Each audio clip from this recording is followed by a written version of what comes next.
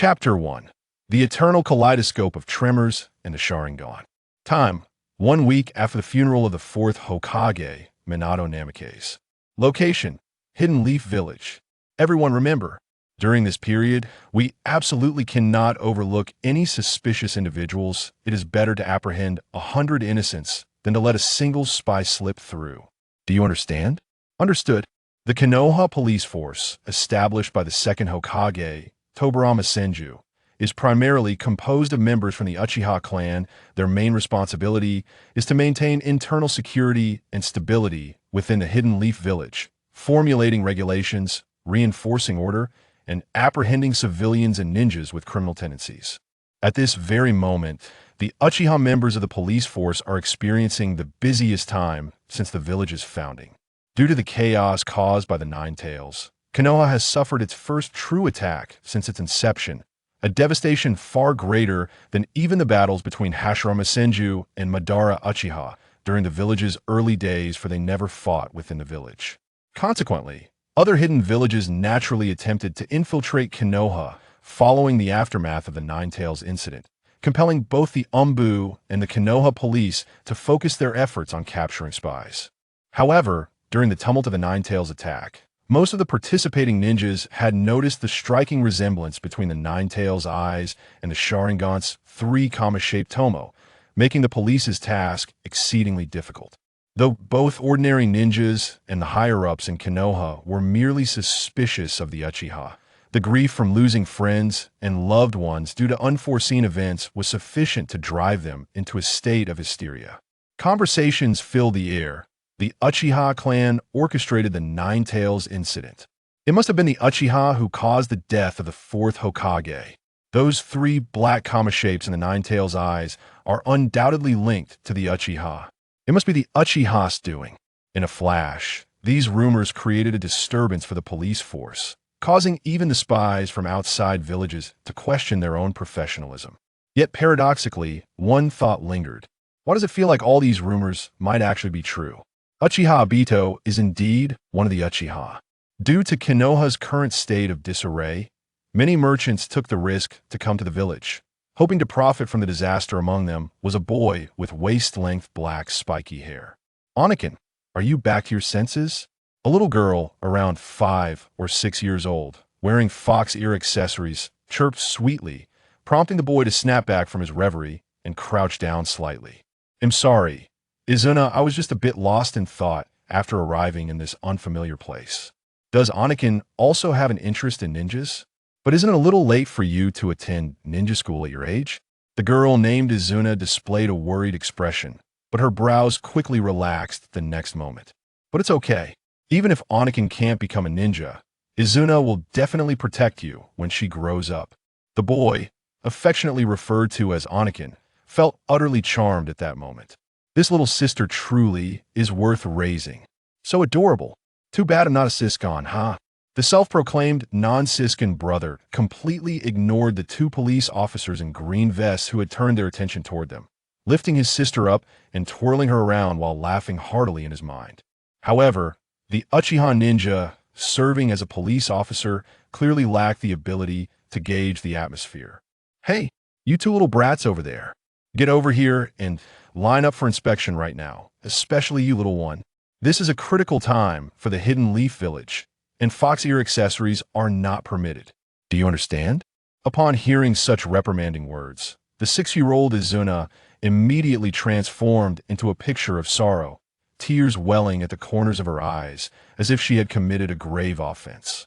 Seeing this, the Uchiha member who had spoken could not help but soften slightly, yet his pride as a Uchiha prevented him from apologizing to a 5-year-old child. But soon, he lost the inclination to continue being proud.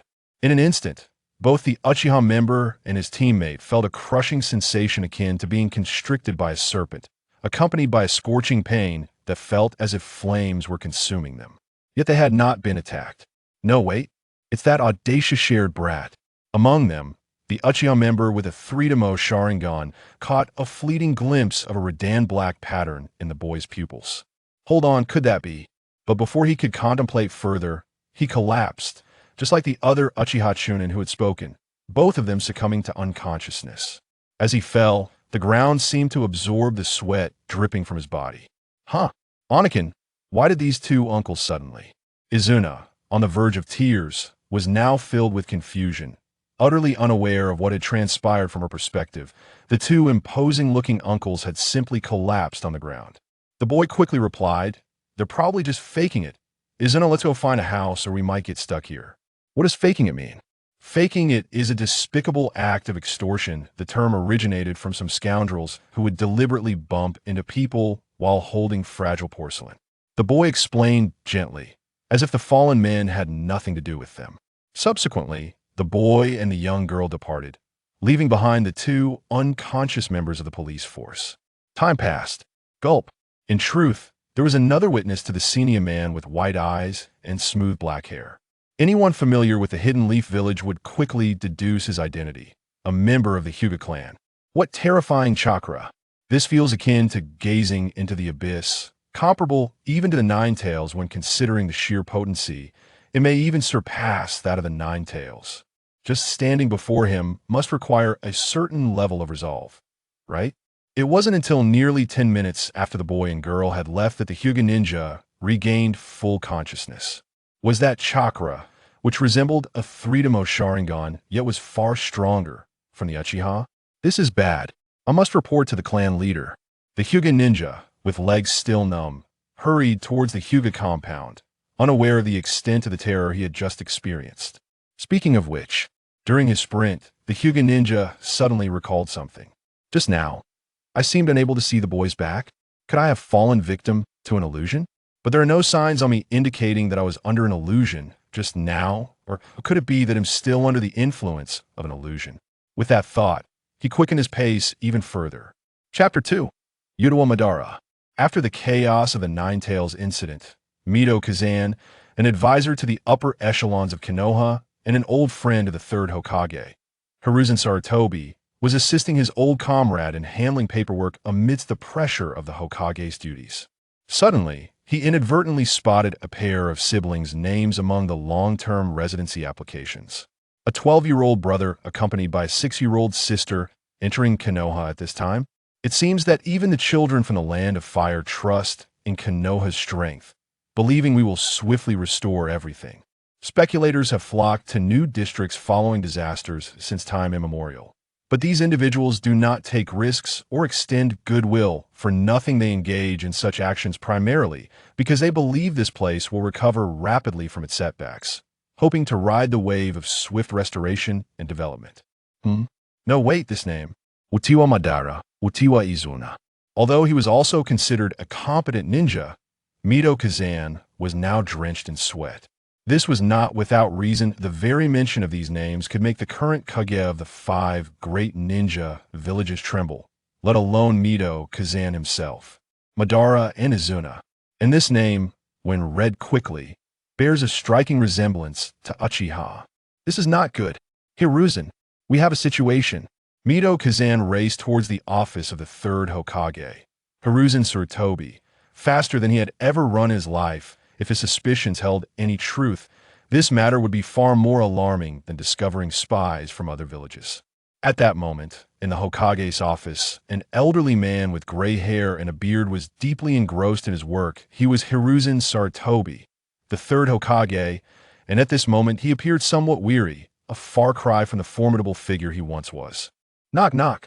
Upon hearing the knock, Hiruzen straightened up, attempting to cast aside the frailty and weariness that came with age. As the Hokage, he must not reveal any signs of weakness, especially during these tumultuous times. Come in. It's me, Hiruzen it is in. Upon encountering this old friend, with whom he had grown up, Sarutobi Hizashi felt a slight relaxation. Witnessing this scene, Mito gaped and could not help but feel a pang of discomfort. As one of Sarutobi Hizashi's closest friends, he was acutely aware of the changes his companion had undergone during this period. In fact, up until half a month ago, Sarutobi Hizashi sported a head of jet black hair, reminiscent of his peers. Including the likes of Haruno Sakura, he presented the quintessential image of a middle-aged ninja in the shinobi world, yet merely a fortnight after the Nine Tails incident. The former Hokage's hair and beard had turned nearly half white. His figure began to exhibit signs of stoop. and the marks of age were unmistakable. It was evident the extent of the toll he had endured, both physically and psychologically. "I'm sorry, Hizashi, regarding Minato and the incident at Lake Biwa. I am at a loss as to how to console you," he lamented. Among their circle of old classmates, the one who shared the most profound bond with Sarutobi Hizashi was neither Midogate nor Haruno Sakura, but rather another individual wielding considerable influence in Konoha Danzo Shimura. In Midogate-in's perspective, only Danzo could provide solace to Sarutobi Hizashi without inflicting further emotional harm, yet, paradoxically, Danzo's character rendered him incapable of such empathy. Reluctant to further burden Sarutobi Hizashi, Midogate-in nonetheless felt compelled to report his findings to the Hokage. "Hizashi, take a look at this application form and this personal dossier." "Application form?" Sarutobi Hizashi queried, perplexed what kind of application could elicit such a reaction from En. With his keen perception, he discerned the faint hint of trepidation in En's demeanor regarding the application form. Yet he could not fathom what it contained that would provoke such a response.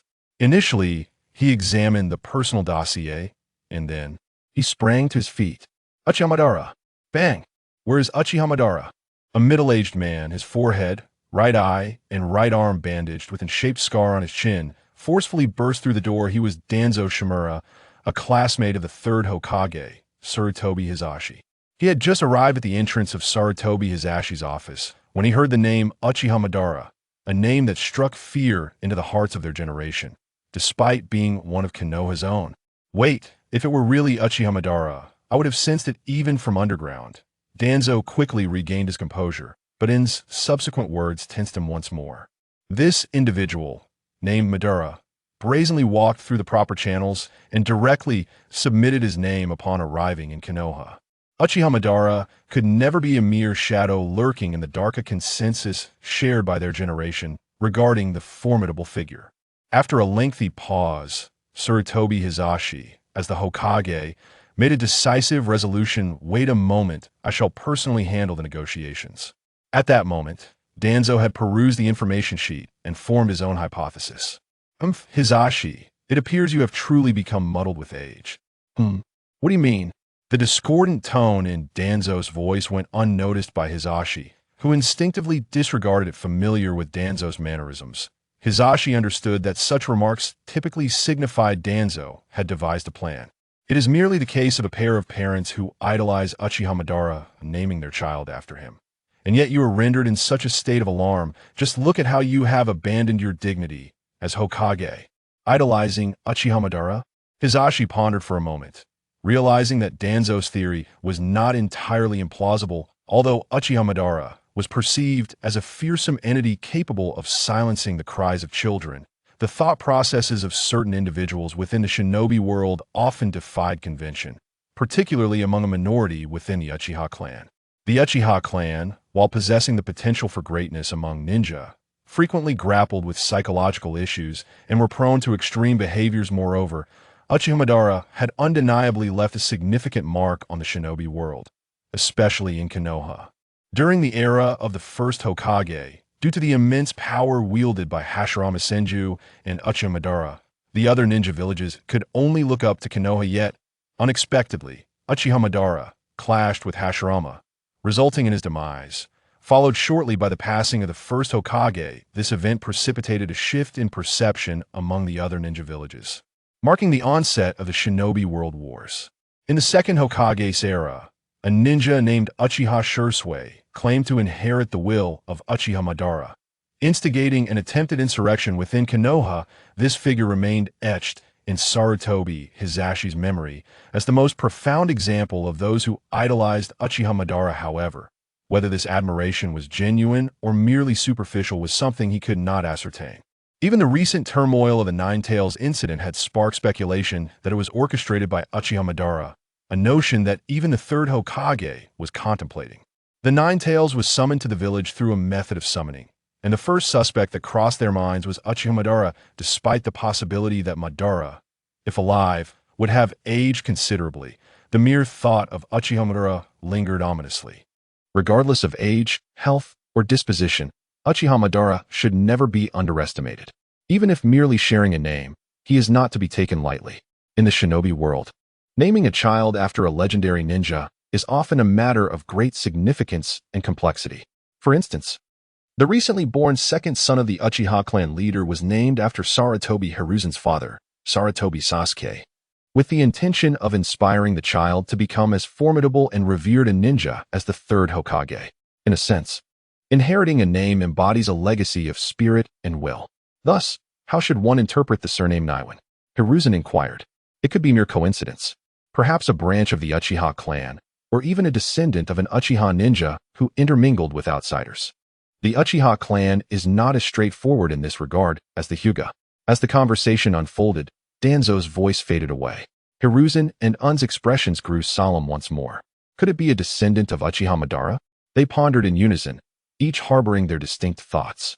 Chapter 3. Nakora Makoto. At this moment, the already mythologized Nakora Makoto was preoccupied with the daunting task of house hunting. Is it truly this exorbitant to reside near the Hokage office? Makoto mused, realizing that the savings accumulated over the years were woefully insufficient. Must I truly become a ninja? While being a ninja is the prevailing norm in this world, I have no desire to serve as a mere enforcer. The term ninja here refers not to any fantastical notion, but rather to a mere profession. For the protagonist, Makoto, who has long since unraveled the mysteries surrounding his birth, this mercenary-like occupation does not truly align with his personal interests, even though he is aware that the corresponding manga in this world is titled Naruto. However, his sister harbors an immense passion for the idea of becoming a ninja. In fact, Makoto's willingness to leave the relatively stable and prosperous town near the capital of the Land of Fire, which remains entirely detached from the narrative, and venture to the tumultuous village of Konoha is largely motivated by his sister's dreams in this life. Gazing at the smiling face of the little girl named Izuna beside him, Makoto's thoughts drift back 6 years. Memories are a classic element of Naruto, and one cannot help but indulge in them. In the Land of Fire, within the town of Kid, in the Cemetery District, the population is substantial due to its proximity to the capital. Thus, when a young boy, cradling his infant sister who has yet to reach her first month, visits the graves here, he attracts little attention. After all, many come to pay their respects in this area. However, to label his actions as merely tending to graves may be somewhat misleading, for the boy merely stands motionless before his parents' tombstones, holding his sister, seemingly without engaging in any form of worship. The youth in question is Neru Makoto, who has recently begun his life but has already faced a series of relentless adversities. 6 months prior, his father succumbed to a disease seemingly related to the eyes, and a fortnight ago, his mother passed away following a difficult childbirth, leaving him with a newborn sister. However, at this moment, he stands here not in sorrow, but rather in a state of bewilderment, overwhelmed by an abundance of thoughts. For a moment, I almost believed I had transmigrated into an S version of Uchiha Madara. It's not merely the coincidence in name. Just moments ago, as Makoto awakened his past memories, he inadvertently advanced his already awakened Sharingan, stemming from his grief, from 1 tomo to 2. The notion of a child from an ordinary merchant family, far removed from Konohagakure, possessing a Sharingan is perplexing. Could it be that my father's death in this life is a result of a bloodline disease? Or did he awaken the Sharingan but succumb due to a lack of chakra? What would happen to an ordinary person lacking sufficient chakra if they were to awaken the Sharingan? Is it even possible for someone with insufficient chakra to manifest such a power? Considering his surname, Neru, he suspects a connection to the renowned Uchiha clan in the ninja world, making the awakening of the Sharingan not entirely implausible. Yet, he remains uncertain whether this ability is a benefit bestowed upon him as a transmigrator or if it stems from a pre-existing lineage. Regardless of the truth, Makoto's immediate priority is to care for his infant sister, who is still in need of nursing. His parents left behind a modest inheritance, neither abundant nor meager, highlighted by a grocery store that has since closed, as both the storekeeper and his wife have passed away. Fortunately, the local security in the Land of Fire remains relatively stable, preventing any looting of the store's contents. As Makoto carries his sister home to await the arrival of a hired wet nurse, he suddenly hears a voice. Daily outing successful, gold coins 10. He recognizes this as his transmigrator's benefit activating. However, despite his attempts to explore its nature, it appears to be a system of sorts that remains unresponsive. Yet, each time he returns home after his first outing of the day, he receives 10 gold coins. It is not until over 4 years later that the system finally exhibits a further reaction, with gold coins exceeding 16,800.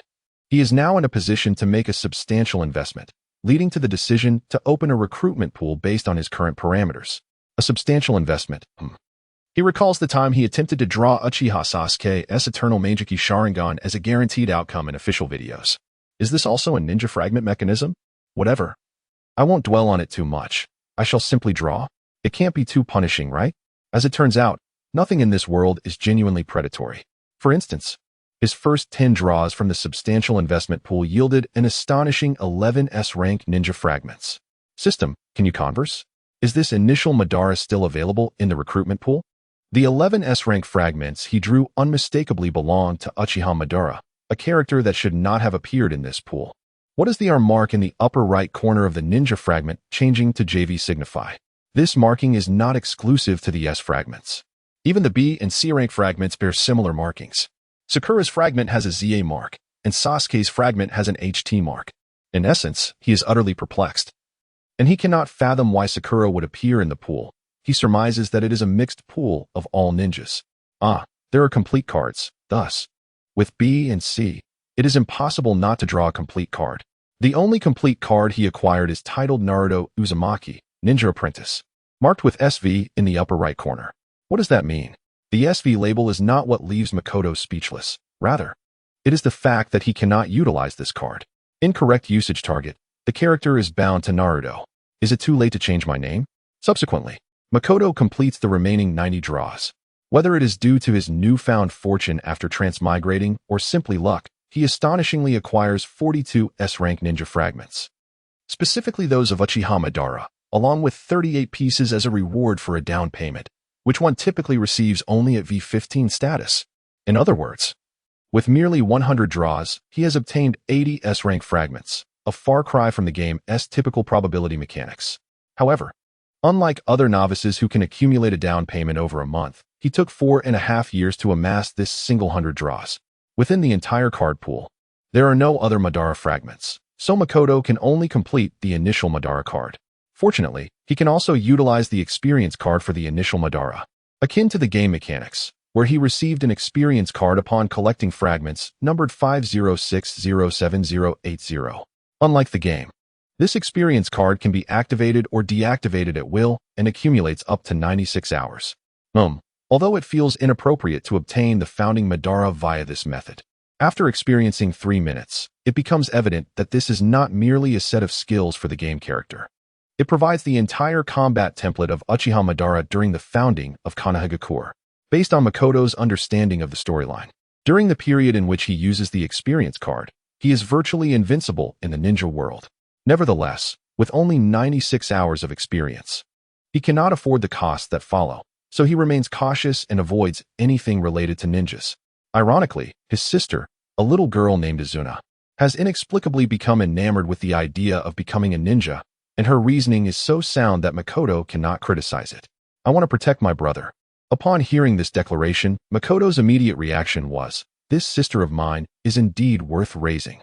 However, it was quickly followed by an overwhelming sense of dread.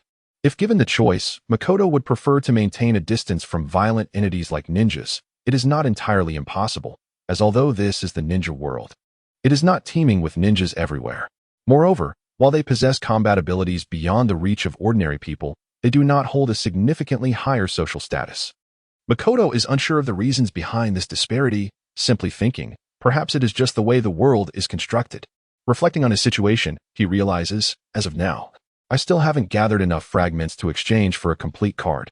He has already disregarded other units, as they hold no utility for him, leaving only the initial Madara, of which he has amassed 88 fragments. Suddenly, he notices an elderly man in white robes purposefully approaching him. Experience card activated. At such moments, Jinchue found himself reflecting on his current situation, likening it to that of the character accelerator from the adjacent filming of a certain magical index.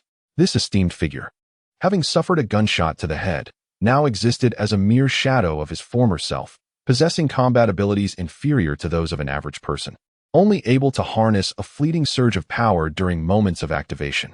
Nevertheless, this transient strength was often sufficient, much like Jinshue's present condition. The elderly man in white robes seemed to have noticed Jinshue's gaze and, without further pretense, approached the two siblings directly. Are you two first-time visitors to Konoha? The elder was none other than Sarutobi Hiruzen, the third Hokage. Although Jinshue's demeanor appeared remarkably mature, it was evident that Izuna was indeed a typical child. Recognizing this, Hiruzen felt a sense of relief. At least it's not a scenario where Madara and Izuna have reverted to childhood and returned to Konoha. Indeed, it is our first visit to Konoha. My sister aspires to become a ninja, so I thought it best to bring her to the ninja academy here. Jinshue spoke truthfully, as this was indeed the primary reason for their journey to Konoha. Additionally, I intend to engage in some business here. Konoha is the strongest and most harmonious village in the ninja world. With a stroke of luck, I might even settle down here. I see, Hiruzen pondered, then added. Have you considered becoming a ninja yourself? To speak frankly, I possess a modest understanding of the ninja way, and in my estimation, you would likely excel as an exceptional ninja. How could you discern that? Jinshue inquired. Ninja aptitude cannot be assessed merely by sight, can it? Perhaps it's merely intuition. With age, certain thoughts can seem rather whimsical. If this is not your ambition, consider it the ramblings of an old man. Hiruzen continued, by the way. I recall there is an agency approximately a kilometer to the east. They conduct their business with integrity and have not been known to exploit outsiders in recent years. Having shared this, Hiruzen departed. Though he could not ascertain the exact circumstances surrounding the boy sharing Madara's name, he at least concluded that the boy bore no ill will towards Konoha, a realization sufficient for him. Brother, have we encountered a kind-hearted old gentleman? Izuna, still somewhat naive, could discern that the elderly man was genuinely guiding them with goodwill. Indeed, he is a very kind-hearted old man, though perhaps not particularly fortunate. Jinshue mused. He must be the third Hokage, having recently endured the loss of his wife and the death of a promising successor. He must be feeling quite distressed. Casting a glance toward the Hokage monument, Jinshue felt slightly exasperated, finding the carvings to be rather abstract. Is the administrative model of Konoha so effective that it can swiftly identify fallen guards and trace matters back to me? Or is there some other reason? Could it be that our village entry records have led him to conjure certain conclusions? Jinshue did not believe that during this period, the Hokage could afford to divert time from his burdensome duties to guide an ordinary citizen.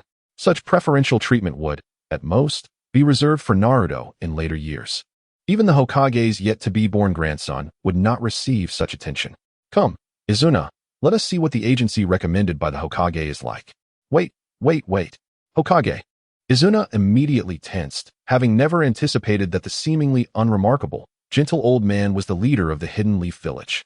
As for why her brother knew the Hokage, she did not dwell on it, trusting her brother implicitly. There is no need for excessive anxiety. If Izuna becomes a ninja in the future, she might even aspire to become Hokage herself. Of course, Izuna wishes to become the strongest ninja and protect her brother. Is that so? I shall eagerly await that day. The scene was observed by two distant members of the Hyuga clan, who, if accompanied by frequent visitors to the village, could readily identify them as the current clan leader, Hyuga Hizashi, and his brother, Hyuga Hayashi. The chakra exhibited in that fleeting moment, though not deliberately revealed, evidently surpassed that of the Hokage. Hayashi found the figure, appearing as a mere 12-year-old boy, to be somewhat unsettling, indeed, exceedingly so. The ability to conceal one's chakra to such an extent that even the Byakugan could not perceive it was unprecedented, even in the clan's records. No ancestor had ever documented such a peculiar occurrence. It is true that chakra, if not specifically refined, is akin to being non-existent, yet, what ninja does not harness their chakra? Given the sensation of this chakra, it seemed likely that the individual belonged to the Uchiha clan. Could it possibly be the one responsible for unleashing the Nine Tails? Hayashi pondered, convinced of the high probability, as no Hyuga ninja had witnessed the culprit during the Nine Tails rampage, leading him to suspect that this individual, who went by the name of Jinshue, might indeed be the instigator of that calamity. That seems unlikely, at this level. If he intended to attack Konoha, he could easily do so alone, or even ride atop the Nine Tails to assault the village. The lack of subsequent news suggests otherwise. I believe we could find a way to establish a good rapport with him. In that moment, Hizashi contemplated various possibilities, such as seeking formidable external assistance to help his brother's family escape their metaphorical cage. Chapter 4. Sarutobi Hiruzen. Yes, I admit it was all my doing. Life is rife with unpredictable events, much like how Jinshue never anticipated that his name, which bore a striking resemblance to the Uchiha, would unexpectedly bring him fortune. Do you carry the Uchiha name? What business does a member of the Uchiha clan have here purchasing property? Do you not possess designated clan land? The receptionist's tone was less than amiable, for this was Konoha, where many 12-year-olds had long since become official ninjas. Thus, he regarded Jinchua not as a mere child, but as a potential troublemaker. The receptionist's irritation stemmed from the recent frequent incursions of Uchiha clan members into his shop, enforcing the law and apprehending individuals, which had left him with a grudge against the Uchiha. Jinchua chose not to engage in further debate. He was not one to resort to violence at the slightest provocation. Instead, he simply presented the form he had just completed. This term is Niren, not Uchiha. In an instant, the clerk realized his error, for Niren was indeed a term written in kanji, and his previous confusion had stemmed solely from a momentary misinterpretation. Consequently, his demeanor shifted dramatically, transforming from impatience to a deep bow, as he sincerely apologized. My sincerest apologies, Niren-san. His apology was genuine. The store's top-performing employee each year is awarded the opportunity to offer significant discounts to friends and family purchasing property, which, although typically utilized to further enhance sales performance, remained a rare chance to seize. Ultimately, Jinchua purchased a standard detached house near the outskirts of Konoha's core area, located on the same street as the Hokage building, securing a 12-year residential lease. Although he had wished to acquire a permanent lease, his funds were insufficient, and he had no desire to overreach, thus settling for this arrangement for the time being. Brother, did you not always say we should be frugal? Why then, have you suddenly spent so much? Jinchua had expended a considerable portion of his wealth on this house, and even at a young age. Izuna could discern that there was more to his brother's insistence on proximity to the Hokage building than met the eye. You will understand when you are older. Living near the Hokage building and the Ninja Academy is not merely about saving travel time. On the surface, Jinshua's reasoning appeared to be about ensuring the quality of his neighbors, but there was a more crucial underlying motive. He wished to avoid the ire of certain individuals within Konoha, specifically referring to a particular dark ninja of the Shimura clan. Jinchua understood that even passers-by might mistake him for an Uchiha, making it nearly impossible for the notorious figure, akin to a kingpin of the ninja world, to overlook him. However, confining his living space near the Hokage building would significantly reduce the chances of encountering trouble from Danzo. Ultimately, the village leader remained Sarutobi Hiruzen, whose recent demeanor had clearly indicated a desire to foster goodwill. In such circumstances, should Danzo reveal any inclination to instigate conflict, Jinchua mused, we could swiftly transition to the regrettable phase of our relationship. He was reluctant to reveal his martial prowess prematurely, especially when dealing with someone like Danzo, where physical confrontation seemed the only recourse. Come, Izuna, it is time to head to our new home.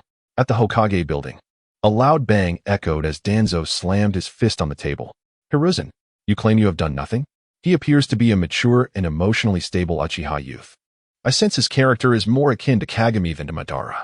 Kagami, whose full name was Uchiha Kagami, was one of the rare Uchiha who embodied the will of fire. Yet Hiruzen's current remarks were not about understanding the village's core philosophy, but rather a simple observation of character. In this era, individuals born with a stable temperament from the Uchiha clan are indeed rare. Those who possess both a steady character and remarkable talent are even more exceptional, for ultimately, the bloodline limit inherent to that clan is seldom associated with kindness and emotional stability. I cannot trust your judgment, Danzo, thus I must personally verify. Upon hearing this, Hiruzen immediately rose, his countenance grave. Wait, Danzo, what do you intend to do? A person suspected of possessing considerable talent, likely connected to Uchiha Madara, must undeniably be closely bound to Konoha. I shall personally investigate this individual's background and assess his strength. You are not to take any action, Danzo. Investigate? Assess? Indeed. There is merit in your words, Hiruzen thought, but he sensed that Danzo's tone suggested a deliberate intent to provoke. That youth's earnest desire to have his sister join Konoha is unmistakable. Having lived for so many years, I have not lost my capacity for sound judgment. Join Konoha? Danzo fell silent for a moment, and just when Hiruzen believed he was ready to relent, Danzo spoke again. Then I demand that the two siblings must join the Foundation in the future. Do not go too far, Danzo. Are you attempting to push a hopeful youth, brimming with confidence in Konoha, into opposition? You are too idealistic, Hiruzen. That boy is undoubtedly extraordinary. Silence, Danzo. I am the Hokage now. Hiruzen retook his seat.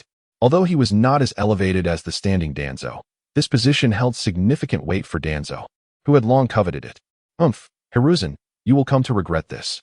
With that, Danzo stormed out, the heavy slam of the door underscoring his turbulent emotions. After his departure, Hiruzen, the third Hokage, was left in contemplation. Danzo, we are no longer young. Why must we act so impulsively? In this position, our duty should be to manage the village rather than contend with its inhabitants. In that moment, he could not help but reminisce about his three disciples. If only Tsunade had not endured such a profound setback, she would undoubtedly have been the most suitable candidate to inherit the title of Hokage.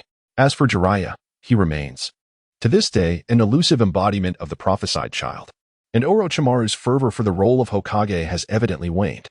Could it be that my lack of support in the past has led to this? Sarutobi Hiruzen sat in the Hokage's seat, reflecting upon a life that seemed to have traversed more than half its journey, feeling a sense of failure. In a moment of distraction, he noticed what appeared to be some changes in the documents on his desk. This is not an illusion. The documents on the table have indeed transformed. What is this? Do you acknowledge the following incidents?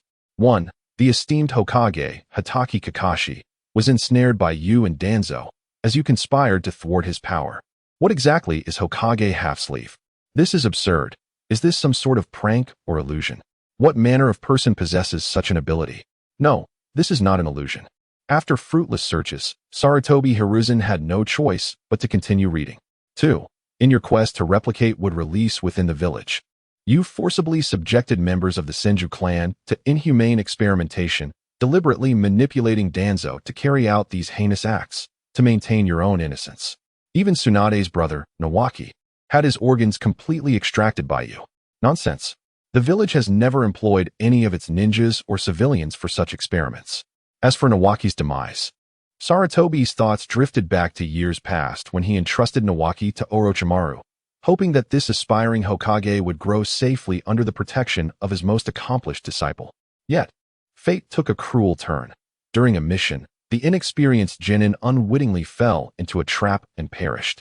Even Orochimaru, a formidable ninja, could not save him in time. This event weighed heavily on both Orochimaru and Tsunade. However, it was not Nawaki who died from extensive organ removal. That doesn't seem accurate. While feeling angered by the words on the document, Sarutobi was also enveloped in deep confusion, suspecting that the author had perhaps conflated Nawaki's fate with that of another. What could be the motive behind this? To tarnish Konoha's reputation? But for what purpose? He continued reading. 3. During the battle between the fourth Hokage and the masked man along with the Nine Tails, you stood idly by as the fourth met his demise, solely to reclaim the Hokage's power for yourself. Of course, fear played a role in your inaction. You could have performed the Shikifujin, but chose not to. When Minato faced the enemy, Sarutobi's mind wandered back to the night of the Nine Tails rampage. It was then that Minato valiantly pushed the beast away from the village, rallying Konoha's elite ninjas to confront it. At that moment, he had no inkling of the dangers ahead. The last battle Minato fought remains a source of profound sorrow for Sarutobi, as he was isolated outside the barrier, powerless to assist. Forced to witness Minato and Kushina confront the Nine Tails alone. In hindsight, I might have found a better solution, had I utilized the Shikifujin to weaken the Nine Tails. Perhaps once Minato had vanquished the enemy, I could have sealed the beast with the 8 trigram seal. Would the outcome have been different? Given another chance, I would likely make that choice. If only he could trade places with Minato, a youthful fourth Hokage brimming with potential, rather than an aging third Hokage. Yet, the reality was that the situation had unfolded suddenly, leaving him oblivious to Minato's circumstances. Who was the enemy? How many were there? Could the fourth prevail? He could not even ascertain how the Nine Tails had appeared. Sarutobi was, above all, a rational ninja, not a madman. He could not sacrifice himself under conditions of complete uncertainty. Such an act would have been utterly irresponsible, especially with Konoha relying on him. For, during his tenure as the third Hokage, Sarutobi Hiruzen exploited his position to advance his family's interests, elevating them to the preeminent clan of Konoha. By the time of the Fourth Great Ninja War, Konoha boasted 3,000 elite shinobi from the Sarutobi clan. How many indeed? This time, even Sarutobi Hiruzen, renowned for his chakra cultivation, could not contain his astonishment. 3,000 jonin would suffice to sweep the shinobi world. Aside from the first Hokage and Uchiha Madara, He could scarcely conceive of anyone capable of contending with such a formidable force. Could it be that during the Fourth Great Ninja War, our Leaf Village might dominate the shinobi realm? No, no, such fortune seems too good to be true. As the third Hokage, Sarutobi Hiruzen had never dared to dream of a scenario where Konoha could boast 3,000 jonin, let alone all from his own clan. As he continued to read, he discovered that by acknowledging the preceding conditions, the individual known as Sarutobi Hiruzen could acquire the ability to augment the Leaf Village with 3,000 adept jonin from the Sarutobi clan. Proficient in fire style and capable of undertaking missions independently, the signature line beckoned him. A surge of desire coursed through Sarutobi Hiruzen, or rather, there was hardly room for contemplation. 3,000 jonin. He would not hesitate to sacrifice himself for such a boon. Were the stipulation to demand his own demise in exchange for the immediate elevation of Konoha's ranks, he would promptly seek out Orochimaru and firmly transfer the Hokage position to him, rushing thereafter to Lake Biwa. The allure of 3,000 jonin rendered many procedural matters utterly irrelevant, and only Orochimaru among his 3 disciples seemed capable of managing such a multitude. Upon confirming various details and ensuring there were no adverse effects, Hiruzen promptly inscribed his name on the document. Yet, immediately afterward, he could not suppress a chuckle. At my age, I still find myself believing in such things. How wonderful it would be if Konoha could truly flourish to that extent. In truth, nothing occurred. As if some entity akin to the Sage of Six Paths had played an amusing trick on him. Perhaps someone had inserted this document without his notice. He mused that perhaps age was truly catching up with him. Nonetheless, it was time to resume work. Chapter 5. The Ninja Academy. The night passed without incident. Confirming that Danzo had indeed refrained from causing trouble, a development that was entirely expected, as everything unfolded precisely as Masaru had foreseen. After preparing breakfast for his sister, Masaru ventured to the illustrious Ninja Academy. Admittedly, even after 6 years of attendance, few would master mini jutsu. Yet this institution remained the sole avenue for ordinary civilians to aspire to become ninjas. The teacher managing admissions was a seemingly earnest chunin, Yosuke Sato, who, whether due to prior arrangements or simply his nature, warmly invited Masaru into his office. Are you considering enrolling your sister at the academy? That may pose a bit of a challenge, as it is not currently enrollment season. The next cohort will not commence until April of next year. This was precisely what Masaru had anticipated, as the academic calendar here mirrored that of his previous life in Neon. I understand that, but theoretically, midterm admissions are possible, correct? The notion of midterm enrollment caused Sato to pause. Such occurrences were rare, as ninjas typically either underwent family training or began their education at the academy from scratch. Has this Izuna already acquired some foundational skills at home? He inquired. She has practiced with shuriken. I purchased some kunai and shuriken for her to play with, and I believe she possesses a certain talent in that regard. Initially, Masaru had intended to craft a set of playful magnetic darts for Izuna, but upon discovering her unexpected aptitude, he had opted for genuine tools. Remarkably, she had managed to teach herself various shuriken techniques merely by observing ninja performances. In a sense, the Uchiha bloodline was unmistakable. Forgive my curiosity, but is there any connection between the Neru's surname and the Uchiha? Masaru was uncertain whether Sato's inquiry stemmed from personal interest or represented the village's curiosity. However, his response was simply, I do not know. He genuinely could not ascertain whether his Sharingan was a result of his reincarnation or a hereditary trait, and he suspected clarity would only emerge when Izuna awakened her own Sharingan. I suspect there may be some relation. Perhaps our ancestors were connected, he mused. As for the matter of his Sharingan, Masaru felt no need to divulge it openly. If Konoha truly desired to investigate, they would not be able to conceal it. Most importantly, no one had yet come to inquire, so it was ultimately inconsequential. Very well, Sato scratched his head, appearing somewhat perplexed. How about this? Bring that child Izuna here tomorrow at this time, and we shall assess if she can keep pace with the progress of the current students. If she can, we may consider her midterm admission. But my sister has not yet begun to extract chakra, though she is eager to learn. Recalling Izuna's endearing demeanor, Masaru felt an itch of excitement. But that implies a complete lack of foundation. Why then are you so eager for her to start school? You do not strike me as the type who loses all reason at the mere sight of a sister's charm, Sato remarked, exasperated. Without chakra refinement, she is indeed an ordinary child. Such matters cannot be feigned. Third Hokage-sama, might you refrain from issuing such ambiguous tasks in the future?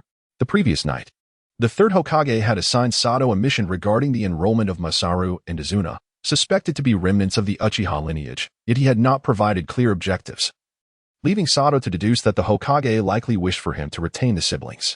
Nonetheless, I believe she is not weak among first-year ninja apprentices. If the other first-year children cannot perform jutsu, Izuna might even be considered exceptional. Moreover, the typical progress of ordinary children, like us, in chakra training within 6 months should not be markedly pronounced. Your reasoning holds merit. This boy Masaru, it appears not merely a matter of maturity. He possesses an extensive understanding of ninja knowledge, perhaps excessively so, Sato pondered, suspecting Masaru might be a rogue ninja, or even a spy from another village. However, given that he had already received the third Hokage's patronage, the latter possibility seemed negligible. I merely inquired. In any case, return tomorrow morning at this time? Yes? Indeed. But let us wait and see what tomorrow brings. As for tuition, there is no need for concern, as the third Hokage has decided that given the significant losses suffered by the villagers during the Nine-Tails catastrophe, tuition fees will be waived for the coming years. Essentially, it is merely a matter of aggressively increasing enrollment to swiftly address the vacancies left by ninjas, thought Makoto. Well then, thank you for your assistance. Here are the detailed circumstances regarding my sister. If you have the time, I would appreciate it if you could review them. After leaving a few pages of information, Makoto departed. Sato found this rather novel, considering he had served in the ninja school for several years. And this was the first occasion he had encountered someone submitting a student profile during the enrollment of a family member. Strong physique, agile movements. And having acquired the technique of shuriken manipulation, this should not be the kind of shuriken manipulation I am familiar with, thought Sato as sweat began to bead on his forehead. The last time he had heard such a specific term was associated with the Uchiha clan. Due to this family's reputation, no outsider in Konoha would dare to emphasize their proficiency in shuriken throwing, as the Uchiha's mastery was simply unparalleled, rendering ordinary ninja skills almost laughable in comparison. For an outsider ninja to claim proficiency in shuriken manipulation within Konoha was akin to inviting ridicule. Even Sato, a seasoned chunin, felt that his skills paled in comparison to the 6-year-old Itachi Uchiha. By the way, isn't the child of the Uchiha clan leader currently attending the ninja school? Shouldn't we consult the Uchiha directly to ascertain whether this family is truly part of their lineage? However, if it turns out they are indeed Uchiha, could this lead to them being taken back by the clan? While the Uchiha clan members were proud, they were not entirely exclusive in terms of bloodlines. They occasionally intermarried with outsiders and would reclaim children possessing Uchiha blood. What a hassle. Should I consult Lord Hokage for further details on this task? Wouldn't that make me seem incompetent? Why must I, a humble admissions officer, encounter such a convoluted task? Chapter 6. Hyuga Hizashi. Generally speaking, the less than 2-kilometer distance from the ninja school to home should not present any significant issues, yet Makoto unexpectedly encountered an individual who seemed intent on triggering a narrative. He was a young man donned in a green kimono, possessing long black hair, and at that moment, he was observing the situation with his Byakugan. I am Hyuga Hizashi. Inner wheel. If you do not mind, may I invite you to the Hyuga residence for a discussion? My elder brother, the clan leader of the Hyuga, wishes to converse with you. In an instant, Makoto activated his experience card, and, upon sensing the number of nearby ninjas, let out a deep sigh. Do you not care what others think? There are numerous ninjas in the vicinity, some possibly merely passing by, including several elite jonin. After all, this is the street where the Hokage's building is located. A casual glance from a passing ninja could reveal a Hyuga ninja inviting an outsider with potentially significant connections for a discussion. He briefly imagined the perspectives of the third Hokage and Danzo, causing a shiver to run down his spine. The fact that a Hyuga with their Byakugan capable of discerning chakra networks was actively engaging with an outsider was tantamount to revealing to Konoha's higher-ups that there was something questionable about Makoto. What does this mean? Hizashi surveyed the surroundings. Yet he noticed no differences from the usual streets of Konoha. If I recall correctly, the Hyuga clan is the prominent family associated with the Byakugan, named in contrast to the Uchiha Sharingan, is it not? Hizashi still failed to grasp Makoto's meaning, pondering why this clearly Sharingan-wielding youth would reference the Byakugan. Makoto, exasperated, thought, forget it, I must await the follow-up discussion. Let's conclude this conversation quickly and return home to await further summons. Excuse me, Mr. Hyuga Hizashi, I accept your invitation. Could you kindly direct me to the Hyuga clan's residence? I am unfamiliar with the area, and my sister is waiting for my return, if possible.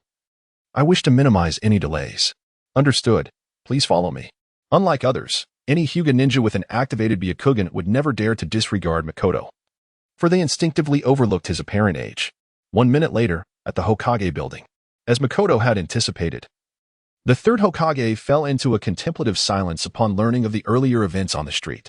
The Byakugan of the Hyuga clan possesses greater insight than the Sharingan. They can even perceive the intricate chakra flow within the human body. It appears that this inner wheel Makoto is indeed a ninja, and quite formidable at that. However, his demeanor suggests a personality that adheres strictly to rules. Sarutobi Hiruzen recalled that the previous day, when conversing with Makoto, his gaze had been sincere. It was evident that he genuinely wished to join Konoha and had intentions of settling there with his sister.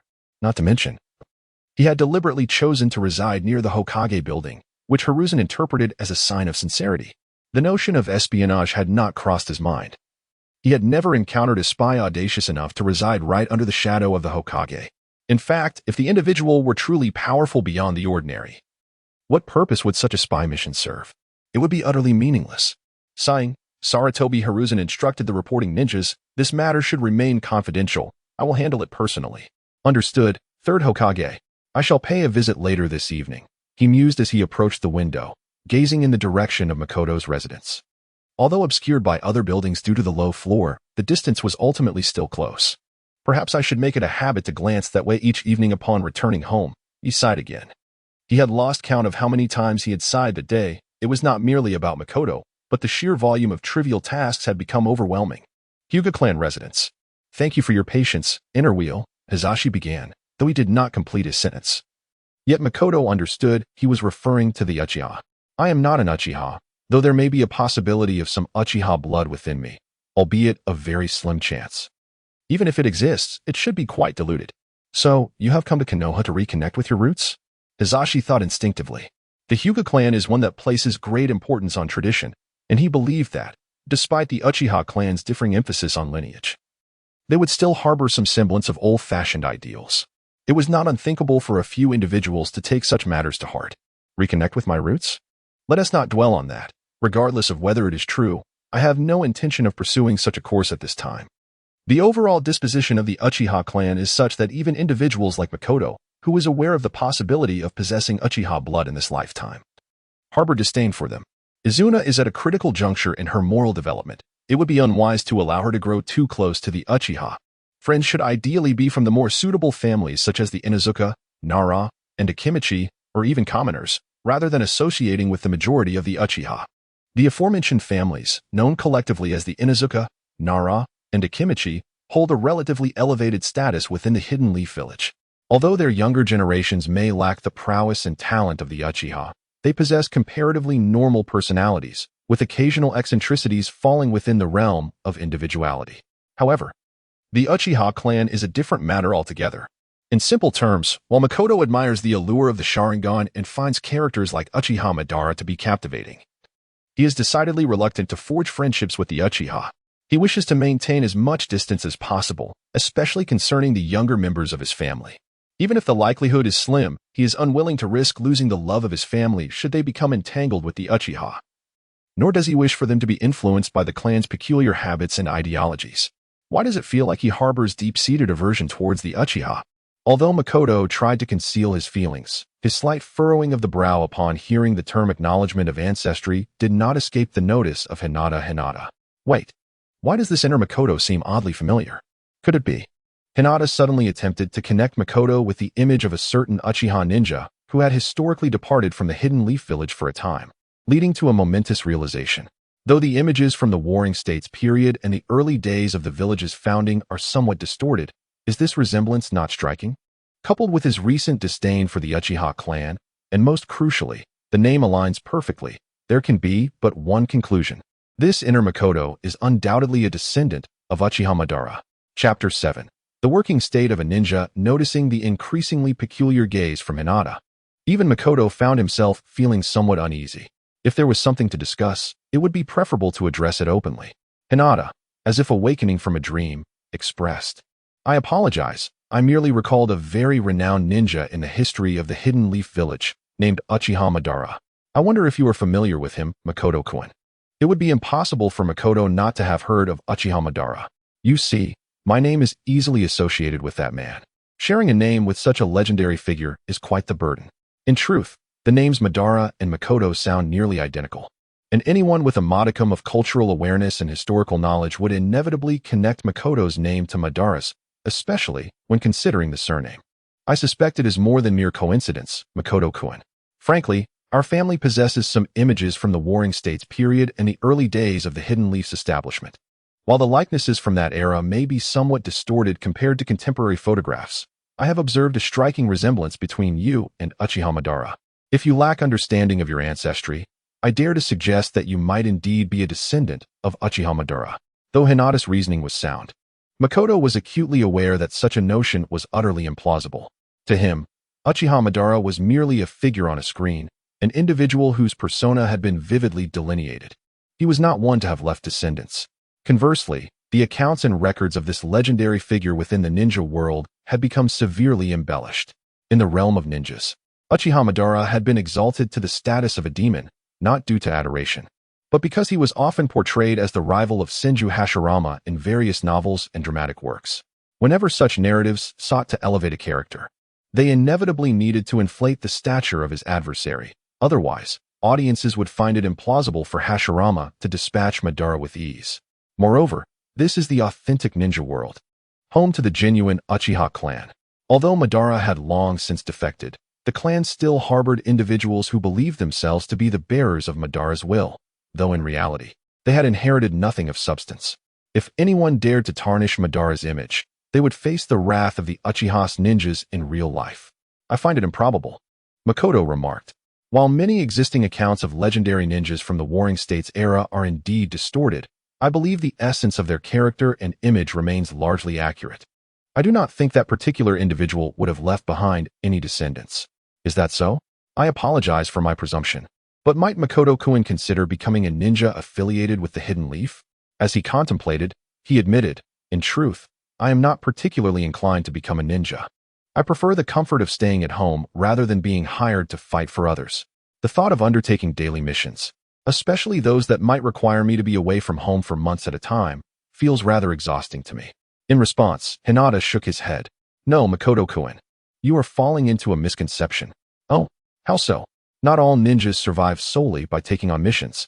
Families like ours, the Hyuga, which operate large-scale ninja enterprises, as well as medium-sized clans like the Yamanaka and Akimichi, and even some civilian ninjas, possess various means of earning a living, such as running shops.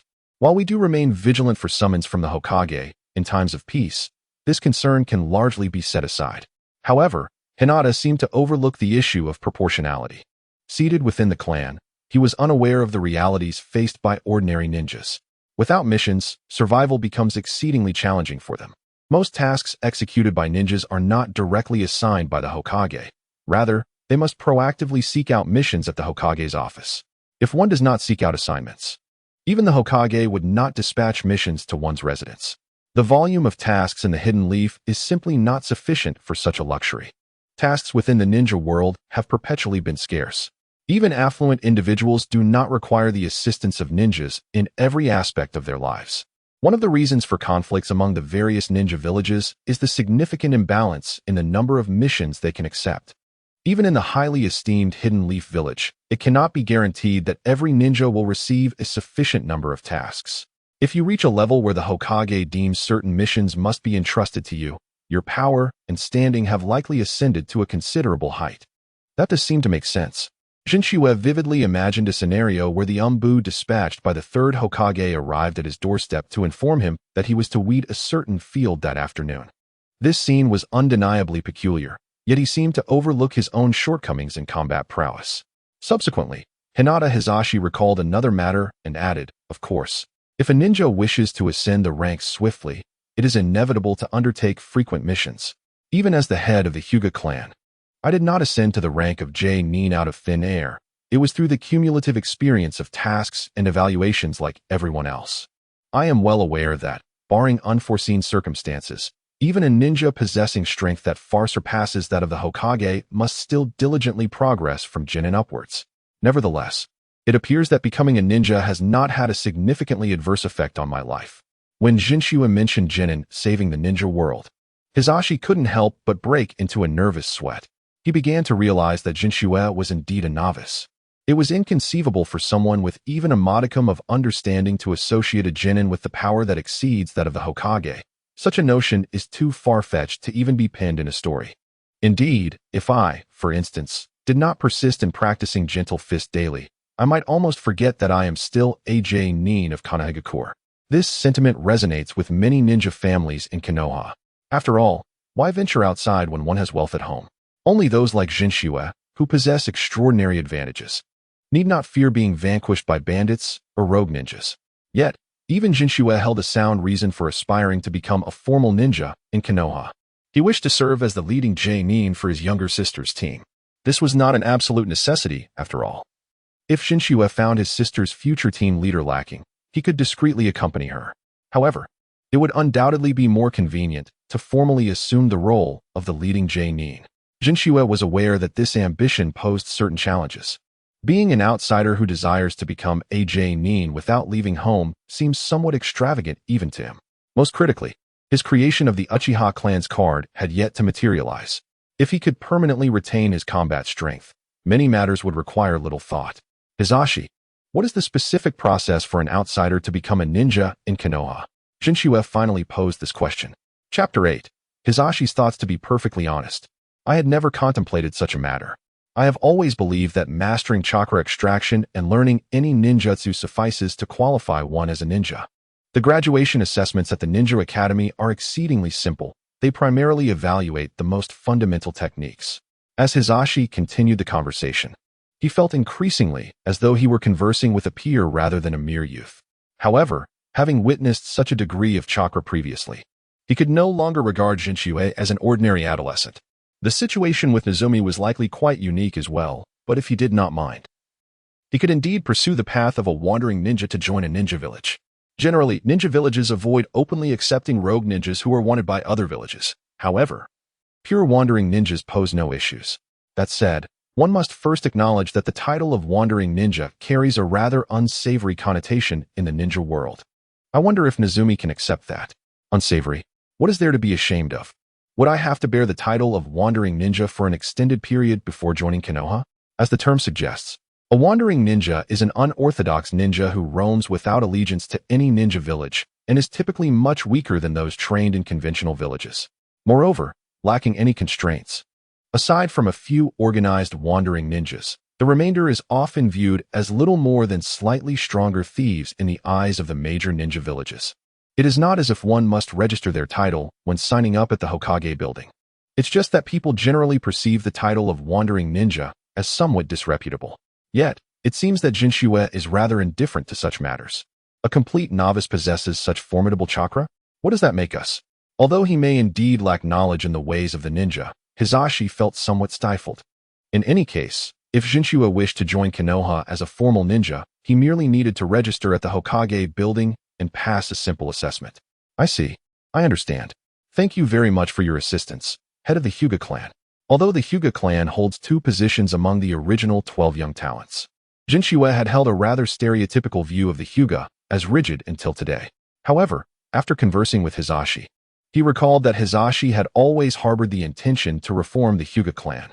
The greatest challenge for Hisashi was merely lacking sufficient power to suppress dissenting voices within the clan. Upon reflection, Jinchue understood Hisashi's likely motivations for seeking his support. Simply put, as long as he presented himself favorably before the other Hyuga elders while in an energized state, they would likely acquiesce. This tactic closely mirrors the original plot in which Hisashi accepted Naruto as a son-in-law. The Hyuga clan is traditionally conservative and inflexible, yet they are neither foolish nor irrational. The true strength of Uchiha Madara would be glaringly evident to them upon closer examination. When one can clearly perceive that another's combat prowess exceeds their own by more than 100-fold, would they truly dare to engage? The probability of that would likely lead to their demise. Jinchue then stood and declared, "If the future head of the Hyuga clan requires my assistance, I will undoubtedly exert my utmost efforts." Hisashi initially intended to decline, but upon recalling his brother Hisashi's 1-year-old child, he ultimately mustered the resolve to express his thoughts candidly. "In that case, I shall not waste any more time. If Nezumi is willing, I hope you can attend my daughter's 100-day celebration after you become a formal ninja." Considering the due date, it will likely be around mid-March next year.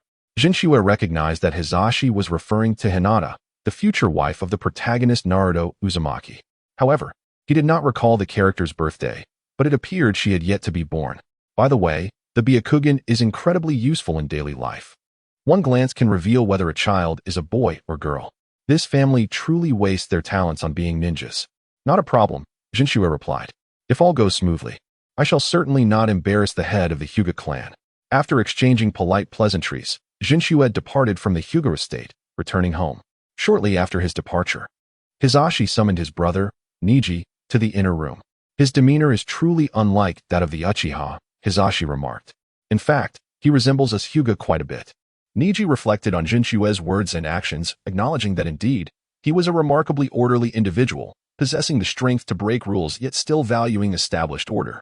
However, he could not fathom his brother's reason for inviting Jinchua to the child's 100-day celebration. After all, even if his character differed, he was still a member of the Uchiha clan, was he not? Such matters have become insignificant. Hinata Neji has already turned 1 year old. If we cannot alter our circumstances before Neji reaches the age of 4, then you must be aware of the fate that awaits him, which is certainly not what we wish to witness. Unlike the other clans in the ninja world, the Hyuga clan's main house and branch house hold a unique significance. Members of the branch house must endure the tattoo of the caged bird seal upon reaching the age of 3, which severely restricts the abilities of the Byakugan. The main house can utilize this seal to control and damage the neural pathways of branch members, thus exerting control over them. Hinata Hisashi has experienced this firsthand. Fortunately, as an elder brother, Hisashi does not regard his younger sibling with the disdain reserved for a servant. However, this does not imply that Neji, as Hisashi's son, can escape the curse of the caged bird. As Hisashi stated, without intervention, Neji will bear this seal on his 4th birthday, coinciding with Hisashi's child turning 3, thus commencing a life plagued by a curse. What? Hisashi's eyes widened in disbelief. He had never anticipated that his brother's alliance with a formidable outsider from the Uchiha clan was for his sake. Brother, you have done this for. It is not solely for you and Neji, Hisashi. Hisashi adjusted his posture and gazed at the ceiling with Byakugan activated. The abysmal system of the main and branch houses has persisted for countless years, yet I believe it has long since lost its original intent. Alas, I have never possessed the strength to change it. However, today, a man named Makoto has presented me with an opportunity. I am uncertain of his origins, but I recognize him as a powerful individual capable of dismantling the existing order. Furthermore, associating with someone of such a disposition is generally devoid of repercussions. Hisashi bowed his head, but ultimately closed his eyes and clasped his hands. Brother, I entrust Neji and the future of the Hyuga branch to you. Rest assured, Hisashi. This time, I am resolute in my decision. Chapter 9. The child-rearing methods of Makoto Naruto at the Naruto residence, despite the change of location. When all the belongings were transported from the temporary storage area, Izuna continued to practice what she believed to be the foundation of becoming a ninja. In her mind, becoming a ninja did not necessitate any specific groundwork, and her current exercises bore no resemblance to the uninitiated chakra training that Makoto had described. In truth, she had not systematically learned chakra extraction. Rather, she had merely overheard fragmented discussions in town and pieced together her own understanding of the method. Such behavior was not particularly extraordinary, as most wandering ninjas typically acquire chakra extraction techniques through hearsay. Ultimately, for those endowed with talent, extracting chakra is not an arduous endeavor. Individuals with innate spiritual and physical energy find it remarkably easy to convert chakra. For instance, Izuna succeeded, albeit she remained oblivious to the fact that the force enabling her enhanced strength and swiftness was, in fact, the chakra her brother had previously mentioned. She merely believed she was close to achieving it. Even Makoto was unaware of Izuna's chakra extraction. Indeed, Izuna, your movements are quite adept, comparable to some of the ninja students I observed at the academy today. Upon returning home, Makoto smiled at Izuna's unwavering enthusiasm for her training. Regardless of the nature of the ninja profession, choosing a goal and diligently pursuing it is undoubtedly commendable. At least that was Makoto's belief. Thus, even while he harbored a somewhat flawed understanding of the ninja vocation and deemed it rather dismal, he unconditionally supported his sister's endeavors. Brother, you're back, Izuna exclaimed, rushing to Makoto. In fact, Her speed exceeded that of average ninja students, or even some genin, yet Makoto remained completely oblivious to this fact. The reason was simple. Although he possessed a relative understanding of the storyline, he had not delved deeply into the settings. His knowledge of ninjas stemmed primarily from the Naruto manga and anime, leading him to evaluate many aspects based on the narrative's visual portrayal, including chakra. Today at the ninja school, I discovered that even some children who appear to be 8 or 9 years old still do not comprehend how to utilize chakra in combat. So Izuna, your progress may not be as lacking as you think. I cannot extract the blue energy that you mentioned, brother, Izuna lamented, lowering her head. The so-called blue energy was the chakra in Makoto's perception. Makoto understood the basic principles of chakra. He knew it was a fusion of physical and spiritual energy. However, he had always believed that chakra was a special energy that could manifest in specific colors, as he vividly recalled from the anime. Thus, he assumed that one had to extract such colored energy to be considered as having extracted chakra. It was simply that when ninjas were not in combat, continuous extraction was unnecessary. This interpretation, if overheard by the ninjas of the Hyuga clan, would likely provoke a bemused touch of their Byakugan. After all, if ordinary chakra indeed possessed a hue, the significance of their Byakugan would be considerably diminished.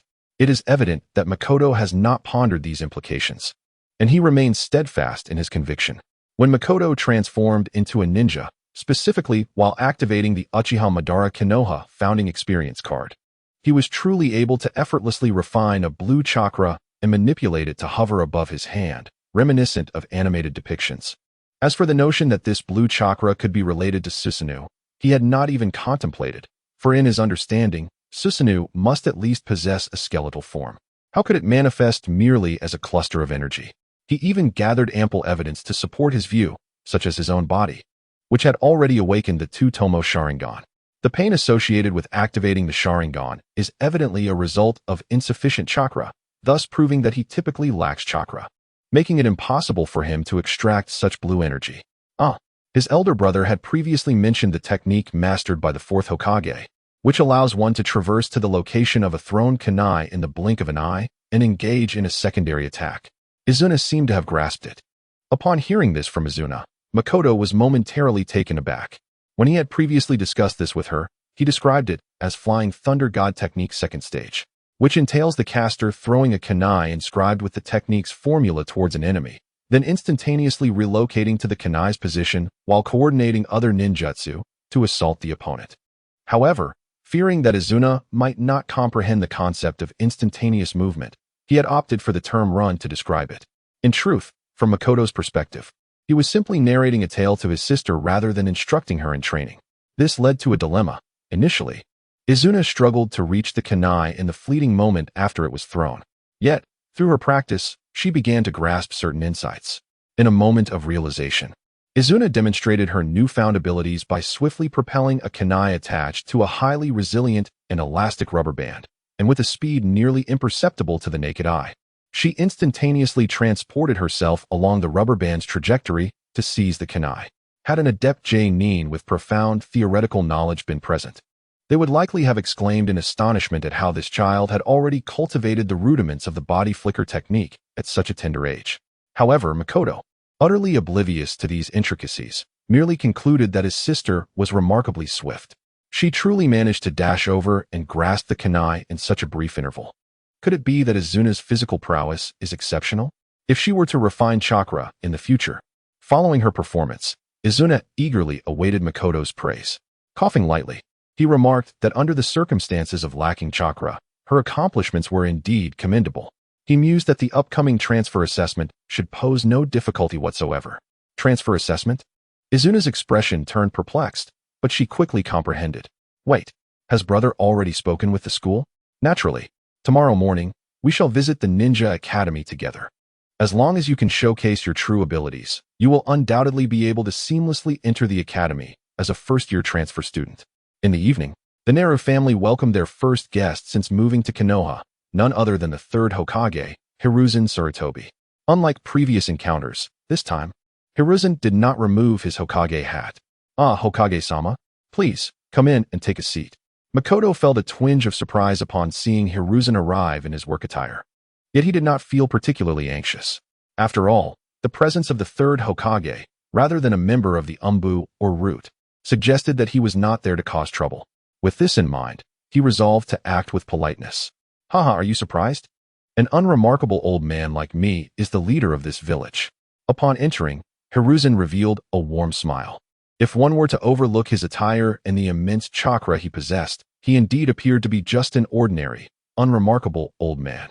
However, upon observing Makoto's expression, Hiruzen realized that the young man seemed to recognize him already.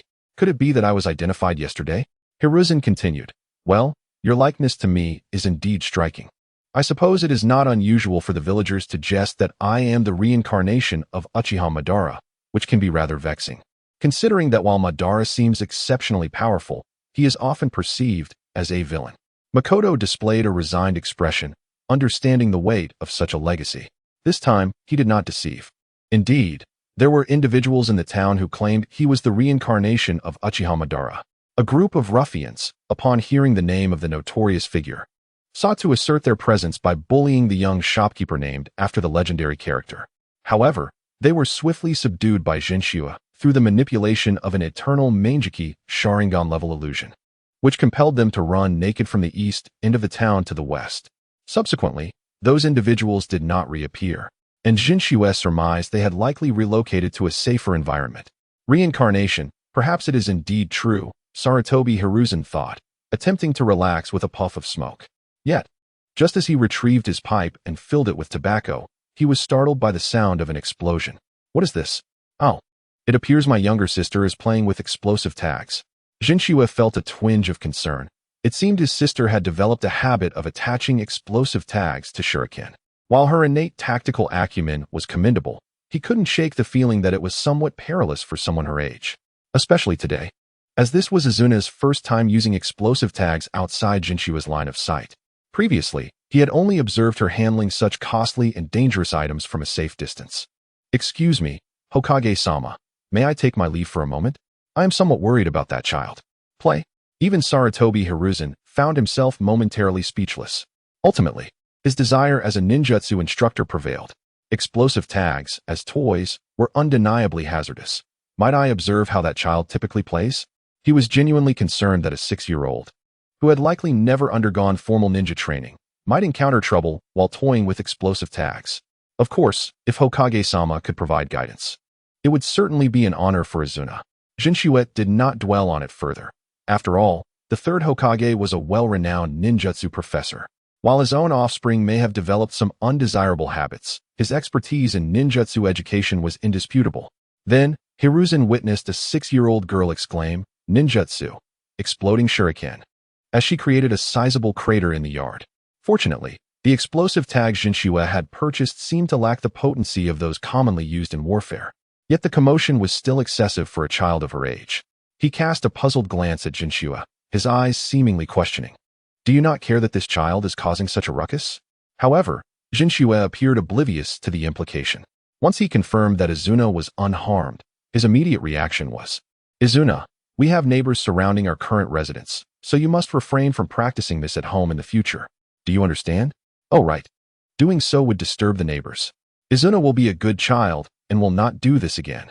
Upon hearing this exchange, even Sarutobi Hiruzen felt a bead of sweat trickle down his brow. Is the concern about disturbing the neighbors truly the priority at this moment? At this moment, Izuna finally took notice of Hiruzen Sarutobi. Oh, Grandpa, you really are. Izuna began to panic, for her dream was to become a ninja, and while she did not fully comprehend what a Hokage entailed, she understood it was the most powerful ninja and highest authority in the village. Coughing slightly, Hiruzen Sarutobi snapped out of his stupor upon hearing Izuna's voice. He scrutinized her closely and soon realized that this child bore the semblance of someone who had already trained in chakra. Although she lacked the Byakugan, his years of sporadically visiting the ninja academy led him to believe he possessed a keen insight into judging a child's abilities. Child, have you already learned ninjutsu? Izuna glanced at Makoto, who nodded encouragingly for her to answer truthfully. With renewed enthusiasm, she replied, I have. Not only have I mastered the shuriken technique, but I have also created my own Izuna-style ninjutsu. Oh, you have already developed your own ninjutsu at such a young age? In truth, at this point, the third Hokage remained somewhat skeptical. He had encountered numerous instances of self-created ninjutsu from children, including his disciple Jiraiya's childhood technique of throwing all shuriken outward, which was questionable at best. Then he witnessed a nascent form of the body flicker technique. Earlier that day, Izuna had demonstrated a technique that allowed her to move swiftly along the rope tied to her kunai. The body flicker technique encompasses all ninjutsu that enables instantaneous movement, not confined to any singular technique. In fact, if it were not for the speed, the technique Izuna had just used could easily be termed manipulating kunai body flicker technique. This child? Her talent may be nearing that of Kakashi's son, he mused.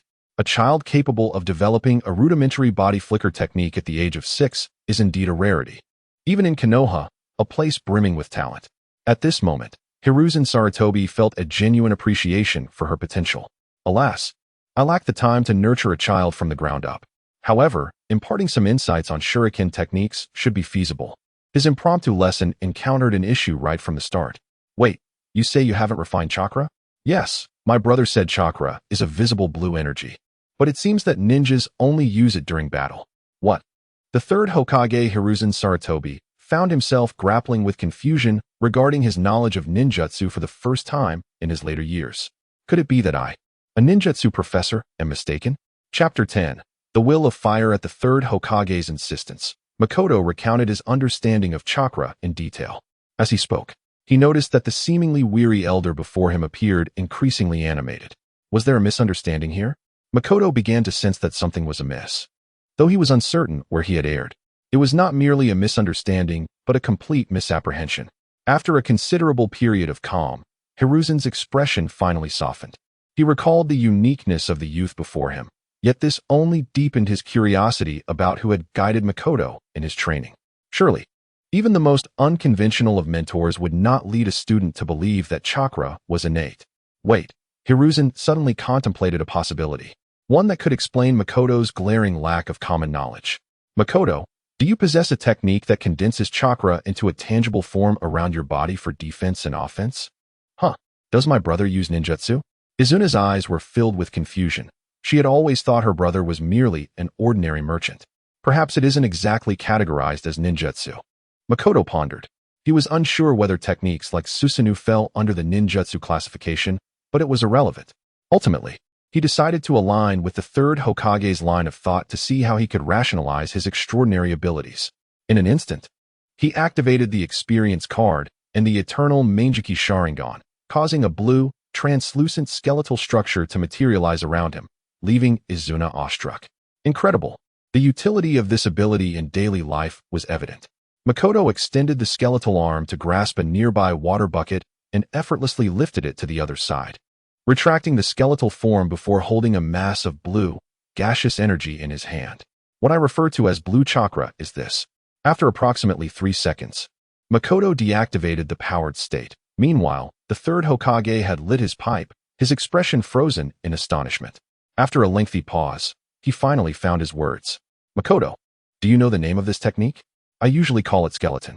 Is there actually a formal name for it? Although he recognized it as Susanoo, he did not wish to reveal to the third Hokage that he was aware of its identity.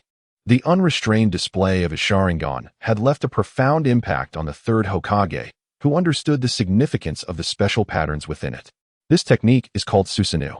As for the specifics, even I am not well versed. However, I remember that during Uchiha Madara's lifetime, this technique was said to be fatal to anyone who witnesses it at least once. Moreover, that blue chakra you just manifested, did you not notice it is not the same as the skeleton of Susanoo? Not the same? Aren't they both chakra? Makoto was momentarily taken aback. In reality, when utilizing Uchiha Madara's skills, he did not need to consciously recite the technique's name. Instead, an intuitive voice guided him on how to achieve his desired outcome.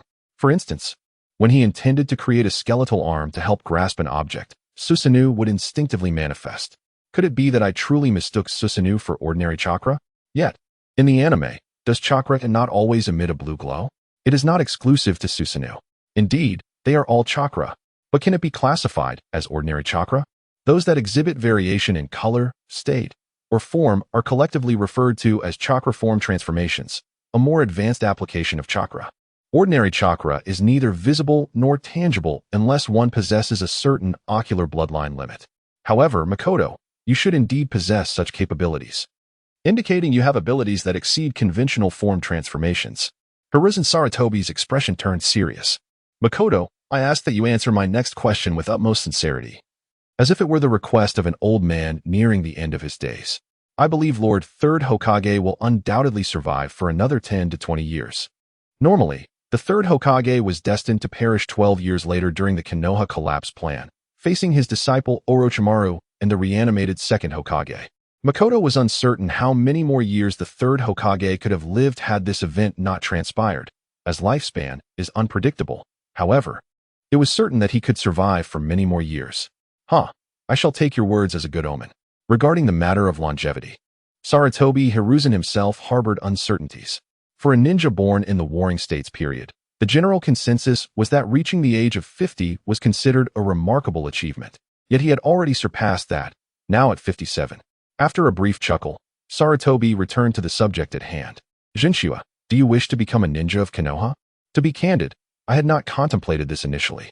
However, earlier today, a friend enlightened me to the realization that my understanding of ninjas was rather flawed. Consequently, I would likely be quite eager to embrace the role of a Konoha ninja now. Jinchua exchanged a knowing glance with Azuna, subtly gesturing towards Azuna's room, prompting her to retreat to her quarters. May I inquire about your reasons for aspiring to be a ninja? Lord Hokage, are you truly inquiring about the aspirations of an ordinary individual who has yet to even become a genin? Ordinary, perhaps. Yet, I believe that if you, Jinchua, are willing, you could soon ascend to become a formidable force within the ninja realm. Sarutobi was unaware of the true nature of Jinshua's Manjiki Sharingan and Susanoo. He merely recognized that possessing such eyes would almost guarantee that Jinchua would stand upon heights unattainable to most throughout their lifetimes. The ninja way might be likened to a life resembling that of trees, living carefree while providing shelter for one's family. That is my ideal, though it may seem rather unambitious. At my age, one should be brimming with vitality, yet here I am, contemplating retirement. Although a transmigrator, Jinchua was indifferent to whether he could carve out a legacy in this world. He recognized himself as a rather laid-back individual, relying predominantly on the advantages of being a transmigrator to enhance his strength. Utilizing such advantages might truly render him invincible within the ninja world. However, he felt no pride in this notion. After all, these were merely the literal extensions of his transmigration, aimed at ensuring a more comfortable existence rather than a compulsion to conquer the world or alter the established order. I consider myself quite ordinary in terms of willpower. Lacking lofty ideals and devoid of a strong desire for power or beauty, I simply wish to lead a life of abundance and comfort, which would bring me joy. Furthermore, if possible, I hope that those I hold dear can also partake in such a life. Upon hearing Jinshua's sentiments, the Third Hokage smiled, recognizing that such ideals were far from ordinary. Is that so? Jinchua questioned, puzzled. Isn't that just the mindset of most people after their original dreams succumb to reality? Perhaps, but your ability to articulate such ideals from the outset, especially with an emphasis on family, evokes within me a sense of the same fervent will of fire that our Konoha ninjas embody. The will of fire? I certainly do not possess the courage to sacrifice myself for the village as the Fourth Hokage did. The will of fire represents the core philosophy of the Hidden Leaf Village, characterized by a selfless spirit, wherein the elder generation entrusts and protects the younger, willing to sacrifice themselves when necessary to ensure the survival of the next generation, allowing them to grow into new pillars of strength. However, Jinchua did not perceive himself as possessing such qualities. I believe I best grasped the will of fire when playing as Hashirama Senju in the reanimation jutsu. The will of fire is not merely about sacrifice, at least in my view. The desire to protect one's family and descendants is already sufficient to be deemed as embodying the will of fire. The Third Hokage approached the window, gazing into the darkening night, reciting the most classic phrase, "Where the leaves dance, the fire burns eternal. The flame shall continue to illuminate the village and nurture the sprouting leaves." I believe this phrase conveys far more than the mere concept of sacrifice. He then posed a question. Jinchua, do you know what the Fourth Hokage excelled at? The Fourth Hokage, undoubtedly, was renowned for his speed. Indeed, as long as he willed it, no one in the ninja world could ever touch the hem of his garment. Now, Jinchua, tell me, if you were in the position of the Fourth Hokage, possessing the fastest speed in the ninja realm, would you have chosen to flee during the Ninetales attack? How could I, if my family were present? Jinchua suddenly realized that even the most ordinary person would never abandon their loved ones in times of danger. Even if one were to flee, they would inevitably wish to take their family along, only to realize that the number of those they wished to save would continue to grow, leading to the conclusion that perhaps fleeing was not an option at all. However, if I were to handle it as a transmigrator, I would ensure that matters were executed far more adeptly. On that fateful night of the Ninetales attack, Minato neither saved his wife nor vanquished his enemies. He perished, leaving his son as the Jinchuriki, while minimizing the village's losses. The outcome stemmed from Minato's limitations, caught off guard by the sudden crisis and lacking the information needed to ensure flawless decisions at every turn. Furthermore, as a native of the ninja world, he could not devise seemingly miraculous yet feasible solutions like those of Jinchue's former online peers. For instance, returning home, Jinchue's silence reassured the third Hokage, for it indicated that Jinchue was indeed the type of person who would not abandon those with whom he shared bonds. You see, being able to stand up in such situations is akin to achieving what a Hokage would do. As for whether you possess the willingness to sacrifice, that is inconsequential. For the embodiment of the will of fire ensures you would never make a decision you would regret in critical moments. The will of fire, then? Very well, let us assume I possess it. Jinchue felt somewhat exasperated, believing the third Hokage was merely flattering him, as merely not fleeing in critical moments hardly constituted the essence of the will of fire. Since you have already embraced the will of fire, your path to becoming a ninja will be straightforward. Subsequently, the third Hokage retrieved a document from his robes, inscribing a few characters upon it before handing it to Jinchue. What is this? An admission notice for the Ninja Academy? Why does it have my name on it? Jinchue was immediately engulfed in confusion, as he had never expressed a desire to join the ninja school. Indeed, I had anticipated the possibility of meeting Izuna and assessing her abilities. Thus, I prepared this from the outset. My original intention was to turn tomorrow's examination into a showcase if that child performed commendably. However, I never expected to encounter a prospective ninja in need of the academy even more. Jinchue, your understanding is utterly misguided. I do not know who imparted such nonsensical knowledge regarding ninjas to you, but if you truly wish to become a ninja, it would be best to relearn all of it. Could it be that the one who knows nothing about ninjas is Kishimoto? Indeed, he is but a mere manga artist. What does he know about being Hokage? Jinchue skillfully shifted the blame for his own misunderstandings onto the author of Hokage, Masashi Kishimoto, who seemed to have no objections. No way, at my age, it would be utterly embarrassing to enroll in the first grade of the Ninja Academy. I should at least be in the 6th grade, right? At that moment, Jinchue's tone while conversing with the third Hokage resembled that of chatting with the elderly in the village. However, it appeared that the latter not only did not mind, but was rather amused by the notion. 6th grade? You don't actually think there are 6th graders in the Ninja Academy, do you? Although the ninja school is nominally a 6-year program, it is only during times of peace that students can realistically attend for 6 years before graduating as ninjas. Despite the Third Great Ninja War being officially over, there are still local skirmishes, especially following the death of the 4th Hokage, which has led other ninja villages, particularly the Cloud Village, to stir restlessly. If the major ninja villages weren't so severely weakened, the 3rd Hokage would suspect that they might take advantage of the 4th's funeral to launch an attack on Konoha. Not to mention the vacancies in the Fire Nation's border ninja ranks due to casualties from the Third Great Ninja War have yet to be filled. Given the tense situation and significant military shortfalls, how could the Ninja Academy possibly allow students to attend for a full 6 years? Alright, my mistake. So, what is the highest grade in the Ninja Academy now? 4th grade. Then I shall settle for the 4th grade. I believe such a modest request can be accommodated by the esteemed 3rd Hokage. Even considering this lifetime alone, Jinchue is already 12 years old. Attending classes with a group of 5 or 6-year-olds would indeed be somewhat humiliating for him. Fine. I shall make an exception just this once. As for the assessment, the 3rd Hokage deemed it unnecessary, as he could ascertain that Jinchue was fundamentally a novice in ninja theory.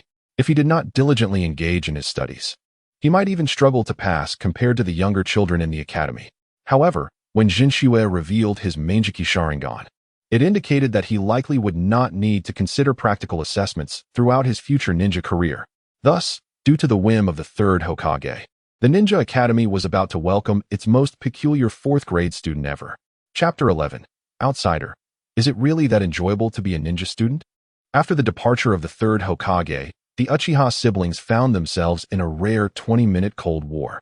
However, when mealtime arrived, Izuna was ultimately drawn to the dining table. Brother, you're lying. You can obviously perform ninjutsu. Well, that technique I just used shouldn't be classified as ninjutsu, but rather as ocular technique, Jinshue explained, forcefully. An ocular technique is a type of technique released through the eyes. It does not necessarily have to be ninjutsu, does it? Is that so? Indeed, I believe ocular techniques, though rare, possess a certain level of potency that justifies categorizing them as a distinct classification.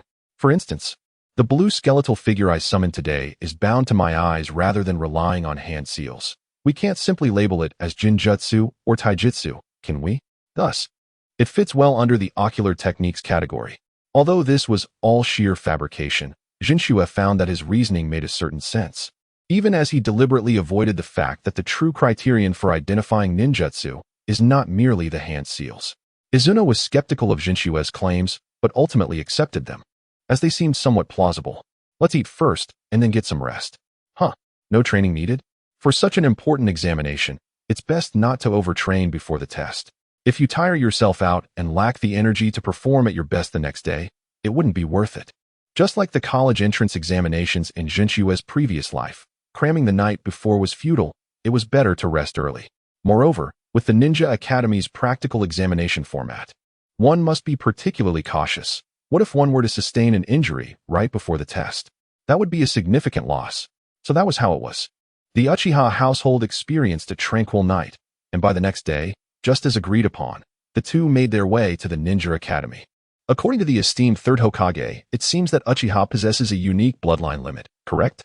The speaker was the Nin Sato, whom Jinshue had met the previous day. His tone was filled with envy. Bloodline limit is the collective term for techniques that can only be inherited through blood relations. Generally speaking, those who lack it simply cannot access it. It may manifest as a ninja possessing an organ that deviates from the norm, granting them special abilities. Or it could represent a unique nature transformation distinct from chakra. Bloodline limit? I suppose so. As they conversed, Jinshue completed some paperwork, marking the moment he officially became a ninja student. However, unlike other students, his abilities, due to the experience card mechanism, placed him between an ordinary person with insufficient chakra causing pain when activating his Sharingan, and an overall strength less than that of regular ninja students, and an extraordinary figure, having the eternal Mangeki Sharingan of Uchiha Madara. Just as Jinshue stood up again, a synthetic electronic voice he referred to as the system echoed in his mind. Detected host has become a ninja. Current ninja rank, apprentice. Dual arena system activated. Dual arena? Does this mean I can earn coins like in the game? But how does one trigger this dual arena system? For this typically reticent, death-like golden finger, it would be impossible for Jinshue to express no opinion. However, considering it wouldn't issue him strange tasks like controlling his will, he refrained from saying much more. Rebattle in the ninja world activated. Rebattle? Jinshue was momentarily taken aback before excitement surged within him. Rebattle in the ninja world is a purely beneficent special event in the Hokage mobile game, designed to assist players with existing accounts in old regions to integrate more smoothly into the new area. It grants varying amounts of coins daily based on the player's V-level in the old region, continuing for 7 days. This means, if we follow the system's generous rewards based on the V-level, this wave of rebattle is likely. Today's reward has been credited. Coins 7,400. Just as Jinshue had anticipated, on merely the first day, he received an impressive 7,400 coins and promptly drew 4 sets of 10. 512 fragments. When combined with the previous 88 fragments, equals a complete card. Uchiha Madara, Konoha's founder, JV, fragment count has reached 100. Would you like to recruit? Recruitment successful. The complete power template has replaced the existing components, and the mutated 2-Tomo Sharingan has been removed. Current template level, 3 stars, maximum upgradable to 5. Current fragment progress, 0-100. After lightly confirming, Jinshue felt a wave of comfort wash over him. So, in the ninja world, it seems that following the path of a ninja is indeed the correct way to proceed. Had I known this sooner, I would have taken this route a year ago. Fortunately, even now, it's not too late. In the presence of a complete character template, the protagonist, Makoto, shall no longer find himself bound by the constraints of ensuring the remaining duration of his experience card. Now, he can even utilize the fully realized Susanoo as a means of transportation. Although Makoto has made earnest efforts to restrain himself, Sato still effortlessly perceives the mirth he is suppressing. I understand your excitement about embarking on the path of a ninja. If you can't hold it back, then just laugh.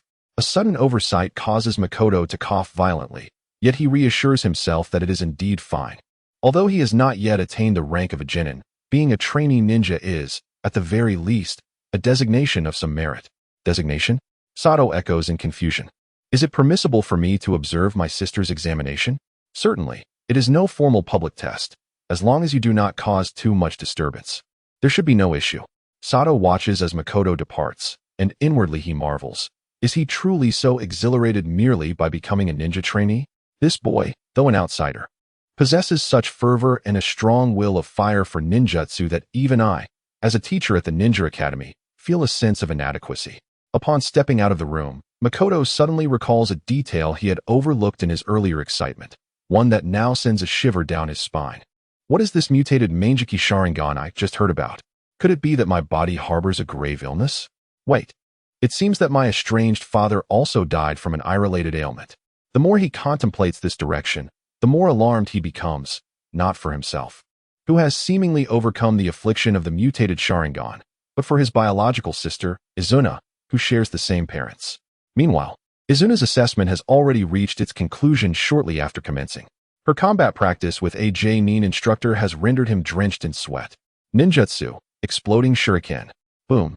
It becomes evident that even a lightweight explosive tag can wield a decisive influence in a genin-level battle, causing considerable distress even to J-nin who typically engage in administrative duties.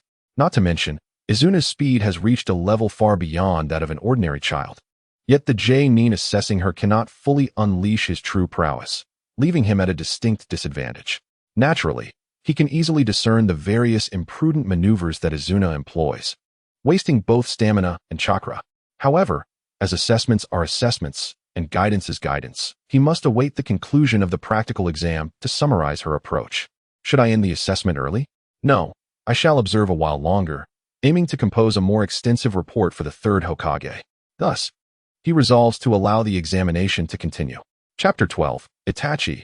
Is this what a fourth-grade student is like? At this moment, in a corner of the Ninja Academy, a cautious boy with black hair and black eyes, appearing to be around 6 years old, peeks out. His name is Uchiha Itachi, the current head of the Uchiha clan and the eldest son of Fugaku, the captain of the Konoha police force. Despite his youth, Itachi, a prodigy hailing from the Uchiha clan, does not consider himself excessively proud like many of his kin.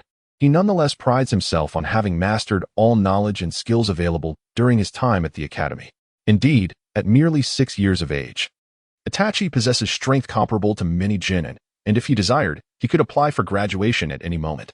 Currently, Itachi wishes to stealthily exit the academy, convinced that he can no longer absorb new skills or knowledge from it. Following the events of the Nine Tails attack, he has begun to feel that the academy's learning model no longer suits him. He requires a broader training ground for higher-level cultivation, rather than continuing to study concepts he has already fully mastered. As Itachi is about to slip out of the academy, an unfamiliar figure catches his eye.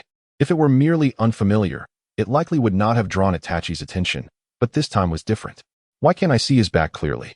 Is it an illusion? Itachi attempts to dispel the illusion, only to find no response, for he is not caught in any illusion at all. It is as if something flashes in his mind, compelling Makoto to turn and gaze upon the young Uchiha, standing in the corner. Who is this child? Makoto does not recognize Itachi. Unlike his future self, young Itachi lacks the distinctive lines of uncertainty on his face, appearing rather ordinary and unremarkable, merely a youthful and untroublesome child. With the Uchiha clan emblem hidden from view on the back of his clothing, he has no intention of engaging in conversation with an unfamiliar student, as he must attend to Izuna's examination. However, before he can take more than a few steps, Itachi calls out, "Hello, may I ask if you are also a student of the Ninja Academy?" Since Itachi does not see the Konoha headband on Makoto, he naturally assumes him to be an upperclassman. Though he is preoccupied, Makoto does not wish to display impatience toward a polite child, especially since he has a moment to spare. He pauses and responds, "Yes, I am a fourth-grade student. How may I assist you?" Itachi hesitates, suddenly recalling that a ninja's personal information is one of the most critical aspects of their identity, particularly regarding something as sensitive as a bloodline limit. "My apologies. Forgive my rudeness. After bowing in apology, Itachi swiftly exits the academy grounds, leaving Makoto bewildered. What was he about to ask, but then suddenly decided against it? What an odd child. Feeling he has lost a moment of time, Makoto opts to use a body flicker technique to hasten his journey and remains unaware of the Uchiha emblem on Itachi's clothing. At the precise moment he utilizes the technique, Itachi, who had intended to glance back to see if he could still not discern Makoto's back, witnesses the action. Of course, he cannot make out the details. Yet the obscurity of it leaves a profound impression on his young mind. That speed. The velocity displayed by Makoto far exceeds Itachi's comprehension as a mere student. The boy, originally intent on training, stands frozen until nearly a minute has passed after Makoto's departure, reflecting, is this truly what a fourth-grade student is like? It seems I have a long journey ahead to become a true ninja. At this moment, a sudden flash of his father Uchiha Fugaku's strict visage crossed Itachi's mind. So that's it. The reason my father often maintains a stern expression is not solely to embody the seriousness of a clan leader and father, but rather due to his dissatisfaction with my pace of growth. Itachi clenched his fists, recalling how he had once arrogantly believed he could no longer learn anything at the Ninja Academy, his face flushing with embarrassment. I was mistaken. I thought I was truly a genius, but it appears I am far from it. Thus, Itachi returned to his class with a heavy heart, beginning a period of self-reflection. His transformation soon caught the attention of his peers, particularly a little girl with a teardrop mole at the corner of her eye. What is wrong with Itachi? Uchiha Izumi resolved to inquire about Itachi's situation after school. Meanwhile, Izumi's examination continued to proceed smoothly. Just as she planned to execute a technique she had previously demonstrated to the third Hokage, utilizing kunai with ropes for rapid movement, she suddenly spotted the figure of Makoto nearby, several proctoring teachers. It's my brother. Upon seeing Makoto, Izumi quickly conceived the idea of ending the battle swiftly. What followed elicited a profound sense of disbelief from the proctor observing her practice. 6 shuriken, each affixed with explosive tags, were wedged between her fingers and shot forth at peculiar angles, creating erratic arcs as they flew. It resembles Uchiha's shuriken throwing, yet there's a distinct flair to it. Perhaps I should just rely on ninjutsu for defense. After all, achieving this level at such a young age is nothing short of remarkable, truly genius. The proctor swiftly decided to cast the earth release, earth flow wall technique, erecting a sturdy earthen wall that blocked all incoming shuriken, followed by a series of explosions. With an impressive display and practical performance, Izumi's written examination was promptly overlooked, marking the moment she finally became a first-year student at the Ninja Academy. Izumi, in that instant. Makoto contemplated numerous thoughts before resolutely deciding to take Izumi to the hospital for an examination. I hope nothing is amiss. It must not be what I fear. Chapter 13, Itachi, How to Unlock the Kaleidoscope. Fugaku, the fusion of the energy generated by 130 trillion cells within the body, along with mental energy, is referred to as physical strength. This strength serves as the foundation for launching physical techniques. It transforms within the body into chakra, which ninjas can extract and utilize through hand seals. Must you be so detailed? By the way, I recall Naruto was utterly clueless until graduation, but then again, he is the main character. If one were to elaborate, Makoto believed that this knowledge of ninjutsu was primarily for the convenience of instructing others in the future, as it held little significance for him personally. Whenever he sought to unleash a skill or utilize genjutsu or susanoo to achieve an objective, he would suddenly grasp the intricate details of the technique's release, as if an elderly sage were present to offer guidance at any moment. The only drawback was the apparent impossibility of mastering theoretical knowledge at this time. While it could be argued that once learned, knowledge ultimately belongs to oneself, the Ninja Academy, as the sole educational institution within the ninja village, did not solely impart what Makoto needed. Subjects such as code deciphering, mathematics, physics, and chemistry genuinely did not pique his interest, and for someone with high combat potential like Makoto, they held little relevance.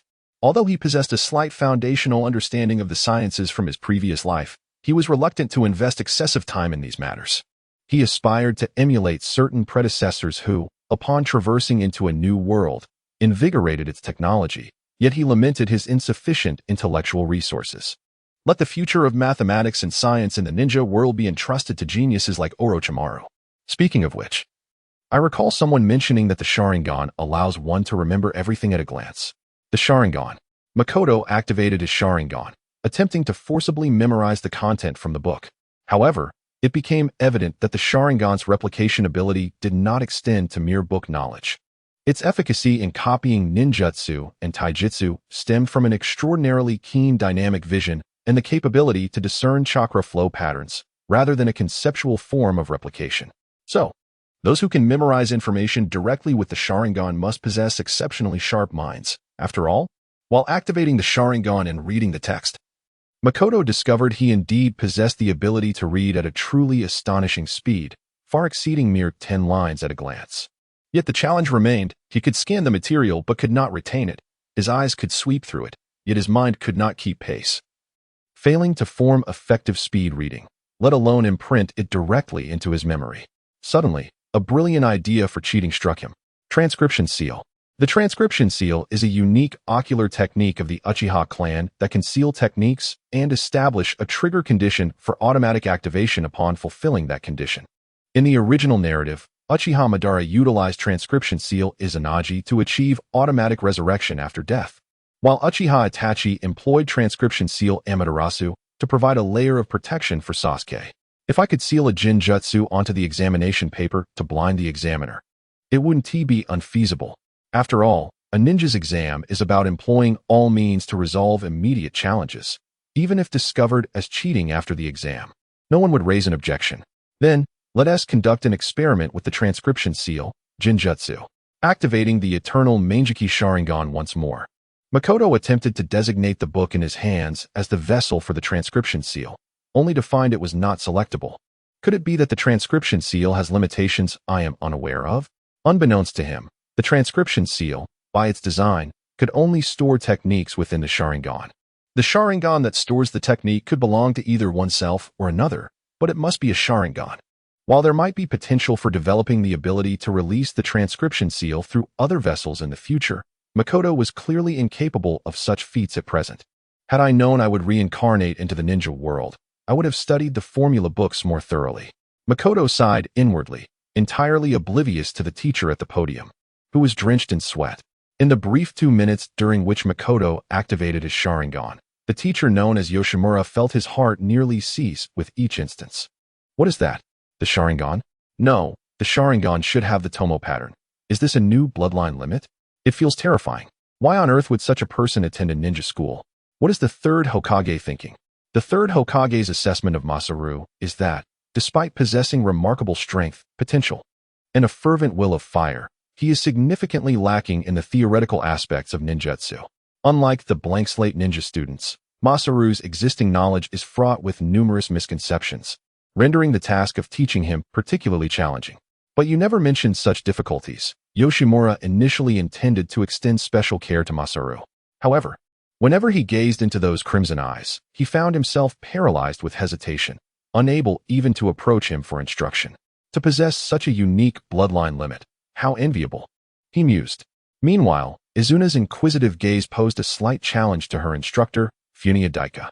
Her eager expression, so fervent for someone of her age, caught him off guard. Is this the child who desperately wishes to become a ninja? Funia wiped the sweat from his brow. After years of teaching, he had never encountered a student with such a fiery gaze.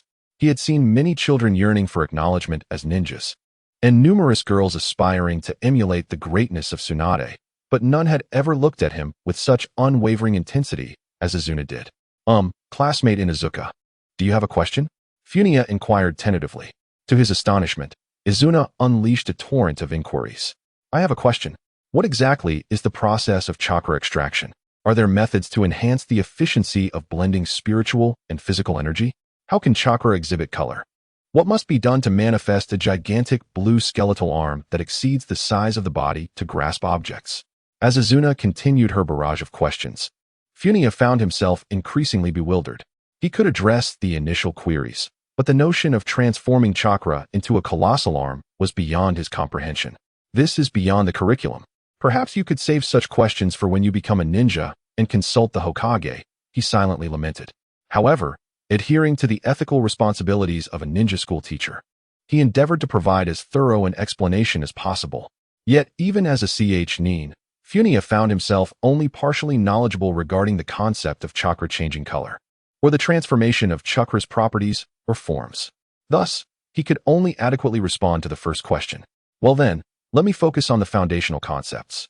After reiterating the basics of chakra and apologizing for his inability to address the remaining inquiries from Izuna, the first-grade curriculum at the Ninja Academy continued. However, Izuna's earlier questions piqued the curiosity of another student in the classroom. A gigantic blue skeletal arm? That sounds like an incredibly powerful ninjutsu. Uchiha Itachi attempted to envision it in his mind. If, as Izuna described, chakra could indeed create an arm of such magnitude, it would likely possess formidable offensive and defensive capabilities. Yet, with his current knowledge, he struggled to fathom how such a technique could be realized. After school, Itachi returned home, only to find his father, Uchiha Fugaku, unusually seated in the living room, seemingly awaiting something. "Father, I'm back." Fugaku nodded upon hearing Itachi's voice. Just as Itachi was about to check on his mother and brother, Fugaku called out, "Itachi, come here." In truth, reports had reached Fugaku regarding Itachi's recent escapades, sneaking out from the Ninja Academy to practice at a training ground belonging to the Uchiha clan. He felt a mix of pride and disappointment in his son for recognizing the importance of expanding his abilities at such a young age. Fugaku had not enrolled his son in the Ninja Academy merely for the sake of education. The knowledge imparted there was trivial compared to what he could teach as the clan leader. However, the academy provided Itachi with an opportunity to interact with ninjas from outside the Uchiha clan, whether from a paternal perspective or political motivations. Fugaku genuinely hoped that Itachi would forge friendships with ninjas from other clans, particularly those from Konoha. Yet, it appeared that Itachi was merely attending for the education, and he had even learned the art of skipping class. Today, upon hearing that Itachi had not left the school, Fugaku resolved to inquire about his son's thoughts. "Yes," Itachi replied, seating himself before his father. "Father, what is your command?" "Itachi, what do you believe is the purpose of studying at the Ninja Academy? Does he know of my recent clandestine departures from the academy? How foolish of me. I must have disappointed him." Contemplating this, Itachi's head instantly bowed down.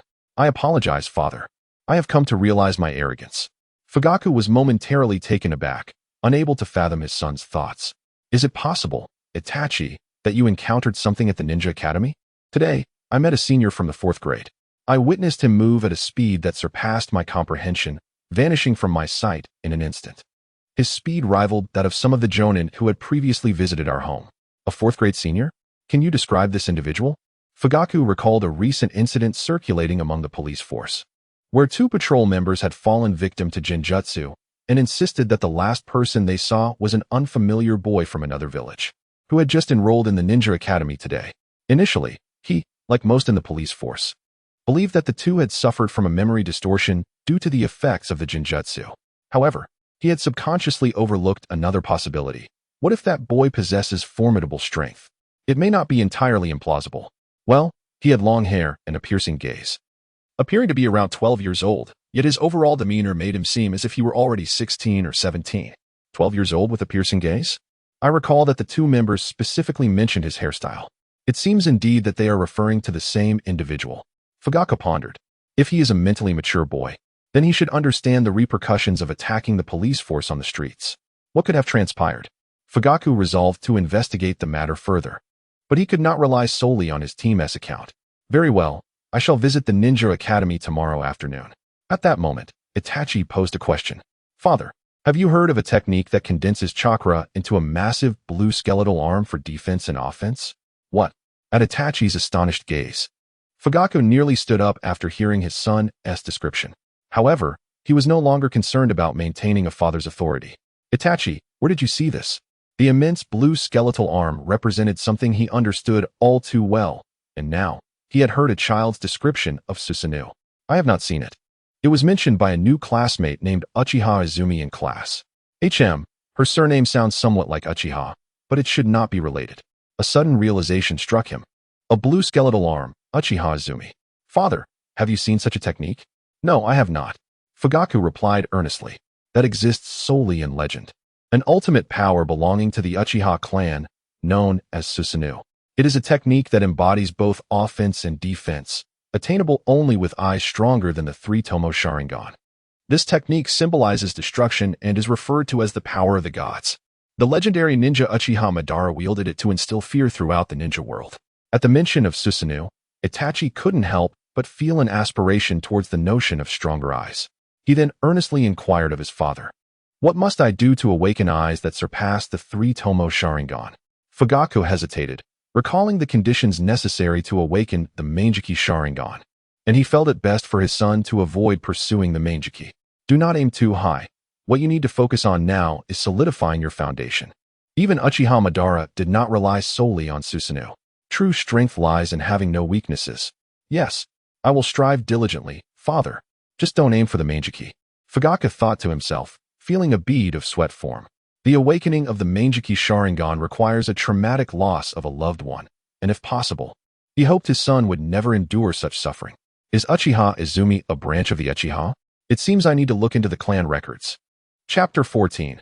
Orochimaru in a damp underground laboratory in Konoha, a man clad in a standard green vest of the village, his pallid visage appearing particularly ghastly under the dim lighting, dismissed a member of the root organization who had come with news. A new bloodline limit? I understand. You may leave. Despite his ongoing collaboration with Shimura Danzo, Orochimaru harbored no fondness for his mentor's old friend. As for Danzo's ambition for the Hokage title, he had never held it in high regard. For Orochimaru, the identity of the Hokage held little significance. His desire was solely to pursue his own research. Although he had no personal ties to the fourth Hokage, he still lamented his untimely demise. Even that genius, forever spoken of by Jiraiya.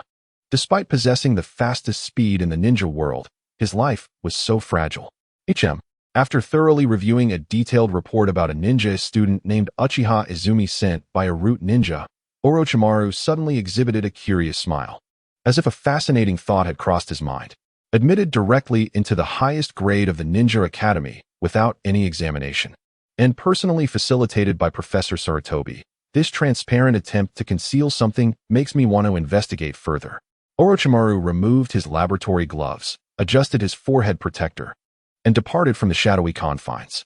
The following morning, Izumi and Mangekyou, as they had the day before, set off towards the Ninja Academy. However, just a few steps out, Mangekyou spotted a striking figure in the crowd. Is that Orochimaru? Unlike the youthful Itachi Uchiha, Orochimaru's distinct appearance made identification effortless, though his direction seems ambiguous. I can't shake the feeling that he is approaching me. Did he perhaps observe me using the Sharingan in class and report it? At this time, Orochimaru should not have fully descended into darkness, right? I recall he did not defect until some time after the fourth Hokage's death. Perhaps he hasn't begun conducting human experiments on the villagers yet. Well, he might have already done so. Does he recognize me? Mankyou's unintentional glances had led Orochimaru to believe that the target had taken note of him. Thus, he wasted no time and swiftly approached Mangekyou and Izumi. New faces in the village. I believe you both have the potential to become exceptional ninjas.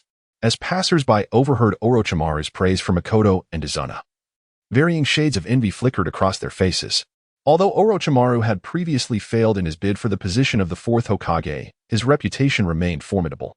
From the perspective of the onlookers, the current scenario depicted two children still attending the Ninja Academy receiving commendations and blessings from the esteemed Orochimaru himself. Thank you for your kind words, esteemed Orochimaru. In regard to Orochimaru, Makoto endeavored to maintain a respectful distance. However, this respect and distance were indeed intertwined. While he was reluctant to draw closer to such a figure, it was impossible for him not to harbor admiration for a luminary of scientific prowess. Such a unique gaze. Let us meet on the rooftop of the Ninja Academy at noon. I shall await your arrival there. Throughout his life, Orochimaru had encountered numerous individuals, those who envied his talents, revered his strength and status, and respected his military achievements. Yet, the complexity of Makoto's gaze set him apart in Orochimaru's eyes. He seems disinclined to engage with me. Yet as a student of Sarutobi-sensei, he could hardly be a spy from another village. Curious. Understood. I shall see you at noon. Subsequently, Makoto and Izuna continued their journey toward the Ninja Academy, while Orochimaru seamlessly turned to walk in the opposite direction, as if their encounter had been mere happenstance. After casting a furtive glance back and realizing Orochimaru was no longer in sight, Izuna eagerly bounded to Makoto's side. Brother, was that the super-intelligent Orochimaru you spoke of? Indeed. He is a true genius, having achieved this level solely through intellect, devoid of any bloodline limits. I believe his accomplishments far exceed what we presently perceive. To Makoto, the current Orochimaru had not yet reached his full potential. By the time of the Shippuden arc, Orochimaru would likely become an almost invincible entity. While he might be capable of defeating an opponent, he would struggle to obliterate them entirely. Isn't Orochimaru already an exceptionally powerful ninja? If he were any stronger, would he not be destined for the Hokage position? Izuna, at her tender age, viewed the Hokage merely as the most formidable ninja. Becoming Hokage is not beyond reach. I believe if you were to resolutely approach the third Hokage with the intention of becoming the next leader, the third would not only acquiesce, but would do so with great satisfaction. Alas, given Orochimaru's current disposition, such aspirations seem implausible. The role of Hokage, once alluring to him, now likely pales in comparison to a successful experiment. However, what exactly does Orochimaru intend to pursue? I hope it is merely Orochimaru, devoid of involvement from that old coot Danzo. Though, I do not seem overly concerned.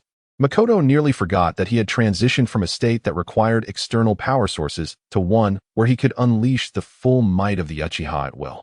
Nevertheless, I am not afraid of their machinations. The third stance is clear. Should Danzo attempt anything, I doubt it would pose any substantial problem for me, or rather, it is unlikely that anyone would know. When Danzo seeks to undermine the third, he will undoubtedly proceed with utmost stealth, potentially attempting to draw me into his schemes. At this point, a Danzo who may not even possess the knowledge of Izanagi would likely manage little more than to wield a kunai against my Susanoo. As for the notion of collusion between the third and Danzo, Makoto dismissed it entirely. He understood that even if some conspiracy theories he had encountered held truth, the third Hokage would not be foolish enough to engage in any underhanded tactics after Makoto had clearly indicated his intention to align himself with Konoha and its higher echelons. Such antics were the realm of a third-rate villain, and only Danzo would stoop to such levels, as his interests were misaligned with those of the third.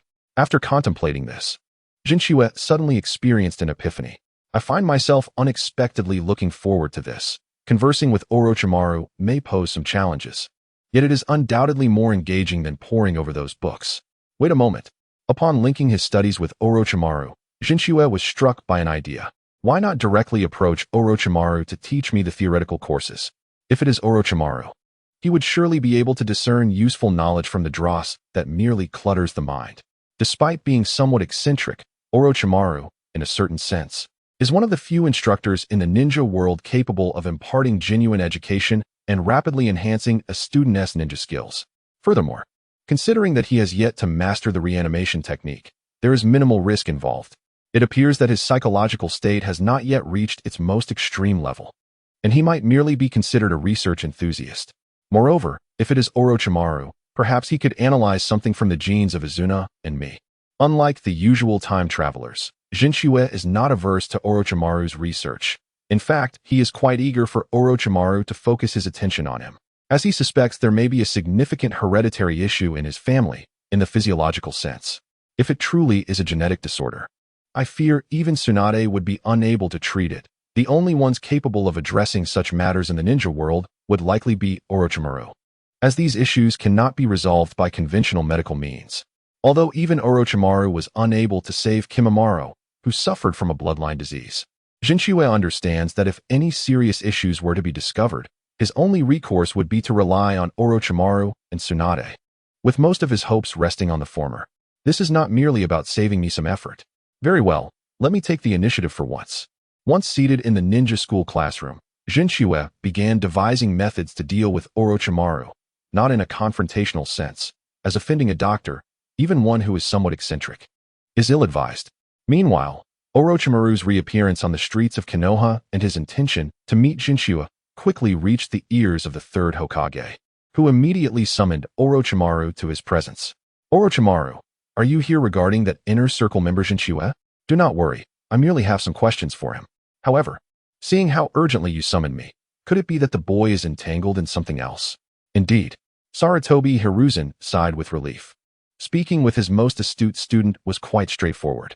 He then gestured to the surrounding Umbu, who promptly vacated the room. This action intrigued Orochimaru, as he sensed that he would soon hear something of great interest. I suspect that pair of siblings may be descendants of Uchiha Madara. Sarutobi Hiruzen handed Orochimaru a scroll, which he promptly unfurled to reveal a portrait. Is this Uchiha Madara? Even Orochimaru could not suppress his astonishment. He had seen Jinchua's appearance firsthand, and it was nearly identical to that depicted in the portrait, considering the potential for distortion. Surely, the teacher remembers the visage of Uchiha Madara? Indeed. The figure who could stand alongside the first Hokage is still fresh in my memory. Jinchua's appearance is akin to a miniature Uchiha Madara. Orochimaru pondered for a moment. However, one should not hastily conclude such a thing based solely on resemblance and name. I presume you possess some decisive evidence, correct? Indeed. Sarutobi Hiruzen rose and approached Orochimaru. Have you heard of the Mangekyou Sharingan? The Mangekyou Sharingan? I encountered that term while researching ancient texts recently, but it was not described in detail. It merely seemed like a legend. If Sarutobi Hiruzen had not mentioned it, Orochimaru believed he would have forgotten about this trivial information in a few days, as even a genius cannot retain every detail unrelated to their experiments. Let me, an old man, enlighten you. The Mangekyou Sharingan is a more potent ocular technique evolved from the Uchiha clan's three-tomo Sharingan. To my knowledge, only Uchiha Madara and his brother, Uchiha Izuna, possess such eyes. The eyes that surpass the three-tomo Sharingan are indeed remarkable. If only the three-tomo Sharingan existed, I could not fathom how it could contend with would release. This suggests that the transition from the three-tomo Sharingan to the Mangekyou Sharingan may signify a qualitative leap, correct, Teacher Sarutobi? Exactly. Sarutobi Hiruzen nodded. In fact, the records regarding the Mangekyou Sharingan are likely more detailed on the Uchiha side. However, I know that through the Mangekyou Sharingan, one can unleash a formidable technique known as Susanoo. Suddenly, the mention of Susanoo led Orochimaru to consider a possibility based on Sarutobi Hiruzen's previous comments. Teacher, you cannot be suggesting that you observed this Susanoo in that young man, though I find it hard to believe that is indeed the case. I do not possess much knowledge regarding the Mangekyou Sharingan, nor do I know if it is passed down through bloodlines like the regular Sharingan. Perhaps only the Uchiha clan understands this. I only formulated this hypothesis this morning. Sarutobi Hiruzen was unaware of the conditions required to awaken the Mangekyou Sharingan, nor did he comprehend the implications of being able to summon Susanoo at will. He had even never heard the term eternal Mangekyou Sharingan. Thus, he concluded that Jinchua must have directly inherited Uchiha Madara's Mangekyou Sharingan through his bloodline, enabling him to manifest Susanoo. Is that so? I am truly grateful for your guidance. Teacher Sarutobi, I believe I now understand what I need to do next. I trust you. Subsequently, Orochimaru prepared to depart, but just as he turned, he heard Sarutobi Hiruzen inquire, Orochimaru, you have always been my most promising student. If possible, I hope you might. I understand what you wish to say, Teacher Sarutobi, but I have no desire to become Hokage. If you are indeed seeking a successor, I believe you could try summoning that fool who is out gallivanting. After uttering these words, Orochimaru exited the Hokage's office, leaving Sarutobi Hiruzen standing alone with a troubled expression. He then retrieved a letter from his pocket, the signature unmistakably belonging to his other disciple, Jiraiya. Among the contents of the letter was a passage that read, Alas, how could a fool like me possibly take on such a role? By the way, old man, what do you think of Orochimaru? He is undoubtedly the smartest among the three of us. If you must choose a Hokage from us, why not let Orochimaru take the mantle? I recall that he is still in the village, isn't he? Sighing deeply, Sarutobi Hiruzen once again tucked away the letter, then slowly returned to his burdensome seat. At the very least, they have come to understand the weight of the responsibilities borne by the Hokage, which can certainly be regarded as a form of growth. Growth is indeed commendable. At that moment, his gaze chanced upon a report mentioning Orochimaru's visit to Nagato. Perhaps a few more years of observation would be prudent. Chapter 15. The character of Madara is inherently destined to engage with children. Combat practice? Indeed. Believing that Nagato, being new, might be unaware of the general curriculum at the Ninja Academy, Yoshimura took the time to explain that what can be learned from books is ultimately just theory. If it cannot be applied in practice, it remains mere dead knowledge, literally dead knowledge. This implies that if one is unable to convert their acquired skills into combat prowess in a timely manner, they may indeed perish during missions. However, Nagato showed little interest in practical combat classes. To be precise, he was determined to avoid sparring with the surrounding children. Seated at the back by the window, Nagato could easily observe everyone in the class. It was evident that not all the students were under 10, as he initially assumed. Some appeared to be around 12 or 13. Yet, most of them were merely aspiring ninjas with limited combat abilities, leaving him curious about how he might effectively engage in practice with these children. Just as Yoshimura was about to return to the podium, he heard Nagato pose a rather peculiar question to him. Is the training ground spacious? Why do you ask? Yoshimura initially felt perplexed, but promptly replied, "You'll find out soon enough. It's not large, but certainly adequate." "I see. Then I shall try to restrain myself. To be honest, my ninjutsu range may be a bit extensive." Yoshimura was taken aback. What did he mean by possibly extensive? Was there a ninja who was unclear about their own ninjutsu's range? Nevertheless, did that imply that Nagato had already mastered a certain ninjutsu? Well, regarding the 5 elemental natures, I know several fire techniques. Before Yoshimura could react, a boy named Mita exclaimed, "What? You've already learned several fire techniques." Instantly, nearly all the eyes in the class turned towards Nagato, as they had never encountered someone of his age who had mastered multiple fire techniques. Not just among Ninja Academy students, but even among officially recognized genin, it was rare to find one proficient in various fire techniques. Typically, sparring among ninja students consisted of taijutsu and E-rank techniques such as substitution, transformation, and clone jutsu. Even using a D-rank technique would be considered beyond the norm, as generally only ninjas of genin rank or higher could master techniques of D-rank difficulty. Yoshimura glanced at the children from ninja families in the class, but none could be deemed prodigies. In fact, only 5 students had fully mastered the body flicker technique. It might be premature for them to spar with someone who has learned multiple fire techniques and possesses a bloodline limit. Thus, it would be somewhat inconvenient to practice with everyone. However, since it was a classroom setting, Nagato should still participate as much as possible. Yoshimura devised a plan. When the practical class commenced, Nagato would demonstrate a fire technique for everyone, which would count as participation, and afterward, he could act freely. Is it sufficient to merely showcase a ninjutsu? That would suffice. Observing the genuine excitement in the children's eyes upon hearing that someone would demonstrate a fire technique, Nagato felt compelled to meet their expectations. Let us consider it a playful engagement with the children. Indeed, Madara's role is to naturally interact with children. At 10 in the morning, the practical class began, and amidst the anticipation of Yoshimura's entire class, Nagato stood at the front of the line. At this point, he had already determined the technique he would demonstrate based on the size of the training area before him. As far as I recall, Madara has released 4 fire techniques: the functional distant mist, the single target dragon flame song, the military-grade great fire annihilation, and the great fire extinction.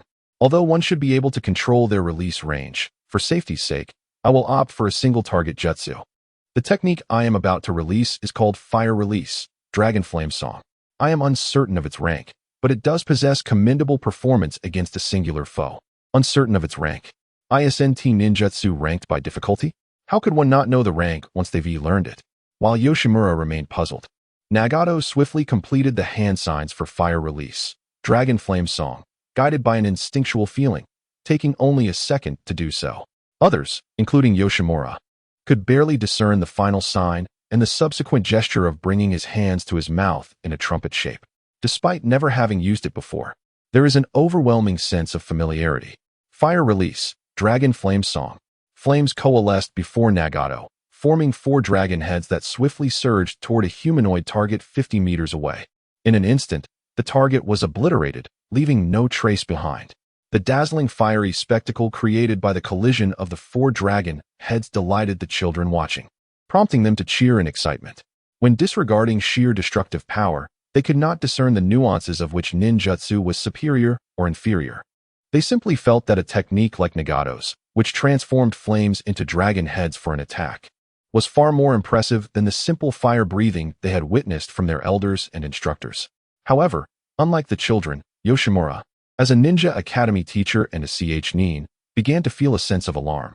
He casually calculated the power of the recently unleashed Dragon Flame Song and realized that he could not even hope to evade it.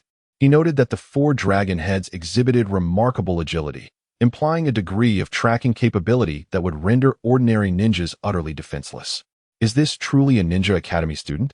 Subsequently, Yoshimura struggled to shift his focus from the scorched remnants on the ground back to Nagato, only to hear him lamenting the appearance of his ninjutsu. This technique seems more suited to the name Fire Release, Piranha technique, though it's called Dragon Flame. The result resembles 4 piranhas rather than a majestic dragon. From your tone, does that imply this technique's rank exceeds that of B rank, Great Dragon Fire? Why on earth would the 3rd Hokage enroll someone like this in the Ninja Academy? Yoshimura felt utterly overwhelmed, thinking, "Someone, please come to my aid. I am merely an ordinary nin, and I cannot possibly manage a talent as formidable as this. From a distant rooftop, Orochimaru observed Nagato as he unleashed Fire Release, Dragon Flame Song, while he lacked the Sharingan necessary for instantaneous replication of ninjutsu. Comprehending it was certainly within his grasp.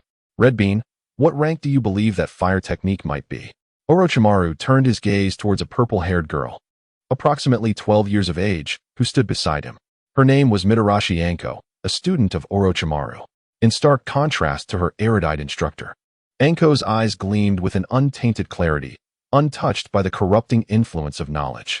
Nevertheless, despite this innocence, Orochimaru held no disdain for this diligent student who had tirelessly assisted him in gathering biographical accounts of Uchiha Obito throughout Konohagakure until that very morning.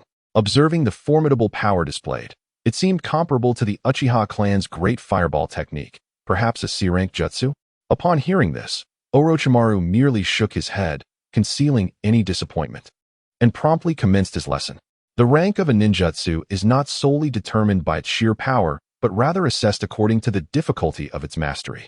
Taking the aforementioned Naru technique as an example, I discerned a high level of chakra nature transformation, a certain degree of shape alteration, and even intricate chakra manipulation. Were I to assign a rank to this ninjutsu, I would categorize it as B rank, or perhaps even A rank. B rank or A rank. Surely not at such a young age. Mid-sentence, Anko suddenly recalled Kakashi Hatake, the prodigy who had achieved the rank of Jonin at the tender age of 12. In hindsight, that seems quite normal, she mused, anxiously tugging at her hair and realizing she might not match this Nara ninja in skill. This led her to ponder. Why was someone capable of such ninjutsu still attending the Ninja Academy? The academy imparts more than just ninjutsu. It encompasses various other disciplines.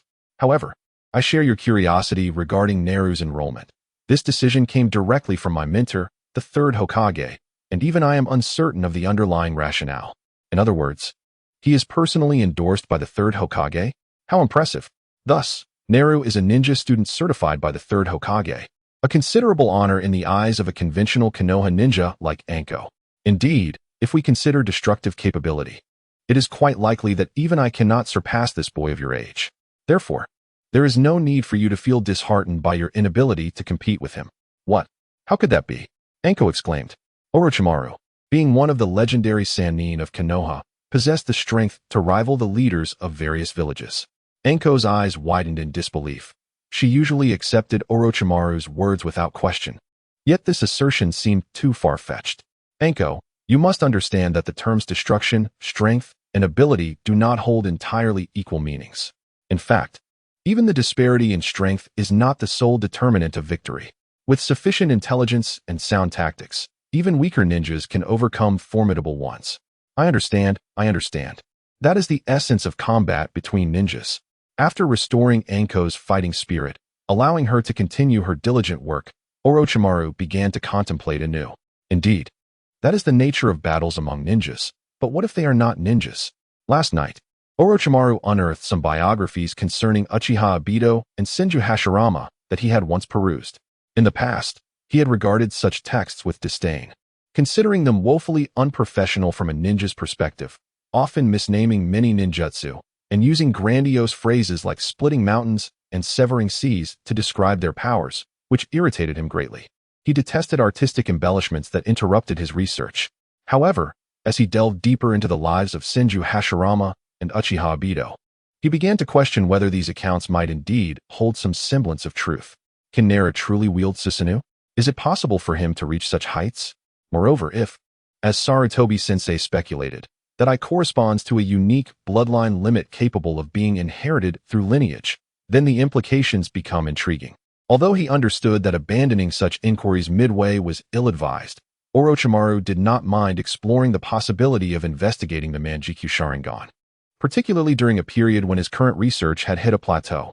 At noon, after sharing a bento with his sister, Naru arrived at the rooftop where he had arranged to meet Orochimaru. Good afternoon, Orochimaru-senpai. Subsequently, Naru noticed Anko beside Orochimaru.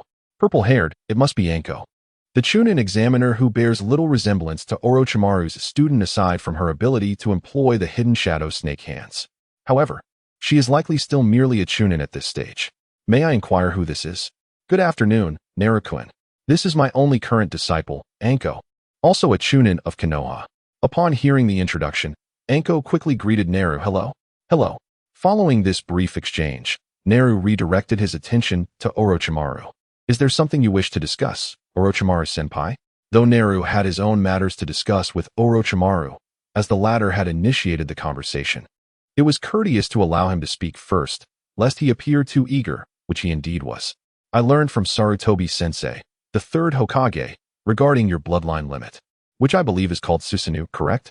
To be honest, I am quite curious about this technique, as it has acquired almost a mythical status in many accounts of Uchiha Obito. Susanoo? Would you like to demonstrate its offensive and defensive capabilities through actual combat?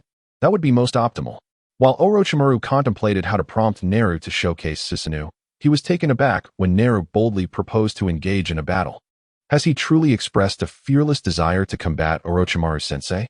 Ignoring Anko's astonished expression, Naru continued, however, if that is the case, I would like to make a request of you, Orochimaru-senpai. Oh, may I inquire what this request entails? I hope you can provide guidance on ninja theory. Learning aimlessly at the Ninja Academy is a tremendous waste of time. Wait, hearing this, Anko could no longer contain herself. You wish to become Orochimaru-sensei's student? I imagine many in Konoha share that sentiment. Though unrelated to the true reason, this rationale was undeniably valid. Anko found herself unable to refute it. As it was indeed true, no one would spurn a teacher who was powerful, knowledgeable, esteemed, and adept in all elemental ninjutsu. Theoretical knowledge? I see. It appears that Naru's presence at the Ninja Academy stems from a slight deficiency in that area. Well, it is not merely a minor deficiency. I am the type who has absorbed a plethora of erroneous knowledge, potentially rendering me less knowledgeable than someone entirely uninformed. Furthermore, if possible, I naturally wish to advance in strength as well. Although Jinchua felt that the likelihood of finding means to enhance his strength from the overbearing Orochimaru at the Shadow 1 rank was rather slim, he was acutely aware that the most expedient method for his improvement lay in thoroughly understanding his own skill set. The impending crisis in the ninja world was neither too far nor too near. If an opportunity arose to swiftly assimilate his current abilities or even advance further, it would undoubtedly be a boon. However, Jinchua was well aware that, as a novice, he would likely have to rely on external aids.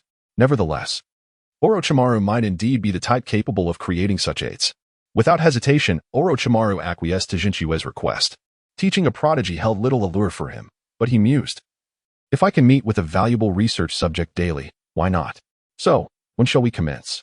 He inquired. Right now? Though I am unfamiliar with the location of Konoha's large training grounds, I fear I may require your guidance, Orochimaru-sensei. Then follow me, he replied. We shall head to training ground 44. As for Akamichi, she should return and assist me in organizing those books and scrolls.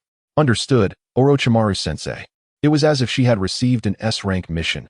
Akamichi promptly departed from the rooftop. Subsequently, Orochimaru said no more.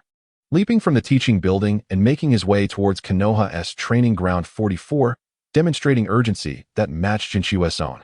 Without a moment's hesitation, Jinchua followed closely behind.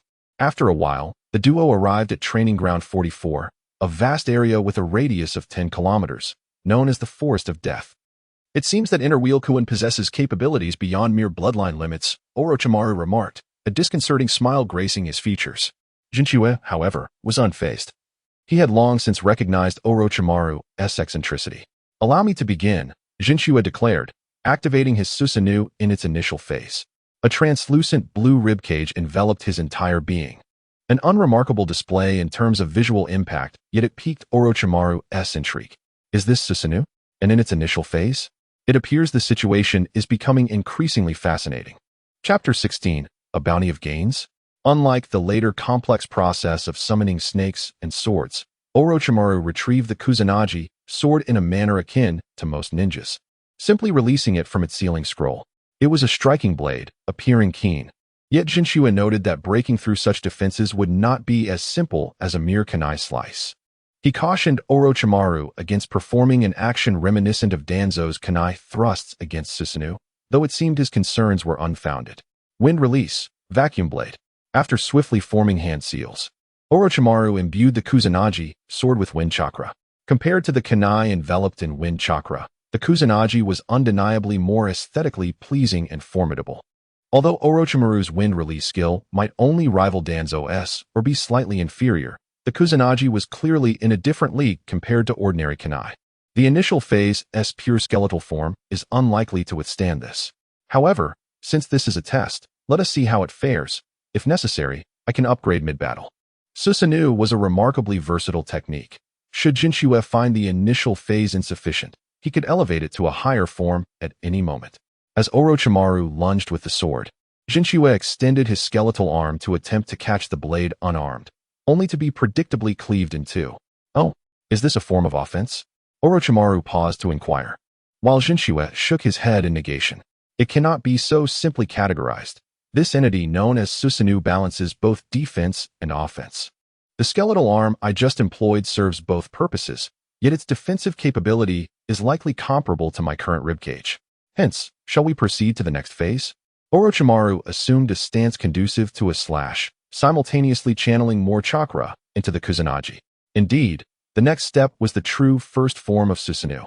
A blue skeletal giant with 4 arms enveloped Jinshua's position.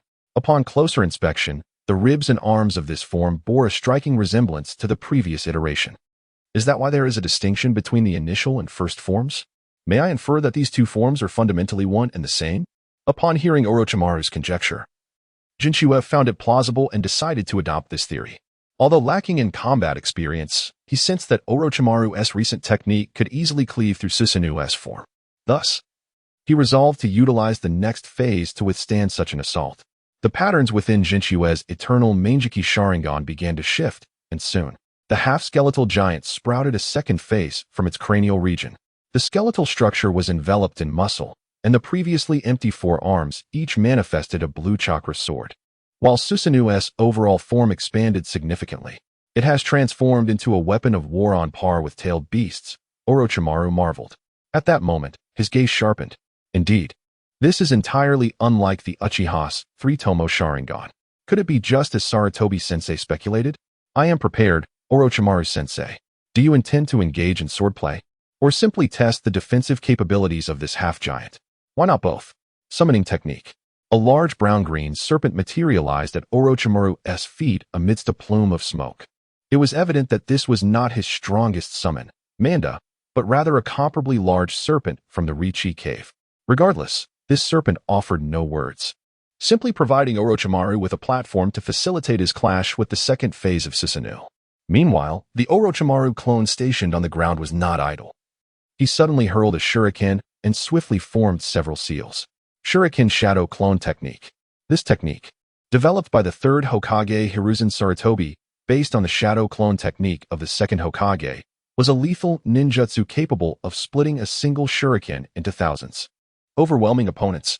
Unlike ordinary shadow clones, these shuriken duplicates did not shatter upon impact. Each retained the same lethality as the original shuriken cast by the user.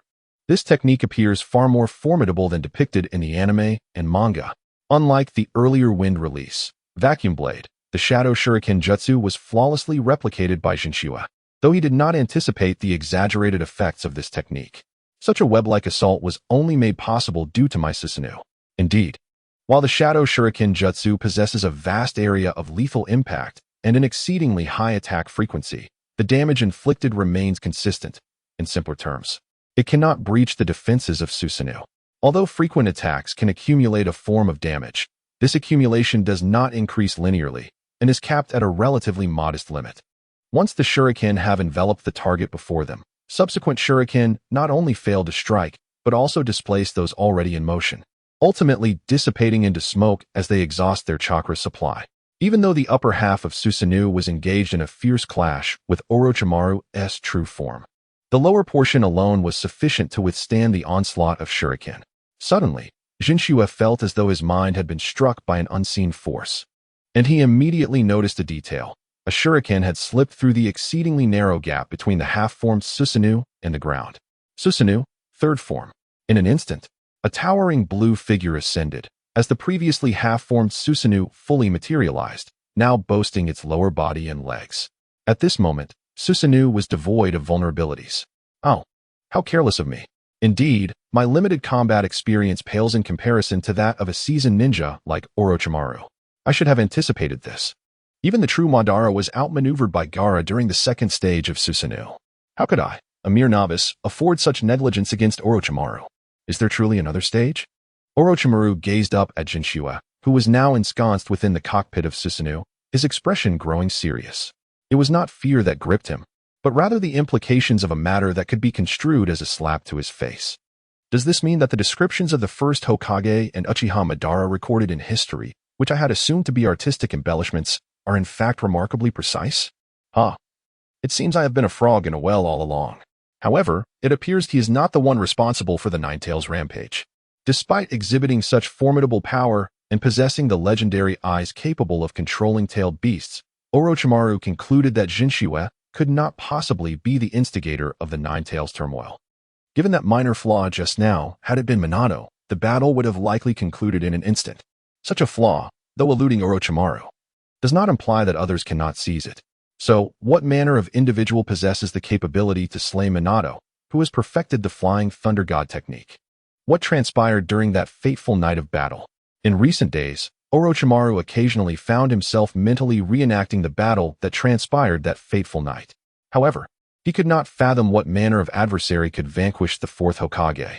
The emergence of Masaru, as well as his research into certain biographies, led Orochimaru to consider the possibility of a formidable enemy, one that transcended the level of a Kaguya, overpowering with sheer might to achieve the demise of the fourth Hokage.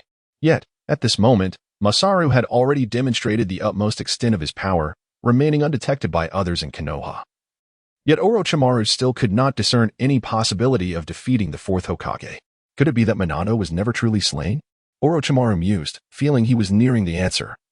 But for now, his business must continue. With the initiation of the Earth Release, Yellow Spring Marsh Technique, the once stable ground beneath Masaru's Susanoo instantly transformed into a vast swamp.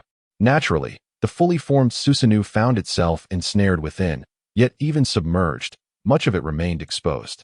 What left Orochimaru feeling helpless was that Masaru adeptly maneuvered the Susanoo, effortlessly leaping out of the marsh. The A-rank terrain-altering ninjutsu had proven entirely ineffective. This technique is impressive. I must remember it. While exchanging techniques, Masaru rapidly expanded his arsenal, reflecting, the Sharingan is indeed a remarkable tool. No wonder Sasuke is so easily inflated with pride. The Fire Release, Dragon Fire Technique and Wind Release, great breakthrough, despite their C-rank difficulty, wielded by Orochimaru, displayed remarkable potency. However, even with such a composite ninjutsu, the distance to breach the defenses of the third stage Susanoo remained insurmountable. It appears that the offensive ninjutsu I possess cannot surpass the defenses of this stage of Susanoo. Although Orochimaru, like the third Hokage, possessed an unfathomable array of techniques, he was acutely aware of the disparities in ninjutsu effects. With the recent combination of C-rank techniques, he had already deduced the likely outcomes of employing other offensive ninjutsu. As for his unique serpentine techniques, there was no need to expend chakra unnecessarily. Likewise, he had no intention of employing Jinjutsu or Taijutsu, for the mere distance created by the height difference with the Susanoo had already surpassed the damage range of his Jinjutsu and Taijutsu. Thus, Orochimaru retracted his Kusanagi sword and applauded Masaru, the impeccable bloodline limit. "May I address you as Masaru-kun?" "Of course," he replied. After dispelling the Susanoo, Masaru descended to the ground and approached Orochimaru, yet he remained vigilant, unlike before. It seemed that Masaru had gained considerable insights. Orochimaru smiled. This time his expression noticeably more genuine than before. "Indeed, I am increasingly convinced that seeking to learn from you, Orochimaru-senpai, is a wise decision. There may be risks, but experiences such as nearly being caught off guard while holding back are invaluable. In the future, when confronting foes of equal strength or greater, I shall employ pure strength." What a delightful surprise. Subsequently, the two made their way back toward the Ninja Academy, just as Masaru took a step forward. The outcome had been determined, daily rewards claimed. And gold 30. Is this the daily reward from the duel arena? The more I ponder, the more I feel at a loss, he lamented. Had I known, I would have arrived at the Ninja Academy sooner. How much gold have I lost? Oh well, at this point, it's impossible to count. It shall be as it is. Chapter 17. Your health is all that matters. Then, I kindly ask you, Masaru-kun, to begin visiting this address starting tomorrow. Please do not disclose this location to others. As for the Ninja Academy's curriculum, do not concern yourself with it for now. Orochimaru provided the address of a concealed training ground belonging to the Konoha Anbu.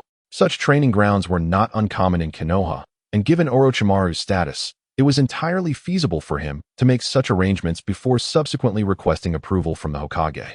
Thank you very much for your guidance, Orochimaru-senpai. Guidance may be a stretch, but should you be questioned regarding the Shadow Shuriken technique after employing it, you may state that you learned it from me to avoid unnecessary complications. Although Masaru had never claimed his eyes possessed the same replicative abilities as an ordinary Sharingan, Orochimaru instinctively believed so. If the techniques replicated were the Dragon Fire technique or the Great Breakthrough, it would be of little consequence. However, the Shadow Shuriken technique was different. As an A-rank ninjutsu, it had escalated to a level deemed a village secret. If inquiries arose, it would be prudent to have an explanation to circumvent any unnecessary complications. Of course, this reminder was not born of goodwill, but rather stemmed from Orochimaru's view of Masaru as his research project. Any actions that wasted Masaru's time were perceived as a waste of his own time. Thank you very much. Noticing Orochimaru's directness, Masaru refrained from evading further, recognizing that this was also one of the benefits of learning from Orochimaru. As a student of the third Hokage, no one would question whatever ninjutsu Orochimaru displayed, and similarly, as Orochimaru's student, Masaru's use of any ninjutsu would not draw undue attention. After Orochimaru departed, Masaru headed toward the teaching building. At that moment, he encountered a familiar 6-year-old boy, Uchiha Itachi, although Masaru was still unaware of his name. Excuse me, are you a student of Lord Orochimaru? Hearing Itachi's question, Masaru nodded in affirmation. Although Orochimaru had never managed to breach his defenses, he undeniably imparted a lesson, establishing a nominal teacher-student relationship between them. Oh, so that is why this 4th-grade senior possesses such formidable strength? The legendary Sannin, perhaps even more powerful than my father, mastering a plethora of ninjutsu and strategies. While such words were spoken, the young Uchiha Itachi had little concept of what it meant to be a powerful ninja at his age. Senpai. Masaru. Initially intending to leave upon seeing Itachi, was suddenly drawn back by his voice. Is there something else? I hope you could provide guidance on my training, but I apologize. It was presumptuous of me. Being unacquainted, there was no obligation for others to guide his training. Even Itachi, as a student, was well aware of this. However, the image of Masaru employing the fire release, Dragon Flame song had left a profound impression on him, especially when he heard Izuna calling out that it was her brother. It stirred something within Itachi, who, despite his young age, bore a sense of maturity. In essence, he aspired to one day have his brother proudly proclaim, "That is my brother. Guiding your training? I'm still not quite adept. My theoretical knowledge of ninjutsu is quite poor. Just the other day, I was criticized for leading children astray. By the way, although we have crossed paths a second time, I still have not asked your name, little one. What is it?" Though the ninja school may not seem substantial in the eyes of Masaru, encountering the same child twice in a sparsely populated setting over 2 consecutive days strikes him as rather serendipitous. Had he not been concerned about leading the child astray, he would have been quite willing to offer guidance. Then, Masaru was confronted with a name that evoked a sense of discomfort within him. I am Itachi, Uchiha Itachi. Why this individual? Masaru felt a twinge of annoyance. He had no desire to associate himself with this paragon of filial piety. In truth, he was acutely aware of his own stereotypical views regarding the Uchiha clan, realizing that much of this bias stemmed from Itachi himself. Nonetheless, he was not one to abruptly alter his demeanor mid-conversation. Moreover, the current Itachi was not the same as the later, formidable figure he would become. Thus, he offered a benevolent piece of advice. While I am currently unable to instruct you in ninjutsu or ninja knowledge, I recommend balancing your efforts with rest. Sometimes, maintaining both physical and mental health is crucial. Greatness is not hindered by time. Even Senju Hashirama and Uchiha Madara were merely 2 children who enjoyed skipping stones by the river in their youth. Yet, this did not prevent them from becoming unparalleled powerhouses in their prime. After imparting these words, Masaru continued his way towards the teaching building, leaving Itachi standing in contemplation. Healthy growth? Is he suggesting I should pay attention to both physical and mental training while practicing ninjutsu? I understand. Meanwhile, Uchiha Makoto, at home nursing her infant son Sasuke, suddenly heard a peculiar voice. Do you wish for your eldest son to grow up healthy? Who is it? Makoto jolted upright, cradling her barely 3-month-old son Sasuke, who, remarkably, did not cry in response to her agitation. In fact, before becoming a full-time housewife after giving birth to Itachi, Makoto had been a formal Konoha Jonin, her Sharingan granting her strength that typically surpassed that of ordinary Jonin. Yet, the source of that voice eluded her grasp. Could it be that after Kushina, "It is my turn"? Makoto felt a surge of anxiety. As the wife of the Uchiha clan leader, she shared a close friendship with the late Kushina, the wife of the 4th Hokage. Given her friend's demise, she could not help but ponder whether that mysterious enemy was resurfacing. At the same time, Obito, currently awaiting the recovery of his newly attached arm at the base after having been struck by one of the 4th Hokage's Rasengan, sneezed.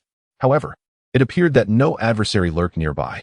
After 2 minutes of facing an imaginary invader, little Sasuke could no longer contain his cries. He had been satiated, while Makoto, her Sharingan activated and vigilance heightened, continued to feed him. Just then, the voice returned. "Do you wish for your eldest son to be healthy? What on earth is happening? Is Itachi afflicted with some ailment?" As a mother, Makoto certainly did not wish for her son to be ill. After fruitlessly searching for an enemy, she reluctantly replied, "Of course I do. Any parent wishes for their child's health, and I am no exception." Following this, until Sasuke fell asleep, Makoto did not hear the voice again. How strange. Have I reached the age where I begin to hallucinate? Ultimately, the Uchiha matriarch decided to set aside her thoughts for the time being. I will tell Fugaku about this when he returns. Chapter 18. 5 Elements. Great Bullet Technique. In the afternoon, at the Hokage building, the 3rd Hokage exhaled a plume of smoke, remarking, "This is perhaps the most frequent we have met in recent years, hasn't he it, Orochimaru?" Indeed, it appeared to be the case. "Yes, sensei." Orochimaru, without hesitation, recognized that his mentor was likely contemplating his succession and thus refrained from unnecessary chatter. "The boy, Uchiha Masaru, will be studying under me for a time. He need not attend the ninja school for the moment. Additionally, I would like to request a training ground, and I hope the 3rd Hokage will grant approval." Upon hearing Orochimaru's words, Sarutobi Hiruzen was taken aback. He had suddenly acquired an additional disciple. "You have taken Uchiha Masaru as your student?" He began to rapidly contemplate the implications of this decision and soon realized that the future of Konoha was indeed brightening. If it were merely my judgment, it might be one-sided, but since Orochimaru also recognizes the boy, it indicates he is truly suited to bear the future of Konoha. "Very well, but I would like to know what prompted you to take this boy as a student." While Sarutobi Hiruzen was not surprised that Orochimaru had engaged with Masaru, he did not expect him to take such a decisive step. He yearned to hear Orochimaru say something like, "Since Jiraiya has produced the 4th Hokage, why not let me mentor the 5th? Yet, it was evident that his disciple was not of such a disposition. Perhaps I simply find him intriguing. As for his desire to study under me, it was Uchiha Koen who proposed it, and I believe there is indeed merit in this. A boy possessing an ultimate bloodline limit that presents even me with challenges, yet whose ninja skills and tactical abilities resemble those of an ordinary person untrained in the ninja school. However, his combat intuition is remarkably sharp. I believe with a bit of training, he could surpass the average shadow in strength." Even you find him formidable? Can that boy truly unleash the full potential of Susanoo? Orochimaru's prowess was well known to Sarutobi Hiruzen, as he had personally nurtured him. Yet, he was taken aback to learn that even Orochimaru struggled against Masaru's Susanoo. That should not be the case. I am unsure what Uchiha Madara's peak was like, but with my combat capabilities, even if I could breach the 3rd stage of Susanoo, it would not yield practical combat effectiveness. However, I plan to invest time studying Susanoo's mechanics. Perhaps I can devise a method to counter it. Researching methods to counter Susanoo? While Sarutobi Hiruzen felt it somewhat inappropriate to study ways to counteract the techniques of villagers, one could never be too cautious. Who knew when another Susanoo-wielding adversary might emerge to threaten Konoha? After all, Masaru's existence signified that the Mangekyou Sharingan might not solely be confined to the Uchiha clan of Konoha. What if an Uchiha branch family existed outside? Nevertheless, he hoped that Orochimaru would focus his research on something else. Sarutobi Hiruzen formed a summoning technique seal and handed a scroll that had materialized from thin air to Orochimaru. "What is this?" Orochimaru unfurled the scroll to discover it contained a compilation of various ninjutsu training details and insights into the composite techniques of these jutsus. If he were to complete the training outlined in this scroll, the ultimate technique would be the 5 elements, Great Bullet Technique. A composite ninjutsu that divides into 4 shadow clones before execution? How curious. I have never seen sensei employ it. Is it a recent conception? Orochimaru acknowledged that this jutsu, in terms of sheer power, is indeed formidable. Furthermore, successfully mastering it would signify that the practitioner has attained an unparalleled understanding of the 5 elemental natures. However, this technique possesses a significant drawback: its immense chakra consumption. Indeed, this is a novel strategy one conceived for confronting colossal adversaries. In terms of destructive range and actual potency, it is remarkably substantial, posing an immense threat to foes on the battlefield. Nevertheless, this entire technique not only demands the user's mastery over the 5 nature transformations, but also requires an extraordinary amount of chakra to be fully realized. Should one fail to eradicate the enemy, even I cannot guarantee that I will retain sufficient stamina to engage in subsequent battles. Yet, has Master Sarutobi ever pondered the true significance of such a grand but impractical technique? Is it merely to assess a ninja's comprehension of the 5 elemental natures? Combat among ninjas transcends mere jutsu exchanges. Techniques lacking practical combat applicability are of little value. Nonetheless, Orochimaru would undoubtedly pursue its study. If possible, he would aspire to master every jutsu in existence, even if he could not effectively employ this one due to its incongruence with his strategies. My chakra reserves in battle are even less than those of Master Sarutobi, and neither Jiraiya nor Tsunade possesses a complete mastery of the 5 elemental transformations. In simpler terms, barring any unforeseen circumstances, none of Sarutobi's 3 disciples can genuinely execute this composite jutsu. Ultimately, jutsu can be controlled in power according to the chakra output of the user, and it can even be further refined and optimized. While the 3rd Hokage believed he had exhausted his capacity for further enhancement, Orochimaru is different. I believe that a genius like Orochimaru should possess the capability to adapt this technique to a more accessible level of learning and execution. No challenge should daunt you. As for the significance of this technique, Sarutobi approached Orochimaru and, after a long absence, patted him on the shoulder. We are not solitary beings. The ninjas of Konoha should trust in the strength of their comrades. If I were to lose my stamina in battle, as long as I have you, Jiraiya, Tsunade, Danzo, or any other Konoha allies to help share the burden, I could still recover sufficiently to rejoin the fray. Indeed, it is a demanding release condition. At this moment, Orochimaru no longer placed faith in the strength of his comrades. He only believed in his jutsu and research. Even if companions were truly present to support him, he would not readily deplete his chakra reserves in battle. It is indeed a stringent condition. However, I trust this technique will eventually find its place. The dynamics of combat are ever-changing. Who can say when I might find myself in a situation where I need not worry about chakra consumption? Such occurrences are unpredictable. At this moment, Orochimaru finally tucked away the scroll, pondering when he would find the time to study it. As for when he would actually begin his research, that remained uncertain. Chapter 19, Jinshiwe. Dealing with the Uchiha is truly exhausting. After school in the afternoon, Jinshiwe's younger sister exclaimed, "Brother, I heard you returned with that legendary ninja you met this morning. Is it true? What did you do at noon? Did Izuna think about the ninjutsu performance you showcased earlier?" She looked at him with admiration and envy. "Are you about to become a true ninja?" Teacher Funia from class mentioned that even a nin like him cannot master such profound ninjutsu. Faced with his sister's adoring gaze, Jinshiwe found himself contemplating whether to use the Sharingan to replicate a few simple ninjutsu techniques to teach Izuna, thinking perhaps her talent in ninjutsu might be exceptional as well. It won't be that soon, but I did indeed gain a lot today.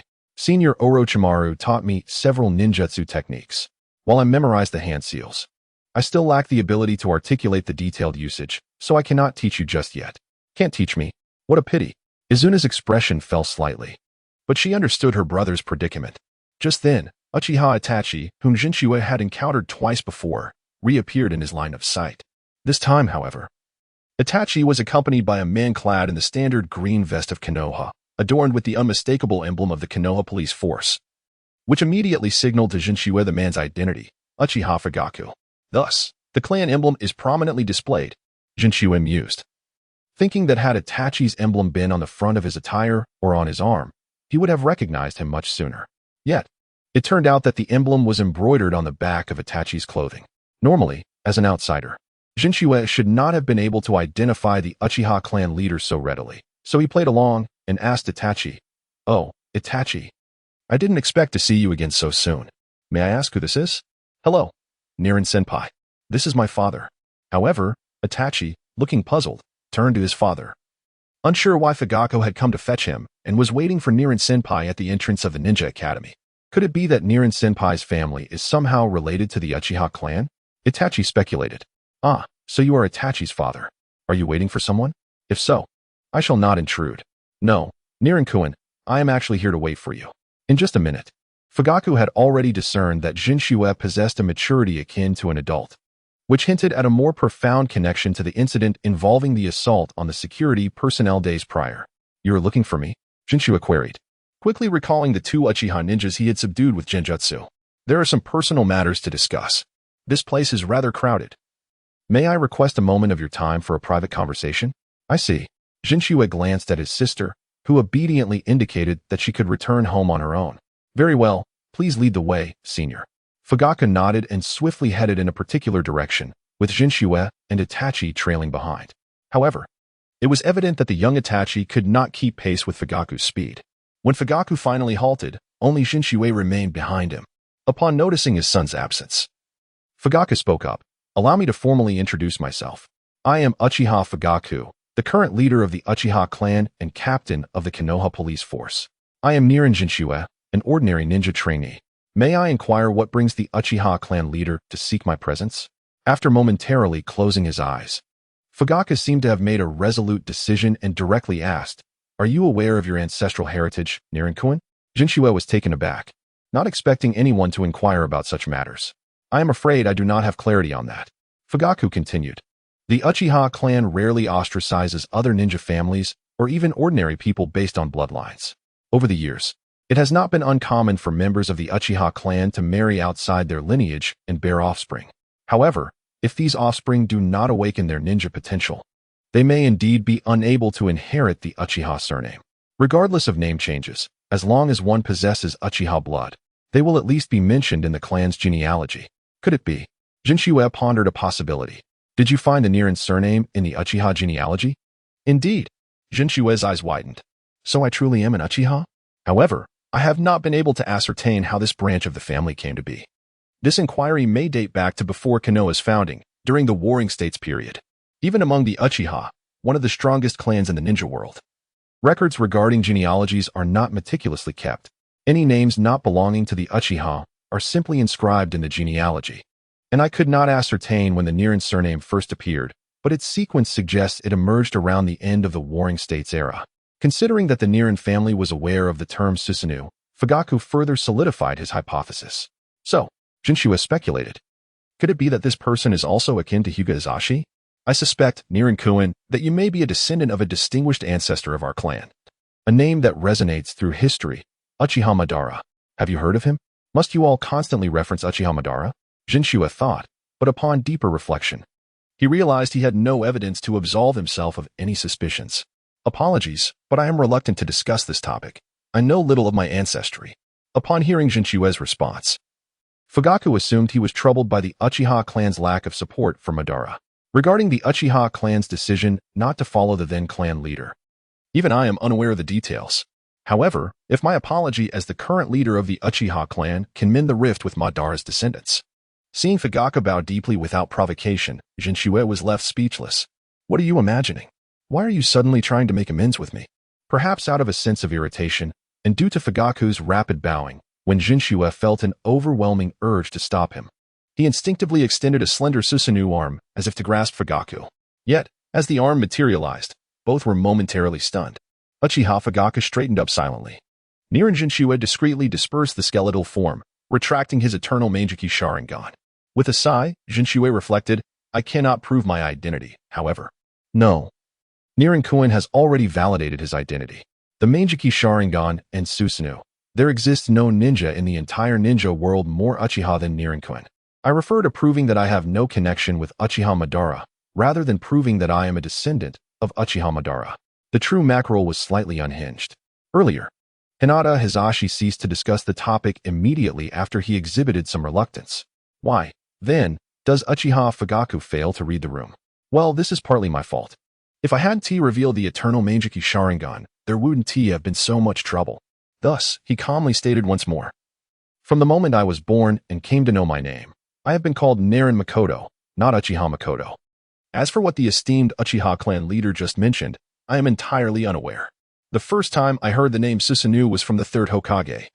So I kindly ask that we refrain from discussing this topic any further. However, if that were the case, what would be the reason for Naren's use of Genjutsu to incapacitate those two Uchiha clan ninjas 2 days prior?" Fugaku initially thought that Makoto attacked those two Uchiha ninjas because of their clan's betrayal of his ancestors. In truth, it was merely because they were bullying my sister.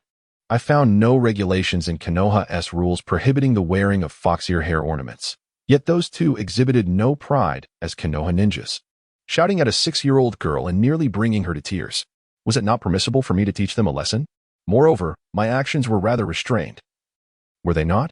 Theoretically, those ensnared in a standard genjutsu would merely suffer from headaches for a few days, which is certainly less damaging than most ninjutsu.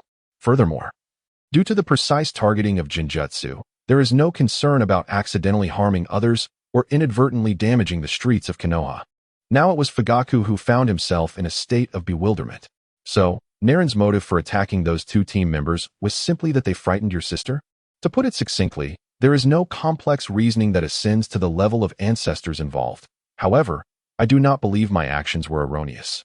Or is it true that Konoha has indeed enacted regulations restricting even hair ornaments? Of course not.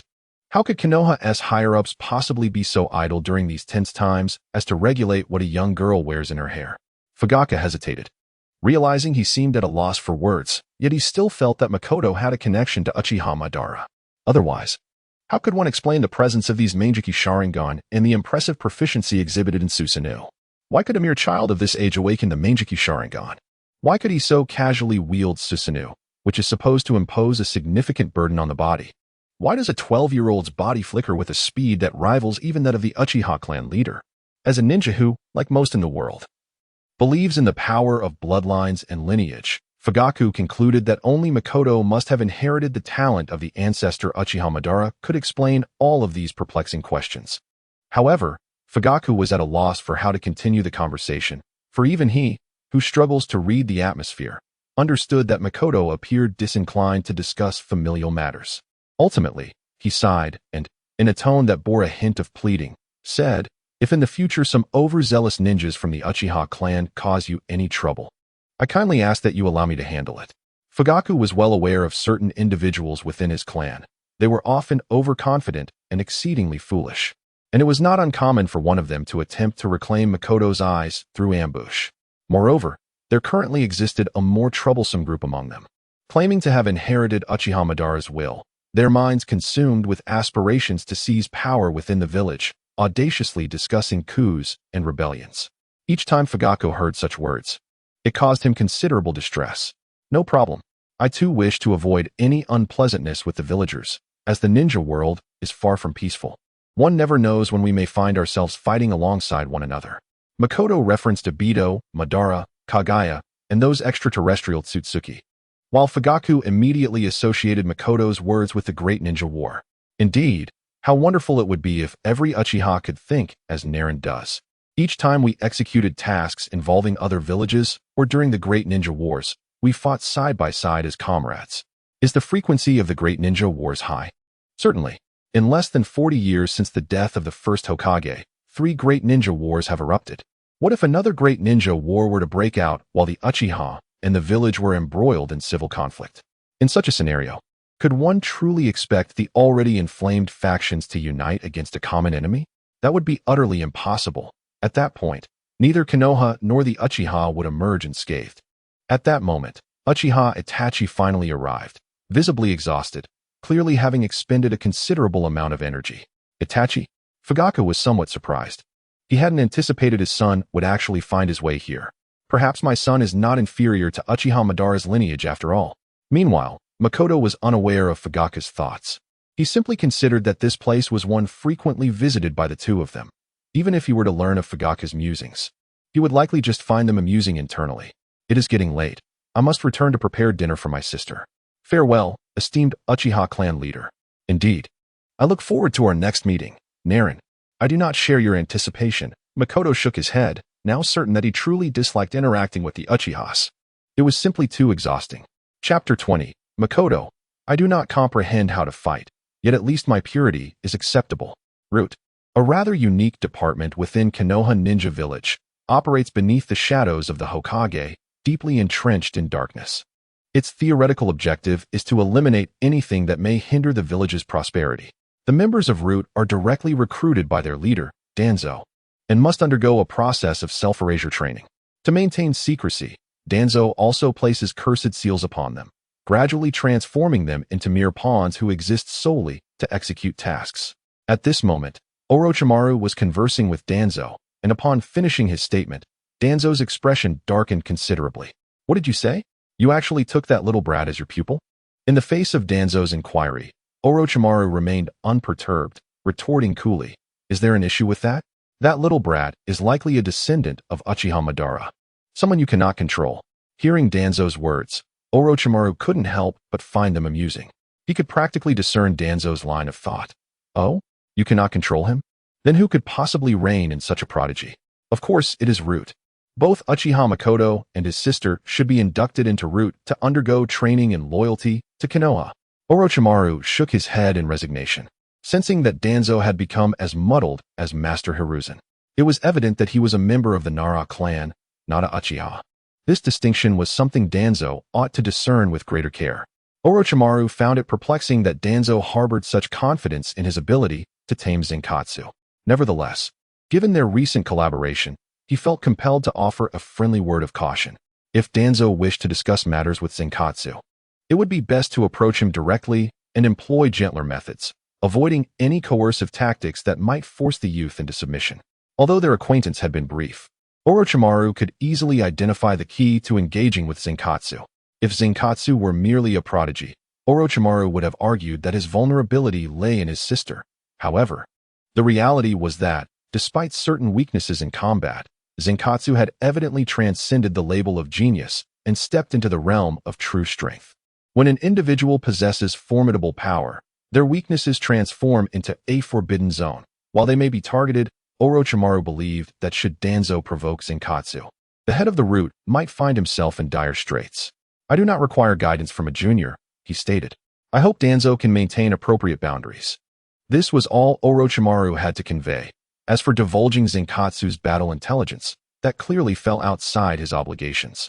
After Orochimaru departed, Danzo struck the armrest of a nearby chair in frustration. Indeed, the apprentice of Hiruzen was as feeble and decayed as his master. He had hoped that Orochimaru, possessing a significant darkness within, would prove to be different, but he was equally disappointing. The descendants of Uchiha Madara are inherently more perilous than ordinary Uchiha. If they cannot be wholly utilized by Konoha, they must be eliminated while still young. As night approached, the Nara household welcomed two guests, though this time they were not significant figures, but rather two masked ninjas clad in umbu attire. Without the white-haired spiky head, it's clear they are not Kakashi. Zenkatsu mused as he opened the door. Were these two sent by the Hokage? The umbu ninjas nodded slightly, but spoke not a word. Their aloofness suggests a low likelihood of them being Root ninjas, Zenkatsu remarked. May I request a brief half-minute pause? I just finished cooking and need to turn off the stove. Even as umbu, you must understand the consequences of leaving the fire unattended. Upon hearing it would only take half a minute, the two ninjas said nothing further. One of them produced a pocket watch to time him. Zenkatsu acted swiftly, shutting the door once more and utilizing the shadow clone technique to create a duplicate. The clone then instantly entered the inner room, while Zenkatsu donned a generously sized hooded cloak that obscured his face from casual observers. Completing these tasks, he reopened the door. I'm ready now, he announced. After the timekeeper ceased timing, the two umbu ninjas gestured for Zenkatsu to follow them, the direction clearly not leading toward the Hokage's building. Danzo's tactical acumen leaves much to be desired. My home is in such proximity to the Hokage's building. Surely that is apparent? However, with a shadow clone safeguarding Izuna, I need not fear any mischief from that old fool Danzo. At present, Danzo lacked the Izanagi and the Mangeki Sharingan inherited from Uchiha Shursui, rendering him, at best, a conventional shadow-level ninja with formidable summoning beasts, adept in wind release, yet still bearing the marks of disability. Minutes later, Zenkatsu attempted to engage the two Root ninjas in conversation. Esteemed umbu seniors, I believe the Hokage's building is not in this direction. May I inquire where we are headed? You shall find out shortly, replied one, unperturbed by Zenkatsu's growing suspicion. In their eyes, Zenkatsu was merely a student ninja. Even a prodigy could not possibly escape their grasp. Zenkatsu had no intention of fleeing, opting instead to leisurely follow the two root ninjas. Eventually, they arrived at a location devoid of residential buildings and commercial streets. And along the way, no one had taken note of Zenkatsu's features. At this moment, Masaru remarked, "This place seems more suitable as a training ground." Finally, the two Root members revealed their intentions. Ahead is the entrance to the Dark Department of Root. Indeed, you can consider it a training base, one of them stated. The Dark Department? I see. I never imagined that the Dark Department would select individuals directly from the ranks of ninja trainees. Subsequently, Masaru followed the two into the Root base. After a while, he encountered a middle-aged man, his forehead and right eye wrapped in bandages. Danzo. He certainly has a distinctive presence, much like in the anime and manga.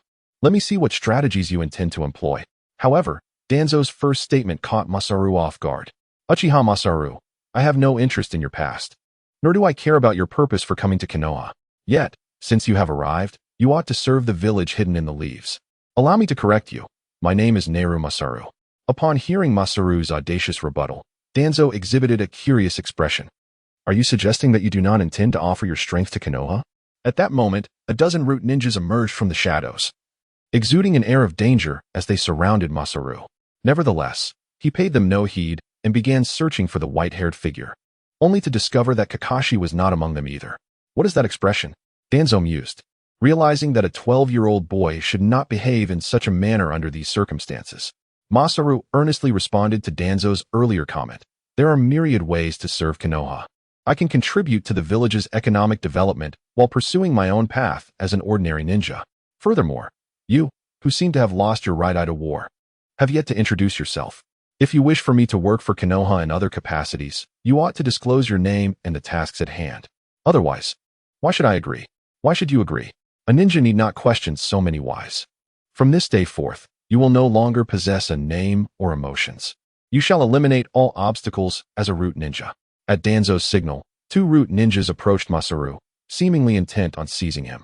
He continued, Your sister will share the same fate. Humph, your parents certainly dared to name you. Upon hearing this, Masaru's gaze sharpened. This man is indeed targeting Izumi. I had intended to avoid conflict, but it seems I can no longer allow him to remain. Despite this, Masaru refrained from launching an immediate attack, as he sought to add a semblance of rationale to his actions. Does the Hokage know of your deeds, senior? Sarutobi? He will soon no longer be Hokage. In fact, he has long ceased to be one. Danzo unabashedly revealed his ambitions, confident in the brainwashing capabilities of his Root. The erasure of self, combined with cursed seal control, could overwhelm even resolute adult ninjas, let alone a child. May I interpret this as an indication that you intend to rebel? Rebel? Preposterous. Before Danzo could finish his sentence, he was met with a pair of extraordinary eyes. Although their owner was merely a 12-year-old boy, the combination of those eyes with Masaru's figure sent a shiver down Danzo's spine. I hope you do not misunderstand. Two blue skeletal arms materialized beside Masaru, seizing the two Root ninjas that had flanked him. The blue half-giant skeleton enveloped Masaru entirely, and to Danzo's astonishment, the figure was swiftly covered by a muscular substance, transforming into a form with 4 arms. Now, I am the one addressing you. Masaru surveyed his surroundings and noted that the Root ninjas exhibited no fear even in the face of Susanoo. This prompted him to recall a phrase from his memories, which he then invoked. Any ninja, when faced with an attack, will feel pain, fear, or reveal a flaw. Yet, these ninjas seem devoid of such sensations. It is evident that this unit possesses unique qualities, but I believe this does not align with the will of fire, nor does it coincide with my values. The will of fire? Such ideals are beyond your comprehension, you wretched Uchiha child. Allow me to personally bury this scourge for Konoha. Wind release, vacuum sphere. After a brief sequence of hand seals, a flurry of rapid breaths surged toward Masaru like bullets, while the surrounding Root ninjas began forming seals to prepare an assault on Susanoo. In response, Masaru deftly commanded Susanoo to conjure 14 interconnected blue magatama. Although I am not well versed in combat, the purity is acceptable. Yasaka's magatama. After launching all the magatama, before Danzo could realize that his jutsu would not prevail, The entire root base was swiftly engulfed in flames. Witnessing this, the root ninjas frantically employed various water and earth techniques to counter the great fire extinguishing technique, while Danzo immediately resorted to an even more powerful vacuum great sphere to contend with the remaining Magatama. However, contrary to the chaotic scene at root, Masaru was focused on chaining his attacks. At that moment, he had teleported to the center of the chaos. Magatama, unite with fire, arrive at midfield. The God Tree's descent cannot utilize Hashirama's flesh. The meteor cannot be summoned without the Rinnegan. Thus, I shall create the true form of Madara. Complete body Susanoo. Unlike the previous ease, this technique demanded considerable effort. As the flames waned, the root ninjas beheld an unimaginable sight. A colossal figure resembling a war god, adorned in armor, with wings sprouting from its back, towering in stature and embodying the very essence of magnificence. This is impossible. How can someone of this age possess such immense chakra? I see now, you are Uchiha Madara himself. Regrettably, your assumption is entirely erroneous. This form is rather significant in its presence, so I intend for you to depart swiftly. As soon as the words left his lips, Masaru commanded Susanoo to stomp toward Danzo's position. Danzo narrowly evaded this assault. Yet the impact of complete body Susanoo's foot striking the ground generated a shockwave comparable to a mid-range earth technique, sending several root ninjas, who had just exhausted considerable chakra to counter the great fire extinguishing technique, flying without a moment's notice. As I have stated, I am Neru Masaru, and nothing more than Neru Masaru. Farewell, traitor, who seeks to disrupt my harmonious existence. Susanoo, twin sword dance of flames. After mapping out the effects of his skills in his mind, his body seemed to instinctively acquire the method of executing this set of attacks, as if guided by an unseen hand. Simultaneously, Sarutobi Hiruzen, who was just about to leave the Hokage building, received urgent news. A blue giant over 100 meters tall? Wait, that location is the root. Hiruzen quickly donned his armor, preparing to assist his old friend, but just as he took a step forward, realization struck him. Wait, that must be Susanoo. Could it be Makoto? In fact, powerful personnel like Makoto from outside villages should have 1 or 2 ninjas assigned for constant monitoring. However, he had previously considered the proximity too risky and, due to recent manpower shortages, had only dispatched his direct umbu to occasionally keep an eye on the area. Upon arriving at Makoto's doorstep in an instant, Hiruzen found Izuna training in the yard, while Makoto's shadow clone observed her. Third Hokage? The shadow clone of Makoto asked. Slightly puzzled. The shadow clone technique creates copies indistinguishable from the original, possessing intellect and the ability to use ninjutsu, making it impossible for even Hiruzen to detect a flaw. Given the urgency of the situation, Hiruzen did not dwell on this, assuming the crisis was unrelated to Makoto. However, considering that Makoto possessed the power of Susanoo, his combat capabilities were undoubtedly formidable. Thus, he addressed Makoto. Makoto, I am assigning you an A-rank mission. Come with me to assist the Umbu Training Division under attack. Understood. The shadow clone of Makoto reacted swiftly, contemplating briefly before creating another shadow clone to stand beside Izuna. I apologize, Hokage-sama, but if there is a significant crisis, I must prioritize protecting Izuna's safety. As for the shadow clone, it was taught to me by Orochimaru-sensei. No, child, I did not intend to blame you. We must hurry. Although the shadow clone would divide his chakra, prioritizing family safety was entirely justifiable, and Hiruzen comprehended this behavior well. Soon, Hiruzen and Makoto's shadow clone joined the ninja forces gathered below the Hokage building. Chapter 21. The death of Danzo, originally a base for Root. The location had now been transformed into a desolate ruin. Shimura Danzo lay on the ground, breathless and no longer exhibiting the arrogance he once had. Seemingly incapable of evading Makoto's next strike, how could such a young child possess such formidable strength? At this moment, Danzo realized that despite the chaos Makoto had caused, he had refrained from delivering finishing blows to the severely injured or unconscious Root ninjas. Is this the mercy of a child who has never tasted blood? He then concocted a plan that might allow him to turn the tables on Makoto, feign surrender to lure him closer, then launch a surprise attack aimed at his eyes. If successful, it would be perfect. If not, in truth, Danzo had a trump card. Although his right eye was indeed injured, it had been replaced with a Sharingan. This eye was not intended for copying jutsu or aiding in conventional genjutsu, but was a consumable for activating the Uchiha clan's forbidden technique, Izanagi. Izanagi, One of the Uchiha clan's ultimate ocular techniques could negate any unfavorable events, including death, occurring within a certain time frame, turning them into mere illusions, while only allowing favorable outcomes to manifest in reality. However, this came at the cost of permanently sacrificing one Sharingan. Yet, there was a problem. Danzo, despite knowing how to activate his Izanagi, had never tested it. Whether it could indeed yield the invincible effect described in the records remained uncertain. And even the activation method was dubious. Perhaps surrendering would guarantee my survival, but Danzo clenched his fists, consumed by an insatiable desire for Makoto's eyes.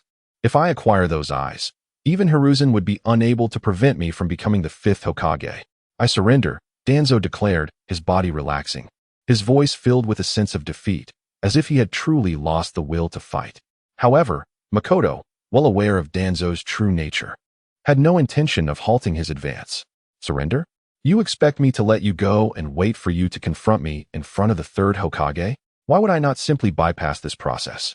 Although Makoto had no desire to kill, eliminating someone like Danzo, who intended to harm him and his sister, posed no moral dilemma for him. He was a time traveler from an era of peace, but he was not naive.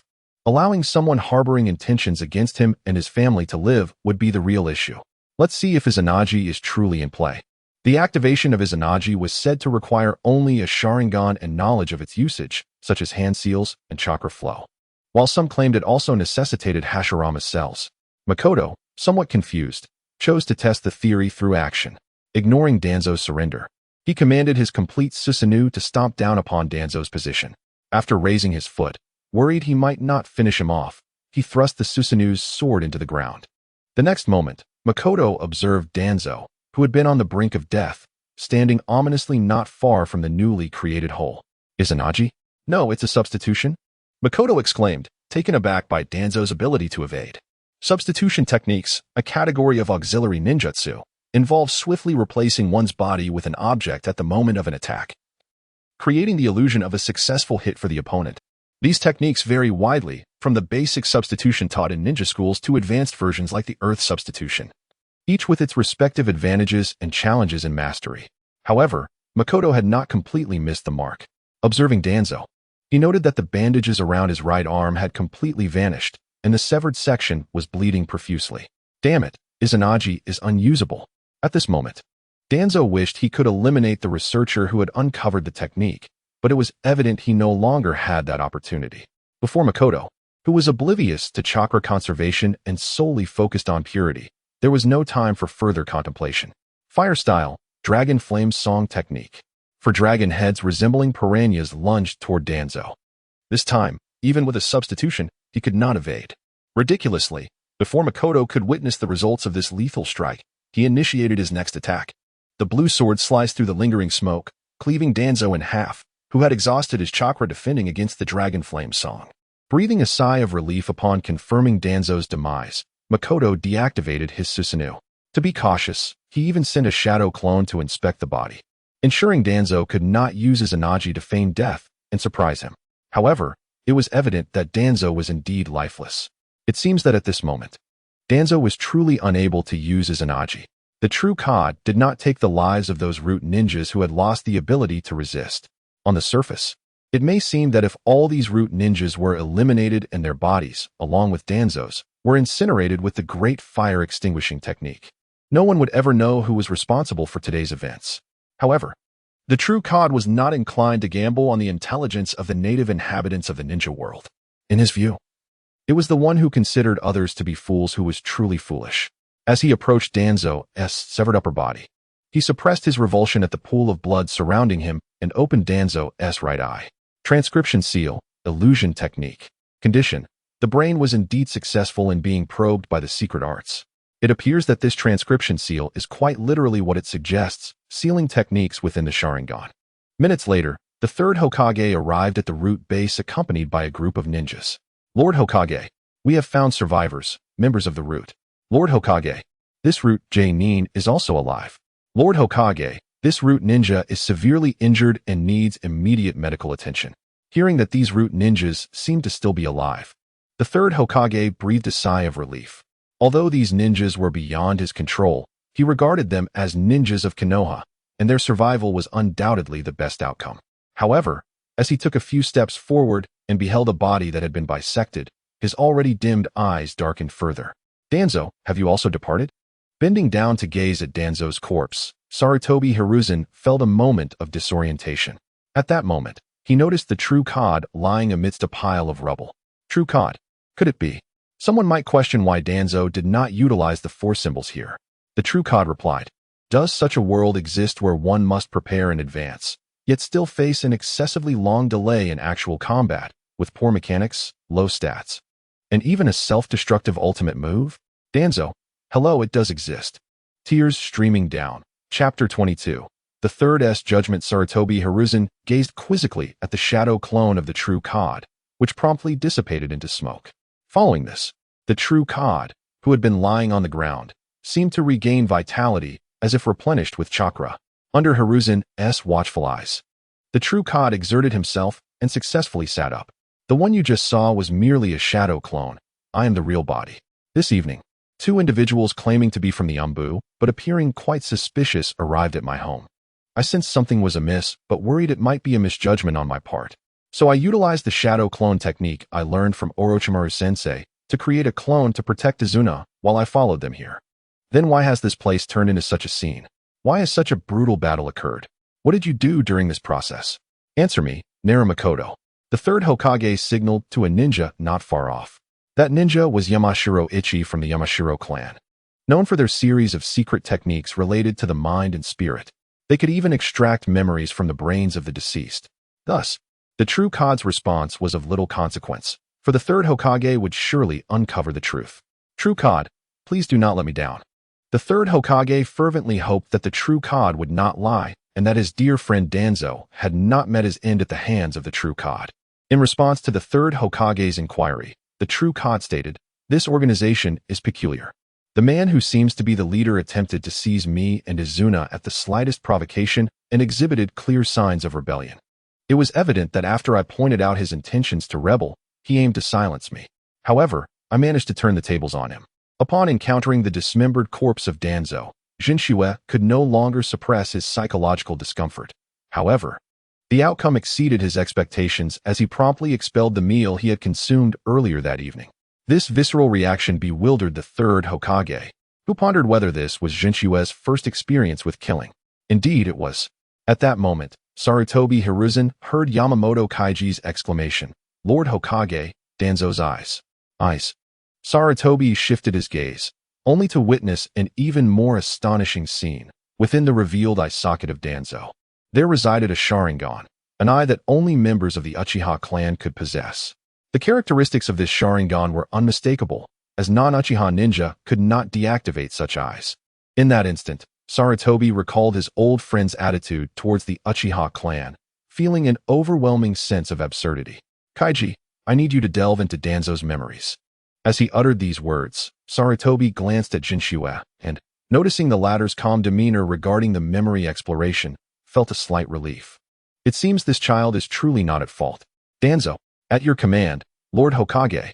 Kaiji immediately began to perform a secret technique, simultaneously triggering Jinshue's transfer seal. To his surprise, this time, as Kaiji initiated the technique to probe Danzo's mind, he received a torrent of images and sounds almost instantly. Sarutobi, he will no longer be Hokage. The Manjiki Sharingan is mine by right. I shall become Hokage at any cost. The memories these images and sounds pointed to were swiftly uncovered in Danzo's mind, as if they were his most fervent obsessions during his lifetime. After a while, Kaiji returned to Sarutobi's side. Lord Hokage, Danzo indeed harbored intentions of a coup d'etat, even contemplating your assassination. The conflict with Neji appears to be intrinsically linked to Danzo's desire to seize Neji's eyes. Sarutobi fell silent, gazing at his old friend's corpse, struggling to fathom how he had descended into such depravity. Upon hearing Kaiji's account of Danzo's significant actions, Sarutobi could no longer contain himself. So that is the truth. I understand. He lifted his gaze to the sky, then turned to Jinshue, saying, You acted correctly. Danzo's roots have become the darkest and most wretched part of Konoha, and must indeed be eradicated. In a certain sense, Jinshue's actions could be likened to being deceived by a swindler in the night, only to overhear a conspiracy aimed at overthrowing all of Konoha during an act of self-defense. Subsequently, When the assailant sought to silence him, Jinchua unleashed a formidable power to turn the tide. Additionally, it was noteworthy that Kaiji specifically mentioned Jinshua's assertion before killing Danzo that the latter did not align with the will of fire. Even in a state of extreme anger, he instinctively measures his actions against the tenets of the will of fire. Sarutobi then made a decisive resolution.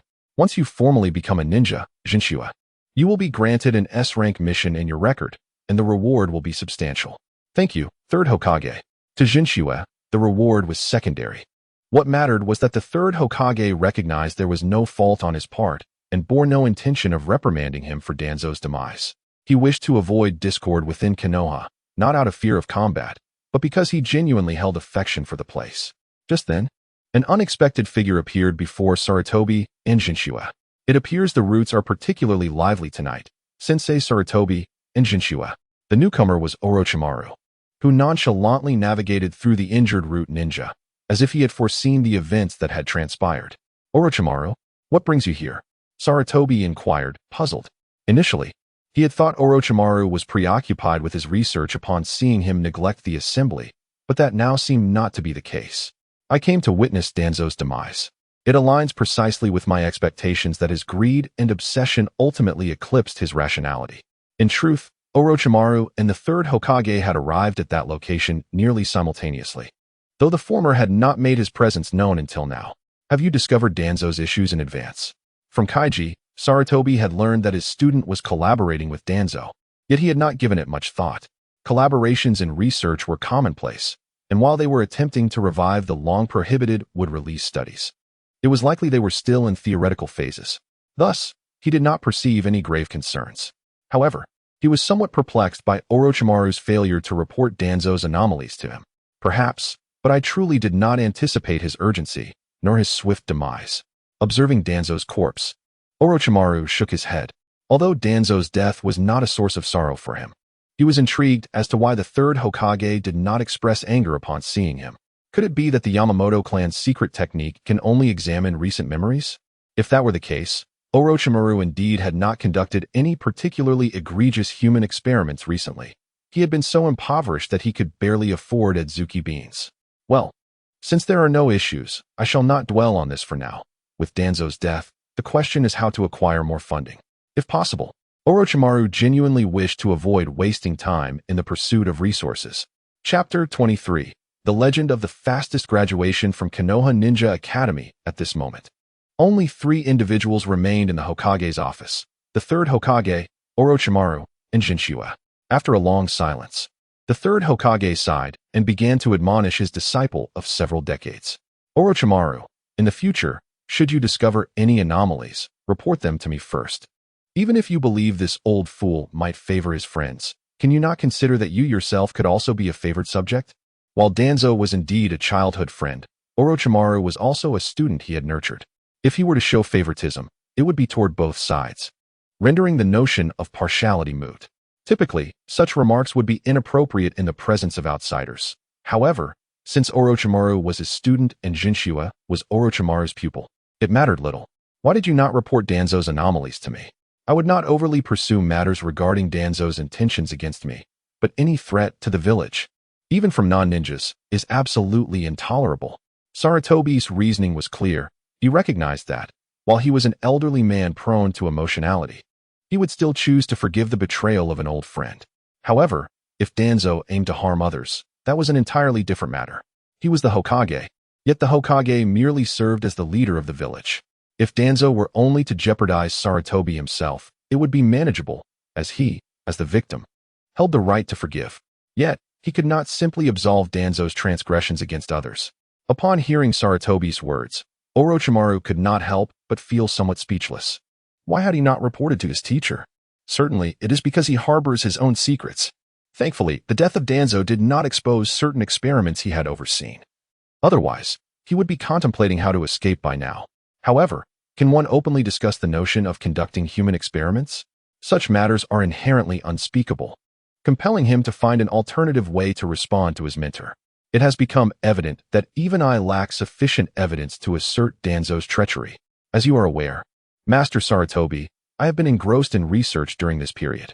Unless absolutely necessary, I have refrained from conversing with Danzo, despite our collaboration. Furthermore, without substantial proof, any report I make would merely serve to heighten your vigilance, Master Sarutobi. Although Orochimaru understands that, even in the absence of solid evidence, should he choose to report, his mentor could dispatch someone to investigate, and with his cooperation, uncovering some clues would be quite feasible. Yet, are such thoughts expressible? Sarutobi Hiruzen fell silent for a moment. Refraining from hasty action in light of insufficient evidence indeed aligns with Orochimaru's character. However, he feels that if Orochimaru were to disclose matters concerning Danzo, it would not be merely to increase caution. Orochimaru, in the future, should you encounter any issues and find your private inquiries unfruitful, come directly to me. The umbu is not merely for display. While I cannot guarantee that we will uncover every misdeed of Danzo, we can certainly trace some leads. You must learn to rely on the strength of your comrades. In Konoha, all ninjas can be your allies. A sound admonition, yet Orochimaru absorbed none of it. Whether the other ninjas of Konoha would become his allies remains uncertain, but with a few more steps in his would-release experiments, those potential allies would undoubtedly turn into his adversaries. As for Zenkatsu, gazing at him, Sarutobi Hiruzen felt a wave of guilt. I sincerely apologize. It is regrettable that you, having placed such trust in Konoha, encountered such unfortunate circumstances. As the third Hokage, I hereby extend my formal apologies to you. Observing the third Hokage engage in traditional gestures of apology, Zenkatsu found himself momentarily at a loss for words. Yet, unlike when he faced Fugaku, he did not attempt to interrupt, for with Danzo's demise, it was only fitting for the third to apologize on his behalf. Whether this apology remained merely verbal or bore some substance was yet to be determined. This is neither Konoha's fault nor yours, esteemed third Hokage. I have personally dealt with the errant Shimura Danzo, so I believe you need not dwell on it so deeply. Ah, Zenkatsu-kun, you are indeed magnanimous.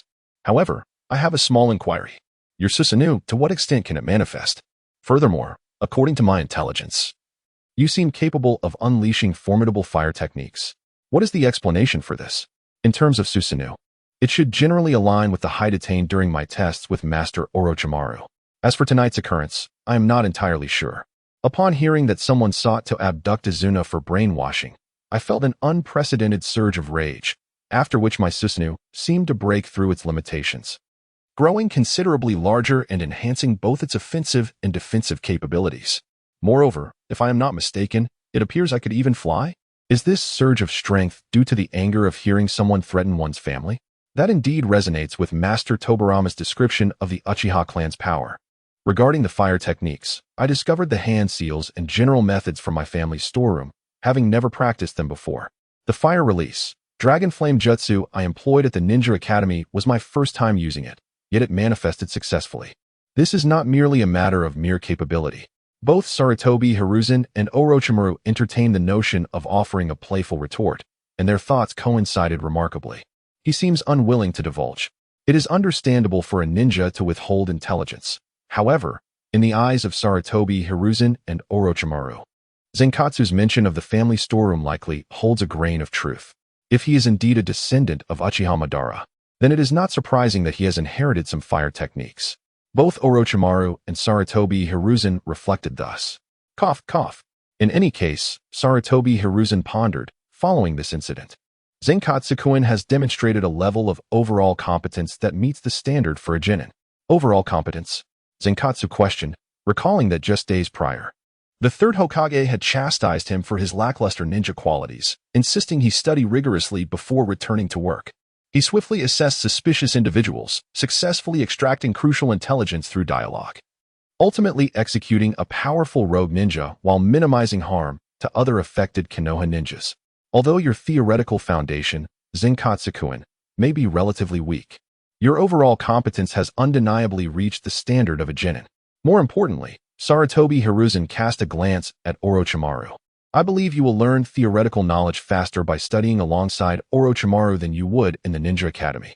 Indeed, upon learning that Orochimaru had taken Zenkatsu as a pupil, Sarutobi Hiruzen had hoped for Zenkatsu to graduate swiftly. As a ninjutsu instructor, he could discern Orochimaru's profound theoretical acumen. Mentoring a student would be a breeze. When Zenkatsu was placed in the Ninja Academy, it was not due to a belief that he lacked the qualifications to be a ninja, but rather Sarutobi's perception that Zenkatsu, as a newcomer, might require time to acclimate to Konoha. He harbored great expectations for Zenkatsu's future, aspiring for him to become a well-rounded ninja. His hopes reached a pinnacle upon learning that his disciple had taken Zenkatsu under his wing. Given the opportunity, he envisioned Zenkatsu fully integrating into Konoha and exhibiting a fervent will of fire, potentially becoming Hokage. And could a Hokage be lacking in ninja theory? Certainly not. However, the third Hokage had not anticipated that his initial assessment of Zenkatsu would coincide with the debacle involving Danzo. Danzo, he mused, never having imagined that his old friend's long-held philosophy of the roots would ultimately warp into a desperate ambition to ascend as Hokage. While reminiscing about Danzo in his youth, Sarutobi Hiruzen couldn't help but feel a twinge of regret for his old friend's demise.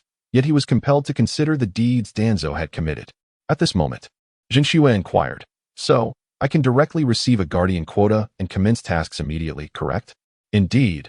However, we must adhere to a superficial procedure," Sarutobi Hiruzen replied, retrieving a document.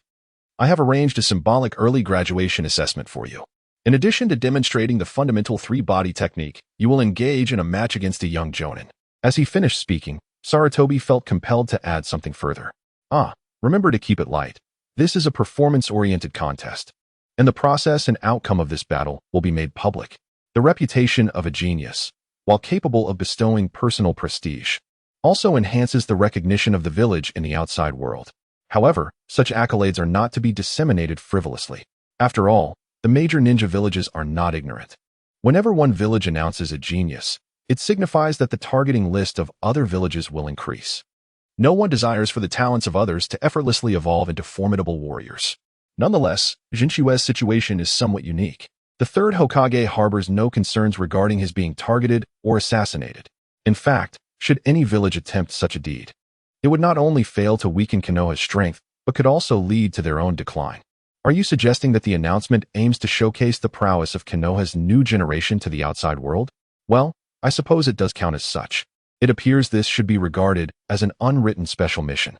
Jinchua stated, "For both my sake and that of this village, I would be more than willing to accept this task. So, when is the specific date for this assessment? After all, this is the place where Azuna and I will reside for the next several years, and this is but a minor matter. You actually comprehend this?" Sarutobi was somewhat taken aback, yet considering Jinchua's prior experience in business before coming to Konoha, he did not dwell on it too long. "The date is set for 7 days from now. By the way, if all goes according to plan, Jinchua-kun, you should become the fastest graduate from the Ninja Academy in Konoha's history. Congratulations." Upon hearing the third Hokage's congratulations, Jinchua felt little sense of reality, however. He placed considerable importance on becoming a genin. Yet, his focus was not on the title itself, but rather, as a genin, my rank will change. And if this system is legitimate, it should offer some rank rewards, right? Although he believed the system was nearly defunct, Jinchua felt it generally still had a framework. With ranks established, it should not lack in rewards, should it? As for the absence of rewards for the previous trainee rank, Jinchua surmised it was likely because the Hokage mobile game's trainee rank inherently offered no rewards. 30 minutes after Jinchua departed from the Hokage building. "What do you intend to do about Root, Lord Sarutobi?" Upon hearing Orochimaru's question, the third Hokage felt a headache coming on. The ninjas from Root had undergone inhumane training under Danzo. Reintegrating them into the original system would indeed present challenges. Although Konoha was in dire need of manpower at this time, the third Hokage hesitated to directly integrate these brainwashed Root ninjas into Konoha's ninja framework. Not to mention their emotional suppression rendered them incapable of fulfilling certain conventional tasks. Their loyalty to Konoha was also questionable. After all, the ideology of Root ninjas was not merely about loyalty to Konoha or to their missions. The most crucial tenet was loyalty to Danzo. Following Danzo's demise, the actions of some deeply brainwashed ninjas within Root were unpredictable. If someone could take command of Root and temporarily restrain them, allowing time to gradually smooth over these issues. The third Hokage cast a meaningful glance at Orochimaru, who understood his implication yet showed no inclination to fulfill his desires. Root was initially established as a training organization for the Umbu. Now that Danzo had completed their training, they could simply join the Umbu. Such a unit should ideally maintain a modest scale. After all, it was merely a matter of dozens of individuals. And this was not something the third Hokage needed to contemplate. Orochimaru promptly turned towards the exit, uninterested in engaging in what he deemed a tedious discussion with his sensei. Had it not been for Jinshue's display of power uplifting his spirits, he would not have spoken so much that evening. However, just as Orochimaru stepped out of the Hokage office, he suddenly heard the third Hokage softly utter a term that piqued his interest: funding. Orochimaru halted in his tracks. I have no intention of reducing the funding for Root. As for how the next leader will reorganize it, I shall not meddle. Whether it transforms into a research-oriented department or a large training facility is inconsequential, as long as it continues to generate value for Konoha. Indeed, this was an offer difficult to refuse. Orochimaru discreetly licked his lips. Of course, research on wood release and the first Hokage cells is strictly prohibited. I hope you can focus on more accessible subjects suitable for exposure to sunlight. If so, I would not mind allocating additional research funds for you. Such matters were of little concern. What I am currently eager to research is the topic of Susanoo. Chapter 24. Ample research funding upon returning to what could be considered his residence. Orochimaru picked up a book he had previously dismissed as the nonsensical ramblings of a mediocre author regarding Uchiha Madara. The content of the book suggested that following the earth-shattering battle at the Valley of the End against Senju Hashirama, Uchiha Madara did not perish as widely believed, but rather quietly departed from the tumult of the ninja world, seeking refuge in a remote village inhabited by ordinary people. Here, Madara assumed the guise of a humble carpenter, shedding the imposing aura of a peak ninja and embarking on a little-known life as an ordinary man. From the perspective of an unofficial history, this book indeed seemed quite outrageous. However, after setting aside the book, Orochimaru began to ponder. Uchiha Madara is the strongest ninja of the Uchiha clan. The Uchiha clan possesses the forbidden technique Izanagi, which allows them to evade death. Despite a significant misunderstanding of ninjas, he awakened the Mangekyou Sharingan and exhibited formidable fire release abilities as a foreign youth. The more he contemplated, the more Orochimaru found the claims of this unofficial history plausible. As the mightiest of the Uchiha clan, Madara would undoubtedly possess Izanagi, suggesting that his chances of survival after that battle are not negligible. If the Uchiha siblings are indeed descendants of Madara, then perhaps the accounts in this unofficial history bear considerable credibility. Just then, a strange electronic voice interrupted Orochimaru's thoughts. Do you wish to comprehend the true meaning of life? Do you seek a more convenient way to explore the truths of the world? Huh? Orochimaru was certain he was not hallucinating. After confirming, he was also fairly confident he had not been caught in a genjutsu. How intriguing. Suddenly, a document resembling a contract floated into Orochimaru's hands. Within the vast realm of the ninja world, any experimentation conducted by the ninja Orochimaru would ultimately see its funding slashed by 90 in various ways. The signature line read, "The ninja world will forever be replete with intriguing elements." Setting aside the document's contents, the mere existence of this paper ignited a fervent desire for research within Orochimaru. He unsheathed the Kusanagi sword and plunged it into the suspicious paper, which tore apart as if it were an ordinary sheet. However, upon retracting the sword, he noticed that the words on the torn paper had undergone a slight transformation. Specifically, the portion detailing the funding reduction had diminished from 90 to 70. Oh, has it become agitated? This is quite remarkable. It seems there is indeed someone manipulating events from behind the scenes. Could it be that entities akin to the legendary Sage of Six Paths truly exist in this world? Perhaps what are termed myths are, in fact, tangible realities. Given this, why not sign this contract or covenant in a manner befitting a work of fantasy? Orochimaru bit his finger and pressed his handprint on the designated signature line of the document. In the next instant, the paper shimmered with a white light and vanished after several seconds. Despite the rapidity of this occurrence, Orochimaru discerned yet another transformation in the contract's content. The funding reduction percentage reverted from 70 back to 90. Since such phenomena exist, does this imply? At that moment, a glimmer of brilliance sparkled in Orochimaru's slitted eyes. The possibilities of immortality and even attaining an existence akin to the Sage of Six Paths began to seem attainable. Meanwhile, Uchiha Fugaku found himself unable to sleep. As the clan leader of the Uchiha, he frequently encountered clan members whose personalities developed in various directions. After interacting with a clansman, he often seized the opportunity to reflect upon their traits and desires, facilitating future exchanges. Naiwan Makoto, this young man exhibited clear impatience after I repeatedly mentioned his lineage from Uchiha Madara. This outcome presents two possibilities. Either he is not truly a descendant of Uchiha Madara, or he harbors dissatisfaction towards his ancestor. Whether Makoto was indeed a descendant of Uchiha Madara was now an enigma Fugaku felt he could no longer unravel. Coupled with Makoto's Sharingan and Susanoo, Fugaku leaned toward the latter possibility. Moreover, his willingness to engage in conversation with Itachi suggests he may not harbor animosity toward the Uchiha clan. Yes, that must be it. Fugaku did not entertain the possibility that Makoto failed to recognize Itachi as a member of the Uchiha clan, as the clan's emblem was prominently displayed on their attire when operating outside the clan's territory.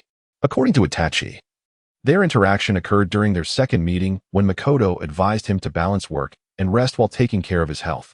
Under such circumstances, even if Itachi did not disclose his name, it was improbable that Makoto would overlook the clan emblem on Itachi's back. Thus, Fugaku entirely dismissed this line of thought, further validating another of his hypotheses. If only we could integrate him into the Uchiha clan. It has been far too long since we have seen a composed ninja with exceptional talent. Although Shisui is commendable, he comes across as somewhat too naive. Speaking of which, Itachi and that girl from the Naiwan family are classmates. If Itachi could convey goodwill through Makoto's sister, it would be a splendid approach. However, Itachi seems not to excel in social interactions. Perhaps we should take things one step at a time.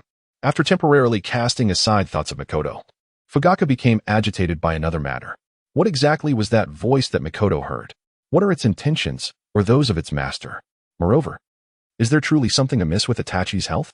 Initially calmed by his eldest son Itachi's talents, Fugaku's mood soured upon contemplating potential health issues. Come to think of it, Makoto did advise Itachi to watch his health. Could there be a connection between that mysterious voice and Makoto? Is it possible that the voice is, in fact, Makoto himself? Although Makoto should have remained within my line of sight during that period, the powers of the Sharingan cannot be judged by ordinary standards. But how can this be verified? Fugaku sighed inwardly. Regardless, it would be prudent to take Itachi to the Konoha hospital. Let there be no real issues.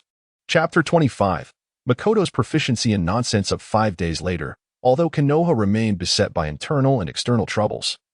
The recent rumors regarding Makoto had provided the villagers with ample fodder for conversation during their tea and meals. Have you heard? A genius surpassing Kakashi Hitaki is set to graduate early from the Ninja Academy. Do you know how many days he spent at the academy? Just 9. If he graduates smoothly in 2 days, that means his total time at the academy will only be 9 days. What? You haven't even heard the crucial news? Don't you know that the Naiwan is actually a disciple of Lord Orochimaru? Who knows how many years he trained under Lord Orochimaru? The title of genius is probably just a tale for outsiders. A disciple of Lord Orochimaru? That can't be right. Wasn't it said that the Naiwan is from outside the village? From outside the village? Does living outside hinder him from being Lord Orochimaru's disciple? Perhaps Lord Orochimaru discovered a talented ninja while on a mission and decided to train him for a while before bringing him back to the village. However, the title of genius doesn't seem unfounded. Didn't he unleash a B-rank fire technique while at the academy? Such techniques typically require a jonin to master. Hiss. That's impressive. It seems he indeed possesses some remarkable abilities. But surpassing Kakashi Hitaki? Given their similar ages, isn't Kakashi already a jonin?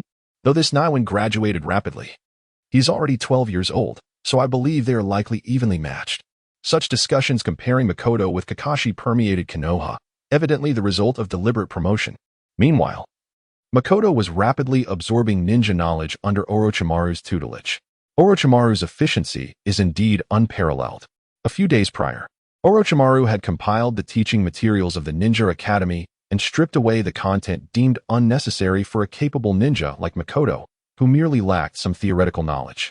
Subsequently, Orochimaru presented Makoto with a set of exam questions based on the filtered knowledge points, and spent an entire evening refining Makoto's learning content according to the examination results. I feel that I could complete this in less than 3 months. What is this? 100 days of intensive preparation for the Jonin exam? Though the Nin exams are still a week away, Jinshua seemed to disregard the other criteria for ninja promotion beyond the written test. His strength was not a concern, and the Nin he would face in 2 days hardly occupied his thoughts. As for his credentials, he had already completed an S-rank mission before even graduating, which could be likened to publishing a paper in an international research journal while still in high school, garnering significant attention. At that moment, a figure clad in a green vest entered the room. Orochimaru had arrived. Although Jinchue did not feel that his relationship with Orochimaru reached the depths of the legendary bonds between the third Hokage and Orochimaru or Jiraiya and Minato, he still regarded Orochimaru as a teacher, uttering the title teacher Orochimaru without hesitation. It's certainly more comfortable than calling him Lord Orochimaru, he thought. Having lived in the ninja world for several years, yet still finding the habit of addressing everyone as Lord quite unappealing. Jinchue-kun, I have encountered a dilemma and hope you can assist me, Orochimaru began. A flicker of confusion crossed Jinshue's face. What problem could a theoretical invalid like me possibly solve? Is Orochimaru perhaps seeking to involve me in an experiment? However, Jinchue was unprepared for Orochimaru to bring up a matter he had nearly forgotten. The Yamashiro clan possesses a secret technique that allows them to delve into others' memories, even retrieving fragments from their childhood if necessary. They have an exceptional method of filtering out superfluous details to extract crucial information. Yet, Orochimaru noted that a certain Nin from the Yamashiro clan had seemingly overlooked many vital pieces of information while probing Danzo's memories, which was inconsistent with the clan's generally esteemed proficiency. Upon investigating the Yamashiro clan's secret techniques, Orochimaru found it unacceptable that Hachi Yamashiro had failed to uncover Danzo's involvement in human experimentation, despite the last such experiment having occurred a considerable time ago. He surmised 3 potential reasons. First, the information regarding Orochimaru was not deemed critical in Danzo's mind. Second, the Nin, being a descendant of the Yamashiro clan, lacked the requisite skill. Third, someone may have interfered with the Nin's assessment. After much contemplation, Orochimaru concluded that only Jinchue seemed to possess both the opportunity and motive to execute such interference. Well, I might as well seek Orochimaru's assistance in numerous matters going forward. This is hardly a significant issue, merely a means of strengthening our connection, he mused. It was indeed my doing. That individual appears to hold a high status within the Leaf Village, and I feared that the third Hokage would punish me for killing him. So I employed Jinjutsu to manipulate Danzo's mind, Jinchue explained, opting to keep the nature of the rewriting seal undisclosed. Jinjutsu? Just a Jinjutsu? Orochimaru responded, somewhat skeptical. He found it hard to believe that Jinchue could cast Jinjutsu in front of the third Hokage without being detected. It is indeed Jinjutsu, based on the formidable power of these eyes. While the crux lies in the rewriting seal, it was ultimately the Jinjutsu that executed the task of guiding Hachi Yamashiro's investigation into Danzo's memories. How enviable it is to possess such eyes. By the way, when did you acquire them, Jinchue-kun? Upon hearing Orochimaru's inquiry, Jinchue raised 2 fingers, playfully reminding him that this counted as the second question. Orochimaru chuckled, acknowledging his oversight, though he bore no ill will towards Jinchue for not answering his question. After all, Jinchue had been of great assistance. However, I can answer another question of yours. Orochimaru continued. Oh, please, enlighten me. Orochimaru listened intently as Jinchue began recounting his tale. 6 years ago, my parents passed away, and my eyes began to undergo strange transformations. During that time, I could barely open them due to the pain, and on occasion, while enduring the agony, I caught a glimpse of a red hue in the mirror. I am certain that the patterns in my eyes then were quite different from what they are now, perhaps resembling the Sharingan of the Uchiha clan. That sounds like the process of awakening the Sharingan. The death of your parents triggering its emergence seems quite reasonable, Orochimaru contemplated. The transformation into the current pattern occurred approximately a year and a half ago, though at that time, my eyes were still unstable and could not be maintained for long periods. This situation persisted until quite recently. Ah, I see. It was only after your Meijiki Sharingan stabilized that you felt confident enough to come to Konoha. That aligns with your demeanor, which is notably more composed than that of your peers, Orochimaru remarked. That is about the gist of it. Beyond this, I am unsure how to elaborate. Understood. I greatly appreciate your insights, Jinchue-kun. Orochimaru's gratitude was not mere formality, as it was accompanied by a tangible token of appreciation, a ninjutsu scroll. What is this? Jinchue inquired as he accepted the scroll without immediately unfurling it. It contains some techniques that may prove useful to you, Orochimaru replied. Useful ninjutsu? Specifically? Naturally. It is intended for your performance in 2 days. Performance? Jinshue's interest waned instantly, yet he still opened the scroll, revealing the technique Fire Release, Flame Meteor. What kind of technique is this? I've never heard of it. This technique, originating from the Sarutobi clan, allows the user to continuously expel small fireballs at their enemies. It is categorized as a C-rank technique and is somewhat akin to the fire release Dragon Flame Song you previously employed, albeit a lesser technique. Jinchua, perplexed, questioned the rationale behind learning a simpler technique after having already mastered a more complex one. Orochimaru, perceiving Jinshua's thoughts, explained, information is vital for ninjas. Unless absolutely necessary, one should avoid revealing their trump cards. Thus, during your performance, it is prudent to keep your capabilities under wraps. That does seem reasonable, Jinchua conceded. Is Orochimaru actually showing concern for me? Though aware of Orochimaru's adeptness at winning people's favor, he had not anticipated such genuine care. Or perhaps, this period finds Orochimaru less tainted than in later years? I recall him rushing to intervene when witnessing children engage in perilous training. Orochimaru continued, within that scroll, there are also 9 other C-rank ninjutsu. You may devise your performance plan according to your preferences. Upon hearing of the 9 C-rank ninjutsu, Jinchua felt a flicker of doubt. Aren't we supposed to verify elemental affinities with chakra paper before dispensing ninjutsu? However, he soon realized that it was entirely unnecessary, as the remaining 9 types of ninjutsu were all fire-based. In fact, half of them were techniques that he, as the template himself, Uchiha Madara, had already mastered. Furthermore, Jinchua believed that if it weren't for the fact that some of these fire techniques were somewhat unconventional and not very effective in battle, he might not need to practice any of them at all. After all, Madara would likely already know them all. The 10 types of C-rank fire techniques included various forms of release such as fireball, fire spark, fire line, and fire ring. Clearly, these were intentionally selected teaching techniques by Orochimaru, not merely tailored for the upcoming exhibition-like battle in 2 days. Oh, Jinchua-kun has never tested his chakra before? That is indeed my oversight. Because Jinchua had never reported his chakra attribute, Orochimaru unconsciously assumed that the other party could only utilize or was solely proficient in fire techniques.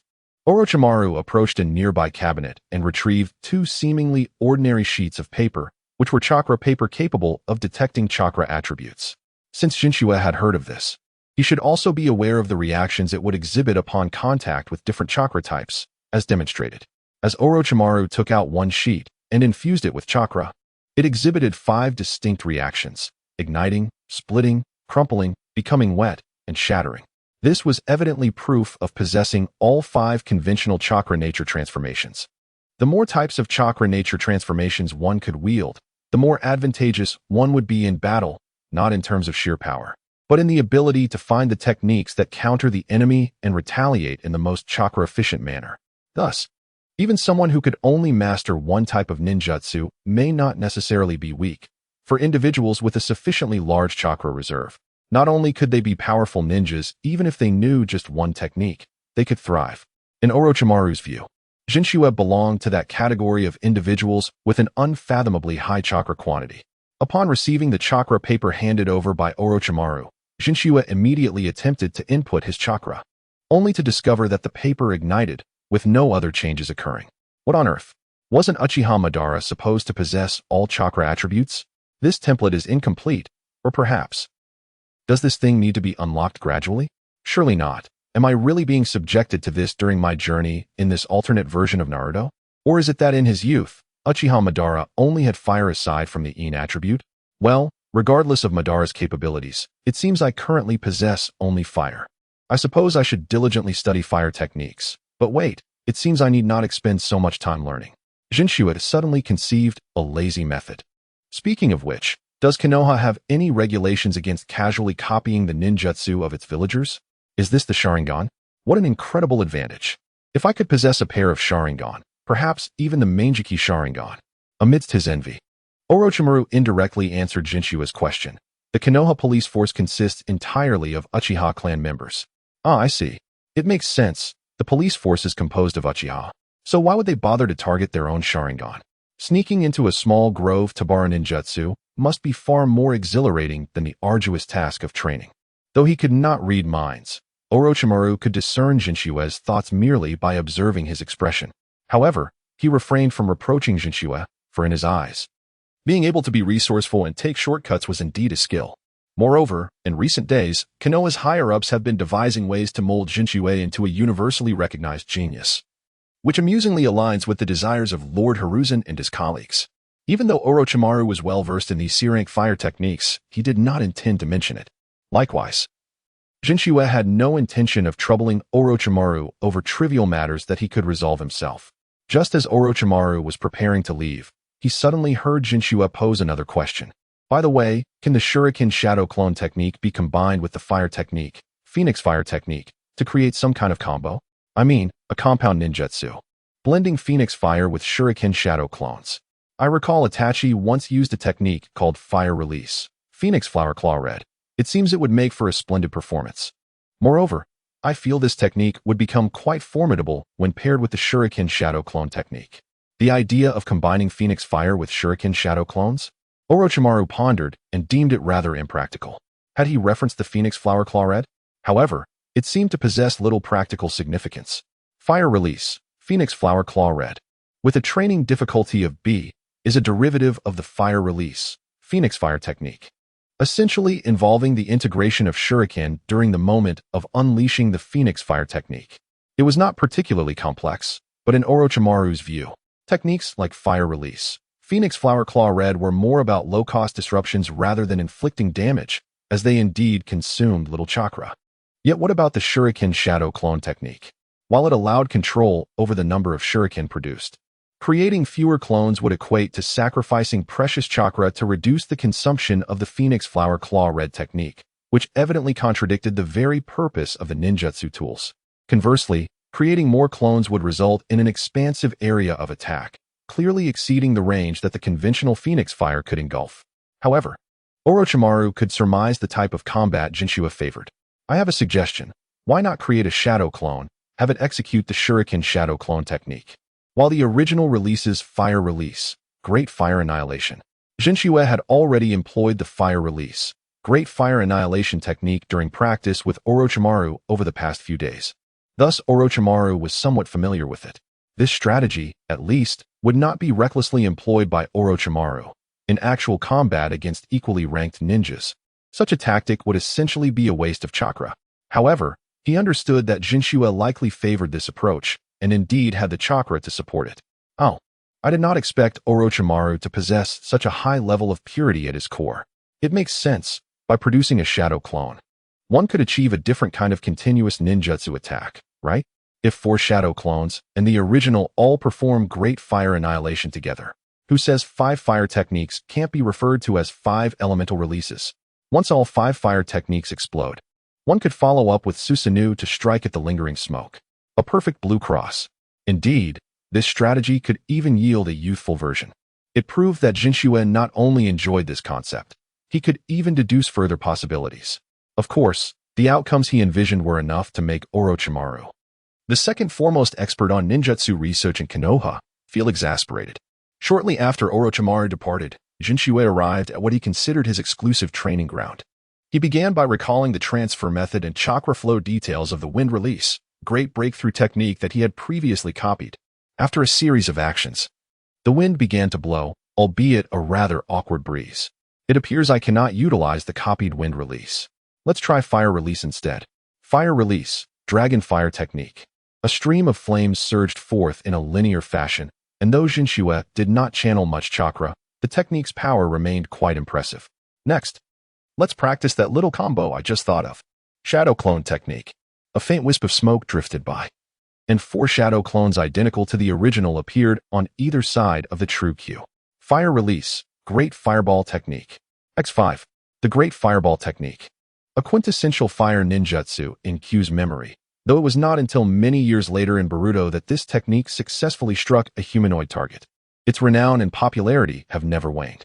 This ninjutsu is one of the 10 fire techniques bestowed by Orochimaru, and since it was inherently part of Madara's template, Q did not need to train or copy anyone, as 5 fireballs detonated upon contact with a humanoid target. Q swiftly dispelled the 4 shadow clones and immediately summoned the ribcage and skeletal arms of his initial form. However, this time, Q's skeletal arm held an additional sword. Simultaneously, Q charged forward, clad in his skeletal form, and with great speed, he slashed at the void where the destroyed target had been. A bit slow, and it appears I exerted too much effort. I should practice more, he mused. Afternoon. Q was perched atop a large tree at the Konoha hospital. his left hand raised in a manner that suggested considerable frustration. It seems the sage art cannot be copied after all, he sighed. Although he had long suspected the absence of yang chakra within himself, the benefits of the sage art had compelled him to visit the Konoha hospital to see if he could replicate it. However, it was now evident that he had failed. How vexing. Even though he could still utilize the Sharingan's ability to discern chakra flow, Hugh had hoped to exploit ninjutsu for free. At that moment, he caught sight of a father and son duo, Uchiha Fugaku and Uchiha Itachi, through a nearby window. What brings them to the hospital? Could it be that my casual suggestion a few days ago prompted them to bring their son in for a checkup? Regardless, it has little to do with me. I shall head to a busier training ground, or perhaps take a stroll through the Uchiha or Sarutobi clan territories. If one were to seek to pilfer fire techniques, the Uchiha and Sarutobi clans would be the prime targets, as the entirety of Konoha and the ninja world looked to these two families for fire techniques. However, Hugh doubted he would find many fire techniques among the Uchiha that he did not already possess. Meanwhile, Uchiha Fugaku anxiously awaited the doctor's report on Itachi's examination. Initially, Fugaku intended for his wife, Makoto, to accompany their eldest son for the checkup, but upon considering the situation with their younger son, Sasuke, he decided it best for Makoto to remain at home to care for the younger child. Itachi's feelings were equally complex. While he was pleased that his father had taken time from his busy schedule to accompany him, he also harbored concerns about his health and future prospects. Most importantly, he pondered, if there is indeed something seriously wrong with my health, will I miss witnessing Sasuke grow up? After a considerable wait, the doctor finally delivered the verdict. Uchiha Itachi, status, healthy. Overall, it appeared that this young man named Itachi was not afflicted by any significant illness, or perhaps it was something we could not detect. Are there any hereditary diseases within the Uchiha clan?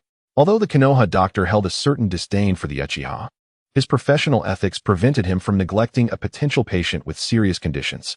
Hereditary diseases? Fugaku was momentarily perplexed. If one were to speak of hereditary illnesses, would depression and mania count? It seems our Uchiha clan is particularly prone to such ailments. Of course, Fugaku would not casually voice such matters that could tarnish his family's reputation. Father? At the sound of Itachi's voice, Fugaku snapped back to reality. Then let us return home. Itachi, it appears, at least for now, there is nothing to worry about. Very well, father. Subsequently, the father and son bid farewell to the doctor and departed from Konoha Hospital. Chapter 27, Jiraiya. A marvel. Near a bathhouse in Konoha, a white-haired man adorned with a headband inscribed with the character for oil was peering through a telescope towards the bathhouse, exhibiting an eccentric demeanor.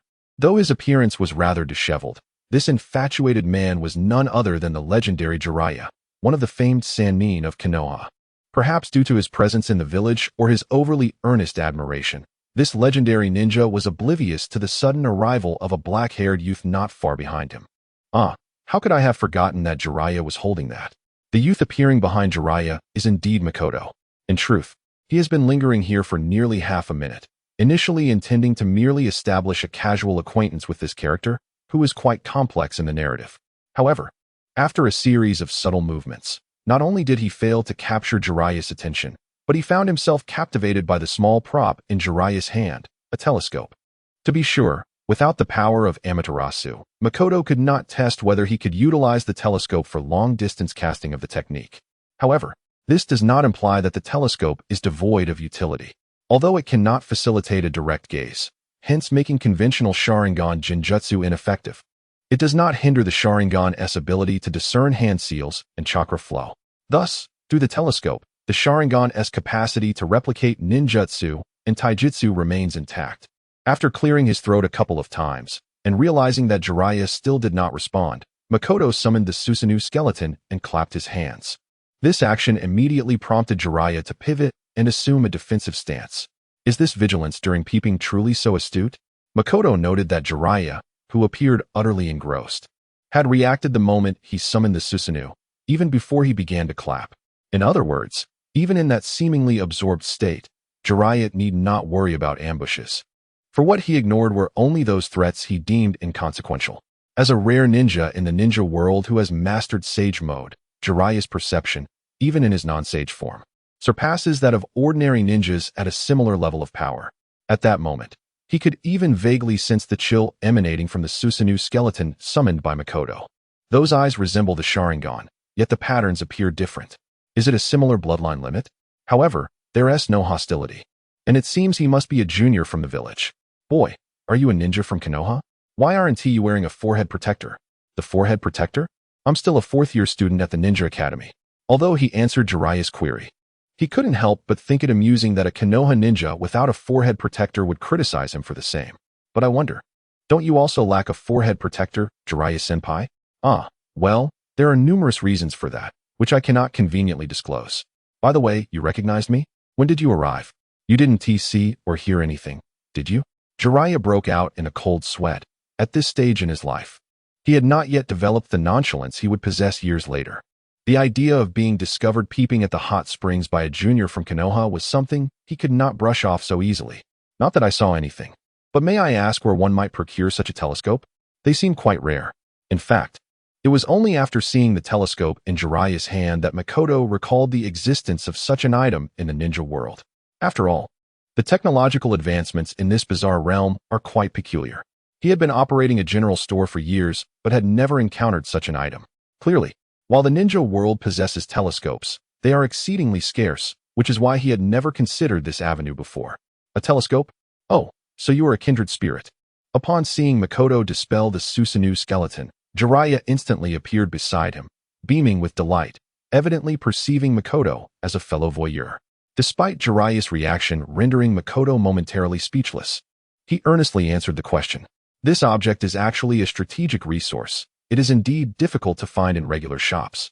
And most ninja tool stores do not carry it either since it is not classified as a ninja tool. However, you might check this address. Jiraiya retrieved a pen and paper from his pocket, preparing to jot down the address. Yet, upon attempting to write, he realized the pen was devoid of ink. This minor inconvenience, however, did not deter him. He simply raised a finger and pressed it onto the paper. What is this? Makoto instinctively activated his Sharingan to replicate the action. Indeed, it is a technique, though it seems unconventional. Oh, young man. Do your eyes possess the ability to copy ninjutsu as well? Jiraiya, noticing the change in Makoto's gaze, was intrigued but appeared unconcerned about the act of learning in front of him. I apologize, Jiraiya-senpai. It was instinctive. Just as Makoto was about to shut his Sharingan, Jiraiya waved his hand dismissively. No worries, no worries. If this can be classified as a ninjutsu, it should only be a C-rank technique. When inspiration strikes and I need to jot it down but lack ink, I use it as a substitute for a pen. Moreover, this technique has an advanced application. Tearing off the page with the address, Jiraiya handed it to Makoto with a grin, then, under Makoto's watchful gaze, formed several hand seals and once again pressed his finger onto a piece of paper, which swiftly transformed into a sketch of a bathing beauty. This technique is one of my secrets, but if you share it with others, be sure not to mention that I taught you. Jiraiya tossed the small notebook to Makoto, seemingly eager for him to practice in real time. Impressive. Truly, you are the most talented writer in the ninja world. After receiving the small notebook, Makoto expressed genuine admiration. Although this technique bore no destructive capacity, its practicality was evident. In his understanding, Jiraiya was indeed a renowned bestseller author in the ninja world. Even though he had never read any of his works, he sincerely doubted that the ninja world's literature could reach the level of sophistication he experienced in his previous life. However, he had misjudged once again. In fact, the book that would become a bestseller in the ninja world, The Tale of the Utmost Paradise, had yet to be published. The most talented writer? My books hardly qualify as bestsellers. Although I have confidence in my new work, I have only discussed it with Sarutobi-sensei and Orochimaru. Jiraiya fell into contemplation, suddenly realizing a possibility. Wait a moment. Boy, do you have any connection to Orochimaru or the third Hokage? Makoto had no intention of concealing the truth. Rather, you welcomed the opportunity to forge a connection. Orochimaru is my teacher. As for the third Hokage, the place I currently reside was pointed out to me by him. If it weren't for his assistance, my sister and I likely could not afford to live so close to the Hokage building. Now I understand why you are so studious. It turns out you are a student of Orochimaru, which explains everything. Jiraiya's expression transformed into one of realization. As someone who had been overshadowed by Orochimaru's intellect since childhood, he was well aware of Orochimaru's relentless pursuit of ninjutsu. Back in the day, Orochimaru had covertly studied A-rank techniques even before his own teacher, Sarutobi Hiruzen, had begun instruction. However, it seems your interests align more closely with mine. And since your master refers to me as the most talented writer, it appears you have been secretly reading my published works and praising me. Truly, you are the best friend of Jiraiya. Evidently, Jiraiya had misunderstood the situation. At this moment, the true Cod finally completed the practice of this unnamed technique, which was either a ninjutsu or a sealing technique, and submitted her assignment. Oh, let me see if this is your ideal type. No, this seems rather too small. Does it not? The image in Jiraiya's notebook depicted a girl with distinctly messy hair, her face exquisitely crafted but notably lacking in fullness in the chest area. It was abundantly clear to the true Cod what Jiraiya meant by small, and she, abandoning her usual composed demeanor, became quite animated.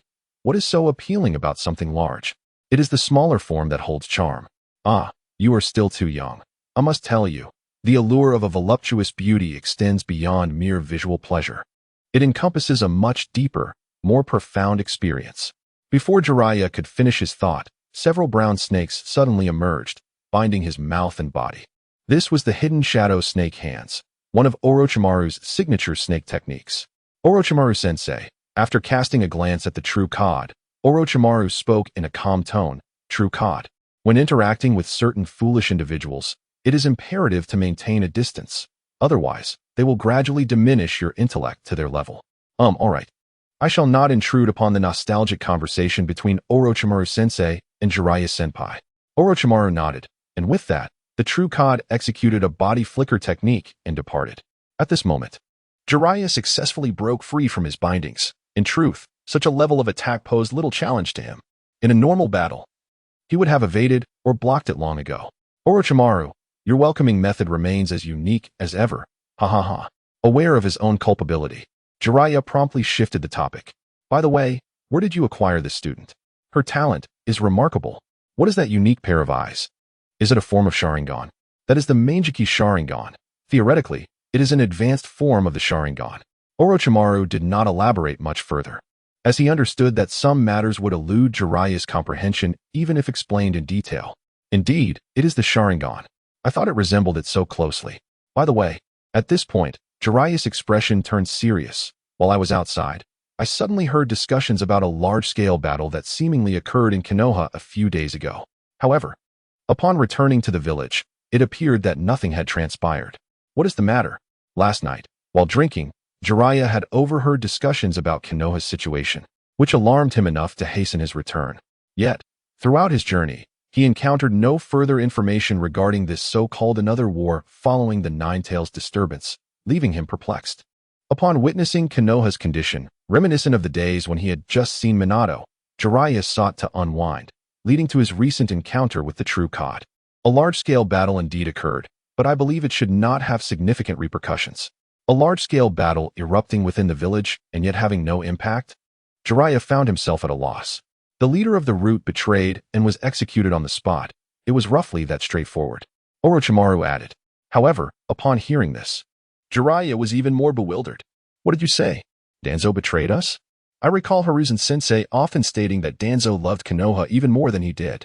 That was merely his self-delusion. Orochimaru chuckled. People can change. Additionally, you were just discovered by Hiruzen-sensei. In truth, Orochimaru had intended to discuss funding matters with the third Hokage, but upon arriving, he found his teacher preparing to use the telescope technique. Coincidentally, when the third Hokage opened it, he spotted Jiraiya and promptly sent Orochimaru to summon him. What?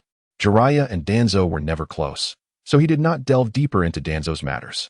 However, upon hearing that he had been discovered by the third Hokage, he immediately felt a sense of panic, not out of fear that his teacher might again wish to appoint him as Hokage, but rather because to this day, Jiraiya had yet to absolve himself of the guilt regarding Minato. Although Minato's death bore no relation to Jiraiya, he felt a profound sense of failure as a mentor for not being present when his disciple needed assistance. The burden of the third Hokage's current exhaustion stemmed from the loss of his student, Minato, the fourth Hokage, thus leaving Jiraiya too apprehensive to face the third Hokage. I think I shall pass.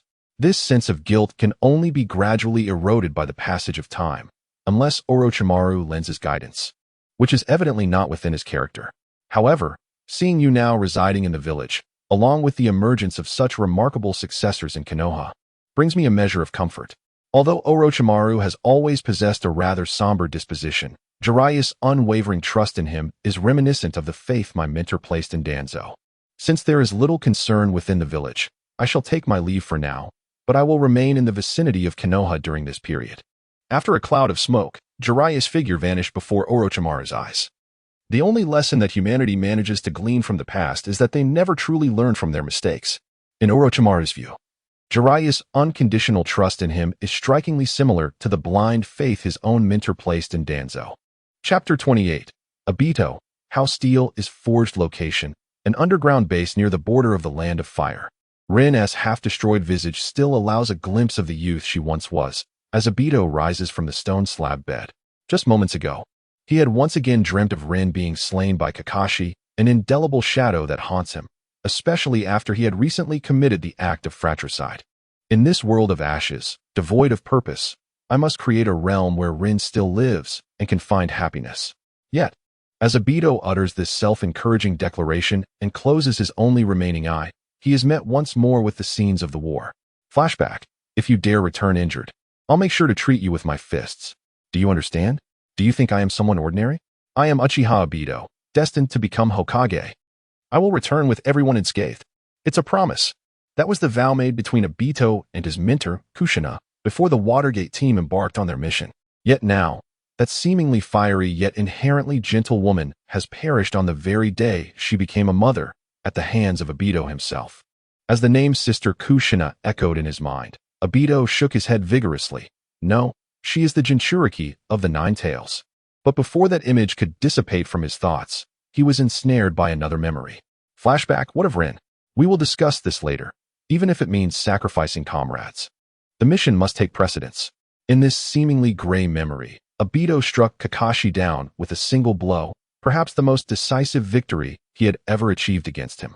Perhaps even the only time he had truly won. Yes, those who defy the rules and ironclad laws of the ninja world are labeled as worthless. Yet, those who fail to value their comrades are even less than worthless. As he recalled Kakashi, the companion with whom he had shared years, and the one responsible for Rin's death, Obito's emotions became overwhelmingly complex.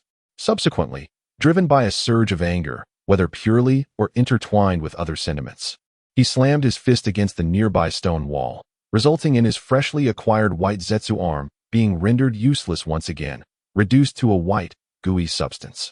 At that moment, a being, entirely cloaked in white and vaguely resembling a humanoid form, suddenly emerged from the ground. Has it broken again?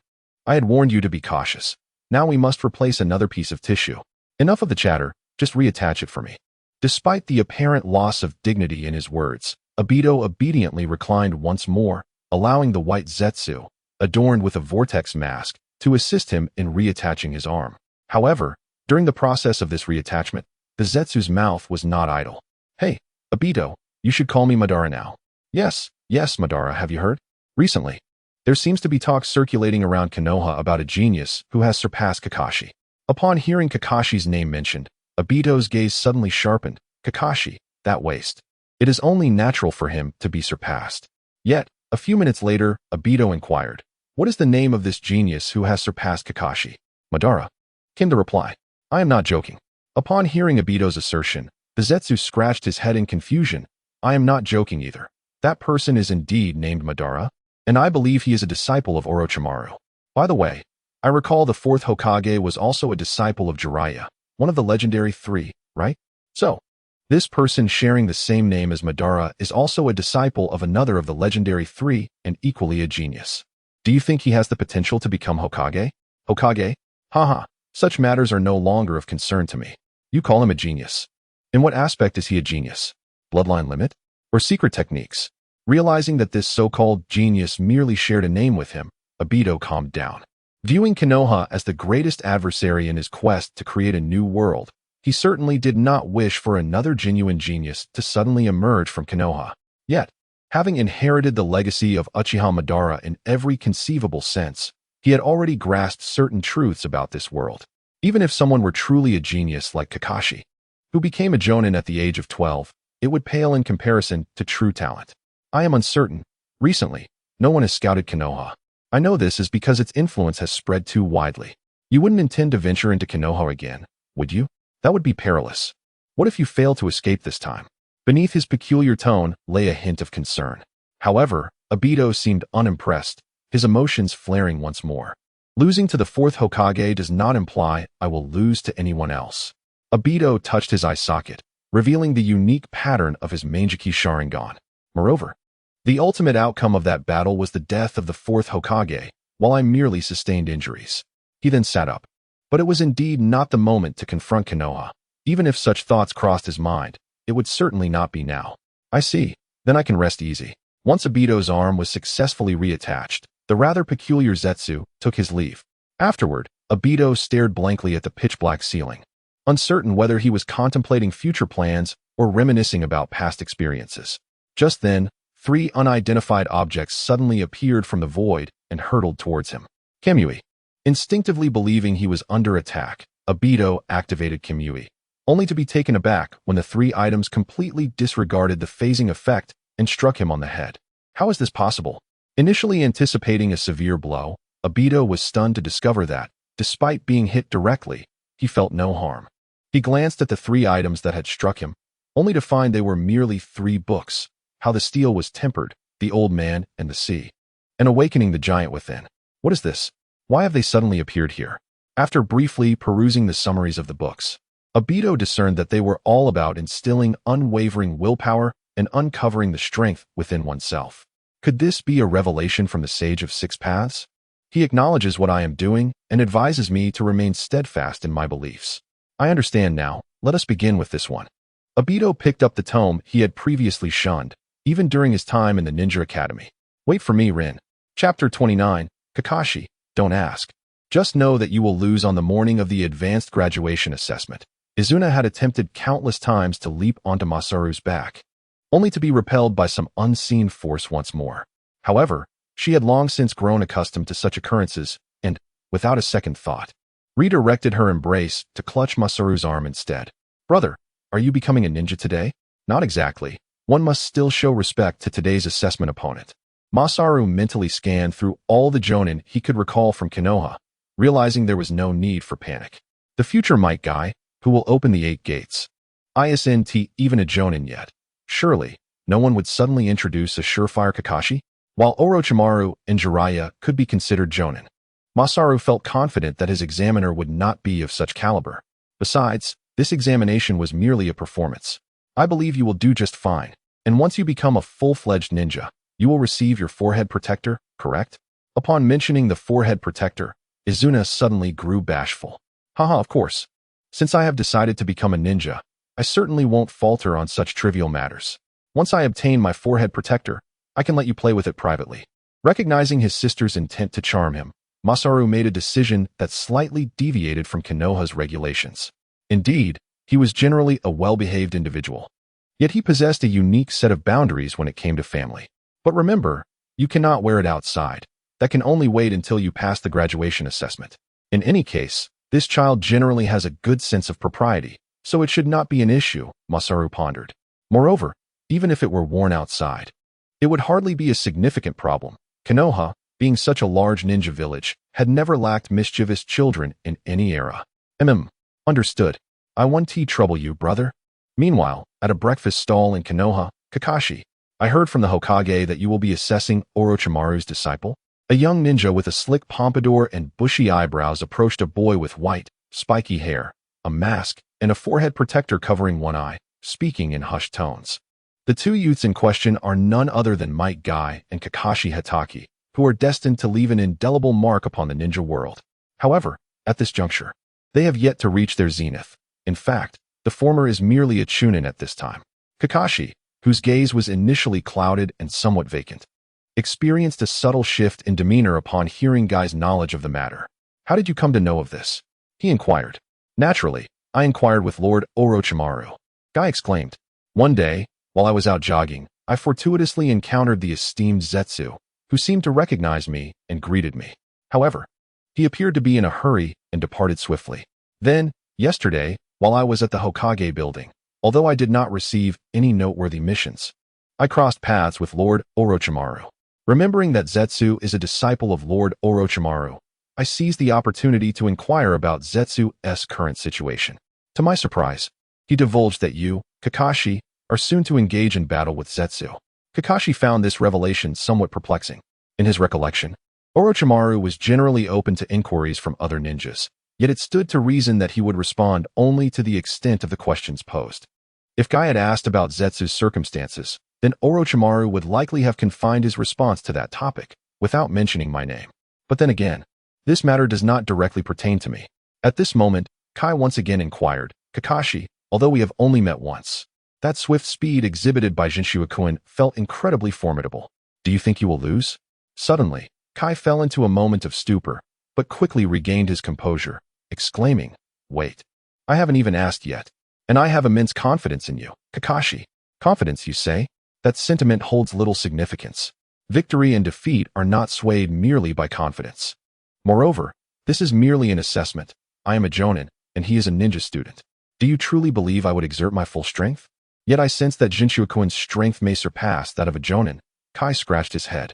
Although lacking in the Byakugan and any exceptional sensory abilities, he recalled the overwhelming pressure he felt when Jinchua passed by him. Surpass a jonin? Kakashi regarded this with skepticism.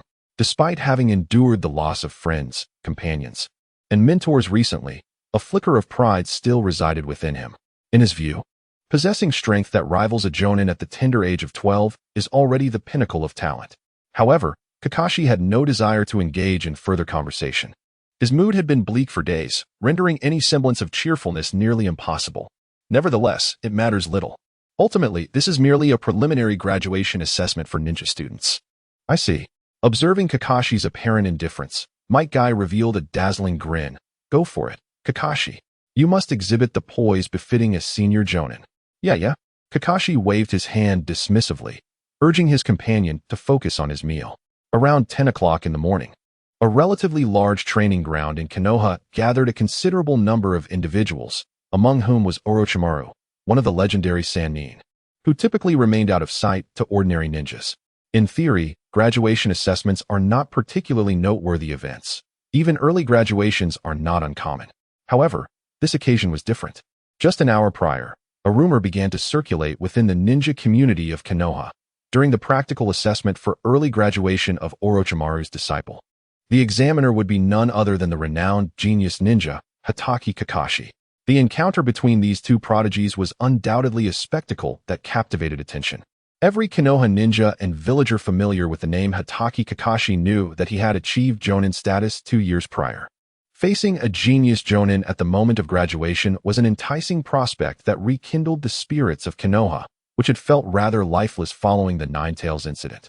Moreover, to the surprise of many ninjas who came merely to observe, even the usually disinterested members of the Hyuga and Uchiha clans arrived at the assessment site, including the clan leaders themselves.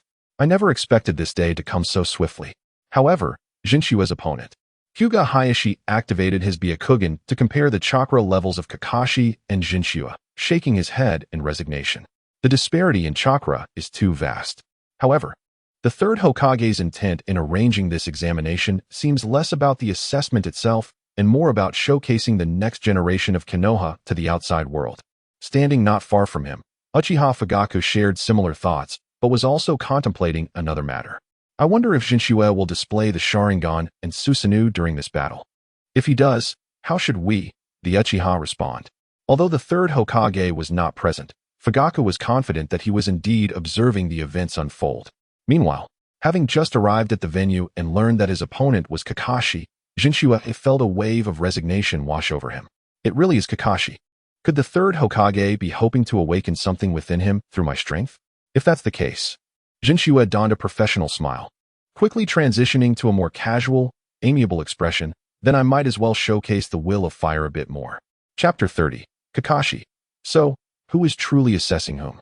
Once Jinchua signaled with an OK gesture towards Azuna, the battle, officially labeled as a practical assessment, commenced under the direction of an unknown jonin nearby. If this is an assessment, let him make the first move, Kakashi thought, observing that Jinchua also opted not to use words to prompt seriousness, but instead chose to act. He swiftly crossed his hands into a seal and performed the shadow clone technique. In an instant, 4 identical clones of Jinchua materialized beside him. eliciting gasps of astonishment from the knowledgeable onlookers.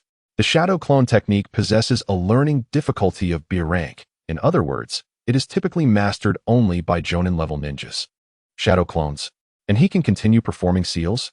Moreover, at that speed, Kakashi was not particularly concerned about the clones themselves. After all, it is not entirely impossible for a prodigy to learn the technique during their time at the Ninja Academy.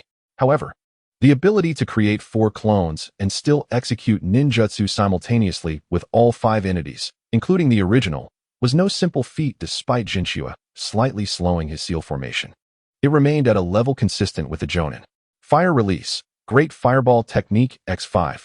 5 massive fireballs surged towards Kakashi from 5 different directions. Fortunately, as soon as the flames erupted, Kakashi had already begun forming his own seals, allowing him to respond promptly with another jutsu.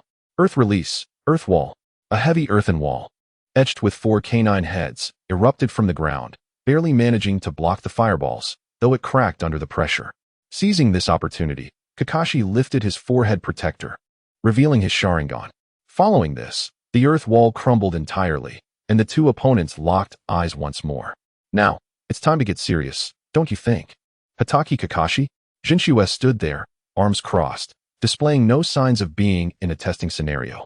He refrained from further words and quickly began to refine his chakra. What is happening? This level of chakra. Before Kakashi could break a sweat, Jinchua unveiled his next card, the Eternal Mangeki Sharingan. Indeed, Jinchua could have used the regular 3-tomo Sharingan. But why use the ordinary when I have the Eternal Mangeki? The Eternal Mangeki does not suffer from the same ocular fatigue, and without activating Susanoo, its chakra consumption is similar to that of the 3-tomo. Thus, he generally opts to utilize the Eternal Mangeki to harness the abilities of the regular Sharingan. Moreover, he preferred not to appear overly Uchiha-like in front of too many observers. What is this? The Sharingan? Yet it seems slightly different, Kakashi murmured. Though his voice was barely audible, Jinchua caught his words and provided an explanation. This was a power distinct from the 3-tomo Sharingan of the Uchiha clan. Yet it retained similar effects. After drawing a kunai, Masakatsu instantly appeared before Kakashi, who had similarly unsheathed his kunai, and they engaged in a battle of taijutsu. Despite Masakatsu having never undergone any formal taijutsu training, he effortlessly subdued Kakashi, who had long been hailed as an all-around genius. As I suspected, even in the rapidly shifting dynamics of close-quarters combat, my body can still respond optimally in accordance with my subjective directives. This combat template may not merely be a matter of abilities and skills, he mused. In the next moment, under some unseen force, Masakatsu struck Kakashi's kunai with a heavy blow. Seizing the opportunity as the shrill sound of metal clashing reverberated and Kakashi was still reeling from the shock, Masakatsu deftly grabbed Kakashi's right wrist with his left hand and yanked it downward with incredible speed, one that even Kakashi's Sharingan could not keep up with. In an instant, Kakashi lost his balance. Such immense strength, and this speed is utterly unmanageable, he exclaimed, wide-eyed. He could only hastily redirect his chakra flow to help his body regain equilibrium. But this brief moment of distraction cost him dearly as Masakatsu delivered a powerful kick directly to him. To the astonishment of the onlookers, Kakashi was sent flying several meters away. Fortunately, due to his finely tuned chakra control, he managed to adjust his posture mid-air, landing in a half-crouch. However, he still sustained considerable damage. What remarkable taijutsu! Exclaimed Mike Guy, his eyes sparkling with excitement. He felt that he had another worthy opponent to challenge. Though it is more brutal and unrestrained, the essence of the Uchiha clan's taijutsu is unmistakable, and it appears to be from a very early lineage, observed Fugaku, intently watching Masakatsu's movements, which evoked memories of the Uchiha fighting style from the Warring States period. Who exactly are you?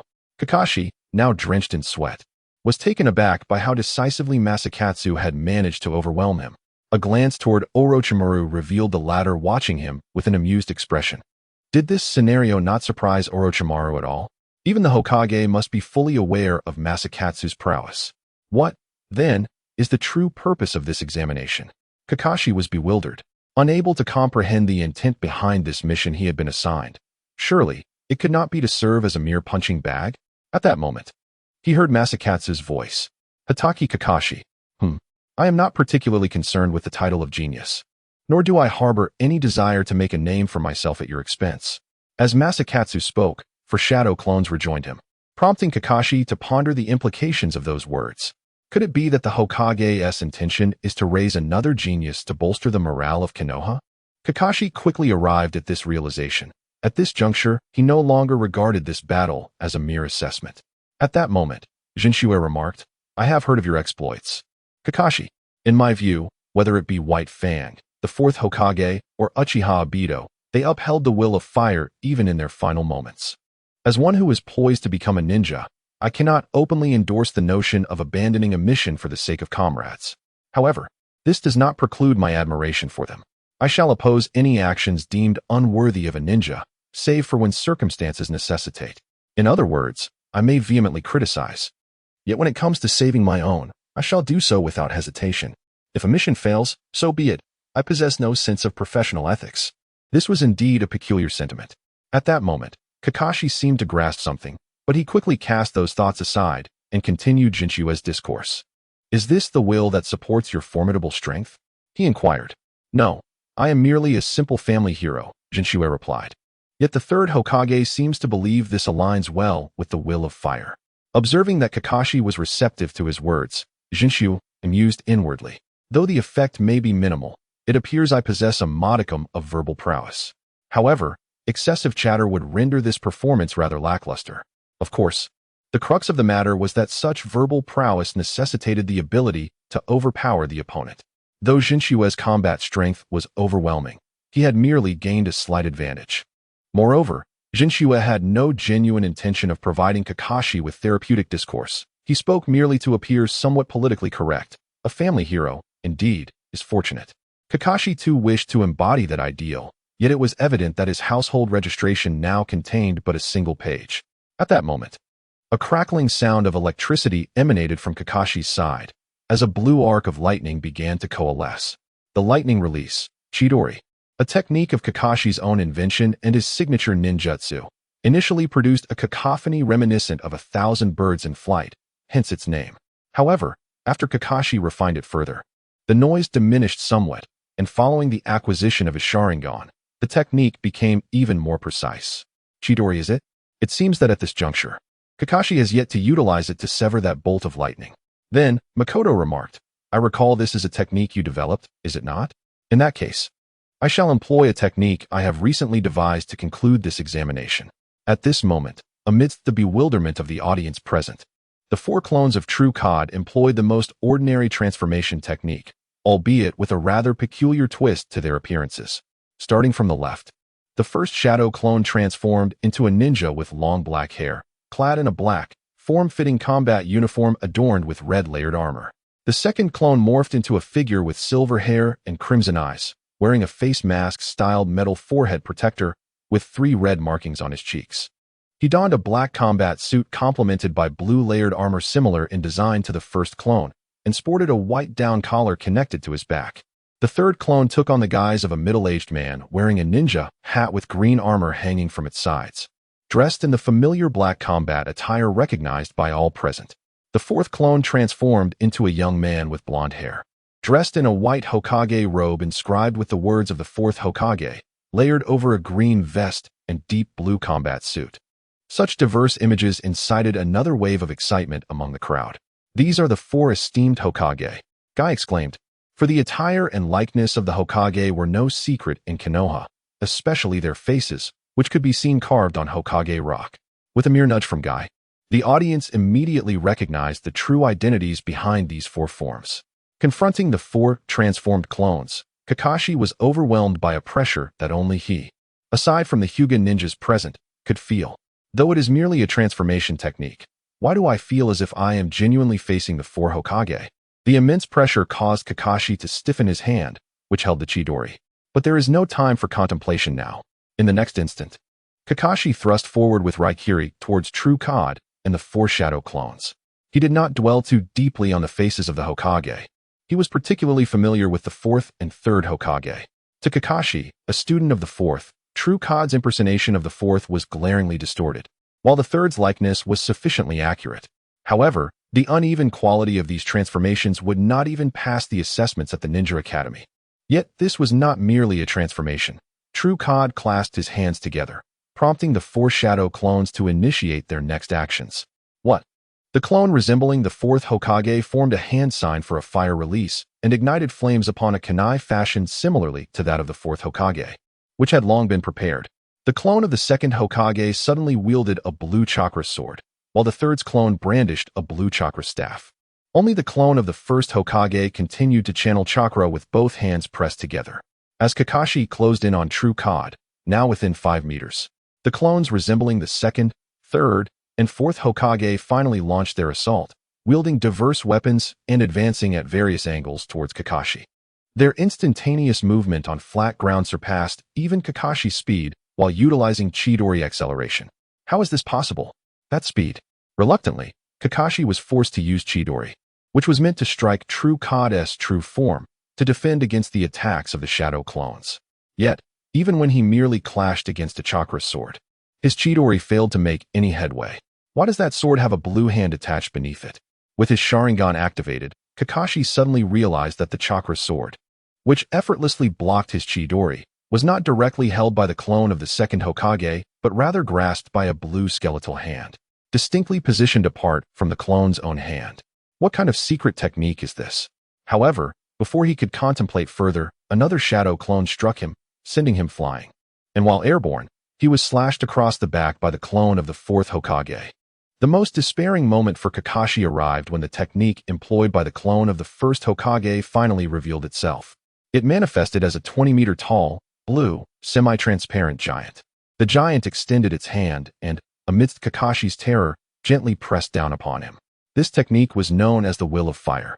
The half-giant lifted its hand, leaving Kakashi unconscious within the palm's indentation, alongside a fiery red emblem symbolizing the Hidden Leaf Village. At that moment, a profound silence enveloped the arena. Standing at a distance, the spectators could not fully discern the entirety of the leaf symbol, yet the striking blue half-giant was unmistakably prominent. What is that? For the vast majority of ninjas, their last encounter with something of such colossal proportions was either the nine-tails fox from that fateful night or the summoned beast during the Great Ninja War. However, this entity, Jinchua, was evidently not a summoned beast. It appeared that the assessment was drawing to a close. Jinchua dispelled his Susanoo and Shadow clones, directing his gaze towards the judge, who seemed oblivious to the situation. In desperation, he turned his attention to Orochimaru. Sensei Orochimaru, it's time to summon the medical ninjas. Upon hearing this, Orochimaru merely smiled, unfazed. Meanwhile, not far off, Might Guy hurriedly leaped beside Kakashi, exclaiming, "Kakashi, are you injured?" "Kakashi, rest assured, I would never truly harm a leaf ninja." It was true that he hadn't exerted his full strength. Jinshua's earlier strike had not genuinely been aimed at Kakashi, but rather left a significant margin. Kakashi's unconsciousness stemmed from having fallen victim to Jinshua's Jinjutsu before his descent. The seemingly thunderous blow was merely a disguise for Jinshua's artistry, as most of his energy had been devoted to crafting the leaf symbol. Is that so?" Guy observed, discovering that Kakashi still had a heartbeat. Aside from appearing somewhat bruised, he had sustained no fractures. The most serious wound was the one inflicted by the shadow clone on his back. Ha, I knew it. This is the essence of our leaf ninjas sparring. Just a touch." Upon hearing Guy's declaration of just a touch, the audience was left dumbfounded, unable to discern where the moderation lay. Yet at that moment, Orochimaru suddenly took the lead in applauding and approached Jinchua. Subsequently, Uchiha Fugaku and Hyuga Hisashi also began to applaud. It was then that the crowd recalled this was, in fact, a preliminary graduation assessment for the Ninja Academy. However, the prowess of the assessed candidate was rather extraordinary. It seemed that yet another genius, rivaling the fourth Hokage, had arisen from our leaf village. Transforming into 4 Hokages using shadow clones to assist in battle was a feat that stirred aspirations.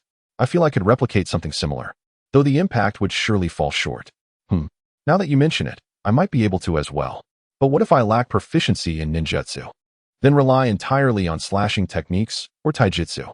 After all, it's called the Will of Fire. Perhaps as long as it's a technique from our leaf village, it would suffice. Oh no, I can't create 4 shadow clones. What are you, a Neen, doing trying to join in? You should focus on honing your fundamentals, or perhaps learn the 3 moon dance first. The atmosphere grew lively once more, while Hyuga Hizashi furrowed his brow slightly. With his Byakugan activated, he noticed that the ninja who had initiated this discussion among the crowd seemed to have also fallen under a Jinjutsu, much like Kakashi. However, seeing Uchiha Fugaku beside him with his Sharingan activated, he chose to remain silent, as Fugaku had evidently noticed the same. As long as neither of us speaks of it, this shall merely be a naturally occurring topic. Subsequently, Orochimaru approached Jinchua and presented him with a headband he had prepared in advance. Congratulations on becoming a ninja, Jinchua-kun. Oh, why does it seem like you're not in high spirits? It's just that perhaps my chakra has been significantly depleted? Depleted chakra? Perhaps. Orochimaru smiled, fully aware that Jinchua had hardly exerted himself. Yet, he could not comprehend why Jinchua's emotions were so complex. However, Jinchua-kun appears unexpectedly ambitious. He had already noticed that the starting point of the discussion regarding the will of fire technique aligned with the straight line formed by Jinchua and Kakashi during the Genjutsu.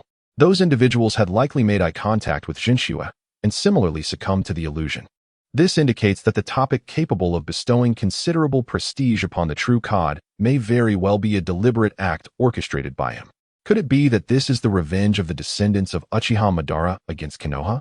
Or perhaps, it signifies his desire to attain the position of Hokage, a title that eluded his ancestor, thereby demonstrating that he has surpassed his forebear. However, what Orochimaru could never fathom is that the true source of dissatisfaction for the true Cod lies in the realization that upon becoming a genin and receiving his forehead protector, he did not receive any system rewards. Instead, he merely acquired 30 gold coins for defeating Kakashi. Perhaps the rewards are to be tallied at the end of the month. Let us hope this is the case. Of course, True Cod's foul mood was forcibly cast aside mere moments later, as Azuno approached. Regardless of the circumstances, he was resolute in his determination not to transmit his dismal emotions to his family. At the very least, this was something he took seriously. Chapter 31. A-Rank Mission. Investigate the Akatsuki Organization. This technique. At this moment within the Hokage building, Sarutobi Hiruzen gazed upon a crystal ball, a smile gracing his features. This is the art of the telescope. Upon mastering the chakra signature of a target, one can utilize a crystal ball to conduct remote surveillance on that individual. Thus, even though Sarutobi Hiruzen was not present at the competition venue, he was still able to witness the entirety of the technique executed by the true Mackerel.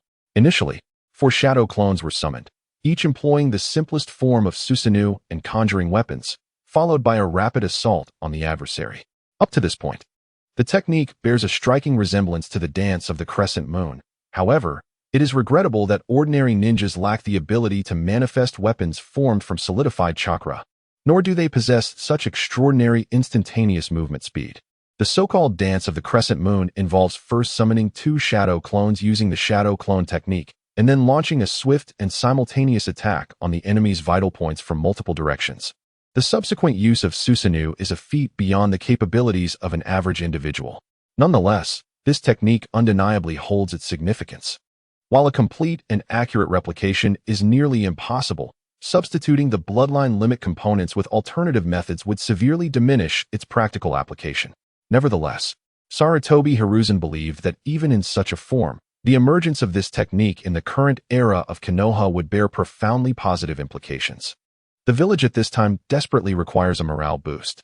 Introducing a youth endowed with a fervent will of fire, exceptional talent, and formidable strength as a beacon for the new generation of Konoha could certainly foster an improvement in the overall environment of the village. At this moment, Sarutobi Hiruzen happened to observe Jinchua stowing away the kunai, akin to that of the 4th Hokage, which he had purchased from the ninja tool shop. The distinction between this child and Minato lay, perhaps, in their personalities. Minato's wisdom manifested predominantly in combat, while Jinchua exhibited a relatively meticulous thought process even in daily life. After all, at the tender age of 6, he had taken over the family's sundry shop and managed to maintain, if not expand, its operations. An impressive feat for someone so young. Although Sarutobi Hiruzen was a ninja, his rich experiences afforded him a nuanced understanding of the societal dynamics among ordinary people in the ninja world. Beyond the village, individuals often placed immense value on age and experience. To manage a shop successfully at the age of 6, ensuring its stable growth, required overcoming challenges far beyond the average person's imagination. However, Upon encountering the information regarding Jinshue's father's cause of death, he fell into contemplation. Died from an eye disease. He mused. Considering Jinshue's circumstances, his father must have been a formidable ninja, even if reluctant to step into the limelight. Thus, the notion of succumbing to an eye ailment seemed far too simplistic. Could it be that the Mangekyou Sharingan harbored some adverse effects? Perhaps it would be prudent to inquire about it, though questioning a ninja about their bloodline limit might be deemed impolite. Nevertheless, a sound body is the foundation of all endeavors, and he certainly did not wish to discover that a prodigious talent had a tragically short lifespan. After escorting Izuna back to the Ninja Academy, Jinshue promptly arrived at the entrance of the Hokage building, where he found Orochimaru awaiting him. Today marked his first task assignment, and he would only make this visit once. Thereafter, Jinshue could directly come here to accept missions. Furthermore, given Jinshue's capabilities, there was little need to arrange for companions.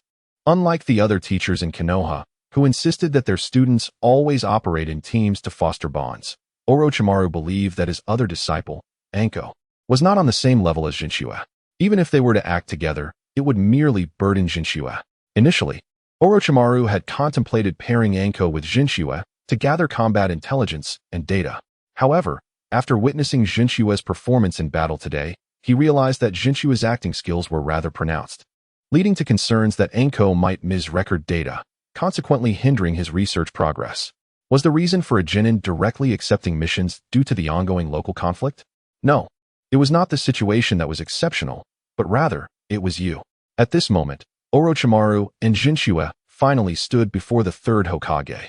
Upon their arrival, the third Hokage promptly produced 3 mission scrolls, stating, Orochimaru, Jinshue, given the abundance of tasks at hand, I shall not dawdle.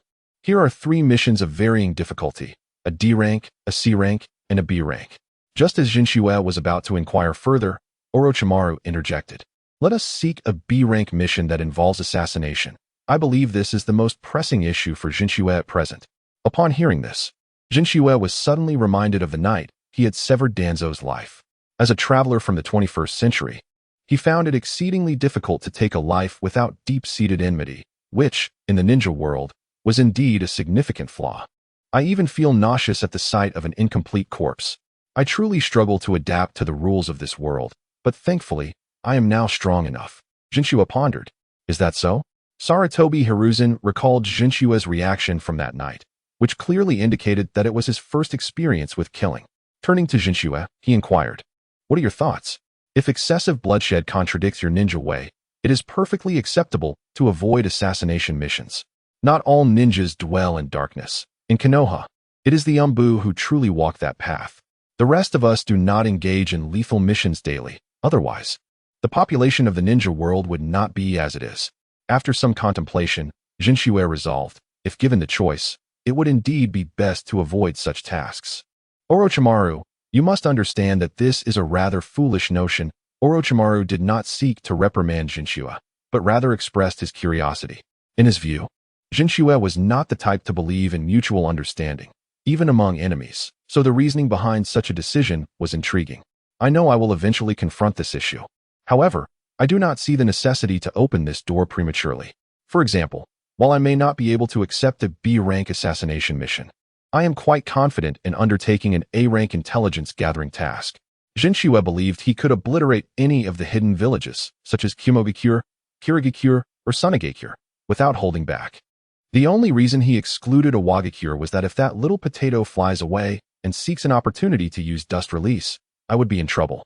Jinshue had not yet tested the limits of his reflexes. It was uncertain whether he could react to an ambush. Although he thought the third Sachikage would not idly watch his village's ninjas being attacked, he preferred to err on the side of caution. A-rank intelligence gathering task. The third Hokage contemplated. As long as the mission is completed, the act of killing is indeed irrelevant. Upon reflection, an intelligence gathering task would suit you, Jinshue. However, is it not too soon for an A-rank mission? After all, it is your first day post-graduation, and how many Genin embark on an A-rank mission without a team? That would be quite unprecedented. The third Hokage glanced at Orochimaru, who chuckled softly. In terms of strength, Jinshue should have no issues. Even if it delays his development, it should not be hindered by ridiculous rules. Very well, since you insist, The third Hokage then identified a task that was particularly suitable for Jinshua's current situation. This is actually a remnant mission from Root, which should theoretically continue to be handled by Root's ninjas. However, I believe it is not appropriate for them to undertake a task requiring departure from Konoha at this time. Remnant tasks from Root?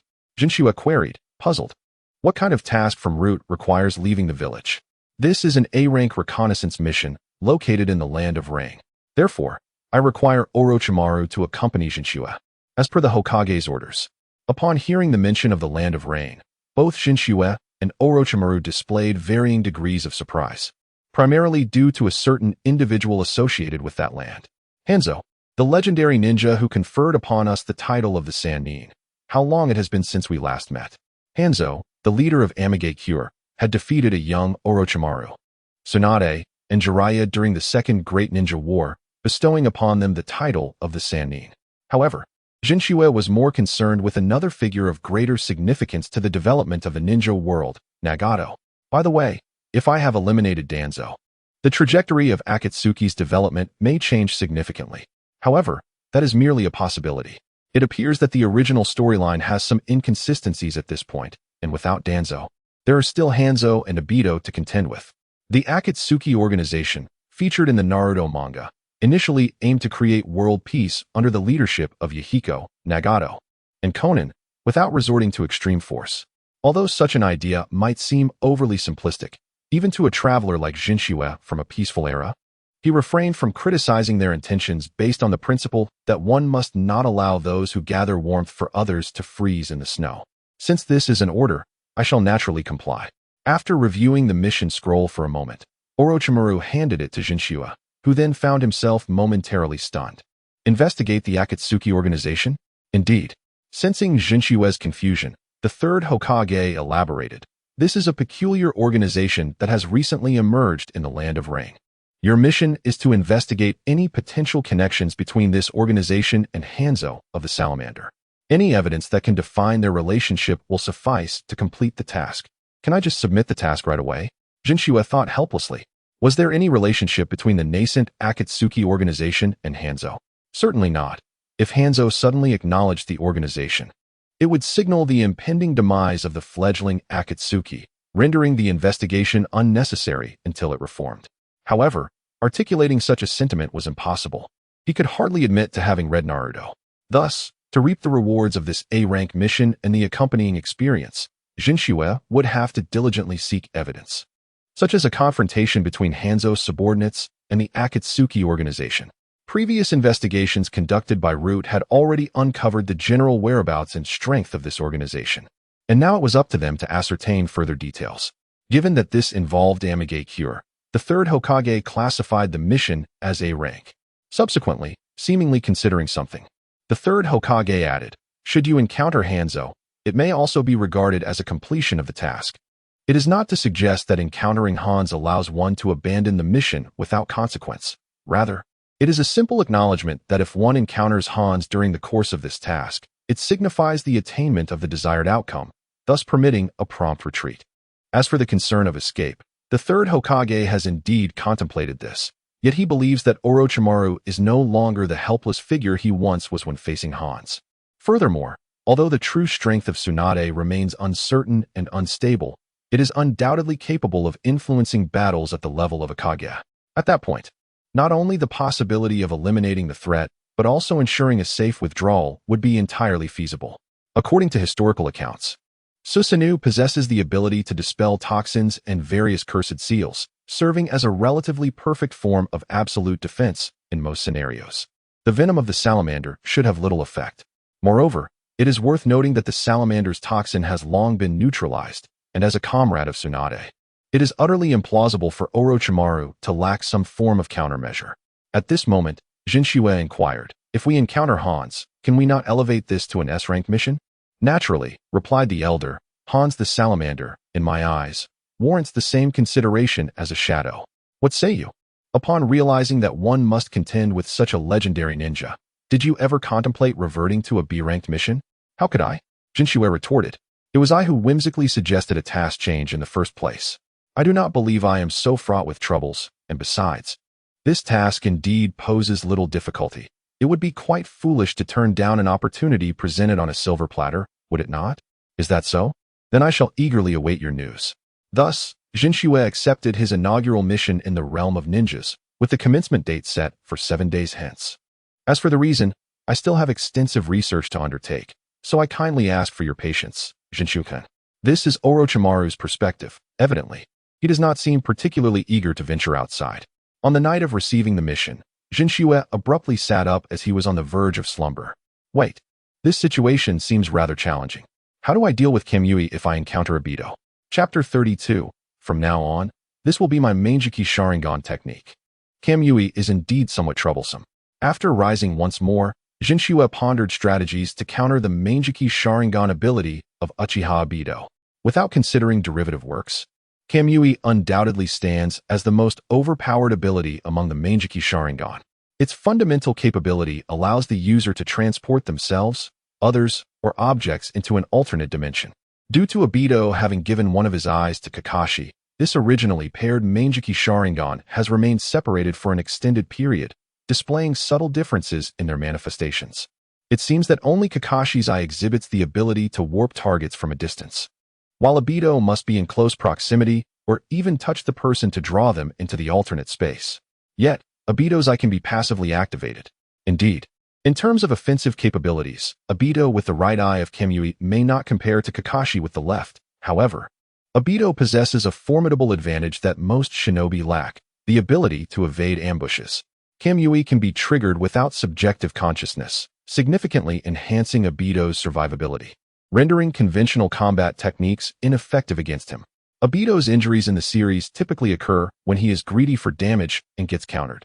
Yes, countering. That's it.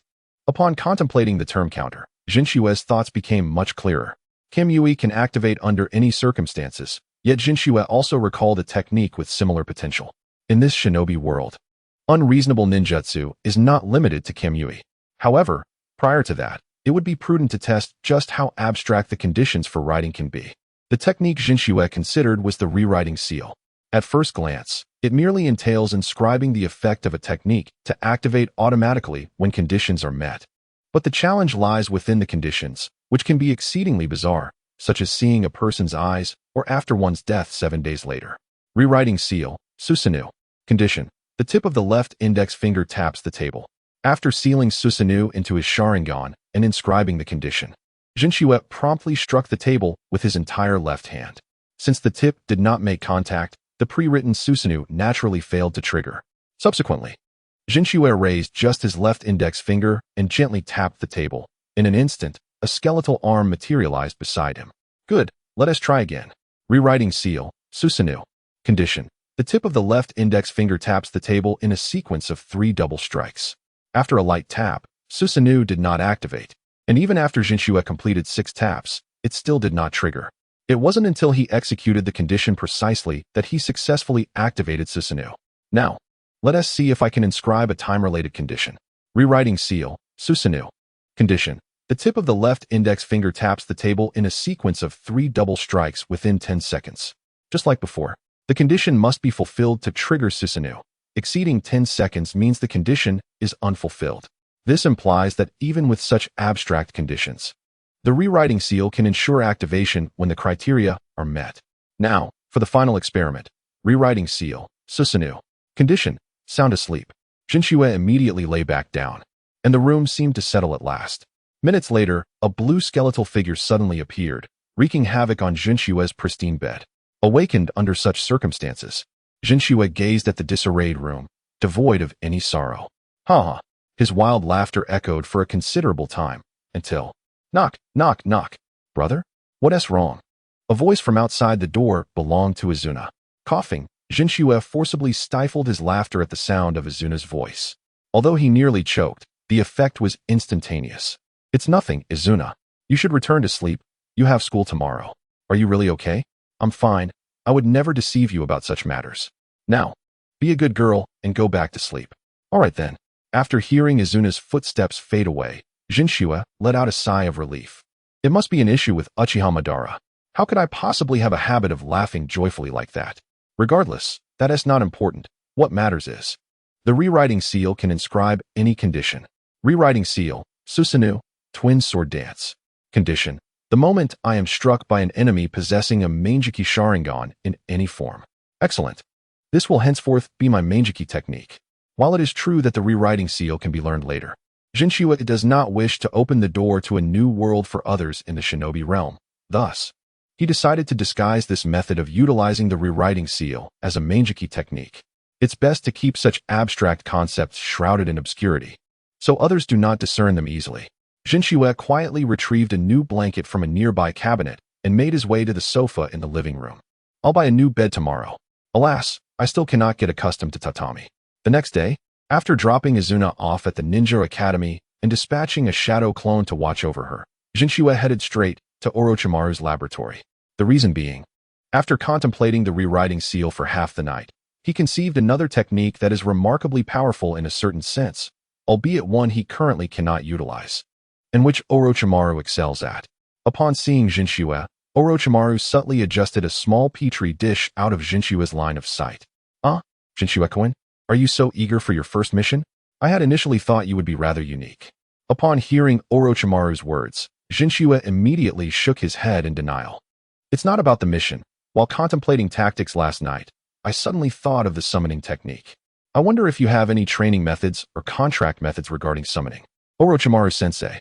Upon hearing the term summoning technique, Orochimaru, who had previously maintained a stoic demeanor, suddenly displayed a smile. Naturally, I have. Seemingly more eager than Jinchua himself, Orochimaru swiftly produced several scrolls. What is this? Although Jinchua surmised these were likely contract scrolls for the summoning technique, he was utterly taken aback by the sheer number Orochimaru produced. Chapter 33. The summoning technique is the foundational logic of the shinobi world. Once the scrolls were fully unfurled, Orochimaru stated, the practice of the summoning technique has a prerequisite. It is a thing known as fate, which I personally detest. Jinchua comprehended Orochimaru's intent, sharing a mutual disdain for the esoteric. Indeed, I have always harbored a strong aversion to concepts such as fate. It appears that you are unlikely to be favored by the summoned beasts of the 3 great sanctuaries. However, that is of little consequence. Let us proceed. Leave a drop of blood on each of the 8 summoning scrolls. Should there be a reaction, it would indicate your eligibility to forge a contract with the summoned entity. Initially, Jinchua was somewhat perplexed, recalling that merely inscribing one's name sufficed without the necessity of blood. Yet, he quickly grasped the rationale behind it. All right, I believe I understand what Orochimaru means. If you wish to draw blood for research, then so be it. Jinshua's intention was straightforward, to utilize Orochimaru's expertise to ascertain whether any latent threats resided within his lineage, and to devise a remedy if they existed. Consequently, Jinchua decisively bit into his fingertip, applying a drop of blood to each of the scrolls in succession. What is this? He glanced at Orochimaru, only to find the latter's gaze fixed intently on the first droplet of blood he had pressed down, as if ready to lick it up at any moment. Is this what scientists do? Quite absurd. Fortunately, Orochimaru soon regained his composure, exclaiming, Congratulations, Jinchua-kun. The serpents of the dragon's cave and the Rashomon have responded to you. Does this Rashomon even respond to people? And you can only perform these 2 series of summoning techniques, correct? Although theoretically, the impure world reincarnation also qualifies as a summoning technique, it was evident that Orochimaru had yet to master it. Nonetheless, the serpents of the dragon's cave should suffice, especially considering that all I require is a summon capable of cooperating with my summoning and reverse summoning. Jinchua had never intended to rely on the strength of the summoned beast to enhance his combat prowess. What he sought was merely the extraordinary mechanism of the summoning technique. The summoning technique is an exceptionally overpowered ninjutsu within the ninja world. It involves a spatial ninjutsu whereby the practitioner establishes a blood contract with the summoned beast, facilitating summons that can be either direct or reverse. The direct summoning entails a ninja calling forth a summoned beast, while reverse summoning denotes the summoned beast calling forth the ninja, which signifies that this technique is exceptionally advantageous for escape. Ever since he became aware of his transposition into the ninja realm, Jinchua often found himself revisiting the plots he had previously encountered. While certain character names and ninjutsu titles eluded his memory due to insufficient impressions, and some concepts posed challenges due to his shallow understanding, he retained a general grasp of the overarching narrative and key details. For instance, he vividly recalled the episode during Boruto's era when Jiraiya's clone, with only his mouth capable of movement, successfully executed the summoning technique, using his mouth to form hand seals and subsequently escaped from Otsutsuki's grasp through reverse summoning.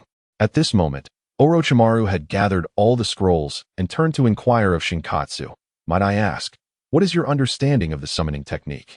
Reflecting with closed eyes on the scene where Sasuke casually summoned an eagle in the dimension of Kaguya Otsutsuki, Shinkatsu replied, I believe that the summoning technique embodies the fundamental logic of the ninja world. Even Orochimaru, who prided himself on his intellect, found himself bewildered by Shinkatsu's words. What did he mean by the fundamental logic of the ninja world? Each word was familiar, yet their collective meaning eluded him. For instance, when a practitioner of the summoning technique encounters an insurmountable foe, they can summon a great beast to swallow them whole, thereby retreating back to the summoning beast's domain, thus achieving a flawless escape. Take, for example, the mission scheduled 6 days hence. Even if we were to face the legendary Hanzo of the Salamander, it would be merely a matter of that. We wouldn't even need to engage in combat. We could simply walk away. Orochimaru pondered this notion and realized its truth. In fact, among all the techniques he had studied, there existed none that could intercept such an escape once the summoning had been initiated. Terrifying, he mused. Unless the opponent is aware in advance that we would employ reverse summoning, there would be no possibility of interception. This implies that by forming a contract with a spirit beast capable of reverse summoning, one can gain the ability to retreat at any moment. The more he pondered, the more Orochimaru felt that Jinshua's idea was somewhat overly innovative. However, it was soon made clear to him what true innovation entailed. By the way, Orochimaru-sensei, does this Rashomon possess the ability for reverse summoning? What? As a ninja known for his scientific rigor and precision, Orochimaru seldom encountered questions that could genuinely perplex him, especially coming from someone he perceived as rather astute. Nevertheless, he endeavored to sift through his knowledge and articulate a response. While Rashomon possessed a certain spiritual essence, it ultimately belonged to the realm of object summoning rather than that of spirit beasts. Remarkably gifted serpents might substitute hand seals with their mouths, eyes, or tongues, but such a feat proved overly ambitious for a door. In other words, reverse summoning at least required the counterpart to perform hand seals, correct? Simultaneously, Jinshue gleaned crucial information from Orochimaru's response. Remarkably gifted implies that even the serpents of Longdi Cave may not necessarily master reverse summoning techniques, suggesting a need for thorough selection. Precisely. Upon hearing Jinshue's inquiry, Orochimaru finally comprehended the underlying intent of the unusual question, realizing that Jinshue was inquiring about the conditions for reverse summoning. Subsequently, Jinshue inscribed his name and pressed his fingerprint onto 2 scrolls with his blood, thereby formalizing the contract. Upon learning that no further steps were required, Jinshue addressed Orochimaru. Thank you very much. I am already aware of how to utilize the summoning technique. Farewell, Orochimaru-sensei. As he watched Jinshue depart, Orochimaru again marveled at the convenience of the Sharingan. In his earlier days, he too had grasped the summoning technique's hand seals after a single viewing. Yet merely knowing the seals was far from sufficient to execute the technique proficiently. He had undergone extensive training to master it afterward. Sealing blood technique, release. As Orochimaru completed the hand seals, the blood imprint on one of the scrolls that Jinshue had previously pressed instantly expelled the blood print and coalesced into a droplet of blood. Let me see the power that lies dormant within your bloodline, Jinshu-kun. Chapter 34. Trial of Longdi Cave. Inspection. Longdi Cave is renowned alongside Miyaboka Mountain and Surebone Forest as a place of inheritance, home to numerous serpents, with the White Snake Sage as its founder, residing in a temple deep within the cave. Orochimaru has found a new contractor for Longdi Cave, who signed. The White Snake Sage felt as though her serpent head had been struck by a lightning jutsu. Uchiha Madara. After repeating the name, the sage was left in a state of confusion, retrieving a calendar. Did I fall asleep and suddenly return decades into the past? After some time, she realized her mistake. It was not the same person, but rather the inner Jinshue. This contract is peculiar. Interesting, he at least deserves a chance. A few minutes later, atop a tall structure outside the training grounds of the Yamashiro clan, Jinshue, using a telescope combined with his eternal Mangeki Sharingan, observed the clan's ninjas practicing and questioned the difficulty of their secret technique, the heart-turn technique. However, unbeknownst to him, The seemingly formidable one-on-one effect of this technique had a training difficulty rated only C level. Well, never mind. I should refrain from evaluating the difficulty of other techniques until I have practical experience. At that moment, Jinshua suddenly experienced an unprecedented sensation. Was this the reverse summoning permission? He felt uncertain, yet a force seemed to draw him to a distant location. It appears I could refuse by channeling chakra, but there's no need. Jinshua was acutely aware that he had only signed 2 summoning contracts, and considering that Rashomon could not reverse summon, it was clear that the entity seeking him was either a sage or deity from Longdi Cave. There was no reason to decline this opportunity presented to him. With a resounding bang, Jinshua transformed into a cloud of smoke and vanished from his location. The next moment, what came into Jinshua's view was a structure that, at first glance, bore no resemblance to a cave, yet the words Longdi Cave were prominently inscribed upon it, with the character for dragon rendered in ornate traditional Chinese. So, this was Longdi Cave's trial? He might as well try the sage mode.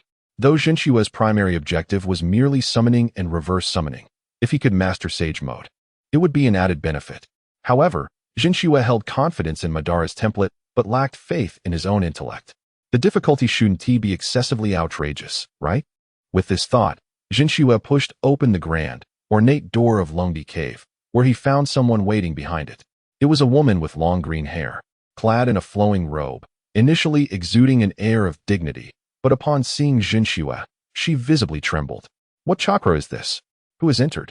The deity Tianxin could ascertain that since her ascension to a high-ranking position within Longdi Cave and the commencement of trials for incoming ninjas, no individual had ever possessed chakra of such magnitude as the youth before her.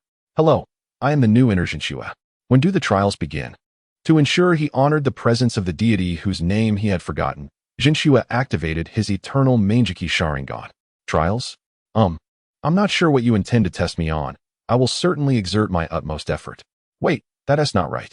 Tianxin finally realized that she was supposed to be the one testing him, yet after considerable thought, she could not devise a suitable method of assessment. Logically, her trial should evaluate the visitor's resistance to temptation, yet Jinshua's aura dissuaded her. If I provoke his displeasure, will he not eliminate me? Though Jinshua was currently gazing at her with a friendly demeanor and had even closed his Sharingan upon sensing her fear, Tianxin remained apprehensive about the possibility of him turning violent. If this lady does not intend to issue me a trial, might you lead me to the next stage? I apologize. I will take you to the next stage immediately. Tianxin bowed at a 90-degree angle in apology and swiftly gestured for him to follow, leaving Jinshua speechless. Why do the inhabitants of Longdi Cave appear even more timid than the Hyuga? Jinshua understood that these beings practicing sage arts possessed exceptionally acute sensory abilities, yet he felt such extreme deference was unnecessary. Then please, lead the way. Regardless of the situation, maintaining politeness was a self-imposed constraint Jinshua had established for himself. Despite the fact that the individual before him seemed quite easy to intimidate, he restrained himself, thinking, moreover, one must show respect to the white snake sage of Longdi Cave, considering her age and wisdom.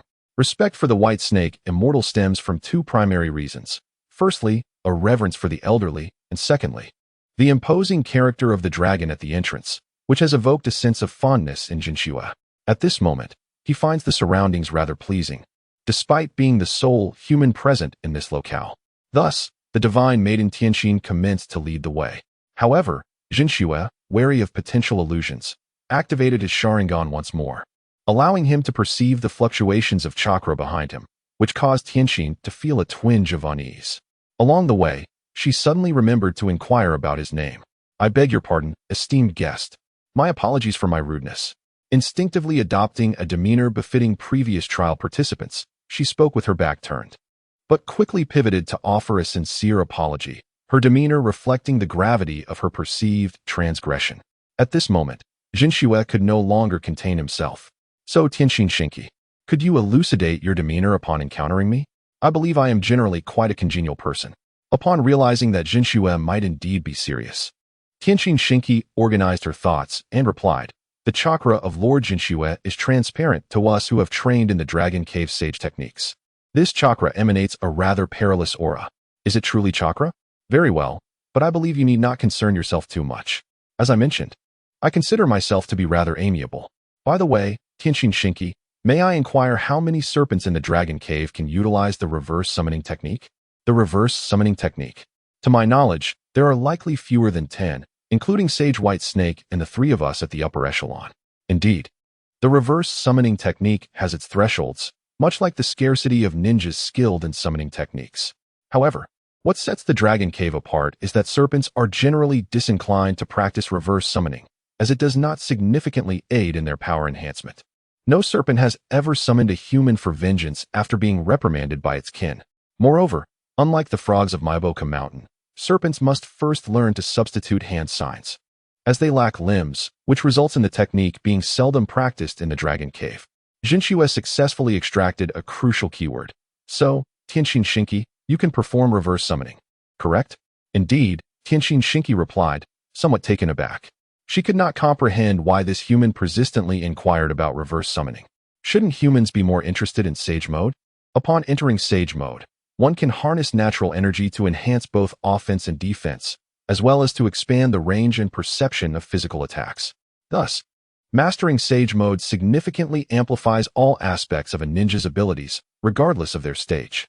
However, while Jinchua also yearned for Sage Mode, he was more eager to unveil a thought he had late last night. May I ask if the reverse summoning technique can be activated in a manner akin to summoning techniques, perhaps by inscribing the technique on a kunai and triggering it remotely? Summoning techniques do not necessarily require hand signs. They can be activated through pre-written seals and alternative triggers. This method was once employed by Orochimaru when his hands were incapacitated, leaving a profound impression on Jinchua, which he remembered vividly. I have never attempted that, but theoretically, it should be feasible, Tenshin Shinki mused. Although she found the idea somewhat ludicrous, she could not present a compelling rebuttal, as the principles of reverse summoning and human summoning were fundamentally similar. However, I am uncertain how to achieve this. Perhaps Sage White Snake might have a solution, or we could explore further. Sage White Snake, you say? I understand. 10 minutes later, Jinchua encountered the second high-ranking member of the Dragon Cave, Tanjin Haim. Upon sensing Tenshin Shinki approaching, she had initially intended to fly over and take a bite out of the visitor. However, upon noticing Jinchua's Sharingan and clearly sensing his chakra, Tanjin Haim gracefully extended an invitation. Please, accompany me to the next challenge. Perhaps we should introduce ourselves first? My name is Niran Jinchua, the new contract holder of the Dragon Cave.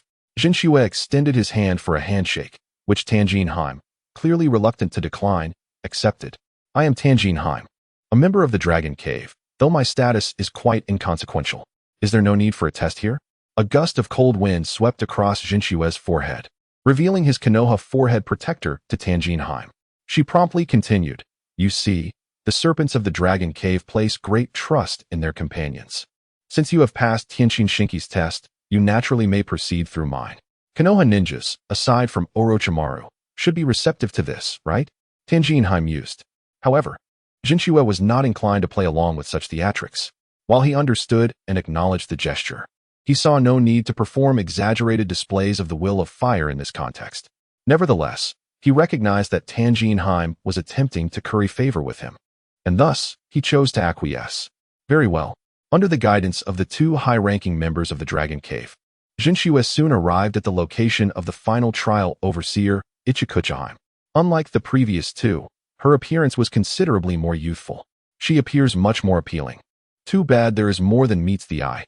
In truth, discerning the true forms of the three high-ranking members of the Dragon Cave required the Byakugan. Yet Jinchua recalled vividly what the serpent-faced individual looked like. However, this one does not seem as timid as the previous two. Could it be that the trials are about to commence?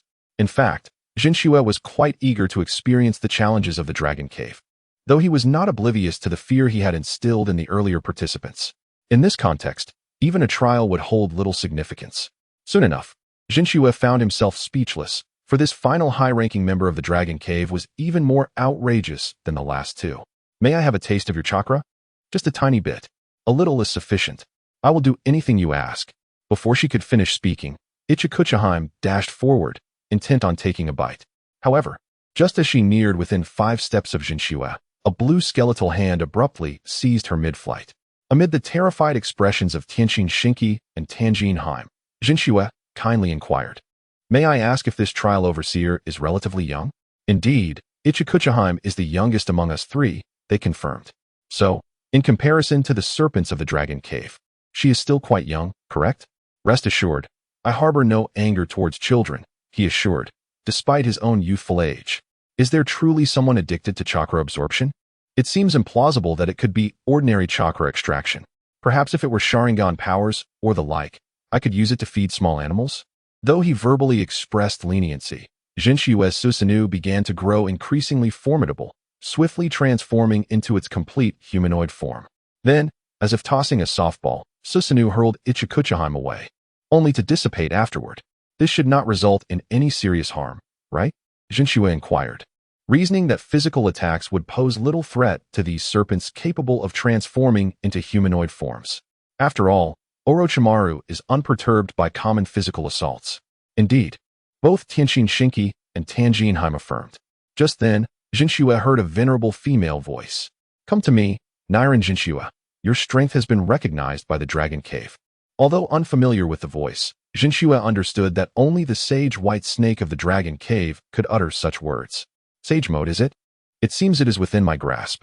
Chapter 35. The concept of the pseudo-flying thunder god here lies the deepest recess of the Dragon Cave, the dwelling place of the white snake sage. Is this truly the white snake sage? As Jinchua gazed upon the magnificent white-scaled serpent coiled beneath the colossal dragon head statue, he felt an overwhelming sense of awe. This was a sight he could never have witnessed in his previous life. This composition could surely win an award in photography, he mused. But why does that boy's gaze seem so peculiar? From the moment Jinchua entered the Dragon Cave, the White Snake Sage had begun to observe him. Possessing perceptive abilities far superior to those of the three snake princesses, nothing that transpired within the cave escaped her awareness. Having encountered countless individuals, she prided herself on her understanding of those willing to enter into a contract with the Dragon Cave. Yet Jinshua's gaze perplexed her. Is he astounded by my form? It doesn't quite seem that way. Jinshua, you are truly unique, she declared. Upon hearing such a statement from a being who had lived for a millennium, Jinshua contemplated several interpretations. What did she mean by unique? Was it in terms of chakra, physique, or soul? It appears you have some awareness of your own distinctiveness.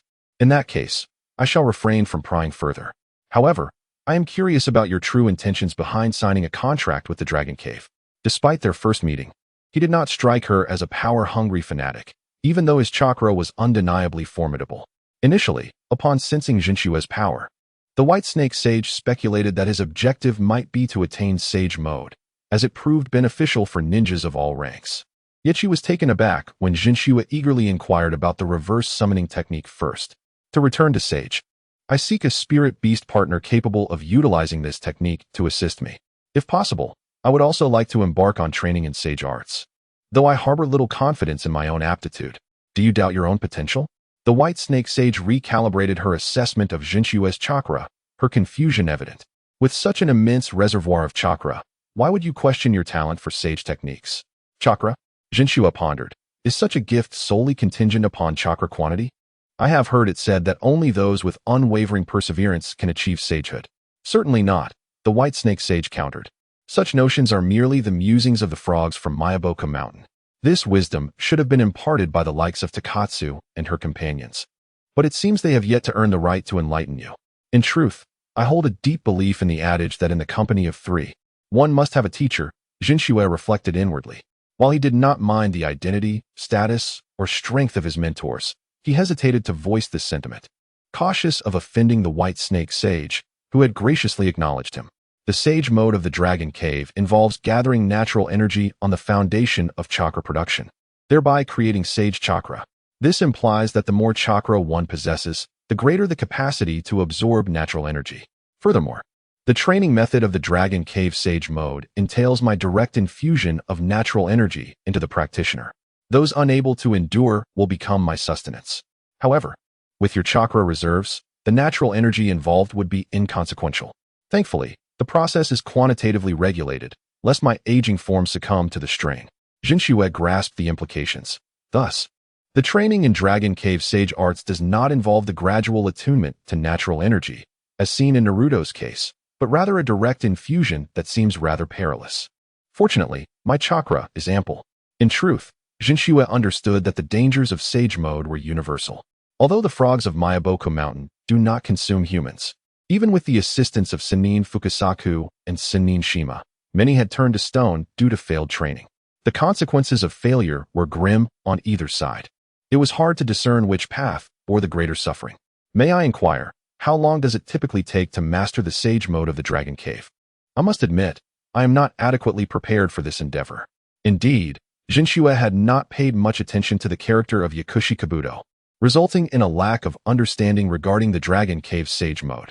Yet he was aware that the interval between Sasuke's slaying of Orochimaru and the commencement of the Fourth Great Ninja War did not exceed 6 months, suggesting that Kabuto's acquisition of sage mode occurred within that time frame. However, Jinchua had yet to ensure his sister's safety and was scheduled to visit the Hidden Rain Village in a few days. Time. The White Snake Sage mused. I have not conducted research on this matter, nor do I possess an understanding of your human perception of time. Ultimately, the duration of your lives passes in the blink of an eye for me. What humans perceive as a mere decade translates to a century or more in the realm of the White Snake Sage. She had little concern for how long it took for a human to learn sage mode, or how long they might perish. Nonetheless, she grasped Jinchua's intent, noting that he seemed pressed for time, a rarity, as few who successfully reached the Dragon Cave could resist the allure of sage mode. To the White Snake Sage, everything about Jinchua was intriguing. Thus, she became curious about how such a unique individual might fare in the ninja world while carrying the gifts of the Dragon Cave. At that moment, Jinchua revisited his earlier question. By the way, Sage, is it possible to inscribe the reverse summoning technique in advance, and upon my own initiative, trigger it to summon me to a designated location? The White Snake Sage contemplated this. The summoning technique necessitates a contractual connection between both parties. As for your reverse summoning, it fundamentally involves the other party who has signed the contract using the summoning technique to call you forth. If you possess the ability to trigger the technique remotely, you may indeed accomplish what you propose. However, to my knowledge, such intricate manipulation does not exist in the ninja world unless aided by our Dragon Cave. The assistance of the Dragon Cave? What kind of aid do you speak of? Sage Art, Inorganic Rebirth. It grants life to inanimate objects and allows for their control. If you apply this technique to an object inscribed with the reverse summoning, you can trigger the technique within your chakra's sensing range. Really? It possesses such capabilities? Jinchua was momentarily taken aback. The term inorganic rebirth resonated deeply with him, though not because of its prowess, but rather its perceived weakness. In the narrative, Yakushi Kabuto, who wielded sage mode, had previously employed this seemingly formidable technique against Itachi and Sasuke. However, its execution left Jinchua astonished, as Kabuto used the inorganic rebirth to manipulate stalactites in his assault. While effective, the power was unimpressive, resembling a conventional earth release technique. But if the White Snake Sage asserts its potential, then my concept may indeed stand a chance of realization. Jinchua's aspirations extend beyond merely utilizing spiritual techniques for escape. He envisions the conception of a pseudo-flying thunder god technique. His original idea involves inscribing an inverse spiritual technique on a kunai in advance, allowing it to automatically trigger and transport his body when needed. In his view, this ought to serve as the embryonic form of the flying thunder god technique, facilitating his future acquisition of the genuine art and the commencement of true mastery. Upon discovering the formidable capabilities of inorganic reincarnation, Jinchua couldn't help but fantasize about the synergy between the flying thunder god technique and inorganic reincarnation. Inorganic reincarnation can designate an entire area as the target. If the reincarnated entity can be maneuvered under my control, could it not achieve a true form of full-screen teleportation? The conventional flying thunder god technique is constrained by the kunai. If an adversary deliberately targets it, Jinchua's desired full-screen teleportation becomes unattainable. Moreover, since there is fundamentally only one target in this scenario, there is no need to worry about misdirecting during the teleportation. Recalling the moment when Minato Namikaze swiftly struck down the Rain Village ninja multiple times during the Third Great Ninja War, Jinchua felt a sense of admiration. If it were him, not to mention tossing 50 targets, even 5 would pose a challenge to ensure proper placement. Thus, reducing the number of targets to 1 is indeed imperative. He pondered whether there were related techniques in the Richi Cave for inscribing inverse spiritual techniques. Regarding this, he could collaborate with the 3 of them, as he himself had never delved into this matter. At that moment, the White Serpent Sage curled up slightly and lowered her head, appearing ready to rest, while Jinchue realized he had already posed numerous questions. Once he departed from the White Serpent Sage's abode with Tenshin Shinji, Taki Tsukihime, and the calm Ichikishima Hime, Jinchue turned to them with utmost seriousness. However, upon meeting his gaze, Ichikishima Hime volunteered, "Lord Jinchue, I can assist you in researching this technique. It merely requires a small contribution from you." Before she could finish, Taki Tsukihime covered her mouth. Tenshin Shinji felt a chill of sweat as she recalled Jinshue's previous display of Susanoo, thinking, how dare she even propose conditions? Ultimately, Tenshin Shinji slightly bowed to Jinchue, stating, "I am at your service, my lord." Taki Tsukihime echoed the sentiment, while Ichikishima Hime, despite her youthful appearance, was far more mature than she seemed. Her position as a high-ranking member of the Richi Cave was not solely due to brute strength. Previously, she had been ensnared by high-quality yin chakra. What a pity for such quality yin chakra. Ichikishima Hime often consumed visitors to the Richi Cave along with their chakra, gradually developing a penchant for certain special chakras. She had never noticed this inclination until encountering Jinchue, a boy who recklessly wielded the eternal Mangeki Sharingan. "I am at your service, my lord." In the end, Ichikishima Hime expressed her agreement, signifying that Jinchue had attained a level of authority in the Richi Cave second only to the White Serpent Sage. Even Tenshin Shinji and the others felt no discomfort, for the Richi Cave was a place where strength prevailed, and possessing power ensured one would thrive. With that settled, I shall not be modest. Please allow me to return to Konoha first, and then bring me back through inverse spiritual technique in 1 minute. Jinchue felt a lingering concern for Izuna. Due to the haste of his arrival, he had not left a shadow clone in Konoha, and now he sensed he might reside in the Richi Cave for several days. Yes, the three divine maidens responded in unison. Upon receiving Jinshue's command, they dispelled the inverse spiritual technique, returning him to his original position. Once back at the spot from which he had been transported, Jinchue immediately employed the shadow clone technique. "Take care of Izuna. I may remain there until just before the mission begins." "All right, leave it to me." After a minute's time elapsed, Jinchue transformed into a wisp of smoke and vanished from Konoha. Meanwhile, at Obito's location, the eternal Mangeki Sharingan, you cannot be mistaken? Hearing a report from a white Zetsu, Obito felt a twinge of skepticism. For ordinary foes, even those of the elite ninja caliber, he perceived little threat. However, a Uchiha wielding the eternal Mangeki Sharingan was an entirely different matter. In the absence of intelligence, no one could guarantee what kinds of ocular techniques lay hidden within the opponent's eyes. I assure you, I did not mistake it. The eye pattern was unclear due to the crowd, but I witnessed Susanoo. This white Zetsu had previously infiltrated Konoha to observe Jinshue's graduation assessment, witnessing the final manifestation of Susanoo. Being well aware of what Susanoo represented, particularly one who claimed to have mastered it from Uchiha Madara, Obito was reluctant to engage an adversary capable of utilizing Susanoo. However, if he overuses Susanoo, he should be unable to sustain it for long. Regardless, it is prudent to have Zetsu follow up with further investigations. Yet, when one half of Black Zetsu received Obito's orders, a tempest of thoughts surged within him. Could it be a lost bloodline of the Uchiha clan? But if so, how could one attain such mastery? How did he utilize Susanoo? And this name?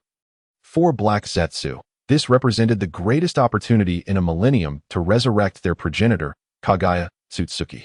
He wished for no unforeseen circumstances, and the sudden emergence of eternal Mangeki Sharingan clearly posed a highly unstable factor. At the very least, I must ascertain his Mangeki ocular abilities. Chapter 36, Tenshin Shinji. The ninja world is truly terrifying in Orochimaru's laboratory. Upon noticing that Jinchue had not attended class that day, Orochimaru exhibited little reaction. However, Akkad voiced her concern.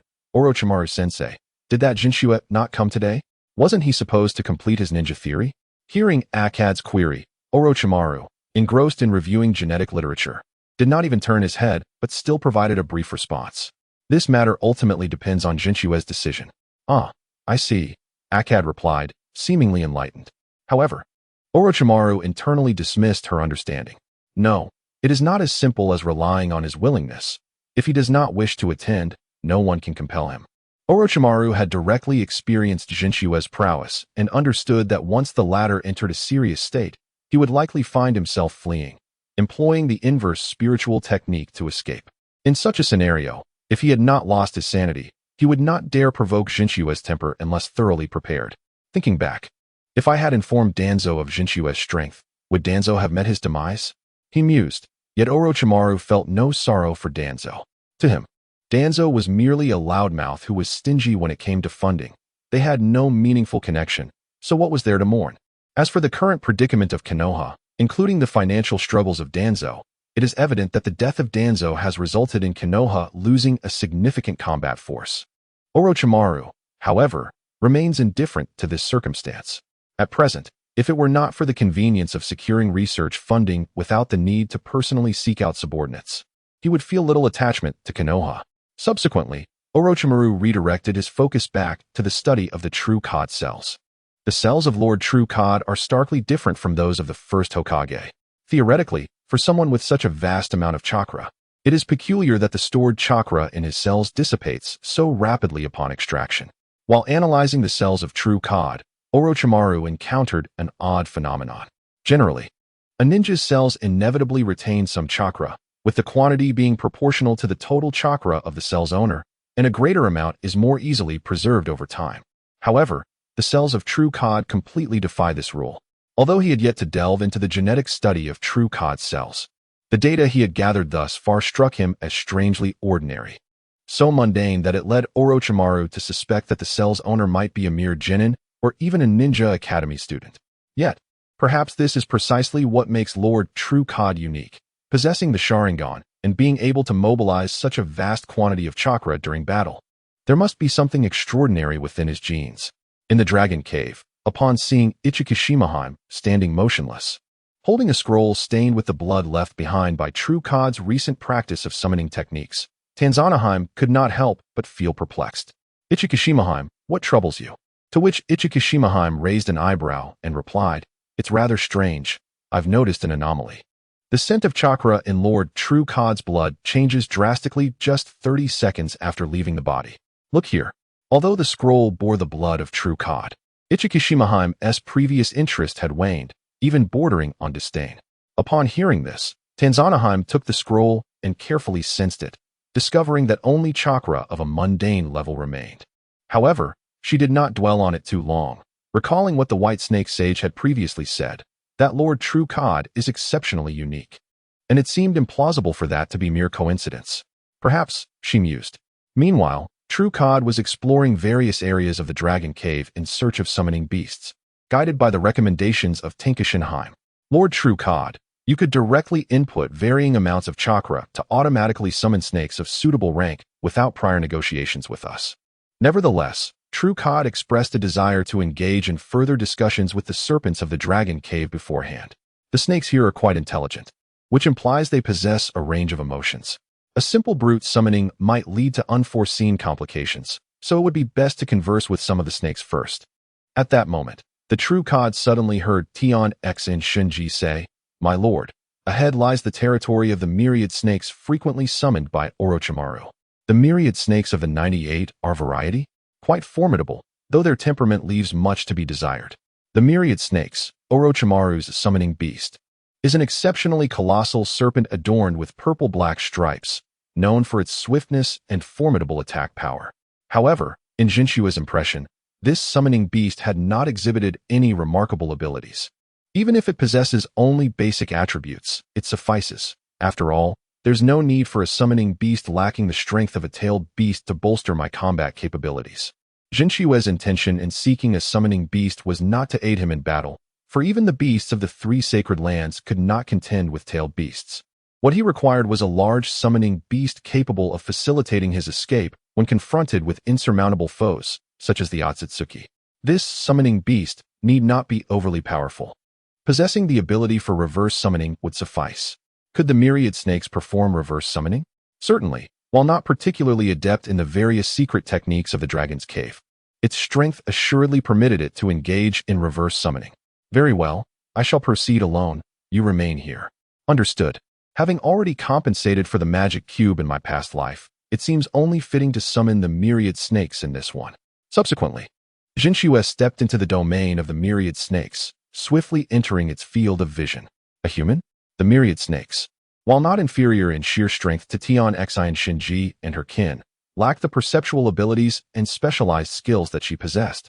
However, just as the myriad snakes prepared to intimidate the human before it, Jinchua suddenly activated the eternal kaleidoscope and unleashed a fully formed Susanoo.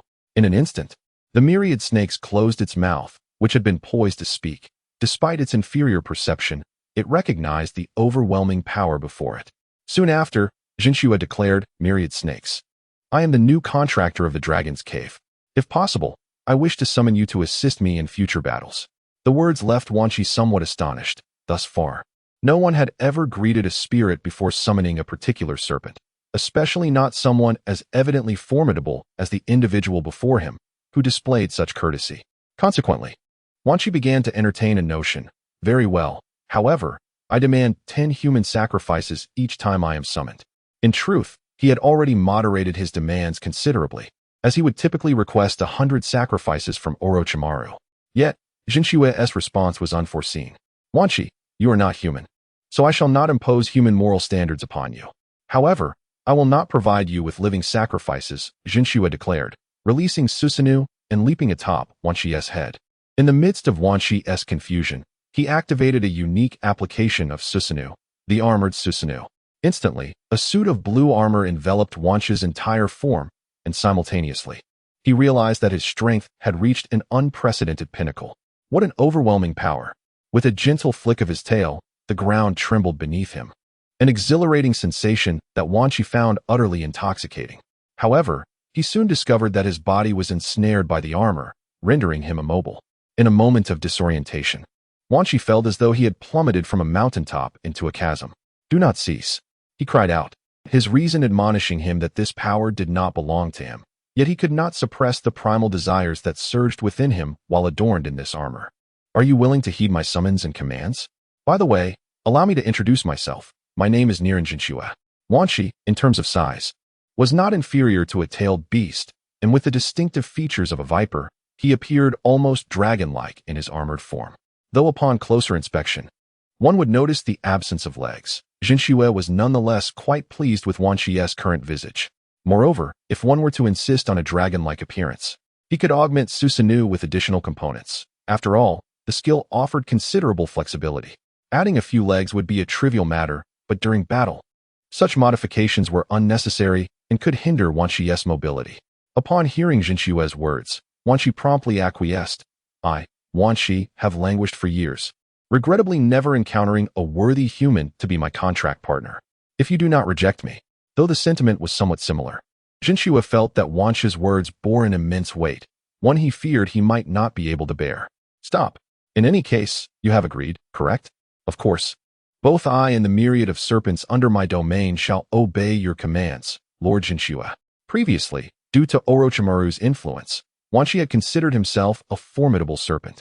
Yet, confronted with the allure and intimidation of this newfound power, he succumbed.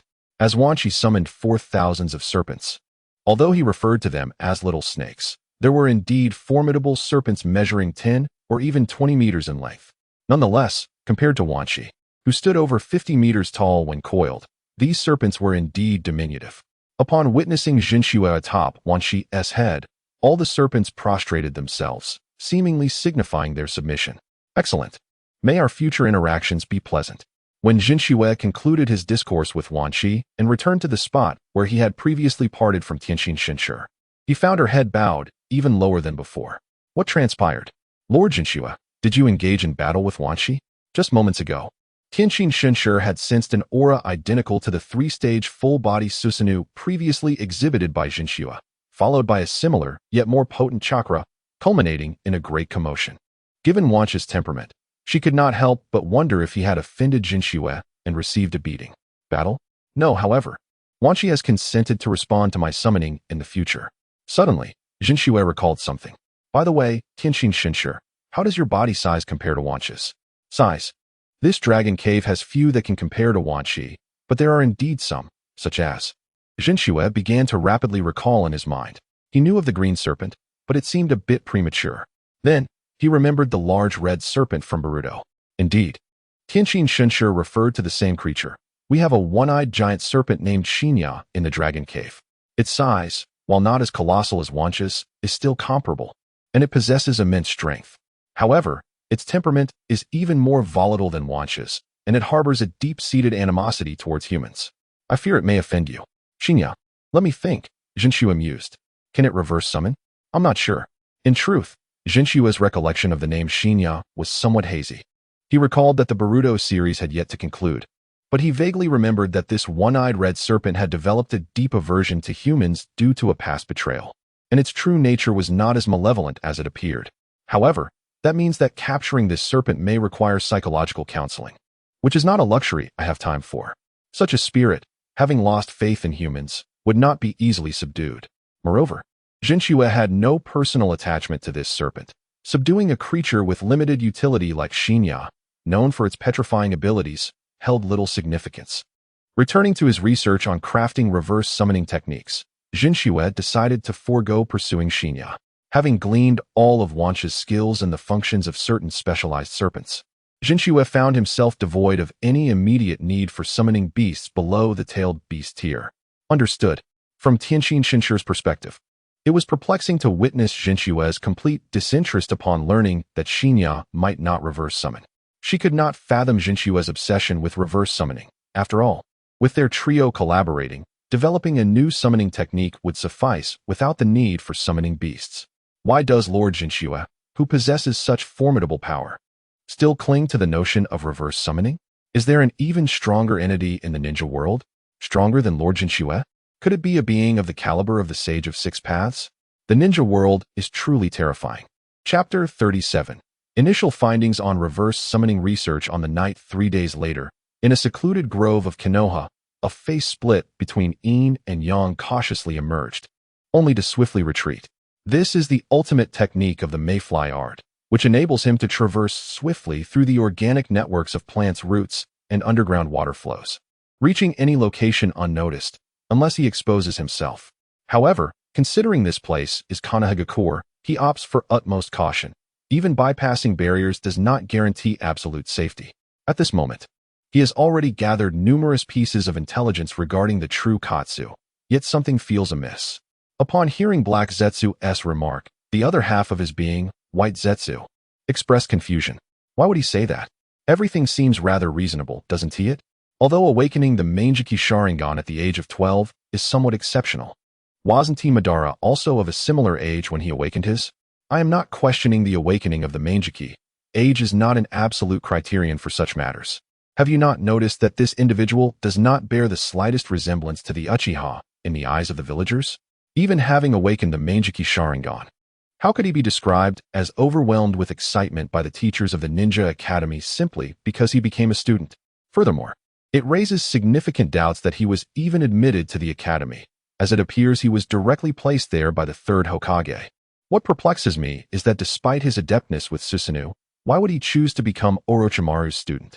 After pondering Black Zetsu's doubts, White Zetsu attempted to connect the information and arrived at a conclusion. Could it be possible that this inner Katsu is a modified human created by Orochimaru using cells from Uchiha Madara, similar to that boy who wields would release?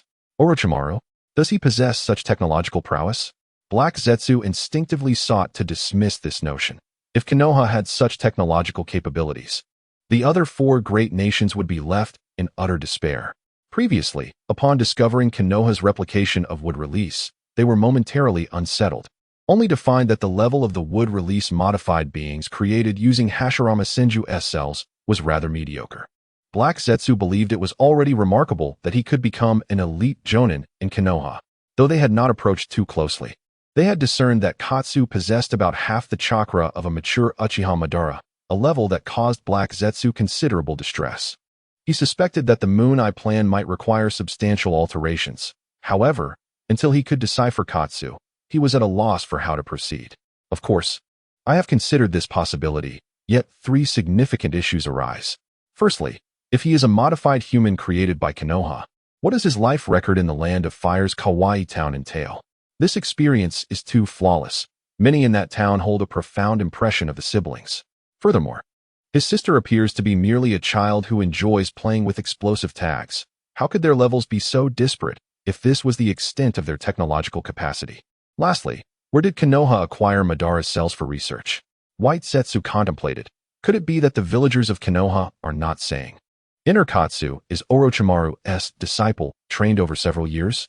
Perhaps this Inner Katsu was initially an ordinary branch of the Uchiha clan, selected by Orochimaru for human experimentation. And having gained power, he feels gratitude towards Orochimaru and Konoha, while his sister remains unaltered. As for Madara's cells, wasn't he dead for a few days? It's possible Konoha took a small sample of his stock, only for Madara to remain unaware upon his resurrection. After a brief pause, White Zetsu added, as for preservation, who knows if Uzumaki Mito might have developed some special sealing techniques, or if Senju Tobarama had concocted some other peculiarities during his lifetime. This does indeed sound plausible. Black Zetsu summarized the existing intelligence, realizing that, when pieced together, it does have some coherence.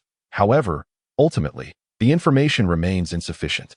Even with the Mayfly technique and formidable chakra sensing abilities, there are limitations in intelligence gathering, particularly when faced with an enigmatic figure like Katsu, who seems to have emerged from nowhere, making it exceedingly difficult for Zetsu to collect relevant information.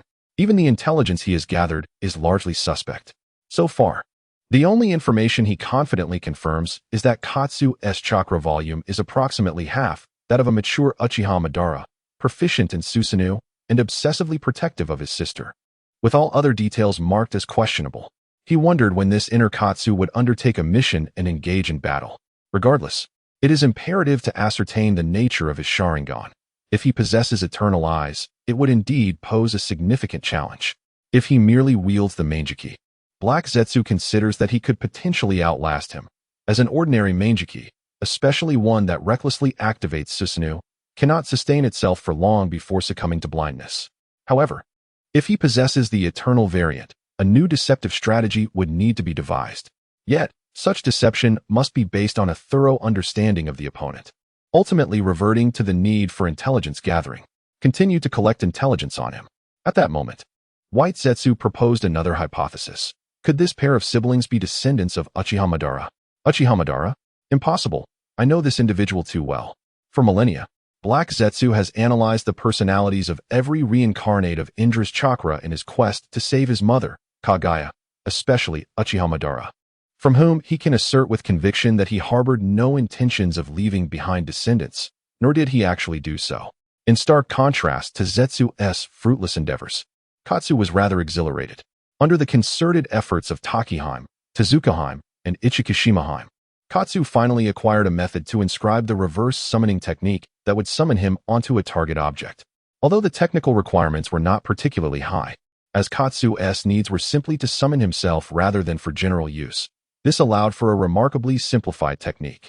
By merely dripping a drop of blood from a dragon cave serpent onto the technique and infusing a minimal amount of chakra, he could summon himself, with the blood serving as the only essential medium, making it possible to trigger this technique even without being a dragon cave entity, provided one had the serpent's blood. In Katsu's view, the only two issues with this technique were that the reverse summoning process might consume time, making it less effective in high-stakes close-quarter combat, and that he could not trigger the technique remotely through his own consciousness. If judged by the standards of a pseudo-flying thunder god, this would undoubtedly be deemed inadequate, as once deployed, it would become entirely inert. Yet, this was inconsequential, as he had already selected inorganic reincarnation as a solution to overcome difficulties. Moreover, merely this phase of rapid reverse summoning holds substantial significance beyond mere milestones, such as enabling others to summon him for assistance in critical moments. After a while, accompanied by a plume of smoke, Katsu returned to Konohagakure and hastened home at the fastest pace. Upon skillfully dispelling his shadow clone, he learned of Izuna's recent performance, observing that the child had seamlessly integrated into the ninja academy.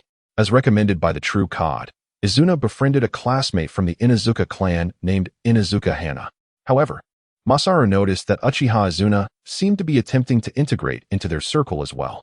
Uchiha Izuna's capabilities differ significantly from other Uchihas. Making friends should pose no issue. Subsequently, Masaru produced a pendant engraved with a peculiar summoning technique and a small vial. Relying solely on shadow clones for Izuna's protection does not constitute true safety. The efficacy of shadow clone bodyguards is inherently limited. The very nature of their creation, which divides the original's chakra, renders them a poor investment.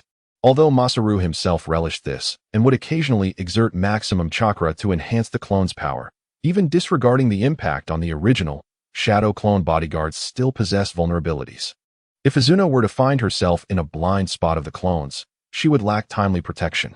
In Masaru's view, this gap must be addressed, especially given the unpredictability of threats like Obito, who is adept at sudden kidnappings. The two items in Masaru's possession included a gemstone inscribed with the reverse summoning technique and a sealed vial containing serpent blood from the dragon cave. Whenever Izuna encounters danger, she can simply drop blood from this vial onto the technique and inject chakra, allowing me to summon myself to her side. Eventually, as this technique is refined, the process could be simplified further, perhaps even developing a one-touch trigger mechanism. Though, regrettably, our technical capabilities are insufficient at present. The following morning, the prospect of summoning her brother in times of peril sparked a flicker of confusion in Izuna's eyes. Was this the summoning technique her brother had previously mentioned? It was, in fact, reverse summoning. However, the distinction is negligible, as reverse summoning is inherently a variant of the summoning arts. Despite having absorbed a plethora of unconventional knowledge from Masaru, Izuna unwaveringly trusted her brother. Indeed, this time, Masaru's teachings were accurate. He then cautioned her. It is imperative that you keep your ability to summon me a secret from everyone, even friends, and while using it, strive to maintain subtlety in your actions. Izuna understood. A ninja's information is sacrosanct and must not be carelessly divulged. Safeguarding one's intelligence is a critical aspect of being a ninja, a principle that Izuna, despite being merely a novice for less than a month, comprehended well. Good, then I can rest assured. After escorting Izuna to the Ninja Academy, Masaru returned to Orochimaru's laboratory for his regular research after several days. However, he did not encounter Orochimaru. Instead, he found Akame. It has indeed been a while, Masaru. Where have you been these past few days? Do you believe your theoretical knowledge is sufficient? Shall we test it with some exercises? At this, Akame pretended to fetch exam papers, leaving Masaru somewhat exasperated. No need for that. Such things intimidate me. And I have indeed been preoccupied with matters I have yet to discuss with Orochimaru-sensei. Matters? Akame queried, puzzled. Aren't you scheduled to accompany Orochimaru-sensei for a mission the day after tomorrow? Suddenly, upon mentioning this, Akame's expression darkened. Why is it Orochimaru-sensei taking you on a mission alone? I am clearly his true disciple. From Akame's perspective, Masaru, who merely studied theoretical knowledge, could not be considered a disciple in the same vein. Although Masaru referred to Orochimaru as sensei, their relationship bore more resemblance to that of a teacher and student in a conventional school rather than a genuine transmission of knowledge. Unaware of Akame's sentiments, Masaru replied, regarding the mission, I cannot divulge too much. But I can mention its rank. It is an A-ranked mission that may escalate to S-rank midway, which is rather perilous for a chunin. Hearing Masaru's earnest explanation only exacerbated Akame's distress. While she was indeed a chunin, Masaru was a genin. Yet, she found herself unable to voice her frustrations. For even if Masaru were to grant her 5 hands, she would still be unable to defeat him. In truth, even 6 would not suffice. Masaru, oblivious to his own status as a genin, became curious about the topic of missions. By the way, Akame, don't you have missions to undertake? Don't you aspire to become a jonin? How could I not desire that? However, my work with Orochimaru-sensei is equally significant. Observing Akame's conflicted expression, Masaru silently acknowledged Orochimaru's influence in this regard. Masaru did not inquire about Orochimaru's whereabouts, as he could easily surmise that the man was likely engaged in dubious experiments in some hidden laboratory. He may even be researching my blood. If so, I wish him success in his endeavors. Subsequently, Masaru perused a notebook on a nearby shelf that had not been there a couple of days prior. Is this related to the summoning arts? Indeed, it bears Orochimaru's handwriting. Let me examine the details regarding the adjustment of summoning beast placements. This service is quite thorough. Well, given the circumstances, I shall begin my studies. Chapter 38, Kurizetsu. His back, an inaccessible target in Amage Cure. Is there still no news on Shimura Danzo? A man wearing a specialized respirator completed a document and then inquired of his assistant regarding Danzo's status. Yes, my lord. I see. It appears that this yet-to-begin collaboration has come to an abrupt end. Nonetheless, that is inconsequential. This individual was never trustworthy. Since Danzo's death half a month ago, Konoha had not publicly announced the news. Instead, they classified him internally as a rogue ninja. declaring him wanted and executed. Consequently, Hans, the leader of Amigakure, who had limited access to first-hand intelligence from Konoha, remained unaware of Danzo's demise, merely assuming their collaboration had ceased. At the border between the land of fire and the land of rain, Orochimaru-sensei, what specifically makes Hans formidable? Setting aside his toxins that harm relatively weaker ninjas. Hans, you see, his toxins are not merely effective against weaker ninjas. Even I must exercise caution in facing him, and beyond his toxins, his body flicker technique, taijutsu, and slashing techniques are all exceptionally proficient. Furthermore, he employs explosive tags in a remarkably unique manner. If my intelligence is accurate, Hans is likely the foremost expert in the application of explosive tags in the current ninja world. Should Masaru encounter him, he could use the Sharingan to copy his techniques. So, you believe that apart from his toxins, the only unique aspect of this person is his explosive tag proficiency? Although Orochimaru feigned nostalgia when mentioning Hanzo, Jinchue could discern a portion of his true sentiments towards Hanzo from his words. It was evident that the failure in his youth had not cast a shadow over Orochimaru. Rather, the term explosive tag seemed to have a more profound impact on him. However, Jinchue held reservations regarding the potency of explosive tags. While it is true that genuine articles are undoubtedly superior to the ones I procured for Izuna, in essence, these items hold little value in high-level confrontations, do they? It is not as if we are engaging in a mutual exchange of explosive tags or on a scale akin to Conan's. Nonetheless, there was potential to replicate them for Izuna's instruction. Intelligence significantly influences the outcome of ninja battles. Just as Hanzo was about to finish his thought, a patrolling ninja from the Rain Village suddenly dashed forth, interrupting Orochimaru with a loud exclamation. The two leaf ninjas ahead. You must, yet. It became apparent that interrupting a shadow-level ninja was not a wise decision for an ordinary ninja. Oh, instead of fleeing to relay information, you choose to obstruct my path? In an instant, the Rain Village ninja, who had appeared robust moments ago, seemed to envision his own grim fate. An overwhelming fear rendered him trembling, immobilizing his feet entirely. When four serpents emerged from Orochimaru's hand, the Rain ninja finally comprehended the gravity of the individual he had provoked. Wait, are you this time? It was Orochimaru who interrupted him, and in doing so, he rendered the Rain Village ninja completely speechless. Of course, he also deprived him of his ability to breathe. After eliminating the Rain ninja, Orochimaru curiously remarked that he was surprised that Jinchue did not intervene in his act of killing the man. He mused that, were it him, he would have refrained from such an act, yet he would not impose his own standards upon others. Nevertheless, Jinchue averted his gaze from the corpse lying on the ground. Perhaps I should take the time to cast a couple of illusions to overcome this dizzying situation, he thought. Oh, what an intriguing notion. Though it seems somewhat at odds with the will of fire as described by the third Hokage. Orochimaru recalled an incident that had transpired in the same Rain Village. Shortly after he and Tsunade had been defeated by Hanzo, they had encountered 3 children who appeared to be war orphans, and at that time, Orochimaru had intended to help liberate the suffering children, only to be stopped by Jiraiya. I can hardly claim to possess the will of fire. What I can manage is merely self-discipline. Jinchue, who knew that Orochimaru had never believed in the will of fire, did not conceal his thoughts. While the third Hokage often professed his adherence to this ideal, Jinchue himself remained skeptical. Self-discipline? Haha. Indeed, I assent that what a ninja is supposed to embody. However, to avoid complications, it would be prudent to disguise ourselves a bit. In theory, eliminating all witnesses would allow for perfect infiltration, but without the Byakugan. Such an approach was ultimately impractical.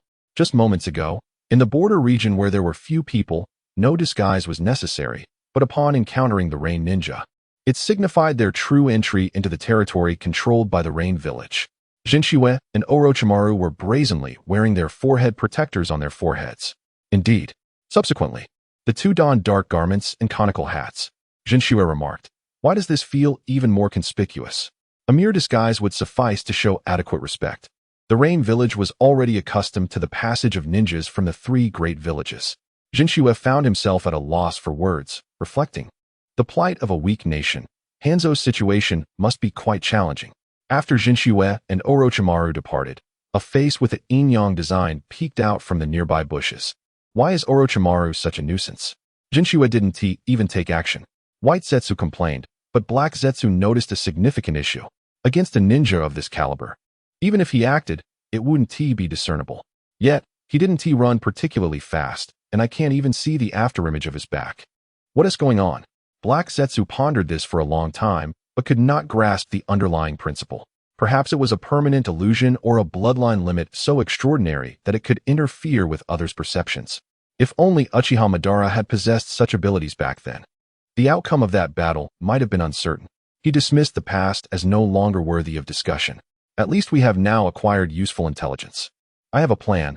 Let us proceed to meet Hanzo the Salamander. Are we arranging a confrontation between the leader of the Rain Village and this individual who bears an uncanny resemblance to Madara? Arrange might be too strong a word. It is merely a matter of subtle guidance. However, what mission are these two individuals undertaking in the Land of Rain? Never mind. Send a clone to summon Obito. And make sure he comes dressed appropriately. That should not require reminding. Ever since the fourth Hokage gave him a tap on the back, he has become much more cautious. Chapter 39. Jinshue, the intelligence-gathering mission. Naturally, the first step is to directly inquire of the target. Outside an inconspicuous village in the Land of Rain, Jinshue pondered where to begin his investigation. Originally, Orochimaru wished to ascertain whether Jinshue had truly learned the art of intelligence gathering, but Jinshue provided a response that he found rather absurd. I think it might be best to simply ask. Orochimaru paused, taken aback by the statement. Why do you say that? The intelligence suggesting that the Akatsuki's motto is to achieve world peace without resorting to extreme force? Let us give it a try. Once I remove my forehead protector, I can visit them directly. This was indeed an unexpected approach to task execution. In that case, let me witness how much information you can acquire, Jinshue. A few minutes later, within the village, in the blink of an eye, the Akatsuki had grown in strength. Observing the members of the organization resting below, Akatsuki's leader, Yahiko, couldn't help but smile, and standing beside him, the red-haired Nagato echoed. It is Yahiko's dream that resonates with everyone. In truth, we have long grown weary of war. As long as we unite in purpose, peace is surely attainable. Just as Yahiko envisioned the future, an Akatsuki member who had been on watch suddenly rushed over. Boss, we have a visitor. It's a merchant from the Land of Fire, claiming to have heard of our ideals and wishes to pay a visit. A merchant? Nagato repeated, puzzled, while Yahiko's face lit up with anticipation. Could it be that someone else wishes to join us? Come, Nagato, let us greet him together. All right. Soon, Yahiko and Nagato, accompanied by the previously mentioned Akatsuki member, arrived at the entrance of their temporary base. Upon seeing the approaching figures with orange and red hair, Jinshue promptly removed his conical hat. It is an honor to meet you, Mr. Yahiko of the Akatsuki, and you as well, Mr. Nagato. I am Nirin Jinshue from the Land of Fire, the young man who would later become Tendo Pain after his death, and Nagato, who has transplanted Uchiha Madara's Rinnegan. I wonder if I, as a mere pawn, could manage to use it effectively, but theoretically, once my template reaches 4 or 5 stars, its strength should increase, right? I wonder if I can awaken the Rinnegan. Jinshue mused, considering that since he had completed a full card and garnered a substantial amount of gold coins, as well as expanded his means of acquiring them, his output rate had diminished to the level of his past life's memories. Having pulled 61 pieces from a total of 27 10 pulls, at this current rate of a maximum of 40 coins per day, if I still have to rely on the guarantee, I fear I will have to save for over a decade. Due to the warmth and sincerity in Jinshue's tone, Yahiko increasingly felt that his assumptions were correct. As for the name Nirin, which sounded somewhat like that of the Uchiha clan, he gave it little thought. Oh, so it is Nirin-san. Come, it's still drizzling outside. Let us go inside and talk. Then I shall intrude. Before long, Jinshue followed Yahiko and Nagato into a small conference room, where Yahiko also summoned a girl with long, light blue-purple hair adorned with paper flowers, who sat beside Nagato. Theoretically, if Jinshue were indeed there to carry out a mission, he should continue conversing with Yahiko and the others under the guise of a merchant. However, this task held no necessity for investigation for Jinshue. Thus, he dropped a bombshell. In fact, I am a ninja from Konoha. My full name is Nirin Jinshue. You may call me Jinshue. I recall that you are students of Jiraiya-sensei, correct? If one were to consider it seriously, we are likely still disciples of the same ancestral master. Initially, upon hearing Jinshue mention the ninjas of Konoha, Yahiko and the others felt a sudden chill. Yet their hearts surged with excitement when Jiraiya's name was invoked. The girl adorned with paper flowers, known as Konan, promptly inquired, "How is Master Jiraiya faring?" Given that Jinchua had directly referenced this connection, Konan did not hesitate to inquire about the well-being of their beloved mentor, who had guided them for 3 years. As for Jiraiya-sensei, following the passing of the 4th Hokage, he is likely wandering near Konoha, seeking solace. After all, the 4th Hokage was also a pupil of Jiraiya-sensei. I saw him just half a month ago. At this moment, Jinchua produced a telescope, which was, in fact, purchased from a shop recommended by Jiraiya-sensei. Oh, but let us return to the main topic. What I am about to disclose is rather confidential. Do you possess a soundproof barrier or something of that nature? A soundproof barrier? Yahiko and the others exchanged glances and shook their heads in unison.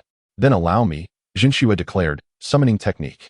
With a resounding bang, the figures of Tianjin Shinki, Sia Tsukihime, and Ichikishimahime materialized beside Jinchua.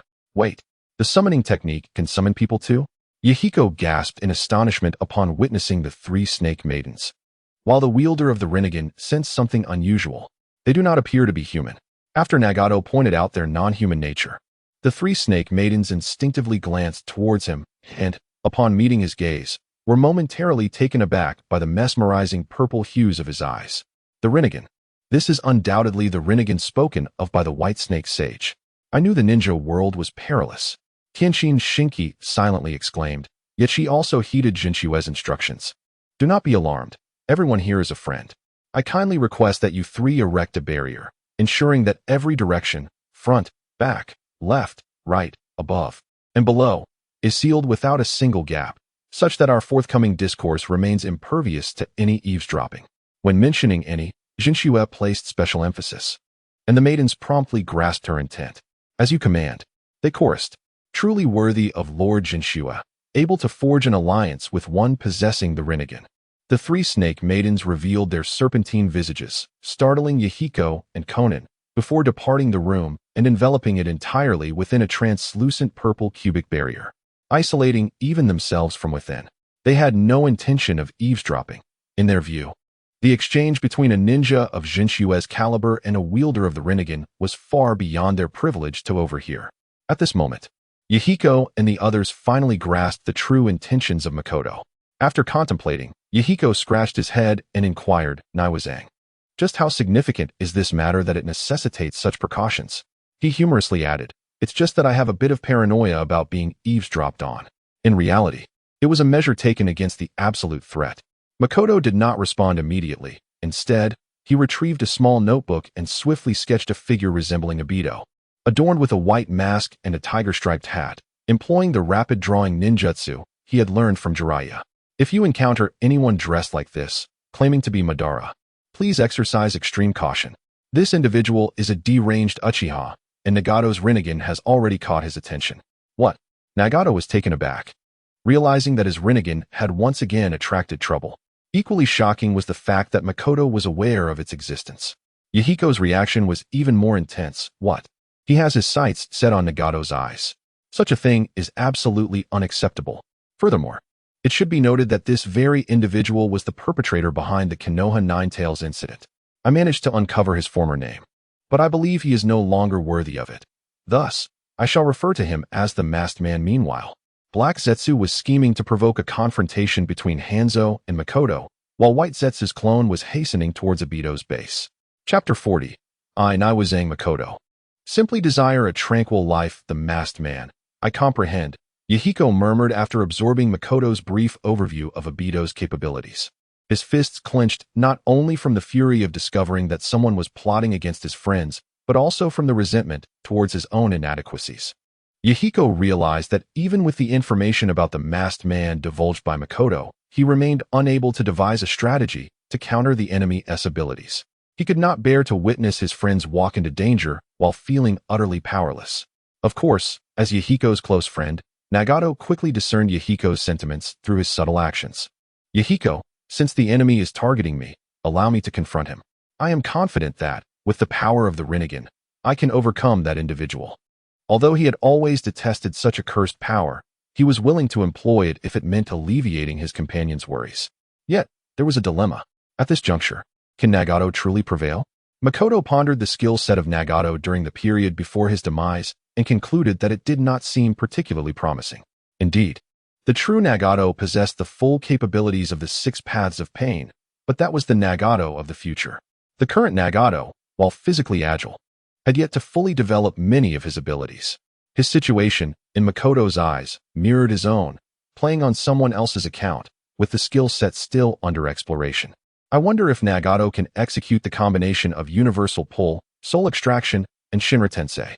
Makoto had once envisioned a sequence of Rinnegan techniques, first utilizing universal pull to draw the opponent closer, then employing soul extraction to siphon the opponent's soul, followed by Shinra Tensei to propel the opponent's physical body away, thereby overcoming the lengthy execution time of soul extraction. At that moment, Conan suddenly posed a question. Why did Jinchua specifically come to remind them? Nagato turned his gaze toward Conan as he harbored the same inquiry. Admittedly, there existed a connection between them due to Jiraiya, yet Conan felt that Jinchua's long journey to offer them a reminder was excessively kind-hearted. As a war orphan, such unexpected goodwill felt surreal to both Conan and Nagato. However, Yahiko's attitude was markedly different. I believe Jinchua must have heard about our Akatsuki ideals and specifically came to lend us a hand, just as Jinchua mentioned to our comrades at the door. Roughly so. Jinchua nodded. I believe that those who gather firewood for the many must not be allowed to freeze to death in the wind and snow. Perhaps I am somewhat selfish, but reminding you during the execution of a task is, for me, quite simple. Those who gather firewood for the many must not be allowed to freeze to death in the wind and snow. Yahiko repeated this phrase, and then spoke earnestly. How could Jinchua, who articulates such sentiments, possibly be a selfish person? Please do not underestimate yourself. Had it been Jiraiya, he would likely have stayed here for a considerable time to ensure Nagato's safety, or sought a way to take him to a special place for further instruction. But as for me, I would merely speak a few words. Jinchua sipped a glass of water, and for a moment, the trio from Akatsuki found themselves at a loss for words. To them, Jiraiya had selflessly taught them, bestowing upon them a second chance at life. Yet Jinchua's warning about impending danger was undoubtedly an unconditional act of assistance. Now, however, Jinchua was here, seemingly downplaying his own worth. Eventually, it was Yahiko who broke the silence. I wonder if Jinchua has any need for our assistance. Although my abilities are quite limited, I will strive with all my might. That is unnecessary. What I require is for you not to succumb to darkness, particularly Nagato. Jinchua's gaze met Nagato's, whose Rinnegan bore immense significance. A moment's carelessness could plunge the shinobi world into chaos. If safety were my utmost concern, I ought to eliminate Nagato and seize those eyes. Yet such an act is beyond my capability. Is that so? Nagato lowered his head, his long red bangs cascading down to obscure his face, making it impossible for Jinchua to discern his expression. Suddenly, Nagato performed an action that surprised everyone present. He abruptly raised both hands and thrust them toward his eyes. Fortunately, 2 skeletal arms swiftly grasped Nagato's hands, preventing him from advancing further. Jinchua then used Susanu's arm to pull Nagato closer, feeling a long-lost surge of irritation. What are you doing? Have you gone mad? With such a lack of resilience, how can you speak of bringing peace to the shinobi world? Jinchua. Yahiko and Conan hurried over to mediate, while Nagato continued. These eyes have brought nothing but calamity since the moment I laid eyes on them. If it were only for myself, I would willingly endure, but if they threaten the peaceful world we aspire to create, then I shall personally destroy these inherently malevolent eyes. Why are you being so pessimistic? Jinchua felt a headache coming on. He merely intended to remind Nagato of the significance of his eyes, never anticipating that Nagato would contemplate blinding himself. If these Rinnegan were lost, perhaps it could avert crises in the shinobi world for the next 30 years. But if we entirely sever the potential for the Shippuden storyline, what would become of the future? Without a complete Naruto and Sasuke, or even Boruto, how could we stabilize against potential extraterrestrial threats?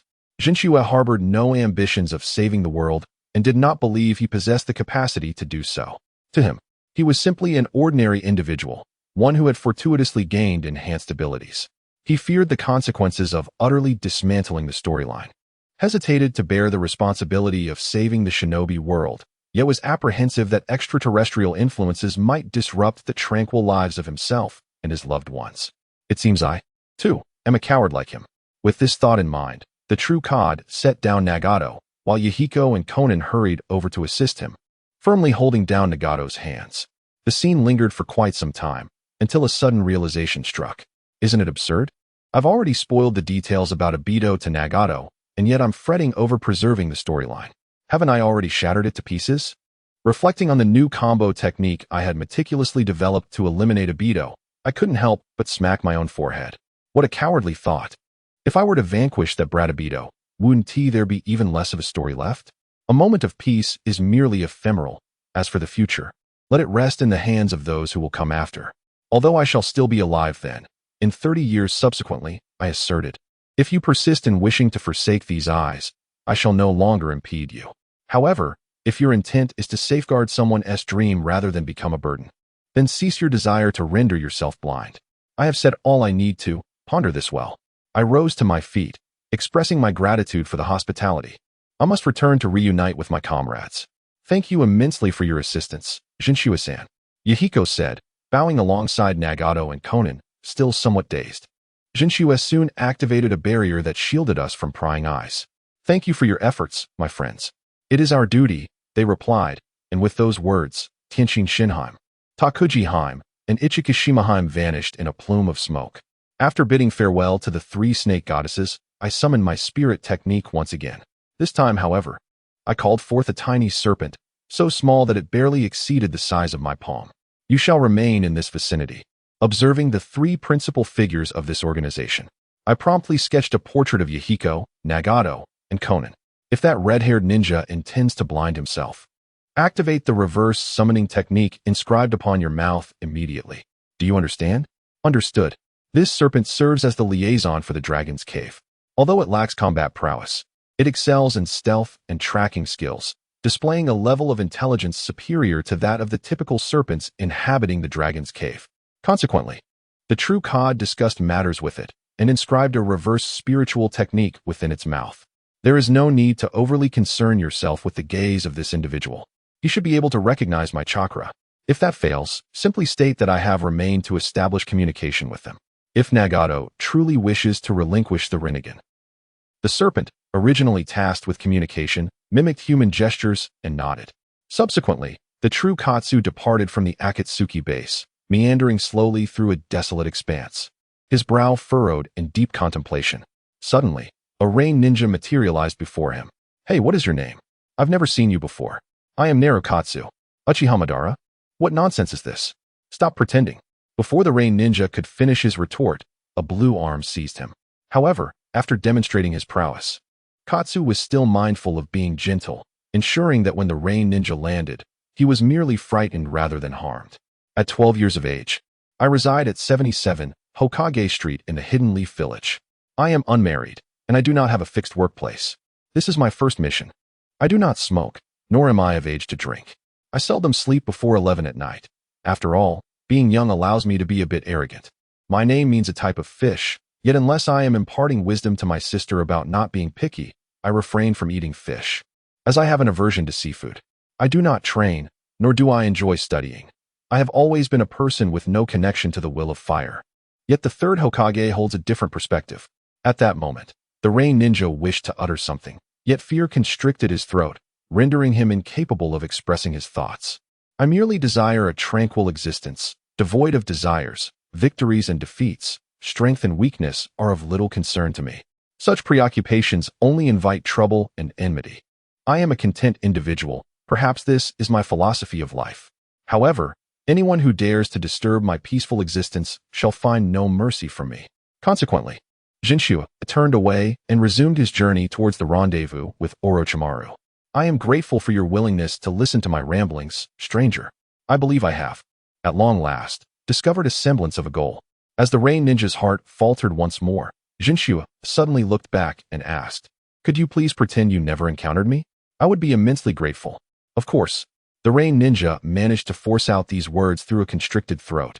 And in that instant, he sensed a significant calm emanating from the rather unassuming man before him, the earlier sensation of facing a hellish ordeal dissipating almost entirely. Soon, the rain ninja was left alone. What a terrifying individual. Is this what a Konoha ninja is like? Lord Hanzo battled against a village that produces such monsters? In the office of the Rain Village leader, a rain ninja with an entire right arm missing knelt before Hanzo. What on earth happened, Roku? Hanzo unwrapped the bandages, revealing injuries that were difficult to identify. Yet, the seasoned Hanzo quickly discerned the marks of a snake bite. A snake? Could it be Orochimaru? Lord Hanzo. That Orochimaru brought a 12-year-old prodigy to the land of rain on a mission. The boy effortlessly defeated me with his shadow snake hands and rendered my arm useless.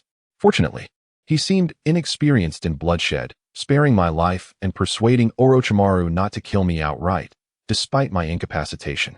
He even claimed their mission would not harm the interests of the Rain Village and urged me to keep their affairs a secret. But how could I possibly refrain from reporting this? Suddenly, the Rain Ninja's body began to swell in localized areas before exploding into a mass of white goo, nearly splattering Hanzo due to their proximity. My lord, an assistant rushed over to assess the situation, but Hanzo halted him. No need. This peculiar method indeed resembles what is rumored about Orochimaru. Allowing those 3 ninjas to leave the Rain Village alive was a grave error. At that time, Hanzo had not entirely abandoned his ideals. Faced with young Orochimaru, Jiraiya, and Tsunade, he had entertained thoughts of nurturing talent. However, after witnessing the prowess of other villages' geniuses, even those who participated in the slaughter of his own ninjas, he could only contemplate how to eliminate such threats. Roku's strength, while not reaching the level of a Jonin, is commendable among Chunin. A boy capable of effortlessly vanquishing Roku and planting a unique toxin within him must not be allowed to leave the Rain Village alive. Orochimaru, I once spared your life. This debt shall be repaid by this suspected student of yours. Hanzo felt confident in defeating Orochimaru, yet uncertain of killing him. Nevertheless, ending the life of a mere boy prodigy, even one with Jonin-level capabilities, seemed an easy task in his eyes. Chapter 41, Nagato. Setting off on the starting line of the secret scroll in the Akatsuki base, Nagato, do not overthink it. As long as we support one another, no challenge is insurmountable. Yahiko said, placing a hand on Nagato's shoulder, his expression brimming with confidence. After much contemplation, I have devised a strategy to confront the masked man that Jinchua mentioned. Upon hearing Yahiko's statement, Nagato's eyes flickered with interest. What strategy? Consider this. Jinchua mentioned that the masked man's phasing ability is triggered passively. That means we can help trigger it ourselves. Upon sighting him, if we are at a distance, we strike with a jutsu immediately. If we are close, we feign an attack, and as he prepares to counter and materialize, we strike again. Nagato pondered for a moment. Yahiko's approach held some merit, yet still seemed precarious. While this may work once, will it suffice thereafter? A seasoned ninja is unlikely to fall victim to the same tactic repeatedly. I doubt he would succumb to the same move again. To Nagato, it was rare for experienced ninjas to make the same mistake twice. Yet, they currently lack the means to eliminate an opponent in a single blow, although they might severely injure the masked man this time through tactical advantage. What would they do next? Well, at least we have a method, Yahiko continued. I recall Jiraiya-sensei mentioning that ninja battles are a process of mutual information testing. After engaging the masked man, we will gain knowledge and experience, not just him. For instance, we will ascertain his strength, speed, overall physical ability, and preferred tactics only through actual combat. After listening to Yahiko's reasoning, Konan chimed in. Indeed, Nagato. Moreover, thanks to the information Jinchua provided, we can more precisely confirm the enemy's data. Even if we face him again, we need not be overly anxious. And what? Nagato instinctively inquired. And who knows if the masked man might be a fool? Not all ninjas learn from their failures.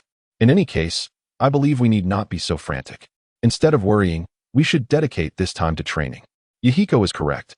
Now that we are aware of an enemy lurking in the shadows, we must remain vigilant while striving to improve ourselves. But do not think of blinding these eyes.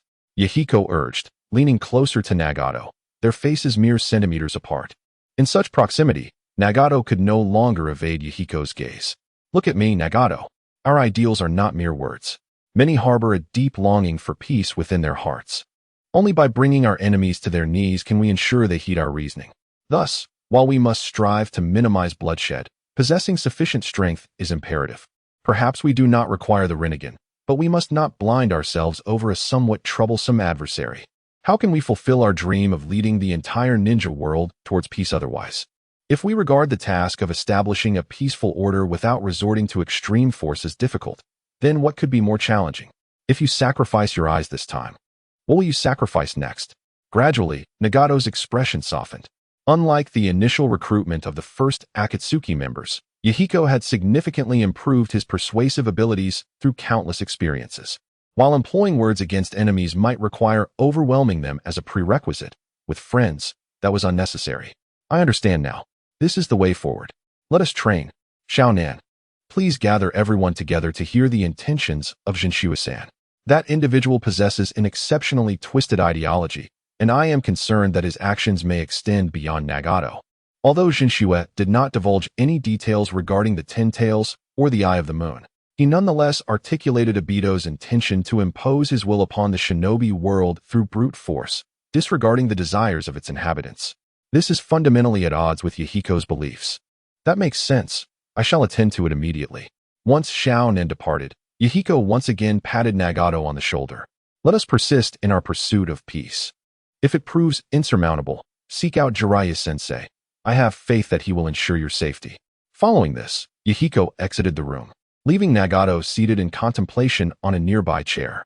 Approximately 5 minutes later, Nagato reaffirmed his resolve, reminiscent of the moment he first heard Yahiko articulate his dreams. Suddenly, he noticed a scroll materializing before him. What is this? The scroll unfurled gradually, perplexing Nagato with its contents. Even the title alone left him bewildered. A user manual for my abilities? As the scroll opened fully, Nagato was intrigued to find that, despite its capacity for hundreds of characters, it contained only 11 words. Wind, thunder, water, fire, earth, undoubtedly the 5 elemental natures of chakra, followed by the terms beast, heaven, human, repair, hunger, hell. What could this possibly signify? Though he could not discern its origin or meaning, Nagato sensed that this enigmatic artifact was not as simple as it appeared. After some contemplation, he decided to temporarily set aside this intriguing yet perplexing item. Meanwhile, Jinshua had finally arrived at the designated meeting place with Orochimaru. As Jinshua approached, Orochimaru set down his book and scrutinized him closely, noting the subtle differences from when Jinshua had departed. He almost suspected someone was attempting to perform a transformation jutsu before him. However, as Jinshua drew nearer, Orochimaru utilized his sensory ninjutsu and sensed the unique chakra emanating from him. Oh, it seems that Jinshua has undergone significant changes. Could it be that he has made unexpected gains? Perhaps, I have come to understand certain things. Previously, I feared that my actions might lead the world around me down a negative path. Yet now, I realize I have inadvertently contributed enough, and thus, I resolved to take decisive action. Upon entering the rain shelter, Jinshua removed his dark cloak and shook off the rain with his Susanoo arm. Oh, is Jinshua perhaps planning something? I have always believed that as long as you are willing, this shinobi world may not be sufficient for your ambitions. To traverse the shinobi world? No, quite the opposite. I intend to confront anyone who dares to disrupt my tranquility and eradicate their disruptive tendencies. If they refuse to behave, I shall ensure they are forever stripped of their ability to cause chaos.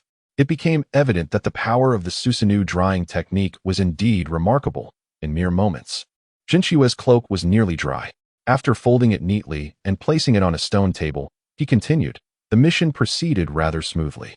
This Akatsuki organization is indeed committed to realizing peace, as they claim. Although they hold Hanzo in high regard, they have yet to earn his acknowledgement. Moreover, their leader is a former student of Jiraiya-sensei, which explains much. Jiraiya's student? Orochimaru recalled the 3 war orphans he had nearly killed, and it dawned on him that such actions were indeed characteristic of that fool's pupil. Orochimaru did not believe Jinshua would fabricate a tale to deceive him over such trivial matters. Thus, the answer was clear. It was all Jiraiya's doing. In that case, this mission is complete, and there is little reason to linger in the land of rain. Let us return. Orochimaru donned his cloak and prepared to leave, leaving Jinshua, who had just managed to dry off and wished to rest a moment, feeling somewhat exasperated. Upon reflection, apart from Nagato and the others, there is little of significance to remain for in this land of rain. The remuneration for A-rank missions typically ranges between 15,120,000 Rio. Although Konoha is currently in dire straits, missions involving infiltration and intelligence gathering seldom fall below the average. Ultimately, I never anticipated that a mere excursion would yield such a substantial profit. Ninja earnings are indeed quite bountiful. Upon hearing Jinshua's remark, Orochimaru shook his head. Money is not the crux of the matter. What is truly significant is that this mission has consumed a considerable amount of our time, something that cannot be purchased with any amount of currency. Suddenly, Orochimaru felt his left foot slip.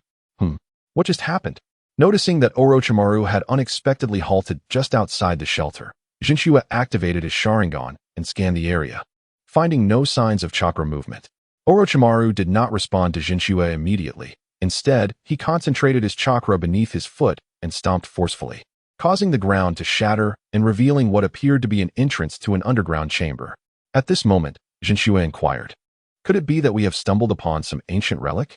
However, Orochimaru decisively shook his head, stating that it was regrettably not the case. The structure of the wall, akin to the nearby pavilion used for shelter from the rain, was no more than 15 years old. If nothing unexpected had occurred, it was likely constructed during the Second Shinobi World War as a cellar for hiding items. Oh, I see. Then it probably holds no valuable treasures. I had hoped we might casually encounter a chamber chronicling ancient ninjutsu. To ascertain the worth of such treasures, we need only to take a look. Orochimaru remarked as he began to form hand seals, invoking the technique of earth-style, ground movement. In an instant, the underground chamber was entirely lifted from the earth, and Orochimaru swiftly located the true entrance, obliterating it with a fire technique. Orochimaru-sensei, don't you think your methods are a bit too practiced? Are you certain you don't secretly excavate graves for a little loot? Jinchua recalled Orochimaru's reanimation jutsu and his penchant for experimental funding, leading him to suspect that Orochimaru might occasionally dabble as a grave robber. Cough, cough, let us not dwell on such trivial matters. From Jinshua's perspective, Orochimaru gracefully stepped into the space he referred to as the cellar. Initially, Jinchua thought little of it, but as he entered, he noticed the lingering smoke left by the summoning or reverse summoning techniques. He glanced at the ground and observed a nearly 3-square-meter area that was devoid of dust, starkly contrasting with the surrounding floor. Orochimaru-sensei, this seems rather unscrupulous. If you don't have 3 to 5 million, I cannot guarantee that I won't disclose this to the third Hokage. Jinchua expected no response, but was surprised when Orochimaru coolly replied, "Too much, 1 million. Upon hearing this, Jinchua promptly began to negotiate, "Then let us settle on 2 million. Agreed. It appears that my expectations were indeed low. To discover such valuable items in this desolate wilderness is remarkable. Since it was you, Orochimaru-sensei, who found it first, I shall not ask for too much. However, I am curious about the contents and their worth. I do not know, but it surely will not be less than the reward for 10 S-rank missions." Oh, so this is how the funding is reduced by 90% in various forms, Orochimaru mused, recalling the contract that had unexpectedly appeared before him, a smirk forming at the corners of his mouth. In truth, he had undertaken only about 90 S-rank missions over the years, yet had not reached 100. ISNT that over 10 million? That's quite exploitative. How about this?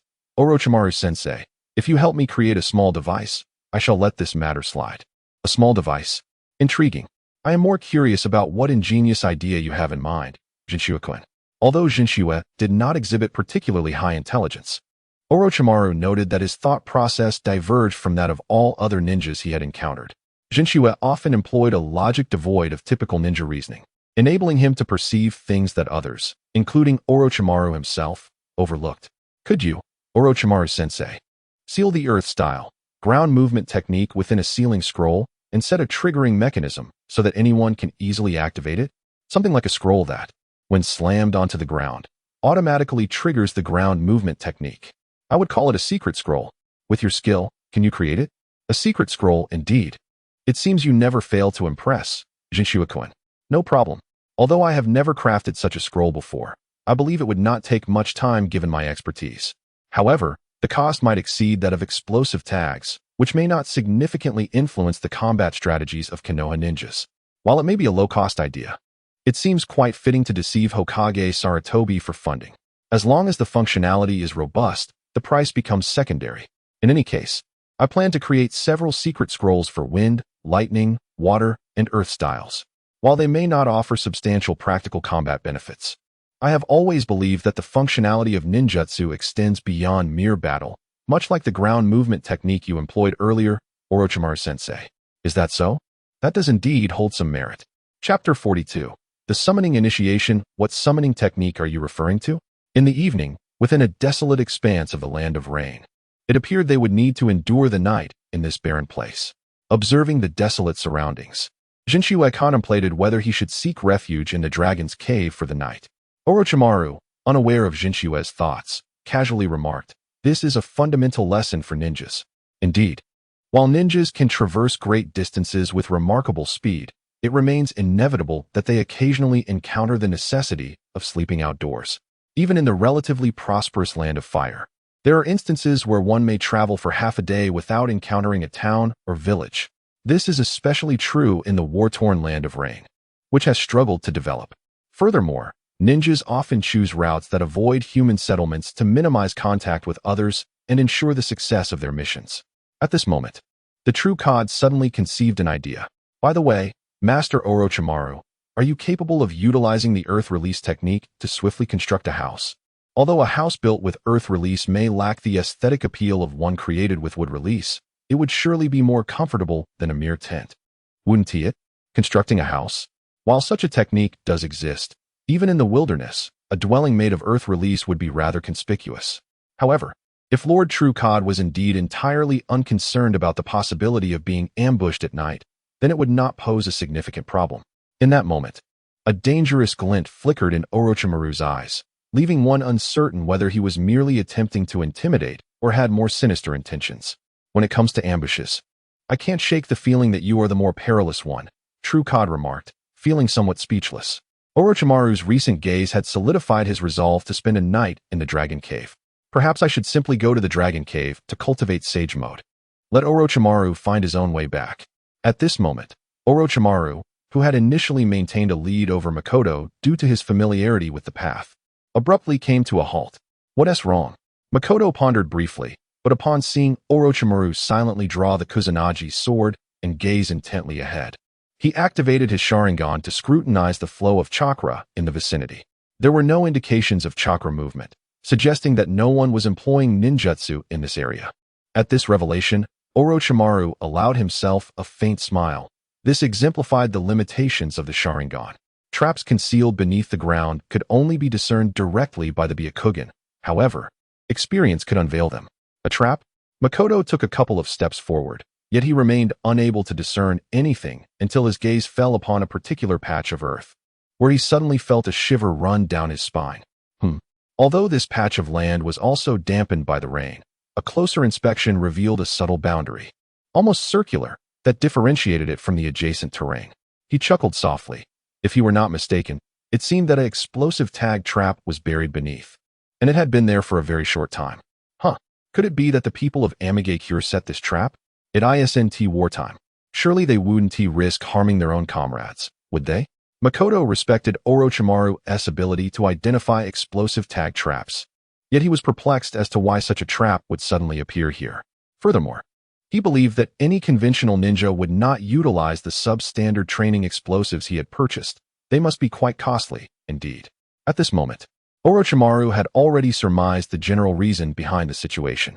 Sometimes, a detonating tag does not necessarily signify an intention to eliminate an enemy.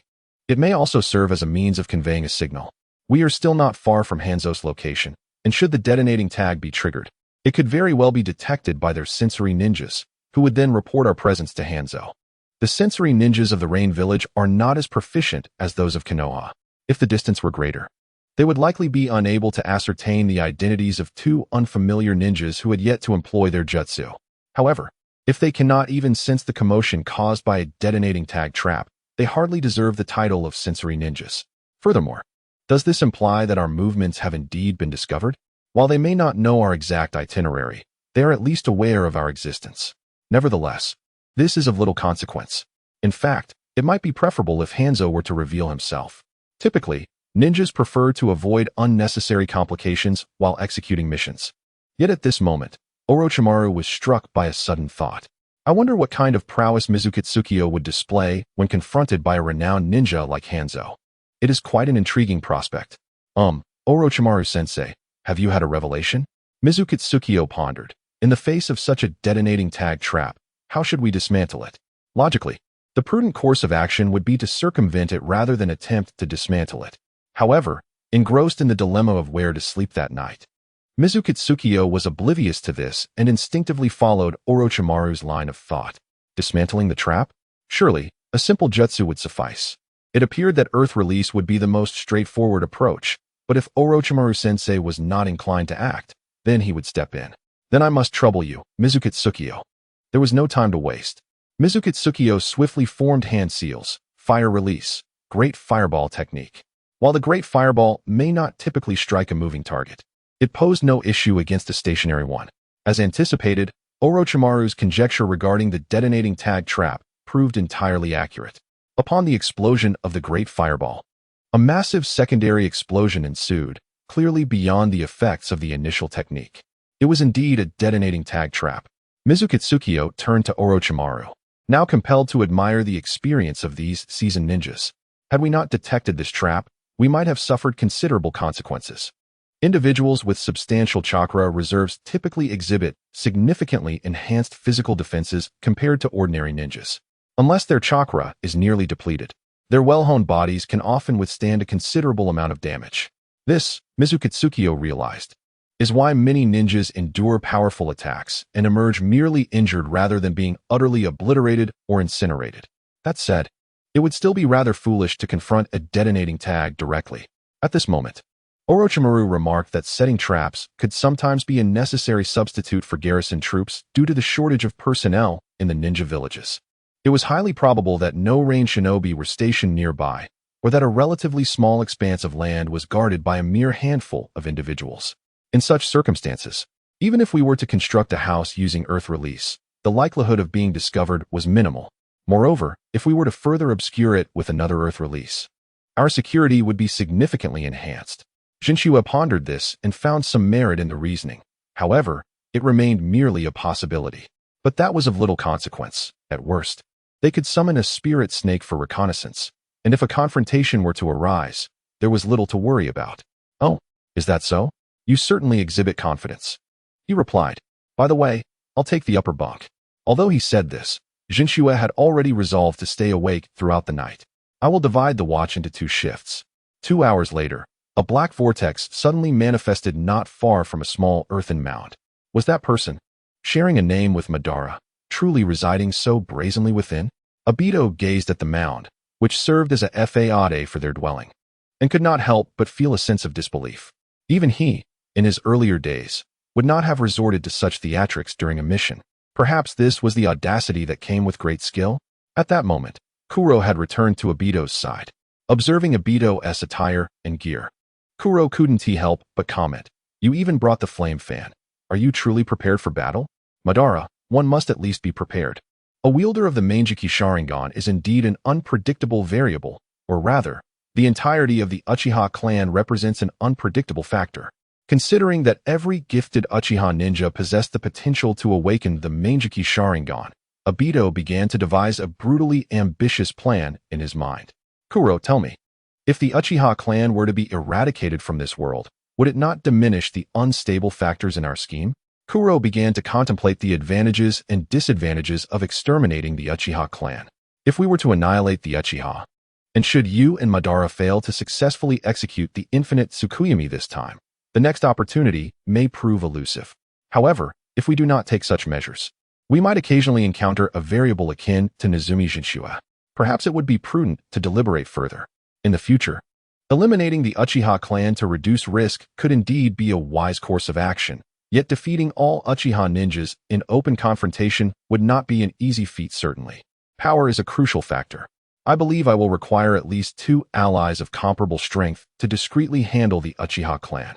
Is it truly so simple? A person capable of becoming the Uchiha clan leader must possess abilities on par with a Kage-level ninja. If, during this time, the Uchiha were to muster their forces and establish contact with Konoha, then even with 3 of you, or even if 3 Kage-level experts were to arrive, escaping from Konoha unscathed would not be guaranteed, especially if someone could counter his ocular techniques. Indeed, thus my suggestion remains to wait. If Obito manages to find allies of sufficient strength, Kuro would not dismiss such a plan. At this moment, Baiju sensed a tremendous chakra presence not far away. Hanzo had arrived, prompting him to suggest they hide. Upon hearing this, Obito immediately utilized Kamui to transport himself and Ju to a more distant location. Soon after, Jinchua, who was contemplating how to manipulate the summoning technique to use the gate of Rasengan as the divine gate, received a warning from the sentry snake. Was their chakra approaching? Due to the presence of an earthen mountain, the house lacked windows, necessitating Jinchua to descend personally to assess the situation outside. It seemed that Jinchua had already sensed the circumstances beyond, and if he were not mistaken, it was indeed the salamander Hanzo. Did he require assistance? If memory serves, you were supposed to be the leading instructor, correct? Regardless, sending a mere genin to confront the leader of Amigakure seems rather excessive.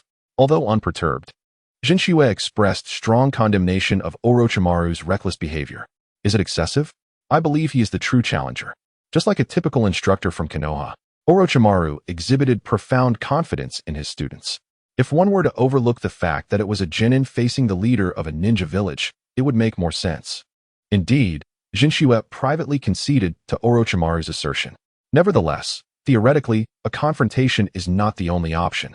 Perhaps we should attempt to negotiate first? Naturally, if war could be avoided, that would be most favorable. However, Jinshua's inclination for negotiation dissipated the moment he stepped outside, as Hanzo made his entrance, stepping directly upon a salamander. It appears a fight is inevitable. Well, it is not every day that a shadow-level ninja presents an opportunity for me to hone my skills. So I have no reason to decline. Yet, despite Jinshua's thoughts, Hanzo merely cast a cursory glance at him before turning to converse with Orochimaru. Orochimaru, who would have thought I would encounter you again after that battle over a decade ago? Has the title of Sannin been to your liking all these years? Though the title resonated throughout the ninja world, it was earned only after being defeated by Hanzo. Thus, as Orochimaru confronted him, he felt a subtle pressure. Yet, he remained unfazed. To him, that once invincible adversary now seemed merely to be boasting of past glories and resting on his laurels. A title? Such matters are of little consequence. Yet I have never shunned the gifts of others. Is that so? Quite the coincidence, for I share a similar sentiment. Hand over that young one beside you. Even during peacetime, the murder of our Amigakure ninja cannot go unpunished, not even by Konoha. If you relinquish him, I will allow you to depart unscathed.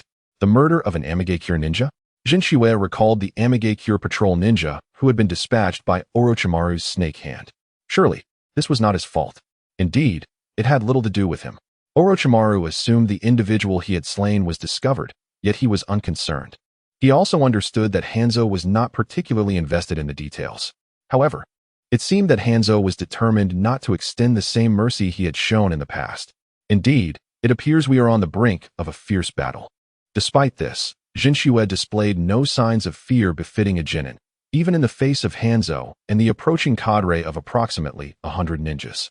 Yet, due to the darkness of the night, even Hanzo, a shadow-level master, could not discern Jinshua's expression, otherwise he would have recognized certain anomalies. Let me see what strength you can unleash now, Jinchua. With that, Orochimaru walked away from Jinchua under Hanzo's puzzled gaze. I see, so you truly are cold-blooded, Hanzo mused. Believing Orochimaru had abandoned his student to depart alone, he contemplated, perhaps I could attempt to recruit this talented youth from Konoha into Amigakure. I wonder if he has any family left in Konoha. If not suddenly, a voice interrupted Hanzo's thoughts. Summoning technique. 5-headed gate of Rasengan. 5 vividly colored doors, resembling demonic faces, erupted from the ground, catching both the salamander and Orochimaru off guard. Is this how the gate of Rasengan is utilized? Chapter 43. Jinchua. There is no shame in losing to an ordinary person. Gazing at the towering gates that soared several dozen meters high, Hanzo barely managed to leap aside, nearly toppled alongside the salamander. However, upon landing, he quickly realized something was amiss. The salamander had been upended in a manner akin to being shoved, indicating that even if the strike connected, it would inflict no real harm. I've been deceived. Hanzo deduced Jinshua's intent. His renowned title as the salamander made it only natural for him to be targeted. In Hanzo's eyes, Jinshua's strategic maneuver of employing a harmless attack to separate him from the salamander was entirely justifiable. He will likely bypass me to attack the salamander first. I must not let that happen. The salamander, named Jingfu, may not have possessed the same strength as a certain legendary black salamander, but its ability to spew vast and lethal clouds of toxic mist made it formidable. As a combat-type summoning beast, It provided various forms of assistance in battle. However, it was ultimately not as powerful as Hanzo himself, and should it be caught off guard, it could lead to a significant loss of combat effectiveness. Thus, Hanzo swiftly lunged towards Jinchua, wielding his chain scythe, only to collide with something utterly confounding, even for a seasoned shadow-level ninja. Duong. As his scythe struck, Hanzo felt the same sense of helplessness he had experienced as a child training against a boulder. Shortly thereafter, he heard Jinchua remark, "The scythe can indeed strike Susanoo. There is a method to it. However, given that I am a later manifestation of Susanoo, it is excusable." What is happening? Hanzo realized he was experiencing an unexpected sense of pressure from this youth before him.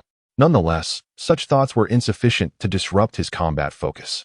He promptly utilized the water body technique to distance himself from Jinchua, only then truly grasping the magnitude of the being before him.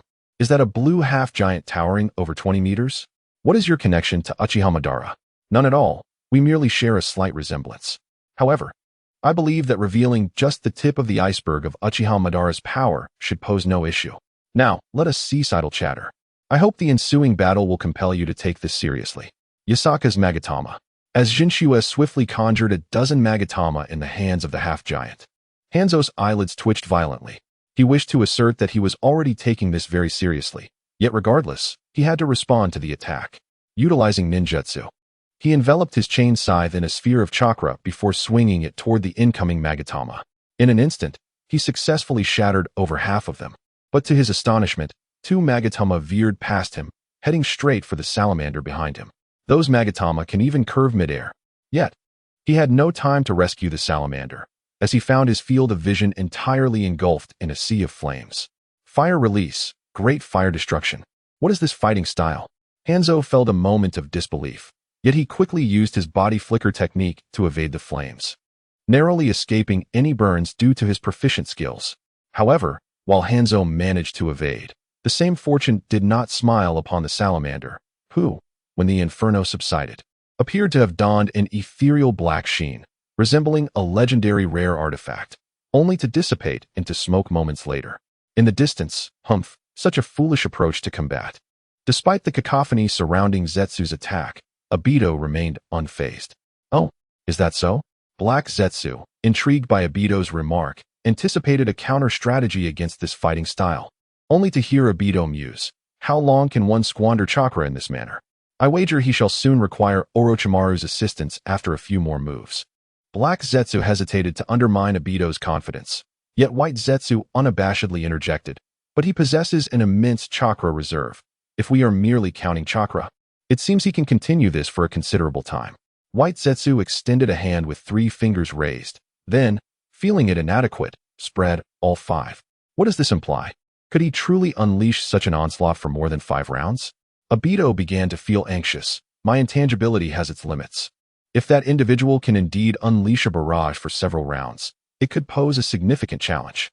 However, White Zetsu was not finished. Black Zetsu interjected, "Let us be candid.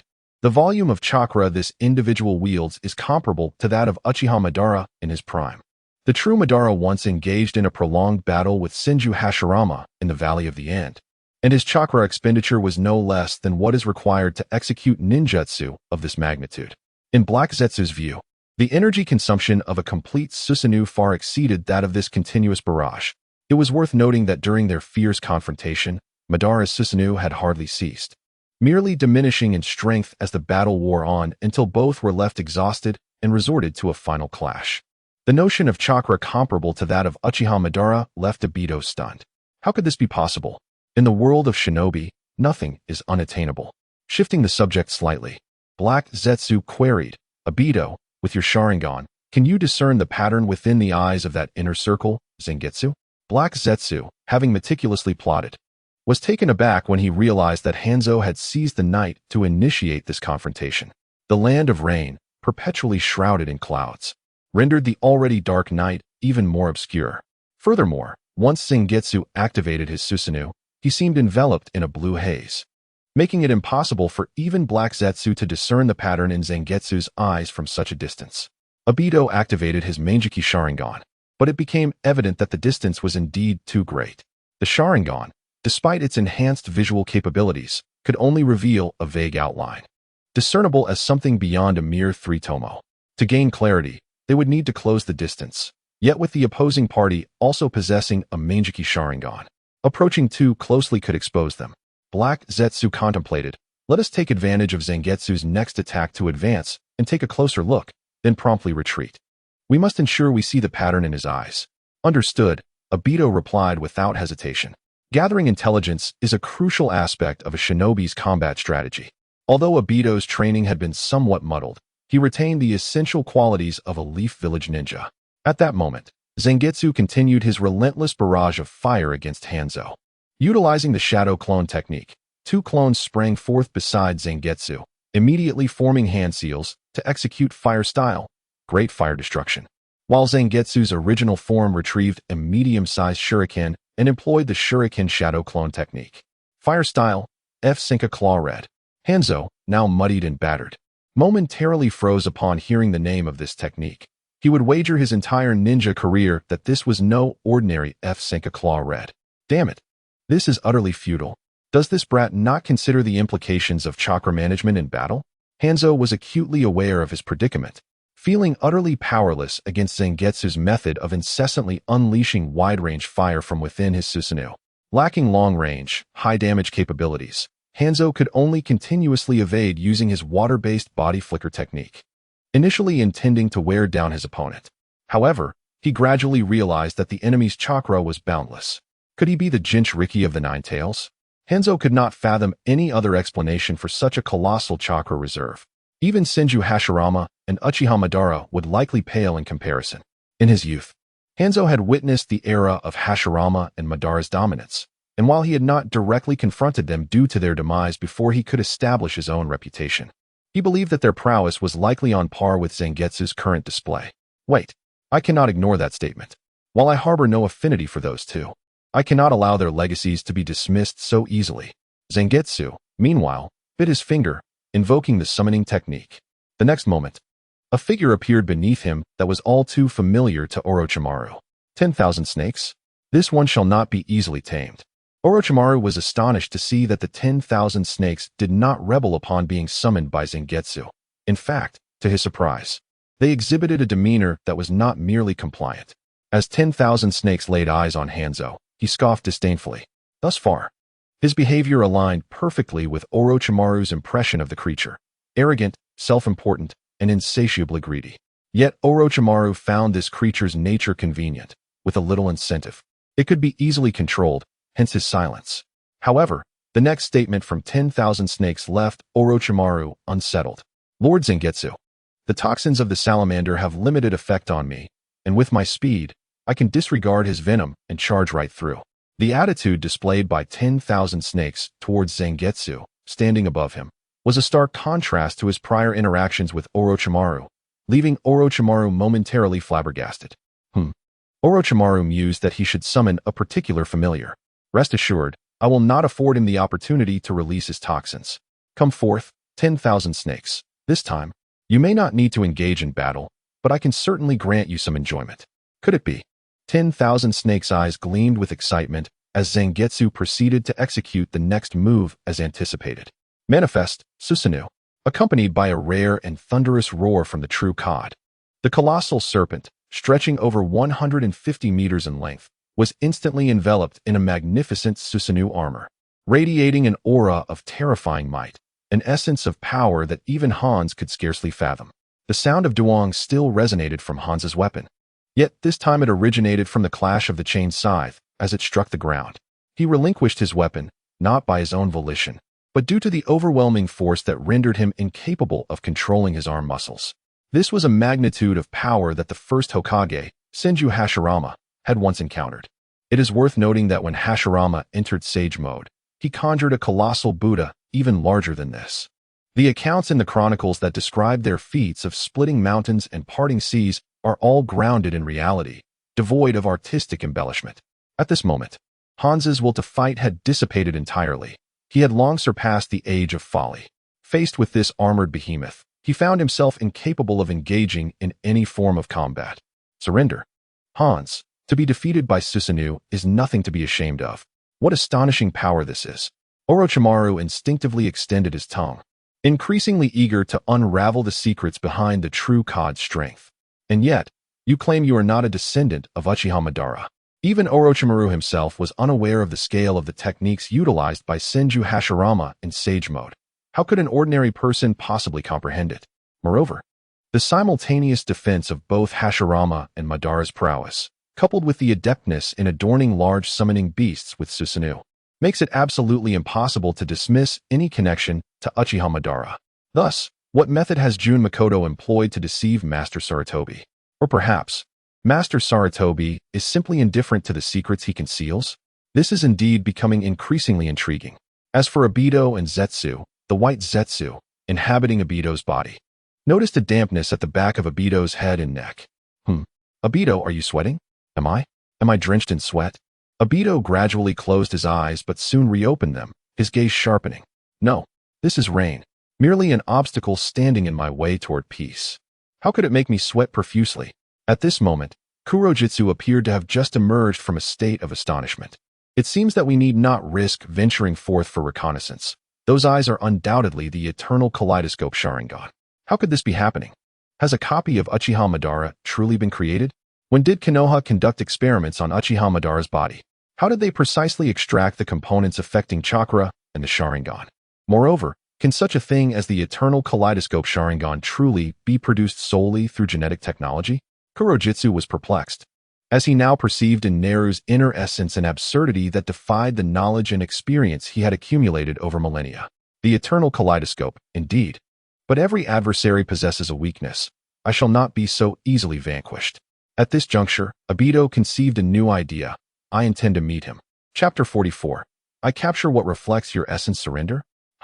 Hans was reluctant to acknowledge his defeat, yet when confronted with the formidable Susanoo, he had no choice but to concede that he was not on the same level as the person before him. To think that one day, I would become the one spared. Surrender, though not uncommon in the ninja world, is rarely urged in instances like this, when the enemy has utterly lost all hope. Essentially, this is offering the enemy a graceful exit. In other words, he harbored no intention of taking a life. Did you never entertain the notion of killing me when you engaged in battle? How should one put it? In a certain sense, this could be seen as a form of retribution for your past actions. Orochimaru was, after all, my mentor, who aided me greatly. You once spared him, and thus I shall spare you this time. This should sound quite reasonable. At this moment, Orochimaru approached, intrigued. Oh, it appears that I, Orochimaru, still possess such significant influence. He was well aware that Jinchua had no genuine intention of taking a life. At best, it was merely a practice exercise. Otherwise, had the colossal serpent clad in Susanoo charged indiscriminately towards Hanzo and the 100 or so individuals he had brought along, they would have met their demise swiftly. Perhaps this is merely the composure of a strong individual, akin to the first Hokage of yore. In Orochimaru's eyes, sparing an enemy was undoubtedly foolish. Yet those endowed with formidable strength could afford to engage in such folly. Jinchua was not Hanzo, even if he divulged numerous techniques to his opponent. What difference would it make?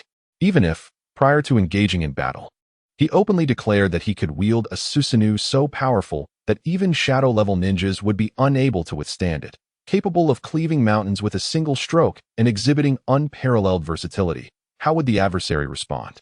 The advantage of intelligence presupposes that both parties are at least on a similar level of power.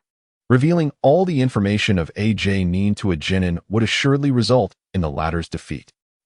I almost forgot that Jinchua is merely a Genin. Consequently, Orochimaru found himself momentarily speechless. Hanzo, who had previously felt slightly irritated and was prepared to depart, now stood before Orochimaru, acutely aware of the overwhelming sensation of shame. Though he could not fathom the source of the terrifying strength possessed by the youth standing atop the serpent's head, he distinctly recalled Jinchua's assertion of being Orochimaru's student. Gazing at the man whom he had once spared and even conferred a title upon, Hanzo felt utterly humiliated. Having once proudly spared a junior, he now found himself bested by an even younger counterpart, stripped of the courage to engage once more. Hanzo, you have aged. It has barely been a decade and a half since your prime, yet life is indeed fleeting. Orochimaru glanced at the scythe on the ground, pondering Jinchua's half-formed Susanoo. For the Hanzo of a decade ago, it would hardly have posed an obstacle.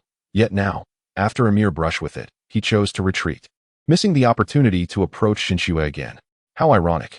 Previously, Orochimaru had tested this stage of Susanoo, finding it not an insurmountable barrier for shadow-level ninjas, yet Hanzo, upon merely grazing it, opted to abandon the confrontation. This disinterest transformed Orochimaru's earlier admiration for Hanzo into indifference. Just an old man clinging to survival, destined to be scattered by the winds of a new era or to curl up and perish in obscurity, forgotten by all. After exchanging a glance with the enormous serpent, Orochimaru refocused on Shinshue. Shinshue, we have delayed long enough. If you wish to rest, let us conclude this battle. Indeed, upon releasing the Susanoo, Shinshue disregarded the serpent's withdrawal gesture, which, though reluctant, returned to the dragon cave. Now, Hanzo, what is your response? My response. Hanzo mused. I, Hanzo, have long lost my former vigor. He lifted his gaze towards the moon obscured by clouds. In my lifetime, I have failed to fulfill the dream of bringing peace to the ninja world. And I have not even shielded Amigakure from the ravages of war. Wait, what is he planning? Why does he appear to be preparing for a dramatic gesture? Shinshue silently extended a skeletal arm, and predictably, Hanzo once again raised his scythe, but this time, it was not aimed at Shinshue, but rather at himself. Life, spanning several decades, is but a fleeting dream, is it not? The atmosphere grew awkward. In any case, if you believe yourself inadequate, perhaps you should cease your endeavors as a ninja. Try your hand at teaching or contributing to construction. Surely that would hold more value than dying here and burdening your subordinates with the expense of a grand burial. As the skeletal arm slackened, Hanzo fell once more to the ground, though this time, 3 or 5 of his subordinates mustered the courage to rush forward and support him. Lord Hanzo, please do not underestimate yourself. Amigakure cannot afford to lose you. In the case of the 5 great ninja villages, the death of a leader would not severely undermine the foundation of the village. However, Amigakure was different. This village was almost solely upheld by Hanzo himself, a fact well understood by most of its ninja, and Hanzo himself was acutely aware of this reality. I can no longer bear the face to continue serving as the leader of Amigakure.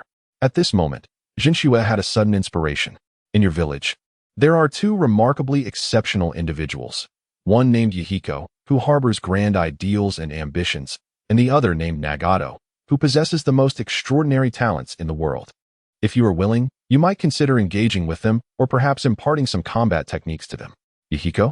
Is he not the leader of the Akatsuki organization? As for Nagato, Hans was unfamiliar with him, yet he did not believe that someone as capable as Shinshue would deceive a defeated man like him regarding such matters. Hans rose once more. Very well, since you recommend them, I shall make one last effort. He turned to face the gathered shinobi of Amigakure. Return. Today's battle has been my defeat, and the aftermath concerning Roku will be my responsibility. Upon hearing Hans mention an unfamiliar name, Shinshue suddenly recalled something. Ah, Hans-sama. How did Amigakure learn so swiftly about the battle between Lord Orochimaru and your shinobi, and the subsequent death that ensued? I remember that it occurred at the very edge of Amigakure's territory, and it was Lord Orochimaru who delivered the fatal blow. Logically, it shouldn't have been possible for your side to ascertain this information so quickly. The swiftness of a shinobi's movement is remarkable. Even a standard march across the land of fire through the entirety of the land of rain to the land of wind typically takes no more than 3 days. Moreover, Orochimaru's travel speed is among the elite in the current shinobi world, second only to those like Raikage, who possess unique acceleration techniques. Shinshue followed closely behind him, which naturally resulted in a rapid pace, leading to the fact that it was only the first night since they had departed from Konoha. This implies that Amigakure managed to uncover the cause of death of a patrolling shinobi at the border of their territory in less than a day, and swiftly pinpointed the general trajectory of Shinshue and Orochimaru. In Jinshue's view, this efficiency seemed excessively high, not typical of a small nation. Or perhaps, was Orochimaru's every move observed by another shinobi from Amigakure?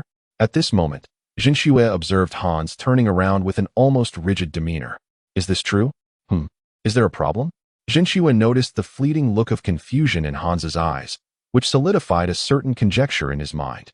I can assure you with my integrity that what I have just described bears no resemblance to falsehood. Although we have indeed caused the demise of one of your ninjas, such occurrences are rather commonplace in the ninja world, are they not?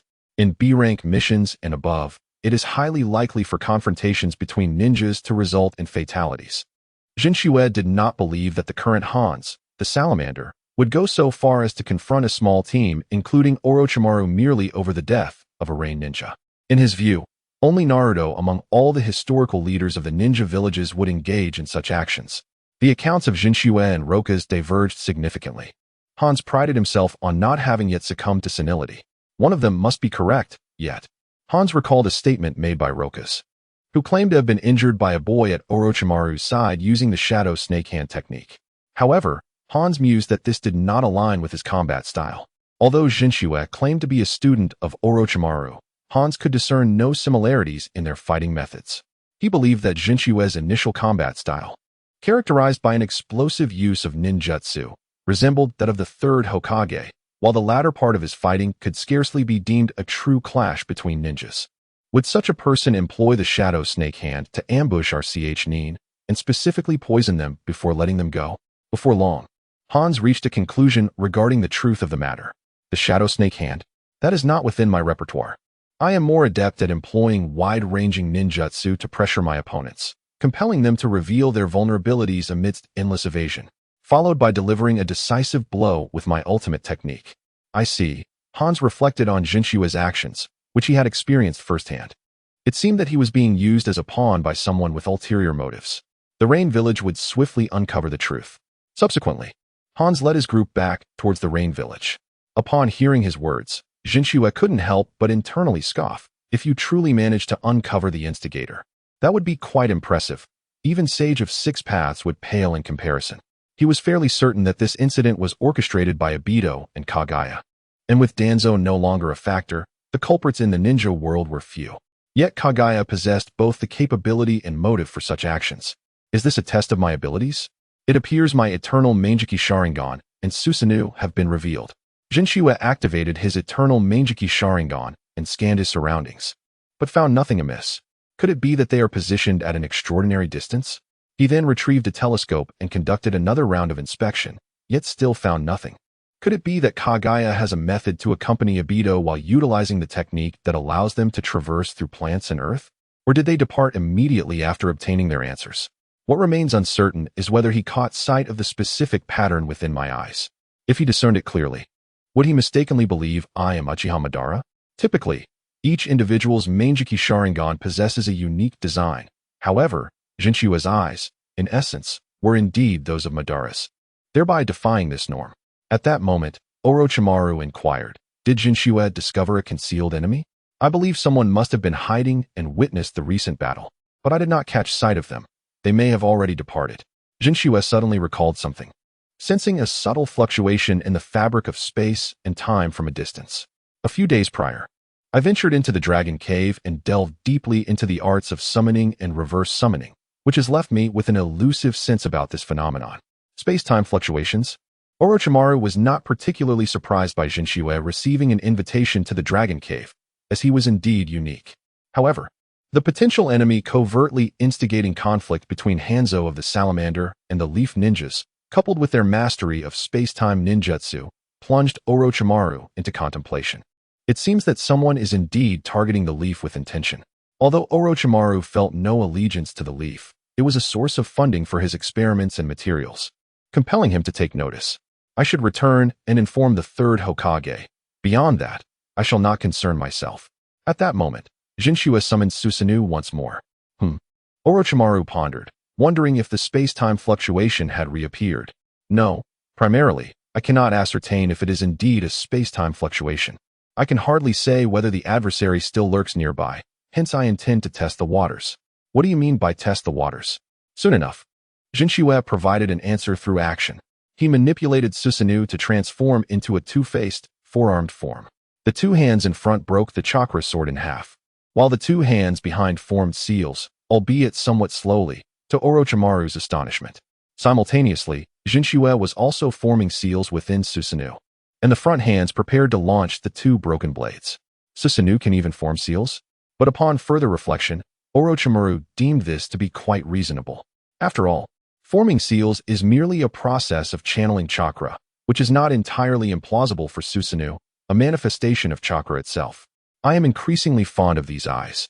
But when will I unravel the secrets of your body, Jinchue? And this seal? Susanoo, Shuriken Shadow Clone Technique. The broken blades were hurled in a spinning motion, transforming into several rotating blades that scoured the ground nearby until they vanished.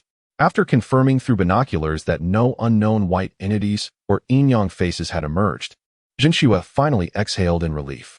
It appears they have indeed left. Orochimaru-sensei, I believe we should hasten back to the leaf.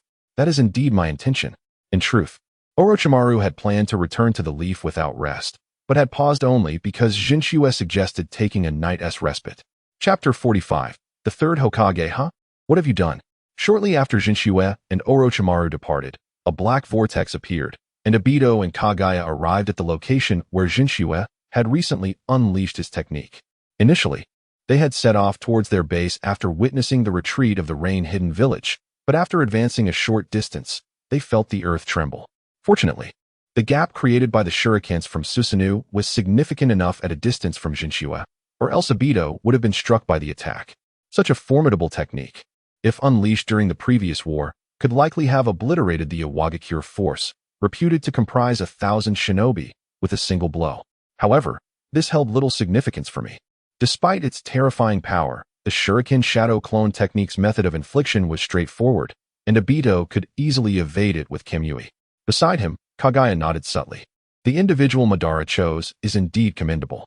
At the very least, their survival capabilities are sufficient, if one lacks space-time abilities. Even a true shadow-level ninja would likely suffer significantly from such an attack. Let us depart, Kaguya. We must strategize our encounter with Jinchua. In the early morning at the entrance of Konohagakure, I must confess that this task felt rather insubstantial, as we had completed it in less than 24 hours. Additionally, due to the constant use of chakra to hasten our pace, my fatigue had nearly dissipated. The execution of this task was indeed peculiar. Upon briefly reviewing the events in my mind, Orochimaru felt increasingly that this reconnaissance mission, which had theoretically transformed into an S-rank undertaking, was quite absurd. If reported accurately, it might well be documented in textbooks as an exceptional case study, commencing the mission with a speed that surpassed the limits of ordinary shinobi. Directly visiting the target upon arrival, establishing rapport, and then promptly returning, all the while encountering the leader of a foreign village and resolving conflicts after incapacitating them. Task executed by Naiwan Jinchua, Konoha Jinin. Contemplating this, Jinchua nearly laughed. Such a tale, even if inscribed in textbooks, would likely serve merely as an amusing anecdote for students, with most people likely to dismiss it as too far-fetched. Subsequently, Jinchua inquired, should we indeed report this accurately? Would that not seem a bit outrageous? Outrageous? Perhaps, but this world has never lacked for inexplicable occurrences. Since it is now a fact that you possess formidable strength, there is nothing absurd about it. Or do you, Jinchua, harbor some peculiar desire to downplay your reputation by attributing Hanzo's defeat to me? Frankly, such an approach yields little benefit. Peculiar desire? No, not particularly. I simply feel that this task, upon first glance, seems somewhat beyond what would be expected of a genin, yet upon further reflection, it appears manageable. After all, compared to Naruto and Sasuke, I still fall short. Indeed, reputation is something one may choose to disregard subjectively, yet it cannot be completely overlooked. After articulating this sentiment, Orochimaru headed straight home, leaving Jinchua alone to ponder. There is some truth to that. However, I do not place much value on such matters. In a truly profound sense, he was entirely indifferent. It was precisely because of this indifference that Jinchua did not consider the opinions of others. Whether they revered or resented him was of no concern to him. Therefore, he would not relinquish achievements merely to avoid so-called troubles. Unless it were genuinely troublesome. He departed, heading home. The following morning, at the Hokage Tower, Orochimaru, did you not take Jinchua to execute the mission? Upon seeing Orochimaru, the third Hokage expressed surprise, as he vaguely recalled that Orochimaru had indeed left the village with Jinchua. Neither Jinchua nor I are inclined to squander time, so upon completing the task, we returned directly. The task is complete? So swiftly? The third Hokage was taken aback, for in his recollection, his disciple did not strike him as the type to directly complete tasks on behalf of students. How did Jinchua perform? Here is the mission report. Upon receiving the report handed over by Orochimaru, the third Hokage swiftly perused its contents. This direct engagement with the Akatsuki organization, a group genuinely devoted to peace and reluctant to employ extreme measures, Such a notion appears rather extraordinary within the realm of shinobi. Oh, it turns out that the leader of this organization is a disciple of Jiraiya? That revelation comes as no surprise. I had never anticipated such a connection. In light of this, I shall arrange for Jiraiya to visit them at the next available opportunity, thereby enhancing the communication between Konoha and the Rain Village. As the third Hokage continued to read, his hand trembled upon discovering the record of Jinchua, bringing Hanzo to his knees, nearly compelling the latter to take his own life. Was the execution of this mission authentic? Could it be that Jinchua has already mastered the power he unleashed on that fateful day? The power referred to by the third Hokage was the explosive force exhibited by Jinchua when he vanquished Danzo. Whether he has truly mastered it remains uncertain. Yet during his confrontation with Hanzo, Jinchua did not even need to summon his Susanoo. The once mighty Hanzo has aged considerably, his spirit, tactical acumen, and even his courage diminished significantly compared to over a decade ago. Courage? I had not imagined Hanzo had sunk to such depths. Sarutobi Hiruzen took a drag from his cigarette. However, it seems I am not in a position to judge him. Such matters are for you to navigate. I harbor no interest in them. In truth, Orochimaru is not oblivious to political affairs. He simply prefers to abstain from involvement. Let us settle the remuneration for this mission. While evading Jinshua's prowess, Hanzo attempted to utilize explosive tags to create trenches in the ground. Though ultimately ineffective, it appears that he has already acquired this technique from Jinchua. If all goes as expected, his family will incur considerable expenses. Sarutobi Hiruzen discerned his student's intent. It was evident he sought to request additional funds. Yet, the village is currently experiencing a financial strain, and my own resources are nearly depleted. At best, I have enough left for a few cigarettes. Nevertheless, the minimum remuneration for an S-rank mission is still feasible. The standard minimum for such a task is 1 million ryo. When a hidden village issues missions to its subordinate shinobi, it must also allocate funds for remuneration. This is a primary use of the military expenses allocated by the daimyo. Without such funding, while a village could compel some shinobi to undertake missions, such practices lead to complications over time. Hence, no hidden village engages in such tactics lightly. 1 million ryo? Too meager for defeating the leader of the Rain Village and discovering a potential ally for Konoha. The benefits that could accrue to Konoha far exceed a mere million ryo. Should this information circulate, outsiders might perceive Konoha as miserly, perhaps even discerning the underlying weakness veiled by our facade of strength. Indeed, let us elevate the remuneration to 5 million. It cannot exceed that amount. Such a sum is only likely to be offered when involving the Kaguya or Jinchuriki of the other 4 great hidden villages, and our village is presently facing economic challenges.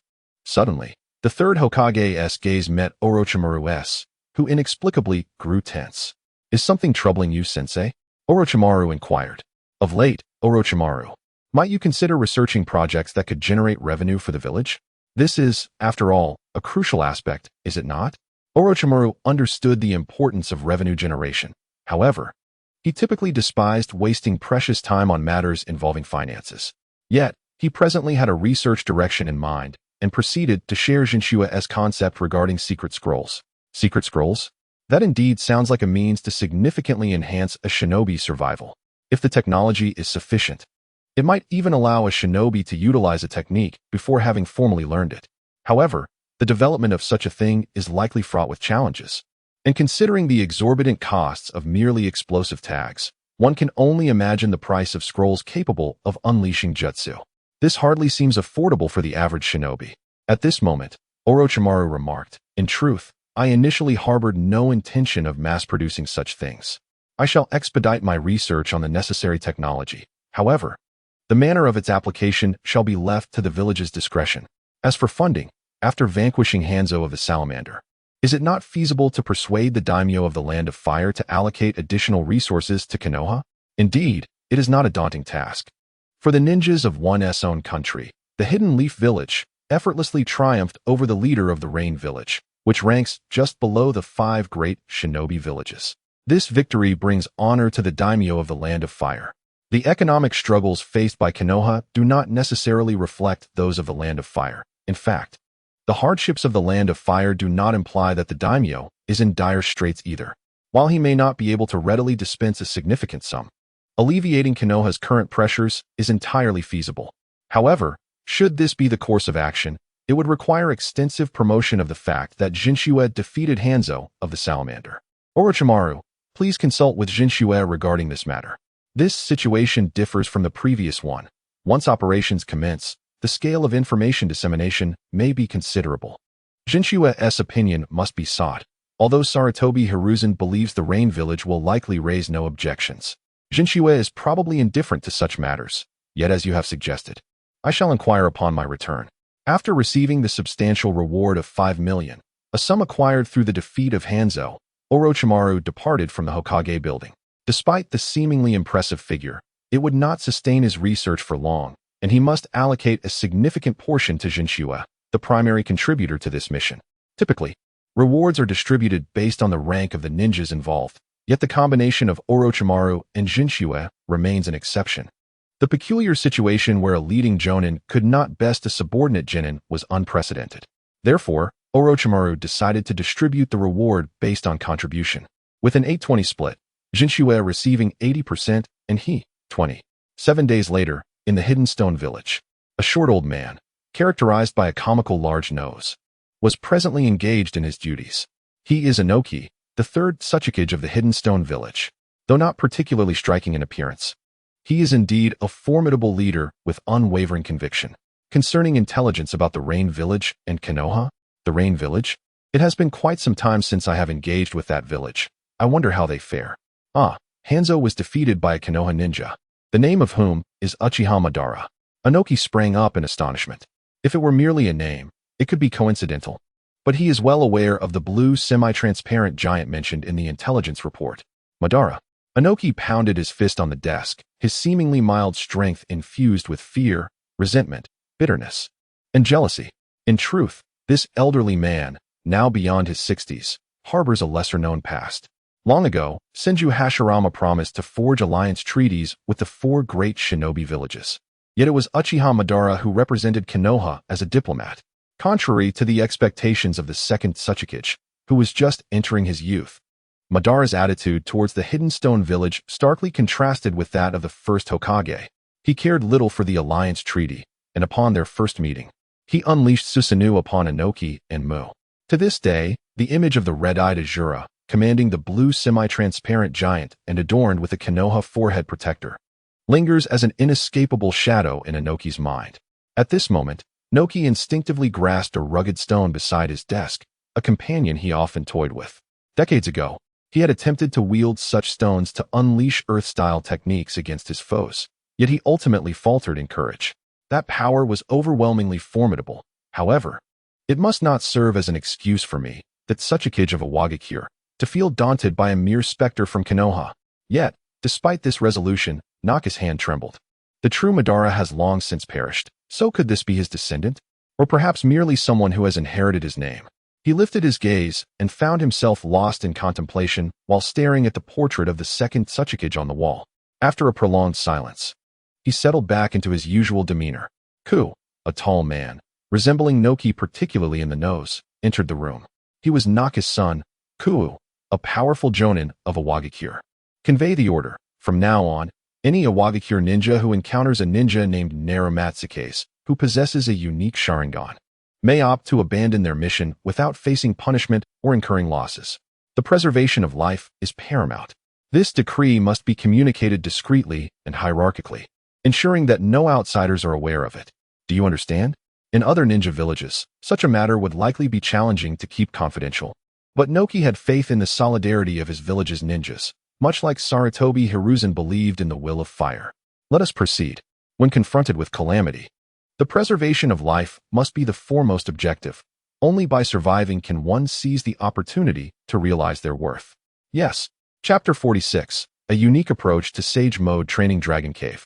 Are you finally prepared to embark on your Sage Mode training? I had thought you would require more time. After all, there are always various distractions that prevent one from focusing. However, now, I have nearly 2 months available for training. In 2 months, Matsuke's is expected to attend Hinata Hyuga's 100-day feast, one of the future members of the 12 Guardians. Given this prior commitment, I shall endeavor to avoid any breach of agreement, unless truly extraordinary circumstances arise. At that moment, Jinshua suddenly heard the White Snake Sage proclaim, "In truth, with your chakra capacity, There are only two possible outcomes for mastering the Sage Mode. Either you will declare failure within half a day, or you will make basic progress within 7 days. Of course, you will need to learn separately techniques such as the inorganic reincarnation. She did not even mention the possibility of death, for the natural energy she would inject into Jinchua would far exceed the physical and mental energies Jinchua could summon. If death were a possibility, she would have to reconsider whether the Sage Mode of the Longdi Cave could be utilized by humans at all. Now I understand. Please proceed. Whitesnake Sage. As you wish. The Whitesnake Sage circled around Jinchua and confidently bit toward her back with her fangs, then commanded, "Don't move." To her surprise, she found that she had not made contact, yet she was certain this was not due to any fault of her own. Huh, I didn't team move at all. The Whitesnake Sage raised her head in confusion and then discovered a most peculiar phenomenon. Is it that your bloodline limit cannot be disabled? What bloodline limit? My only bloodline limit should be the Sharingan. Jinchua touched the back of her hand, but noticed nothing unusual. Your back, even I cannot discern. And even with sage techniques, I cannot sense anything. However, when I observe your entire being, there seems to be no anomaly. As if your back possesses an innate ability to distort everything external, including sight and sensory techniques, as if my fangs, which I aim to inject natural energy through, simply slid off before even nearing you. In other words, my back cannot be targeted for attack or effects, and when subjected to non-targeting effects, it will automatically deflect. Indeed, that description is remarkably apt. Humans have a way with words. What sorcery is this? Is this not the no-back pattern? Wait, if it's the version of no-back that cannot be selected, can I turn my back in battle to evade enemy attacks? No, that won't work. Being invulnerable from behind does not protect me from strikes to my waist, legs, or head. Moreover, if this is the case, how am I to cultivate the Sage Mode? Jinchua contemplated the size of the Whitesnake Sage's fangs and thought that such a size would require access from the front or back to penetrate. There are indeed several methods. You can simply inject from the front. Just stand still. All right. Jinchua suppressed the urge to unleash Susanoo and stood firm. Subsequently, the Whitesnake Sage used her fangs to pierce into Jinchua's body. Though a large fang had entered, it was not as painful as she had imagined. Even though it was merely the tip, its volume was nearly the size of a fist. Jinchua realized that despite such a large fang piercing her chest, which should have been excruciating, she merely felt as though her flesh had been gently pried apart, a sensation both strange and profound. After swiftly injecting a portion of natural energy, the Whitesnake Sage raised her head again. Although this act was referred to as biting, it was not merely a bite, but rather a crucial step in the ritual of mastering Sage Mode. Thus it did not inflict physical harm. But why do you have no reaction at all? Wait, where is the natural energy I injected into you? How did it get expelled? The Whitesnake Sage was astonished to discover that the natural energy she had injected into Jinchua's body had only lasted for half a minute before being naturally expelled and slowly dissipating into the air. What? Expelled? Can natural energy be squeezed out? Before Jinchua could fully express her confusion, the Whitesnake Sage shouted, "Quick! Try to capture that dissipating natural energy around you." Huh. Though Jinchua did not fully grasp what was happening, she instinctively attempted to intercept the so-called natural energy. For about half a minute, Jinchua sensed the natural energy. Although this duration was exceedingly short compared to those who typically cultivated Sage Mode, it was not entirely devoid of sensation, even if her perception was lacking. Jinchua immediately employed the most familiar technique that seemed capable of intercepting natural energy, Susanoo. And indeed, it succeeded. This technique is intriguing. This physicalized chakra, drawn by special release chakra, possesses a remarkably high compatibility with natural energy. If you are unsure of the reason behind the expulsion of that natural energy, you might as well attempt to absorb it using this technique, thereby condensing Sage Chakra. Huh, Sage Chakra. Jinchua envisioned the scene where Sasuke absorbed the sage power of the cursed seal using Susanoo, transforming it into Sage Susanoo, as well as using Susanoo as a vessel to absorb Tailed Beast Chakra to create a smaller Ten Tails. It seems promising. Although I lack the Rinnegan or a Tailed Beast to assist in absorbing natural energy, even the conventional Sage Mode should suffice. Subsequently, Jinchua began to contract the size of Susanoo, reducing the originally 20-meter-tall half-figure to about 8 meters. At this moment, her perception of the natural energy became clearer. So, this is what it feels like. It has a somewhat cool sensation, quite comfortable, but isn't it a bit too little? How much Sage Chakra can this amount of natural energy produce? Jinshua then initiated the process of guiding this mass of natural energy into a hollow chakra sword, simultaneously infusing it with a substantial amount of chakra. At that moment, the White Snake Sage suddenly realized that Jinshua had begun to grasp the essence of the process. "What are you doing?" she inquired. "I am condensing sage chakra," he replied. "Did you not mention earlier that the sage techniques in the Dragon Cave involve integrating natural energy into an existing chakra base for enhanced potency? Therefore, I thought that by incorporating ready-made chakra into the existing natural energy, I could achieve similar results." He paused thoughtfully. "By the way, once I deplete this natural energy, how can I quickly gather more next time?" Upon hearing this, the White Snake Sage fell into contemplation. She had never considered such a question before. Ordinarily, if someone could withstand the influx of natural energy, it indicated they possessed the capacity to generate sage chakra. The tumultuous sensation of natural energy coursing through one's body imparted a profound understanding of its nature. Thus, any human capable of mastering the sage mode of the Dragon Cave was a source of great relief for her, as many aspects required little instruction. Techniques like the Sage Art, White Fury, and Sage Art, inorganic reincarnation could be self-taught with merely a scroll. Yet, Jinshua was an exception. Merely half a minute was insufficient for him to fully comprehend the essence of natural energy. Strangely, he sought to produce sage chakra externally, akin to attempting flight before mastering running, a daunting challenge indeed. This approach prioritizes safety, yet his learning curve may become exceedingly slow, the White Snake Sage mused. Recalling her previous estimates regarding Jinshua's anticipated learning duration, she found herself in a quandary. If things continued this way, her calculations suggested that Jinshua might take over half a year merely to learn how to independently condense sage chakra, a realization that felt like a stinging slap to her pride. However, if she were to intervene, it would violate the established norms, leaving the White Snake Sage in a state of inner turmoil. Nonetheless, this human, though not innately powerful like Otsutsuki Kaguya, is indeed quite remarkable. Even if he does not reach her heights, he will certainly not fall short of those from Miyaboko Mountain. A millennium ago, Gamamaru of Miyaboko Mountain, now the Great Sage, once served as a mentor to the Sage of Six Paths.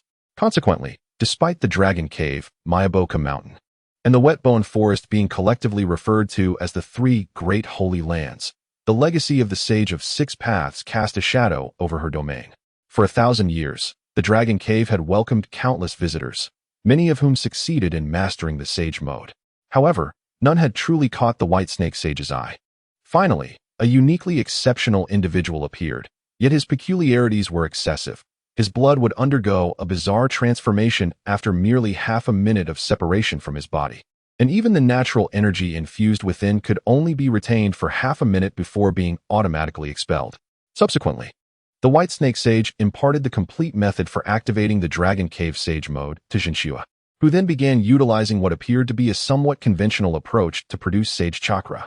After several minutes, the Sword of Susanoo, now infused with natural energy, began to exhibit changes. The previously simple blue chakra blade developed serpentine scales that gradually spread. This method of refining sage chakra is unprecedented even for me, the White Snake Sage noted. Strangely, this unconventional approach yielded unexpected advantages, despite being an external condensation of chakra. The nature of the Susanoo technique made the production of sage chakra not only less arduous but somewhat easier, revealing the benefits of controlling natural energy externally without danger. As this process was entirely safe for Jinshua's physical form, he could undertake multiple trial-and-error attempts in a remarkably short span, something traditional practitioners of sage mode could not afford, as such recklessness would likely lead to dire consequences. However, as Jinshua's cultivation progressed, the White Snake Sage identified a second issue. The efficiency of natural energy consumption appears excessively high. His grasp of natural energy remains inadequate. Such rudimentary synthesis will likely yield insufficient practical benefits. From the White Snake Sage's perspective, Jinshua was akin to a novice wielding a ladle in a fish pond, haphazardly scooping without precision, though he occasionally caught something. The inefficiency was glaring. Despite the apparent excessive depletion, he had indeed managed to produce some sage chakra. Gazing through his eternal Mangeki Sharingan at the now-formed sage chakra, he realized that this chakra would, like ordinary chakra, fall within the observable range of his Sharingan, alleviating any concerns regarding post-formation manipulation. Why does Susanoo exhibit changes akin to a human entering sage mode? Upon hearing Jinshue's query, the White Snake Sage elucidated, this technique inherently embodies a tangible form of chakra. Thus, its entanglement with natural energy and subsequent transformation into sage chakra is entirely logical. Moreover, if you wish to further experience the essence of natural energy, the White Snake Sage transformed into her human form and performed the summoning technique. In an instant, Tamamo, Katsu, and Ichikishimahime materialized before her. Sages, please infuse Jinshue's tangible chakra giant with natural energy. It is sufficient to direct it within without needing to infuse it into his body. Infusing natural energy into a human body is a delicate task, and the White Snake Sage felt uneasy allowing her 3 subordinates to undertake it. However, simply pouring high-quality natural energy into the Susanoo was within their capabilities. Understood. The 3 snake maidens approached Jinshue, transforming into serpentine visages. At this juncture, Jinshue began to comprehend the White Snake Sage's intent. Are you planning to infuse a substantial amount of high-purity natural energy into the confined space of Susanoo to enhance my familiarity with it? Precisely. However, should your progress remain sluggish thereafter, I shall be at a loss. Rules are rules, and even I, as the architect of these regulations, cannot breach them. Despite the White Snake Sage's words, Jinshue sensed her genuine concern for the matter. The snakes of the Dragon Cave are rather impressive, he mused. Proceed, my ladies.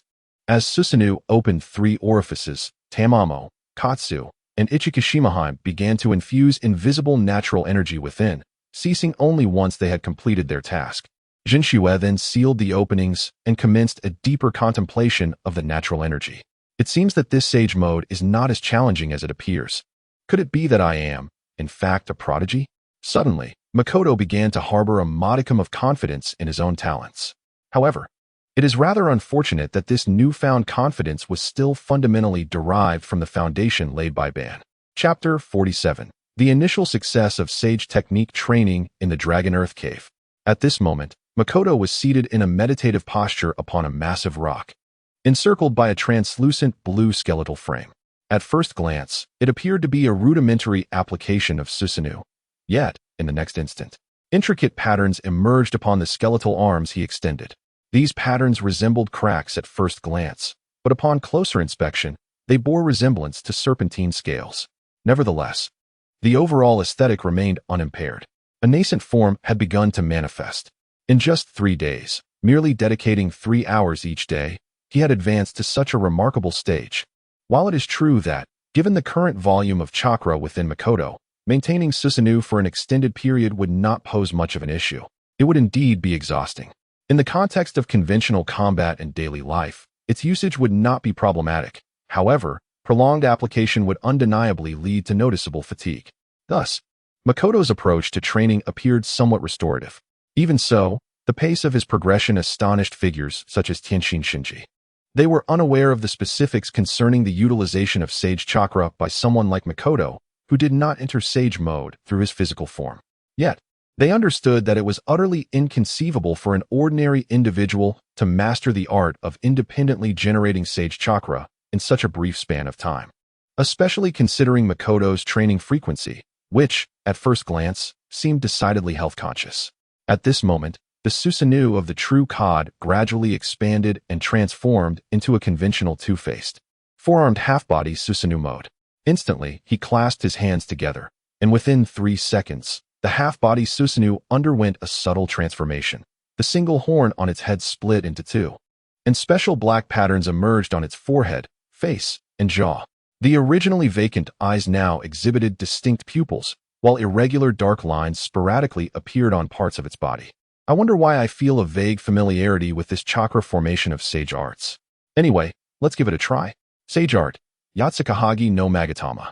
Upon entering sage mode, the enhancement of Susanoo's attributes became strikingly evident.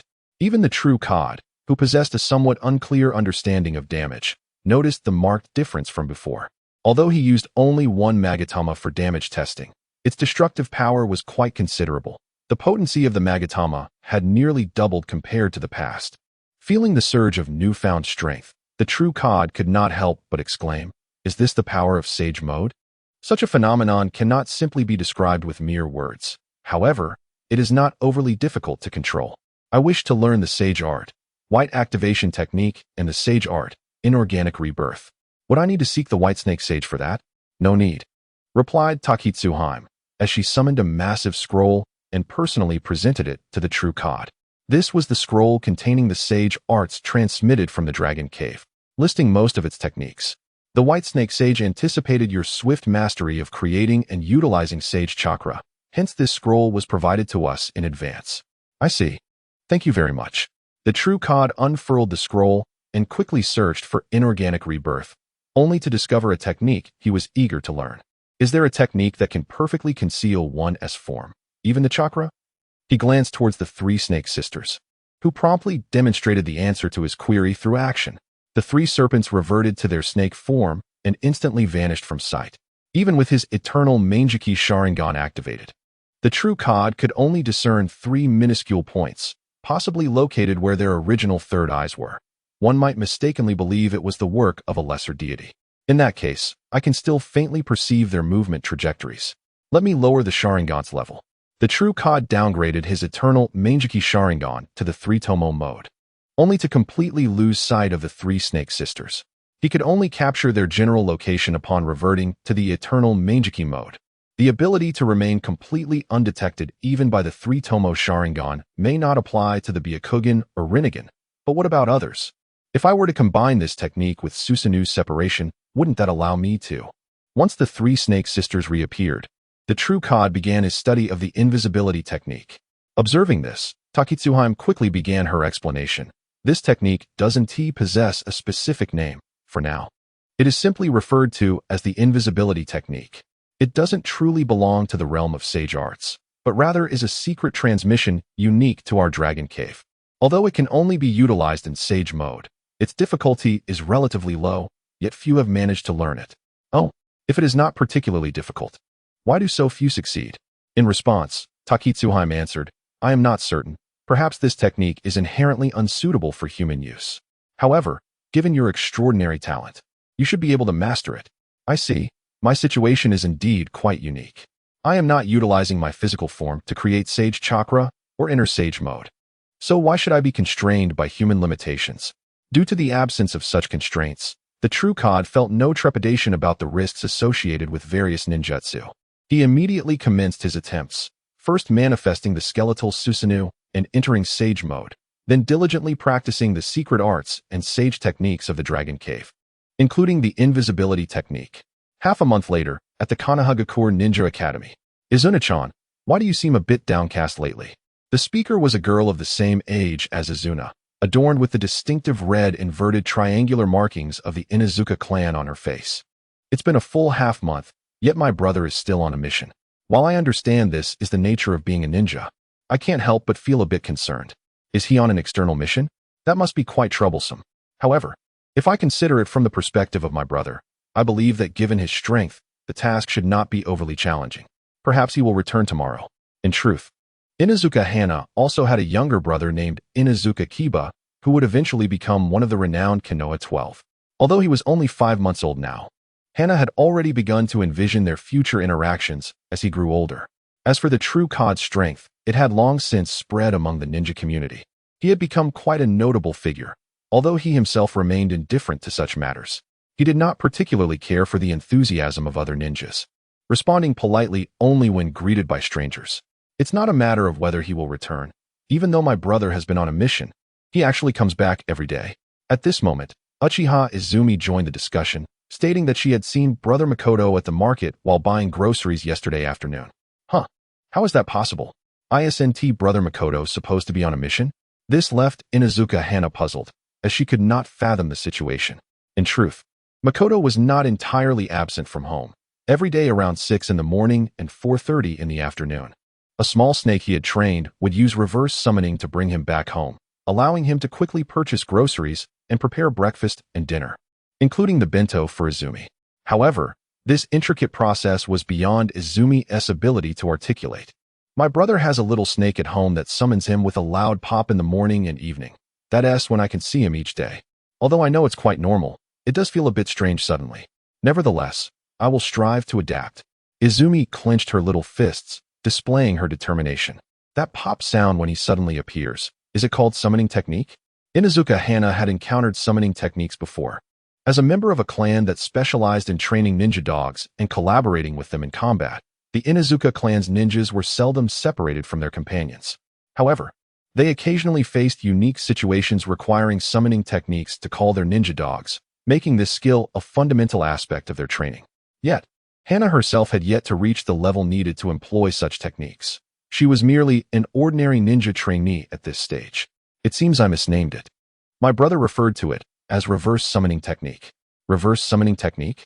This plunged Hana into a knowledge gap, as the Inuzuka clan's ninja dogs were not particularly extraordinary creatures, rendering the mastery of reverse summoning impossible. It sounded impressive, though. Wasn't he the fourth Hokage capable of teleporting effortlessly? Izumi was quite astonished, not grasping the intricacies of the flying thunder god technique. She simply believed that Makoto could appear beside others instantaneously, much like the fourth Hokage. Just like the fourth Hokage? At that moment, Uchiha Itachi happened to pass by and overheard Izumi's comment. The fourth Hokage is the most revered Hokage by father, but tragically, he passed away at merely 24. Although Itachi was the same age as Izumi and her companions, his thoughts were evidently more complex than those of his peers. I wonder if Brother Makoto could become the next fourth Hokage. Having received guidance from Makoto, Itachi held a favorable impression of him. I've heard from father that his family is also a branch of the Uchiha clan, though they haven't returned to the clan or changed their surname like Izumi. If he were to become Hokage, perhaps those strange adults who often clamored to overthrow Konoha in front of father would quiet down. Itachi returned to his seat and took out a textbook. Ever since witnessing Makoto's bewildering speed, he had reread the ninja school textbook. Yet he found nothing that could meaningfully enhance his combat abilities. Perhaps my approach is still flawed, he pondered. Unbeknownst to Izumi, Makoto had largely completed his task. With an immense amount of chakra and minimal trial and error costs, coupled with a peculiar familiarity with the nature of sage chakra, he had preliminarily mastered invisibility, levitation, minor chakra absorption, and inorganic reincarnation. He had also made some progress in the white rage technique, yet the theoretically high-capacity technique of transference was still beyond his reach. He hadn't even begun to search for it. There must be some extraordinary technology and methods behind Deku's ability to execute that bizarre technique. It may even be something he devised himself, Makoto mused, now back in Konoha. For now, he decided to set aside his concerns.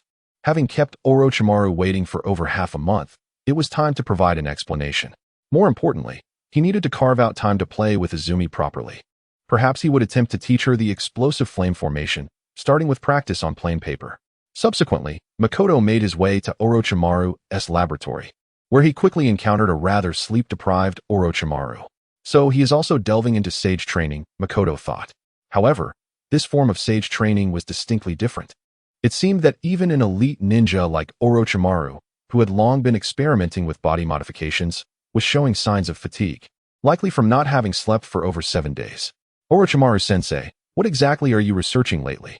The secret scrolls shouldn't be this complicated, should they?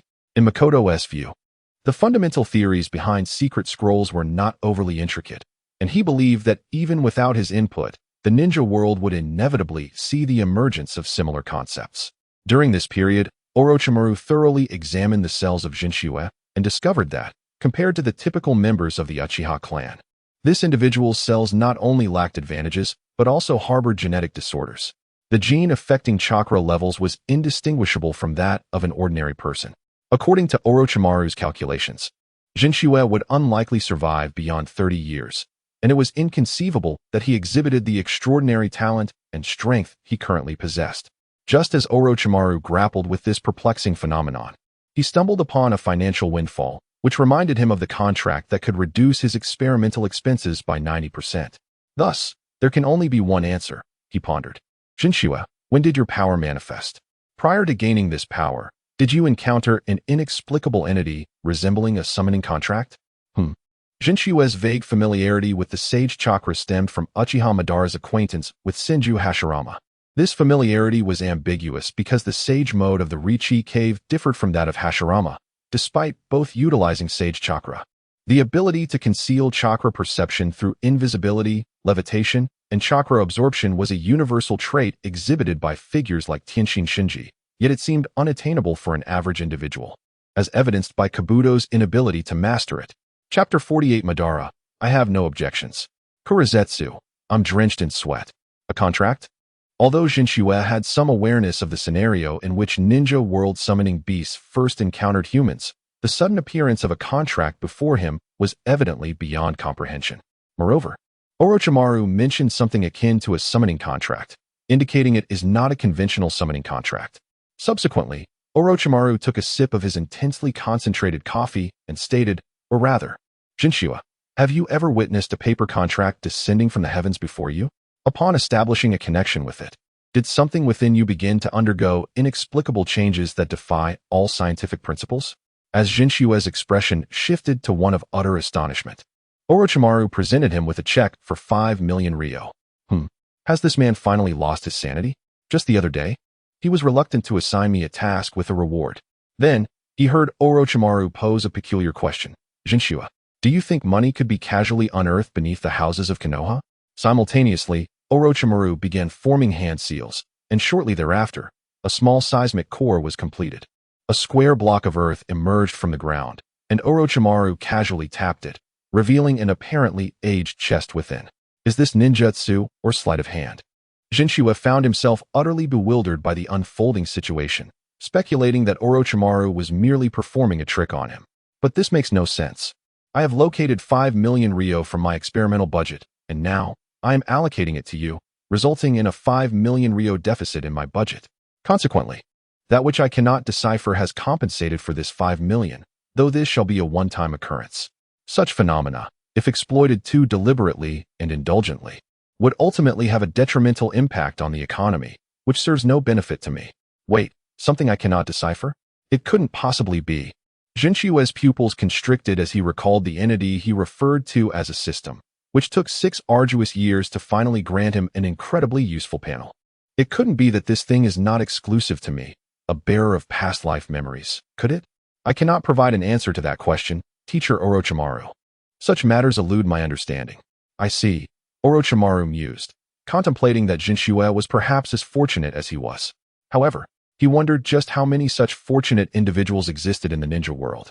At this moment, Orochimaru was convinced that Jinshua's power originated from something beyond the realm of scientific explanation, much like his experimental budget.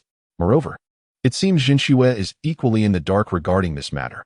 After all, he is merely 12 years old. Regarding Jinshua's lineage, Orochimaru retained his previous hypothesis.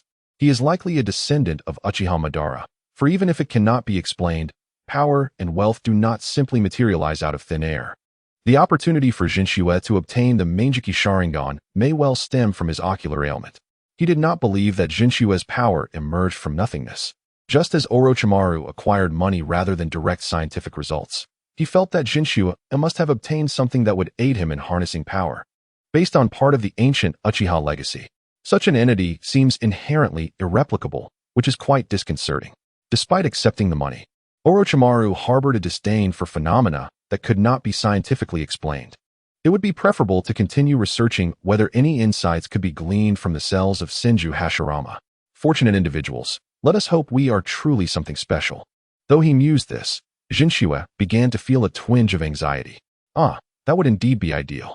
In sharp contrast to Jinshua's hopeful demeanor, Orochimaru had already prepared for the gradual emergence of bizarre occurrences within the ninja world. However, mere minutes later, Jinshua managed to cast aside his wild thoughts. After all, life must continue. By the way, Teacher Orochimaru, do you have any books on sound resonance? Sound resonance, let me think. Orochimaru approached a nearby bookshelf and retrieved a tome using his shadow snake hand technique. Currently, research on sound-based ninjutsu in Konoha is not particularly advanced, but I have a personal interest in them. I initially believed it would be difficult to find a like-minded individual, yet it seems Jinshua shares a similar curiosity.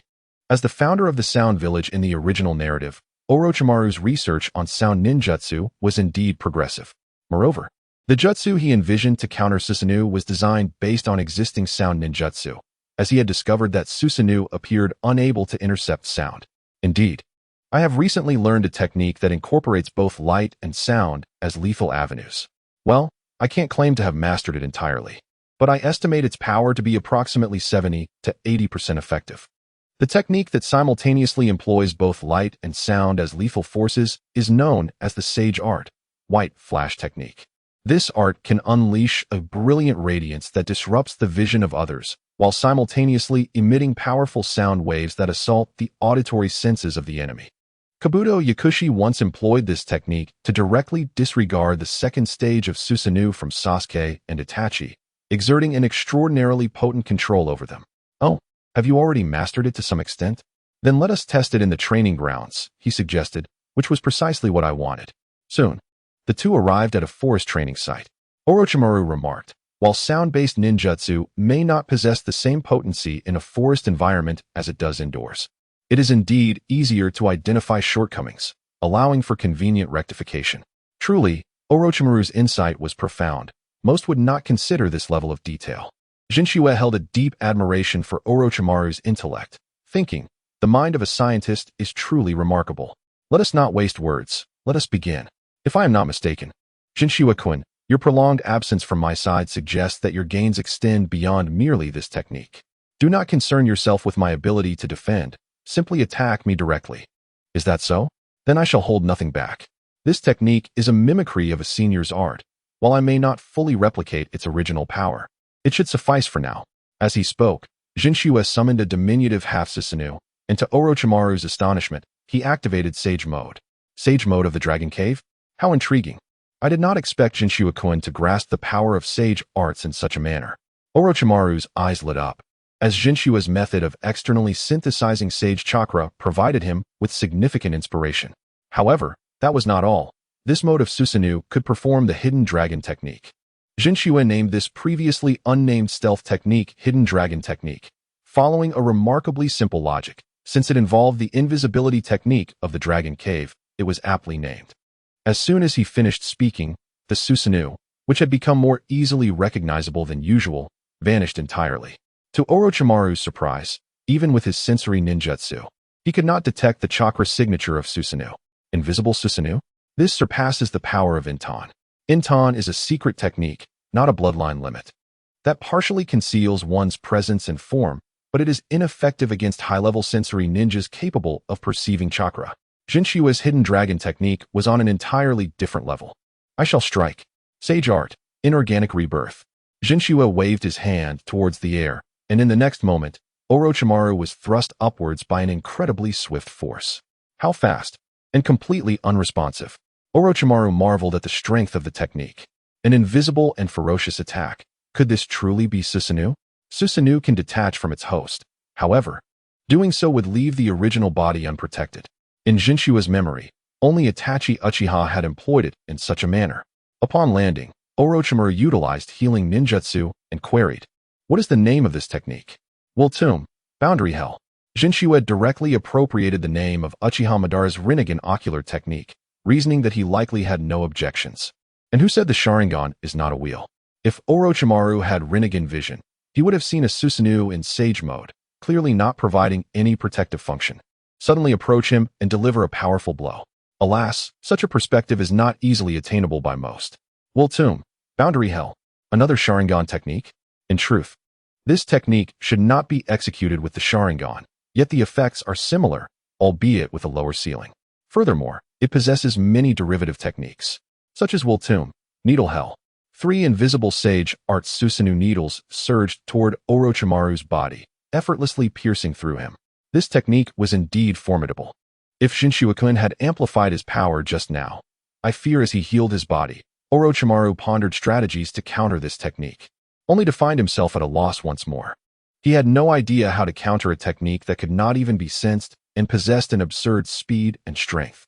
However, I am curious, how can Susanoo move so swiftly? Sage Mode alone should not grant such speed. I augmented the Susanoo with the Sage Art to enhance both its agility and power. Of course, I did not exert my full strength just now. It is rather disheartening.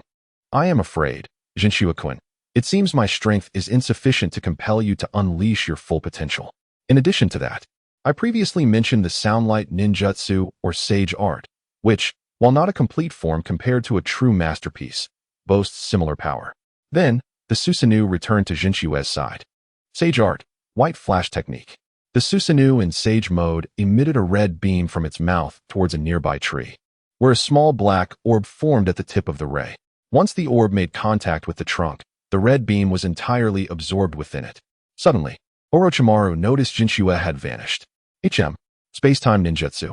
Before Orochimaru could respond, the orb detonated violently not far away, followed by a blinding light and a deafening sound that resonated with tremendous force. Even my skeletal structure, modified with soft tissue, is beginning to crack. No wonder Jinshuken sought out texts related to sound resonance. The power of this technique can be further than Orochimaru's capacity for further thought waned, and he had to resort to desperate measures for survival. Otherwise, he might truly meet his end. When Jinchua returned, he found that the spot where Orochimaru had been was now occupied by a snake, which soon regurgitated him, seemingly aware that the attack had ceased. This truly was a technique that left one feeling helpless. Orochimaru lay on the ground, his body emitting white mist, a result of activating the A-rank healing ninjutsu, In Healing. Yet, even with In Healing, Orochimaru's body replacement technique, and Healing Palm ninjutsu, he could not successfully neutralize the damage sustained. However, it was still a source of joy, and in contrast to before, this technique remained within the realm of understanding for an ordinary person. Jinshuken. I believe I shall never forget this technique for the rest of my life. With that, Orochimaru promptly succumbed to unconsciousness. Surely he hasn't perished? Jinchua poked the unconscious Orochimaru with a finger from Susanoo. His sage mode was commendable, yet it lacked the extraordinary sensory capabilities of others who could enter sage mode, leaving him to verify Orochimaru's state of existence personally. Suddenly, a snake emerged from behind Orochimaru and swallowed him whole, only to regurgitate him moments later, revealing a fully conscious Orochimaru. It appeared that Jinchua had mastered the sage mode in the Dragon Cave, which evoked both envy and admiration. Orochimaru, now dripping with snake venom, flicked his tongue and flashed an unnaturally healthy smile, causing Jinchua to feel a twinge of discomfort. Although it is still early, this fellow has indeed always been an unadulterated pervert, he mused. Meanwhile, at Obito's base, having finished reading 3 books, Obito gazed at an enigmatic black spiral object, approximately 80 centimeters long, lying on the table. He appeared calm and collected, albeit puzzled about its nature and origin. In contrast, Kuro and Shiro, lurking in the corner, were paralyzed with fear. That's a Tenjin spear. Albeit a small one, Shiro whispered. Stop talking in your mind. Let me gather myself, Kuro replied. They had merely ventured out to gather intelligence, only to return and find Obito entranced by the mysterious object. Upon closer inspection, they were startled to recognize the Tenjin spear, rendering Kuro hesitant to speak freely in Obito's presence. After a lengthy silence, Obito finally spoke. All of this is the enlightenment of the Sage of 6 Paths. Although the contemporary Obito could not even touch the black object before him, it reaffirmed his conviction in his beliefs. The feathered robe? That fellow is still alive? Kuro grew increasingly agitated, feeling as if he were drenched in sweat despite lacking sweat glands. Chapter 49. Tsunade at a luxurious casino nestled in a bustling corner of the Land of Fire. The atmosphere was electrifying with a cacophony of voices and sounds, the clinking of chips, the cheers and groans at the gaming tables creating a chaotic yet orderly tableau. Amidst this vibrant scene, a striking blonde woman clad in a green robe captured everyone's attention. She was none other than Tsunade, one of the legendary Sannin of Konoha. Her hands, accustomed to wielding medical instruments, now confidently held a stack of chips, each wager reflecting her unwavering conviction. Her gaze, sharp as that of a leopard, was fixated on the rolling dice, as if she could foretell their final outcome. However, this was merely a fade. Her notorious alias in the gambling world was that of the legendary Fat Sheep, after swiftly exhausting her entire bankroll and accruing yet another gambling debt. Tsunade found herself once more invited to leave the casino, despite her formidable prowess allowing her to easily dismantle the casino's security. She adhered to the rules of gambling, a principle she held dear. Tsunade-sama, how could you squander all the money we had again? A seemingly ordinary black-haired girl beside her gazed at the now empty suitcase. Exasperation etched on her face. Her name was Shizune, the niece of Tsunade's former lover, Dan Kato, who had been under Tsunade's guardianship in recent years. Once an innocent and naive girl, Shizune now found the courage to speak boldly to the legendary Sannin. especially since Tsunade's repeated losses had forced them into a life worse than that of wandering ninjas. Nonetheless, despite this, Shizun maintained a deep-seated respect for Tsunade and consistently assisted her with tasks that the legendary Sannin either disliked or was inept at managing. At the dining table, Shizun routinely reported her findings to Tsunade. Tsunade-sama, it seems that a remarkably talented member of the Uchiha branch has emerged in Konoha. The Uchiha branch? That is indeed an unusual term, Tsunade mused, sipping her sake, her expression one of curiosity. Isn't that family known for its separation between the main family and the branch? I'm not sure, but this individual is named Naruto Jinjua and possesses a bloodline limit similar to the Sharingan, but even more potent. It is said that during combat, his eyes display a distinctive pattern of red and black.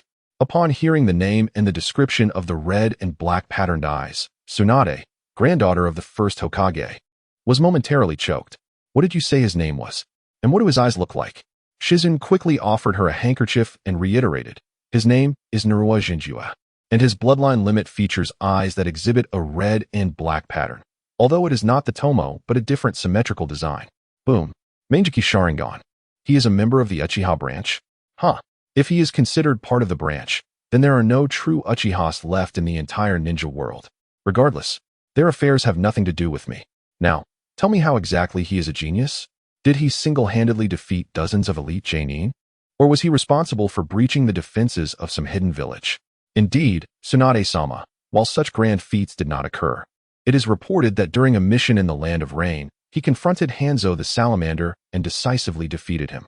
I initially thought it was utterly implausible, considering that he is the very same Hanzo who triumphed over you and the other Sannin. Yet, given your reaction now, could it actually be possible? Shizun was astonished. In her understanding, someone like Hanzo, who had vanquished the legendary Sannin, must possess unparalleled strength.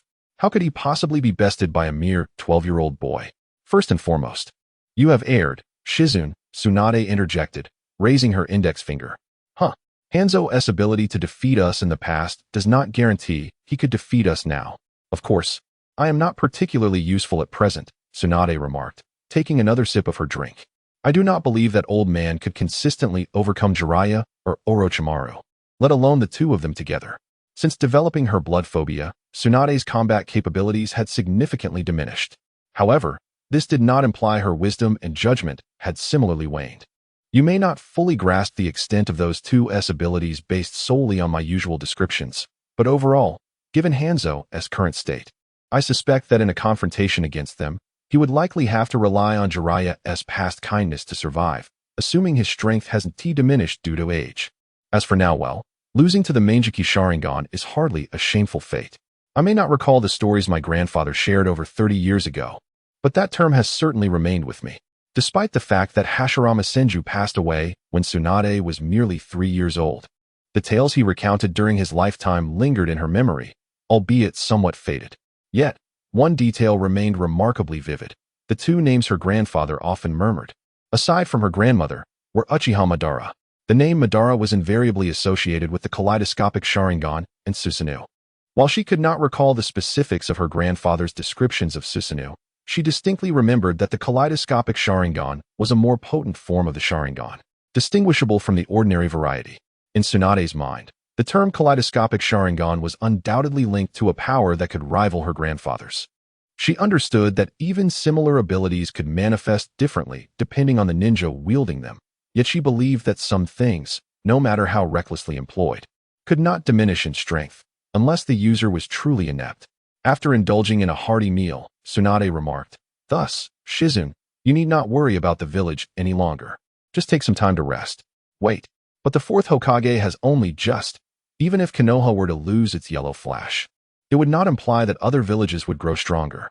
The foundation of Konoha was not something that could be equalized merely by the absence of one Kaga-level ninja. Moreover, Tsunade recalled a rather unsavory technique invented by her great-grandfather. Although Konoha adhered to humanitarian principles, refraining from recklessly researching or utilizing this technique, if truly pushed to the brink, who would still regard humanitarianism? In essence, the mere existence of a kaleidoscopic Sharingan capable of defeating Hanzo held significant weight, compelling the leaders of other villages to ponder before making a move against Konoha. Perhaps, That boy sharing the name with Madara could indeed possess the strength to sweep through the ninja world, much like Uchiha Madara himself. Is that so? I have faith in Lady Tsunade. Chapter 50. Jinshua. Isn't the land of snow merely a fish pond? Konoha Village, Hokage Building. Assigned mission. This marks the first time that Makoto has been summoned directly to the Hokage building due to a mission. When he heard the third Hokage mention a designated task, he felt a twinge of confusion. Why was he being singled out? After all, he considered himself merely a low-ranking ninja. However, it is true that there are no regulations preventing a genin from being assigned such tasks. Moreover, given your current reputation, Makoto, no one would regard you as just a genin. Of course, in such missions, the rank of the ninja does not affect the remuneration, as this requires your approval. The third Hokage took a puff from his pipe. If I may offer my candid opinion, Makoto, it would be wise for you to accept this mission. Though it involves considerable travel, this task undeniably has the potential to elevate your prestige significantly. Additionally, the compensation offered is quite substantial. To be frank, even I find the payment tempting, enough to consider how much premium tobacco I might procure with it. Considerable travel? How extensive? To be honest, I have a prior engagement in a month, a 100-day feast for a friend's child. The tone in which Sarutobi Hiruzen spoke felt akin to that of an elderly man chatting with a young villager, which allowed Makoto to relax slightly. Generally speaking, personal matters are not a valid reason to decline a mission. A month should suffice for you to traverse the ninja world, Sarutobi jested. By the way, have you ever familiarized yourself with the Land of Snow? The Land of Snow? The small nation blanketed in snow? I believe its daimyo is called Fubuki Seiyuki, correct? I've also heard that their glaciers are quite beautiful. In fact, Makoto possessed a fragment of memory from his previous life regarding the Land of Snow. It was the setting of a theatrical film. If I recall correctly, their technology seemed quite advanced, such as chakra armor and a super machine capable of altering the environment. Wait a moment, didn't the plot of that film occur in a backstory set over a decade prior to the main series? The female protagonist was saved by a youthful Kakashi back in the day. What a coincidence. The story of the Snow Princess Ninja Scroll occurs before Sasuke's defection, back when Naruto and Sasuke were 12 years old. And the incident involving the young Kakashi rescuing the princess indeed took place during that decade prior, given that the fourth Hokage had likely passed by then. The timing of the coup in the Land of Snow would align almost perfectly with the present, wouldn't it? Hokage-sama, you're not suggesting that I am to protect some significant figure in the Land of Snow, are you? Typically, individuals would not pay a hefty sum to bring someone from Konoha for such tasks. That's about right, but the situation is a bit more intricate. The client wishes for you to protect the daimyo's family in the capital of the Land of Snow. There will likely be additional details conveyed directly to you. But to be forthright, based on my intelligence, there may be some upheaval occurring in the Land of Snow. If it were anyone else taking on this task, I would advise them to exercise caution. However, I believe you, Makoto, need not be overly concerned. No ninja there could possibly rival Hanzo the Salamander. Indeed, Makoto affirmed inwardly. The enemy configuration there is likely to consist of merely 1 or 2 J-nin and 3 Ch-nin at most, and they rely heavily on technology to enhance their abilities. It's a scenario that even Kakashi, despite his shortcomings, could manage with ease. If I were to go, it would merely be a matter of stirring up some ruckus. If the opposing side had any unusual jutsu, Makoto would not be so nonchalant. But the enemy lineup in the Land of Snow appeared rather underwhelming. It feels as though the entire village would struggle to withstand a single great fire annihilation. Easy money is hard to resist, but there's one more thing. How long is this protection supposed to last? Surely, it isn't a matter of months, is it? If it were to extend too long, then the seemingly generous remuneration would lose its allure. That is difficult to ascertain. It is not uncommon for ninjas to undertake long-term missions, but the daimyo of the Land of Snow would likely consider the stance of the daimyo of the Land of Fire. Thus, it is improbable that they would genuinely send a Konoha ninja to safeguard someone related to him, given the political implications involved. However, should there be an impasse during the task arrangement stage, you may opt to decline the mission, and the village will dispatch someone else to take your place. Naturally, in such a case, since you did not truly accept the task, you would not receive any remuneration. Understood. I shall provisionally agree to the task. When do we depart? According to the envoy from the Land of Snow, as soon as possible, replied the third Hokage. Very well, I shall set off this afternoon. Haha, that would be splendid. It will also allow the people of the Land of Snow to witness the efficiency of Konoha. The third Hokage waved his hand and stamped a document on the table. In fact, the ninja originally designated by the Land of Snow was the renowned genius ninja Hitaki Kakashi. However, considering the political implications of this mission and Kakashi's current strength, the third Hokage proactively recommended Makoto, and upon hearing of Makoto's exploits, the envoy from the Land of Snow quickly agreed to the change in designation and even increased the payment. Soon, Makoto met with the client for this mission. The envoy dispatched from the Land of Snow. Is this young lord truly only 12 years old? Forgive my candor, but you appear exceedingly mature in both visage and demeanor. Oh, I shall take that as a compliment. However, let us discuss the details of the task. To be frank, I have another engagement in a month. So if this mission cannot be completed within that time frame, I would find it quite troubling. Makoto decided to be forthright. He did not wish for his work to be interrupted by personal matters, nor did he wish to breach his promise to a friend. Even if attending a 100-day feast merely required a few hours, and he had scarcely conversed with that friend until now. This month, our convoy alone will take around 10 days merely to return to the Land of Snow.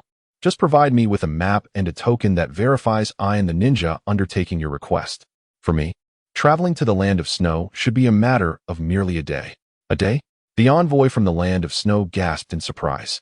Truly, the genius ninja from the strongest ninja village is remarkable. Coincidentally, the Land of Snow is in urgent need, so let us proceed as the young lord suggests. After receiving the token and detailed map from the envoy, Makoto utilized his lunch break to devise a specific route and formally set off that afternoon. Yet, as he departed from Konoha, another figure emerged once more. He has left the village again. We can arrange for Obito to make contact with him now. Chapter 51. The journey beside a secluded pond in the Land of Fire, a white-haired, spiky-haired figure squatted before a rather unusual-looking toad, his eyes gleaming with fervor. The intense gaze made the seemingly harmless creature feel somewhat uneasy. Finally, the toad chose to concede. All right, you win. I am indeed the summoned beast you humans refer to. Haha, I knew it. With my years of experience dealing with toads, how could I mistake an ordinary toad for a summoned beast? Sign a contract with me, and you shall never regret following Jiraiya-sama. Jiraiya raised a thumb, leaving the tiny toad, which was hardly the size of his palm, feeling somewhat exasperated. Sign a summoning contract? What benefits would that entail for me? Benefits? Oh, there are countless. Jiraiya chuckled mischievously, declaring, I can take you to a splendid place, where many beautiful and formidable female toads reside. Really? Are you serious? Came the incredulous response. Absolutely. Have you ever heard of my Bokuzen? I am its top human VIP, and I can effortlessly take you there to indulge in exquisite sights and delights. Well, of course, that pertains to you toads. Such things are a bit beyond my palate. My Bokuzen. Impressive. All right, I, Toad-kun, accept. But let me clarify, I lack combat prowess, so please refrain from asking me to engage in battles. In a short while, Jiraiya successfully forged a contract with the little toad. Combat ability is of no consequence. I, Jiraiya, am not one to rely solely on my summoning beasts for battle. What truly matters is that we are now comrades. Ha ha ha. A mere stroll by a small pond led him to encounter an exceptionally clever summoning beast, instilling in him a belief that fortune was finally smiling upon him. It was then that he discovered Toad-kun's remarkable abilities. What did you say? You can establish a distance-ignoring contract link with me, enabling real-time visual and auditory sharing? And you possess breath concealment as well? Indeed, is there a problem? You aren't dismissing our partnership due to perceived weakness, are you? For the record, I'm uncertain what sensory sharing entails, but my breath concealment is quite formidable. Were it not for your gaze upon me, you would never have discovered my presence. And now, it's too late to sever our contract. So hurry and take me to my Bokuzen. My Bokuzen is not merely a sacred realm for summoning beasts that the shinobi world yearns for. It holds an absurdly high status in the hearts of toads, which is the primary reason Toad-kun eagerly agreed to the contract with Jiraiya. The beautiful toads of my Bokuzen. Heh, he envisioned a paradise in his mind. No, I absolutely have no intentions of severing our contract. What a jest. Your abilities are simply unmatched. You won't find a toad as remarkable as me and my Bokuzen. Ha ha ha. It seems my intelligence-gathering capabilities are about to expand. They proceeded towards my Bokuzen. In truth, Jiraiya possessed summoning beasts specifically for intelligence gathering, such as the gourd toad, which could utilize secret techniques to allow Jiraiya entry into its inner space. completely isolated from the outside world by barriers. To date, he had never encountered an enemy capable of detecting him concealed within the gourd toad's belly. Yet, even with the presence of the gourd toad, Jiraiya was astounded by Toad Kuin's capabilities. The sensory sharing meant he could acquire intelligence on enemies without ever leaving his home. Even if Toad Kuin encountered danger while gathering information, he could promptly rely on sensory sharing to detect threats and summon Toad Kuin to his side. This is truly a zero-risk intelligence acquisition ability. I have never seen such a powerful espionage-supporting summoning beast. Jiraiya then summoned a large toad with the character for loyalty inscribed around its neck. "Jiraiya, do you need something?" asked Toad J. "I have made a new friend. Since he is also a toad, I intend to take him to my bokuzen for some fun." As soon as Jiraiya finished speaking, Toad Kuin leaped onto his head, and Jiraiya noted how remarkably swift the seemingly petite toad was. With such speed, I can tell his tracking abilities are certainly impressive. Afterward, Toad J finally noticed Toad Kuin's presence. Upon sensing Toad J's gaze, Toad Kuin exclaimed, "Hello there, big brother.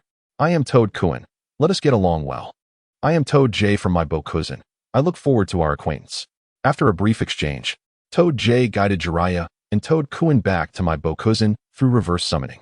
Approximately 20 minutes after Jiraiya and the two toads departed, a swift figure passed by the area. At this pace, I could reach the land of snow in about 12 hours. However, that would be quite exhausting. I should find a place to rest soon.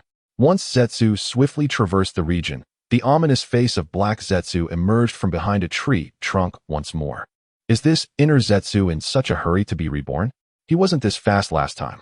Quit complaining and hurry up. If we continue like this, he'll surely run out of our detection range. Black Zetsu pondered why Zetsu was in such a rush. Let us just follow him to his destination for now. Thanks to their speed under the state of the mayfly technique, they managed to keep up, albeit they were merely trailing in Zetsu's dust. Once they resumed their pursuit, Black Zetsu suddenly heard a question from White Zetsu in his mind. "Have you considered a particular issue?" "What issue?" "Our mayfly technique doesn't seem to be particularly swift in certain environments. He wouldn't be venturing into any strange locations, would he?" "What?" Black Zetsu realized that the mayfly technique ultimately relies on networks of plant roots and underground water flows to move quickly. If Zetsu traversed through deserts, glaciers, or other harsh terrains, it would severely impede their tracking efficiency. Although the mayfly technique could still be forcibly employed in such environments, it would undoubtedly result in losing their target. The tracking is far too unstable, and if Zetsu merely pokes his head in at the target location, our efforts would be in vain. While Obito's Kamui is a space-time ability, its essence involves traversing between the real world and alternate dimensions. Although it's not entirely impossible to achieve a teleportation effect in a certain sense, there are issues with needing prior marking and ensuring they do not lose track of their target. At this moment, Obito was entirely unaware of the situation. By the time they reached Zetsu to inform him, the variables would be too numerous. After considerable contemplation, Black Zetsu decided to pursue a different approach to corner Zetsu. As Kaguya's will, with a relatively agile mind, he quickly devised a plan. Let us seek the mission's client. Inner Zetsu may be swift, but his client is not. Presumably, the client is still on the main road outside of Konoha. We should gather intelligence from them before making our next move. This seemed far more reliable than foolishly chasing after him as they were now. How do we determine who Inner Zetsu's client is? Simple. Black Zetsu chuckled lightly. Given Inner Zetsu's current strength, he wouldn't need to undertake ordinary tasks. This must either be an A or S-ranked mission directly assigned by Konoha or a task commissioned by some wealthy individual or official from elsewhere. Thus, the client must be a wealthy individual or official who has just departed from Konoha and is not accompanied by Konoha ninjas. When we track them down, it shouldn't take too long. That does seem plausible. Subsequently, White Zetsu posed another question. What if this mission was issued by Konoha itself? Then we shall wait for the next opportunity. Very well. In the evening, the envoy from the land of snow traveled in a caravan. The man who had encountered the young prodigy, Naru, during the day appeared remarkably at ease. Assured by the level of ninja protection surrounding him, his lord could undoubtedly rest easy. Those beside him mirrored his relaxed demeanor. Indeed, I gathered information that this young Naru was exceptional, having, at merely 12 years of age, single-handedly defeated the leader of the Hidden Rain village, Hanzo the Salamander, a renowned master who had once vanquished the legendary Sannin. In my estimation, Naru's prowess might even surpass that of the Hokage of the Leaf Village. Ultimately, as long as he could assist his lord, it mattered little. Despite his formidable abilities, he remained a citizen of the Land of Fire, and thus, of no concern to us in the Land of Snow. You are correct. Regardless of Naru's strength, it bears no relevance to you. At this moment, the leader of the team finally noticed the presence of an individual clad in a dark robe, adorned with an orange whirlpool mask. Are you a ninja? He inquired. Correct, came the reply. However, I am rather pressed for time, so I must beg your pardon. With that, Obito swiftly employed the Jinjutsu of the Sharingan to ensnare the individual before him. In a short while, he successfully extracted the desired information. After effortlessly annihilating the members of the convoy and employing fire techniques to erase all traces of the corpses, Obito calmly remarked, I see now. Naruto Makoto is charged with the task of protecting the family of the daimyo of the Land of Snow. This implies that his stay in the Land of Snow will be prolonged, presenting an excellent opportunity for contact. At this moment, the enigmatic duo of Hei and Baiju emerged from the ground. Baiju spoke, Our efforts over the past half-day have not been in vain. What shall be our next course of action? What else is there to say? We shall proceed to the Land of Snow. I can hardly contain my eagerness to engage with this Nara Mankai, replied Heiju. I hope he can serve as a catalyst on my path to peace. If not, I shall have no choice but to extinguish him, for he appears to be quite formidable. The next morning at 10 o'clock, in the capital of the Land of Snow. We have finally reached our destination. With that, he perused the map of the city. Although the glaciers and snowy vistas of this land were indeed splendid, Nara Mankai had no time to indulge in such sights. He diligently searched through the materials he had brought and soon located the city map, marked with specific task locations. Given the state of this city, it seems the coup in the Land of Snow has yet to commence. Nevertheless, let's set that aside for now. It is time to pay a visit to the residence of Kazahana Sayuki. To enhance efficiency, Nara Mankai opted not to make a formal visit, but instead infiltrated the Tenshikaku, where Kazahana Sayuki resided, in true ninja fashion. At that moment, Kazahana Sayuki was preoccupied with financial matters. Upon seeing Nara Mankai suddenly leap through the window, this seemingly unassuming middle-aged man was taken aback. Who are you? Greetings, esteemed Lord of the Land of Snow. I am Nara Mankai, a ninja from Konohagakure. Here are the tokens and the mission assignment stamped by Lord Hokage, as entrusted to me by your subordinates. Konohagakure? How could it be so swift? It has only been a few days. After receiving the token and the accompanying document from his subordinate, Kazahana Sayuki was already convinced to some extent, though he found it difficult to comprehend how one could traverse such distance in such a short time. The envoy from your country only arrived at Konohagakure yesterday. However, to underscore the importance of this mission, I made haste to arrive here at the earliest possible pace, and it appears I have managed quite well. At the earliest possible pace, one must commend the prowess of the strongest ninja village, despite the disparity in their ranks. With Kazahana Sayuki being a lord and Nara Mankai a ninja, Sayuki did not exhibit any airs of superiority. This was not due to a fear of a small nation before a great one, but rather a reflection of his own character. Kazahana Sayuki, who had long been engrossed in the study of machinery to improve the environment of the Land of Snow, possessed a mindset more akin to that of an engineer than a typical state leader. Then, I kindly request that you, esteemed ninja, come to my home to protect my family. The specifics should already be outlined in the commission. That is essentially the case, but I would like to inquire how long this protection is expected to last. Regarding the duration of the task, even Kazahana Sayuki was uncertain. He had learned of a plot against his country but remained oblivious to the identity of the mastermind or when they would strike. I apologize, but even I do not possess that information. How about this? Every fortnight, we shall increase the initial remuneration by 30%. I wonder if such conditions would be satisfactory to you? The Land of Snow was not affluent, yet it could afford a reasonable sum for hiring. And for the sake of his family, Kazahana Sayuki was willing to invest the necessary resources. An increase of 30% every fortnight is indeed enticing. If we settle every half-month, then I shall accept this task. Chapter 52, Obito, an extremely extreme manifestation in truth. Hidden within the icy expanse of the Land of Snow lay a diminutive ninja village known as Yukigakure. However, in terms of strength, this village paled in comparison not only to the likes of Konohagakure and Kumogakure, which were super villages, but even to the likes of Awagakure, which was hardly a blip on the radar of the more prominent ninja villages. At that moment, Within a dwelling in Yukigakure, a tall man bearing a resemblance to the Lord of the Land of Snow was gravely studying the intelligence presented to him by a snow ninja. The name of this snow ninja is Wolf Fong Avalanche. With the aid of an equipment known as chakra armor and a secret technique developed in response to the frigid climate of the Land of Snow, Wolf Fong Avalanche can exhibit prowess comparable to that of a seasoned jonin from a major ninja village, particularly within the snowy terrain and glaciers. In a region where finding even a handful of elite chunin is a daunting task, he undoubtedly stands as a formidable expert. Yet, at this moment, such a ninja sits humbly before a towering man, for the latter's identity and strength are equally impressive. Fenghua Nuteo, the younger brother of Fenghua Zhao Shui, the feudal lord of the Land of Snow, holds a position of great prominence and possesses abilities that rival those of Wolf Fong Avalanche, alongside formidable research capabilities.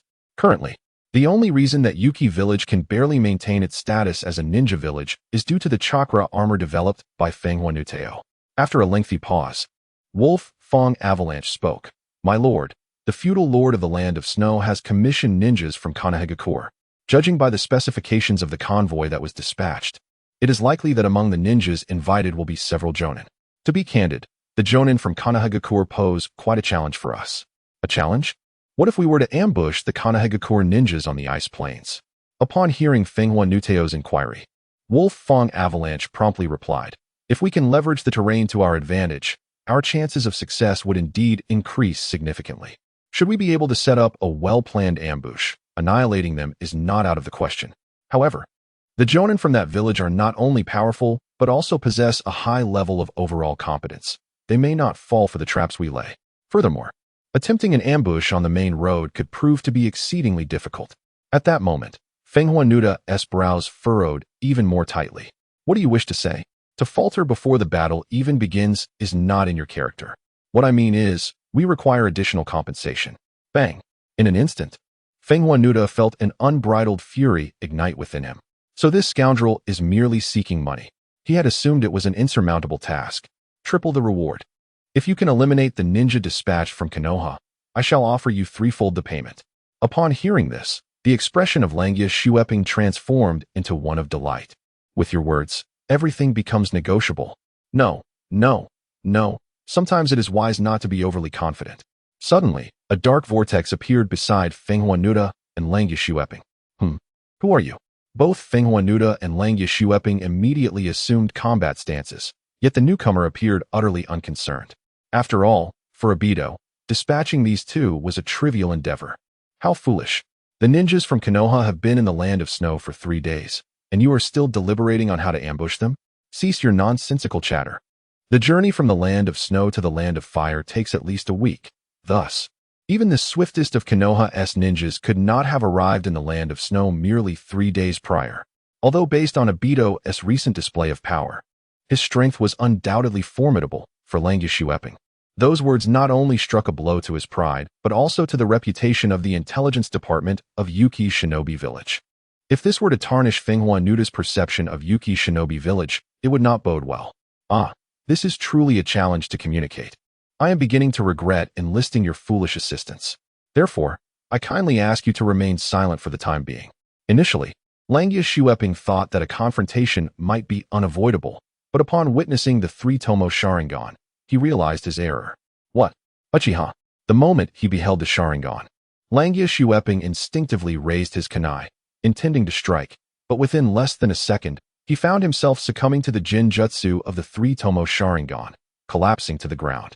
Why do you constantly resort to wielding weapons? In my opinion, it is an exceedingly extreme manifestation. The scene left Fenghua Nuteo beside him drenched in sweat. Who exactly are you, and why do such things? You need not concern yourself with too much. Simply follow my orders. I am beyond the confines of the Hidden Leaf Village, so do not harbor any illusions of overpowering me due to your status. After unconsciously seating himself in the position vacated by the avalanche of Wolf Fong, Obito spoke. The ninja dispatched from Konoha is named Makoto, a formidable opponent whose strength is on par with mine. Engaging him directly would yield no success for you. Thus, you must adopt a non-ninja approach. A non-ninja approach? Could it be that, coupled with Obito's earlier statement about leveraging one's status, Fenghua Nuteo began to vaguely conceive a plan? It seems you have grasped my intent. Indeed, let this novice, despite his strength, bear witness to the filth of the ninja world. Meanwhile, Obito reflected, first, let him develop a negative sentiment toward this hellish world and its abysmal system, which would be far more effective than simply approaching him with words, in Obito's view. He was aiding Makoto in swiftly understanding this wretched world, regardless of whether this wretchedness was a result of someone's machinations. Although the ninjas of Yuki no Kuni may lack prowess, they still possess some utility in certain aspects. At that moment, Kuro and Shiro emerged from underground, whispering to Obito, the situation is dire. Naran Makoto is heading towards Yuki no Kuni. What brings him to Yuki no Kuni? Obito pondered, struggling to comprehend why Makoto would venture to the village. Normally, shouldn't ninjas avoid contact with other nations' villages while on missions? Damn, this is troublesome. Yet, regardless of his inner turmoil, Obito's body obediently activated Kamui and vanished. At this juncture, within the capital of the Land of Snow, Makoto assessed, according to the map provided by the daimyo, my shadow clone should be arriving soon. Yes, it should suffice. After pinpointing the location of Yuki no Kuni, Makoto promptly created a shadow clone and dispatched it forth. The rationale behind sending a shadow clone was not solely for the protection of the mission objective, but rather, the original intent of the shadow clone technique is reconnaissance. Is it not? Chapter 53. May I inquire if you are Uchiha Obito from Konoha? Unlike Konoha, Yuki no Kuni lacks any protective barriers, merely encircled by a wall of ice bricks. Such a wall poses no obstacle for Makoto's shadow clone, as it approached the front gate without concern for barriers. However, the gatekeeper ninja of Yuki no Kuni clearly had no intention of allowing him entry without a challenge. Hey, you are. Before he could finish, the snow ninja fell silent. For Makoto's shadow clone had already revealed his Sharingan, and the other gatekeepers succumbed to his Jinjutsu, leaving only the one who had spoken to provide information. Do you know of the avalanche of Wolf Fang or Fengwa Nuteo? Where are they? Lord Nuteo just arrived today. He should be in discussion with Lord Avalanche in that conical-roofed building over there. Very well, I commend you for your candor. With the last gatekeeper's fall, Makoto's infiltration was officially a success. Meanwhile, Fengwa Nuteo remained puzzled in the room due to Obito's sudden disappearance. After confirming the absence of his companion, he helped Wolf Fang Avalanche to his feet and roused him. What of that masked man? Where has he gone? Upon opening his eyes, Avalanche immediately inquired about Obito, only to be taken aback by the arrival of another formidable figure immediately after a prominent one had just departed Yuki no Kuni. Masked man? What masked man? Upon hearing the mention of the masked man, Makoto's shadow clone disregarded the mission in Yuki no Kuni and directly inquired about the masked figure. Compared to Obito, this Yuki no Kuni mission is of little consequence. And who are you, little one? Wait a moment. Your eyes are, damn it, another Uchiha. Within 10 minutes, this relatively unknown ninja had fallen prey to the Sharingan's Jinjutsu twice. As for Fengwa Nuteo, he remained largely unfazed. After all, his identity did not classify him as a ninja. Being the brother of the daimyo of Yuki no Kuni, upon seeing the Leaf Village forehead protector on Makoto's head, he ceased to worry about his life, setting aside other considerations for the time being. And you must be Lord Fengwa Nuteo, correct? Indeed. And you are a ninja from Konoha, I presume? You should be aware that intruding upon another nation's ninja village is an egregious act. There was a hint of threat in Nuteo's tone, as if he possessed the power to exert pressure on Konoha. Intruding upon another nation's ninja village. I sincerely apologize for this incident.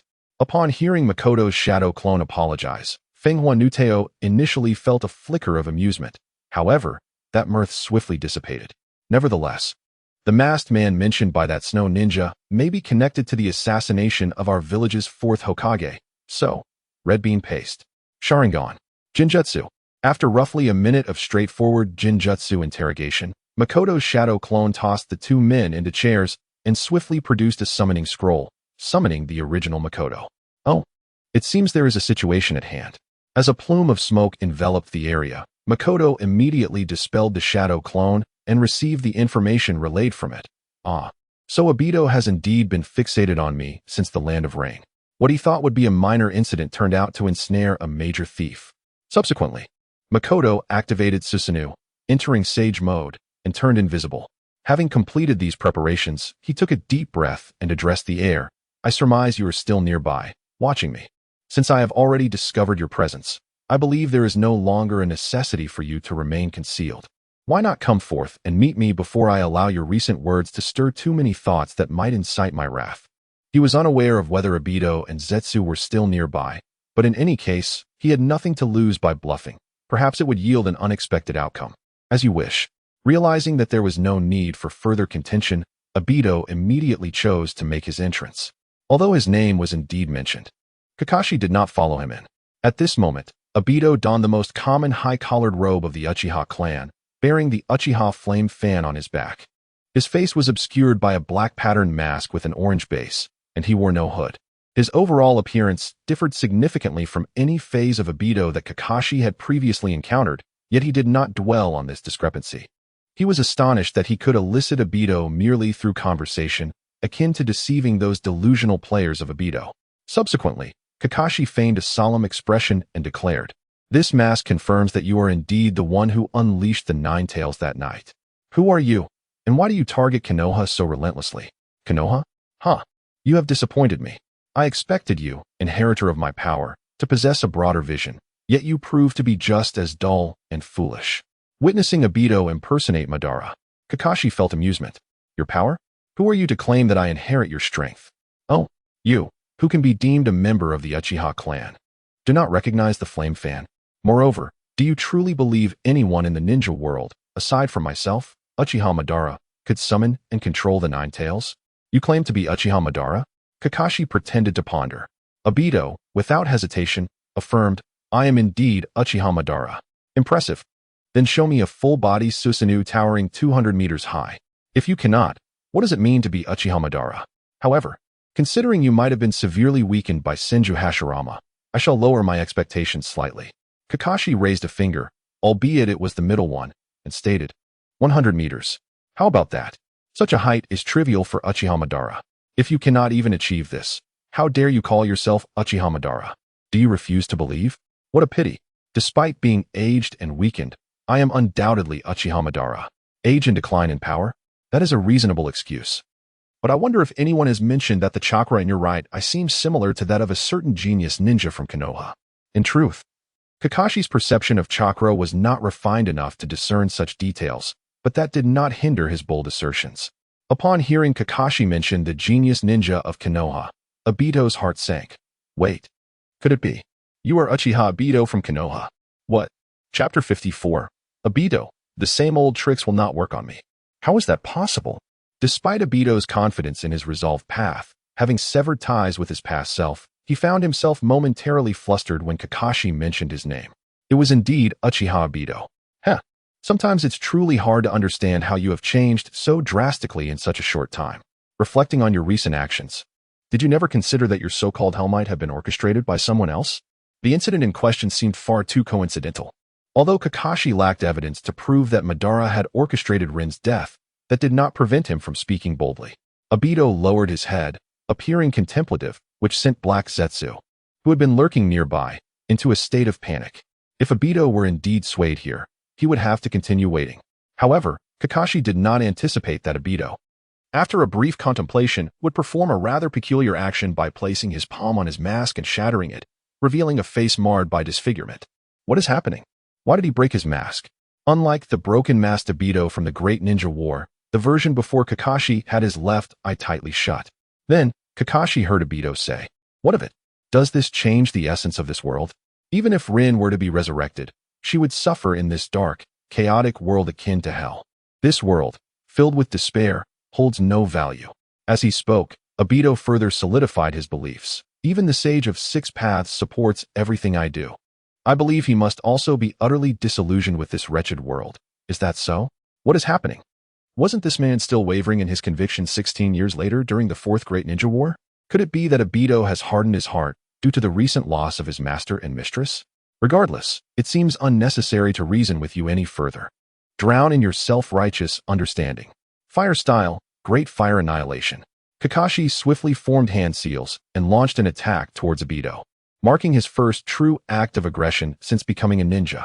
You still favor large-scale attacks to dominate the scene, but I regret to inform you that such tactics are utterly meaningless to me. Although it appeared as though he was engulfed by the Great Fire Annihilation, Obito remained unscathed. standing resolutely amidst the inferno. Is this the power of intangibility? How bothersome. In response, Obito seemed slightly intrigued. I am curious as to how you came to know such information. The fourth Hokage should not have had the opportunity to relay my details before his demise. Oh, are you certain he was always within your line of sight? For the yellow flash, transmitting information only requires a fleeting moment. However, in truth, the fourth Hokage had not conveyed any information during his lifetime. Including Hiruzen Sarutobi, they had not even glimpsed Obito's face that entire night. Kakashi's deductions were merely conjectures based on predetermined outcomes. That is quite troublesome. Obito's expression darkened considerably. Once again, information is a critical determinant of victory among ninjas. He was unaware of how much the fourth Hokage had discerned about him or how much information had been disseminated. Naturally, the latter question was one he could never accurately guess, as he could not possibly approach a conclusion of zero. Nonetheless, Obito was certain of one thing. Namake's Minato had not analyzed the duration of his intangibility, as he had only engaged his teacher in 2 rounds before being defeated. Thus, the fourth Hokage had never had the chance to deduce that particular piece of information. Therefore, this will be one of my key advantages in securing victory. In truth, Obito boasts a multitude of hidden cards, which elucidates his audacity to stand firm even when his tangible strength is inferior and his phasing ability is known. Thus, within less than a minute of his phasing, he directly exploited Kamui to disregard the fire release, great fireball technique, swiftly approaching the true essence of Tenketsu. Intending to launch a surprise attack while Tenketsu was in the midst of casting a ninjutsu. However, just as he was nearing Tenketsu's physical form, he noticed Tenketsu retrieving 2 kunai from his ninja tool pouch, both of which bore subtle differences from standard kunai. In the same fleeting moment, Tenketsu hurled 1 kunai, identical in appearance to the fourth Hokage's Flying Thunder God kunai, towards Obito, while the second kunai, featuring an odd groove on both sides, was thrust into the ground. Faced with the Flying Thunder God kunai speeding towards his phasing form, Obito merely scoffed, thinking, the same technique cannot affect me a second time. He passed through the position of Tenketsu, deftly evading what he presumed to be a second stage attack of the Flying Thunder God technique. At this moment, Obito must have felt an overwhelming sense of pride, having evaded a technique that once defeated him, surely relishing the exhilaration akin to seeking a rematch and achieving vengeance. Despite the fact that this second stage of the Flying Thunder God was non-existent, Tenketsu did not possess the Flying Thunder God technique. So how could there be a second stage? The kunai resembling the fourth Hokage's was merely a ruse, an elaborate ploy designed to lead Obito into revealing a flaw. Subsequently, Tenketsu turned and gazed at Obito in astonishment, who had now materialized, extending his hand to within a mere 20 centimeters of Tenketsu. It was over, Obito declared with certainty, as Kamui activated and the space around Tenketsu began to distort. Yet, in that fleeting instant, Tenketsu's figure vanished from his sight, reminiscent of the earlier disappearance of Minato Namake's, resulting in Obito's grasping endeavor falling short. This is not good.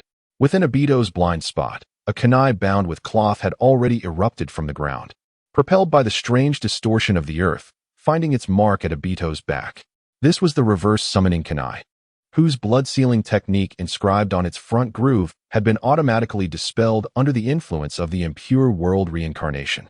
Simultaneously, Tenketsu materialized behind Obito, and the Susanoo enveloped him, seizing the fleeting opportunity when Obito, in an offensive stance, could not face. No way. I cannot be struck by the same technique again. The incorporeal Susanoo's sword mercilessly cleaved Obito in 2, blood gushing forth as both he and Tenketsu plummeted back to the ground. Chapter 55, Tenketsu Dam. Unyielding Obito. Fortunately, Tenketsu had undergone extensive training in illusion techniques, cultivating a resilience to the gruesome scenes before him, preventing him from falling into a state of paralysis. Observing Obito, now reduced to half his former self but still writhing with his back towards the ground, Tenketsu did not relent in his pursuit of a finishing blow. The effects of the impure world reincarnation were still in play, allowing Tenketsu to manipulate the earth beneath to form 6 slender, senjutsu-infused rock spears that pierced Obito's remaining half from below. His vitality is astonishing. Remarking on Obito's persistence in surviving, Tenketsu again commanded the Susanoo to raise its sword, determined this time to cleave the remaining half of Obito into 2.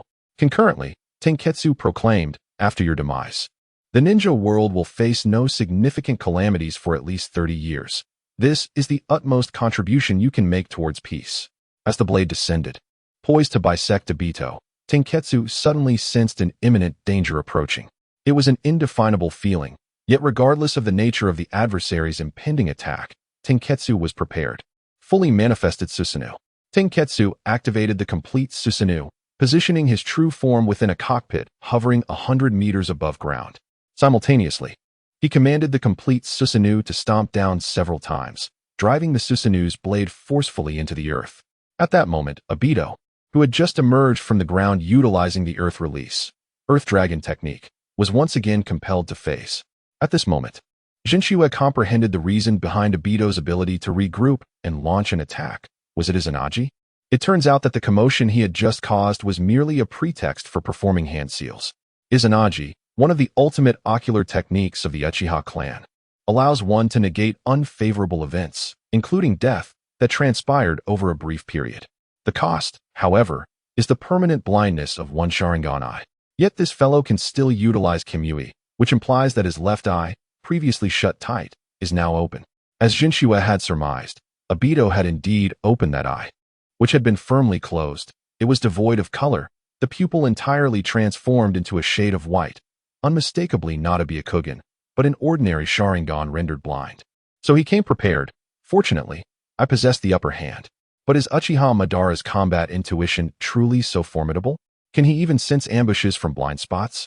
Although the complete body Susanoo was a subjective response from Jinchua, the sensation that felt akin to an alarm within his body was evidently derived from his instincts. Is this not more formidable than any funding snake?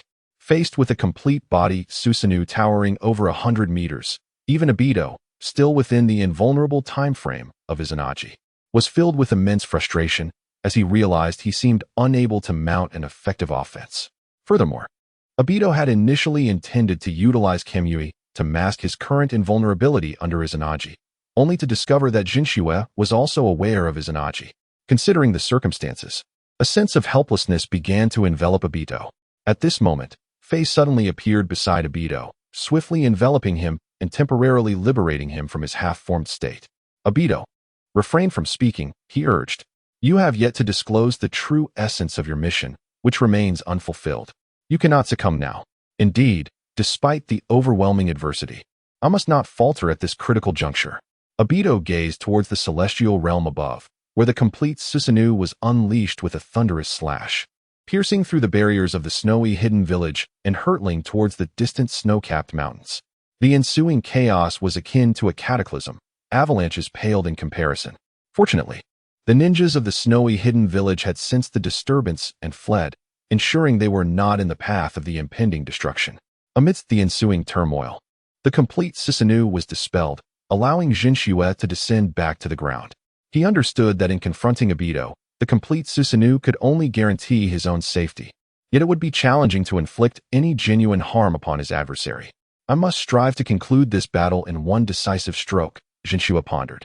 Once again, the half-formed Susanoo materialized, entering Sage Mode. In this state, Jinchua could achieve instantaneous activation of Sage Mode. At that moment, Kuroji, observing from a distance, finally discerned the nature of the power associated with Jinshua's Susanoo. Is this truly Sage Mode? Is this the technological prowess of Konoha? Not only has it replicated Uchiha Madara's strength, but it also allows the mastery of Sage techniques. Kuroji resolved silently, regardless of the outcome of this battle. I must seize the experimental data regarding this inner Jinchua once it concludes. Simultaneously, Jinchua retrieved 2 specially crafted kunai and commanded the invisible Susanoo to employ the technique of inorganic reincarnation. This time, replicating the previous strategy may prove impossible. Even if Obito is somewhat oblivious, he will not forget the pain so easily after a mere few minutes. Jinchua began to formulate his next approach. Moreover, considering that Obito's form remains visible even in a phasing state, could it be inferred that he is susceptible to intense light? Jinchua dismissed the notion of sound-based attacks, recognizing that sound requires a medium for propagation, unlike light. If all else fails, I shall rely on the pre-scripted sealing technique combined with a Susanoo strike, ensuring this time it is delivered vertically. Through the previous engagement, Jinchua had concluded that Obito's vitality could not be extinguished by a mere bisecting strike. I must rid myself of the detrimental habit of relying on such a tactic, yet at this moment. This time, it was Obito who chose to strike first. Wood release, Hell's chaos. Fire release, blazing wind dance. The swirling fire serpents formed a massive vortex of flames, accompanied by countless wooden spikes emerging from the ground, almost perfectly depicting a scene of hellish turmoil. However, such a pure ninjutsu assault held little significance for Jinchua. Yet, in the next moment, Obito revealed an astonishing object in his hand. It was a peculiar black, double-spiraled apparatus. Despite its modest size, Jinchua recognized it immediately. Goodness, the heavenly spear. Only now did Jinchua comprehend why Obito appeared so remarkably composed after being unsealed. So, this is a resolute Obito? Should I be grateful that he is not in the state of the Ten Tails Jinchuriki? In his normal state, even with the heavenly spear in hand, Obito could not unleash its full potential. Even from nearly 100 meters away, Jinchua could see that merely summoning it had left Obito breathless. His once formidable arm now withered, starkly contrasting with the other arm wielding the flame fan. Nevertheless, Jinchua dared not let his guard down. After all, should he be pierced by the heavenly spear, it would indeed spell disaster. Despite feeling an unprecedented pressure, Jinchua found himself surprisingly enamored by the sensation. Is this the exhilarating rush that ignites one's very being? How utterly unexpected that even someone like me can experience such fervor. Let me see just how effectively you can wield that thing. Wholesome, Edge of Hell. The invisible sage Art Susanoo effortlessly dispelled the hell's chaos and swung its great sword towards Obito. What kind of technique is that? Why can I sense nothing at all? Just as Jinchua was unaware of the origins of the heavenly spear in Obito's grasp, Obito too could not fathom the situation on Jinchua's side. Indeed, Uchiha Madara had imparted most of his true abilities to Obito, yet he had never disclosed the technique Wholesome, Edge of Hell to anyone. Obito could only deduce from the current display that it was an entirely invisible technique. Moreover, why does it seem like this inner Jinchua recognizes the weapon in my hand? Obito realized he had once again fallen into an informational disadvantage, unable to understand why. Despite having access to the superintelligence unit, he was still being overwhelmed in terms of information by another. But I absolutely will not lose. With a roar, Obito lunged forward with the heavenly spear and the flame fan towards Jinchua. As expected, the technique that had invisibly shattered his hell's chaos and blazing wind dance struck him, forcing him into a passive state of intangibility. Just as Obito was about to reach Jinchua transformed into a cloud of smoke and vanished. I understand the smoke technique now. This guy cannot perform the Flying Thunder God technique. He is utilizing a simplified reverse summoning method. Obito pieced together a fragment of intelligence. Yet he found no advantage in it, for Jinchua's ability to maneuver so nimbly on the battlefield with reverse summoning relied on more than just the technique itself. The essence of inorganic reincarnation was paramount, but even Uchiha Madara had not comprehended its full intricacies during his lifetime, let alone Obito. Meanwhile, Jinchua, with his back turned to Obito, swiftly performed the hand seals for Shadow Clone alongside the Susanoo. Thus, the number of detached invisible sage Art Susanoo transformed from 1 to 4, rapidly positioning themselves around Obito from all directions. Then, Jinchua turned around and clapped his hands together. Sage Art.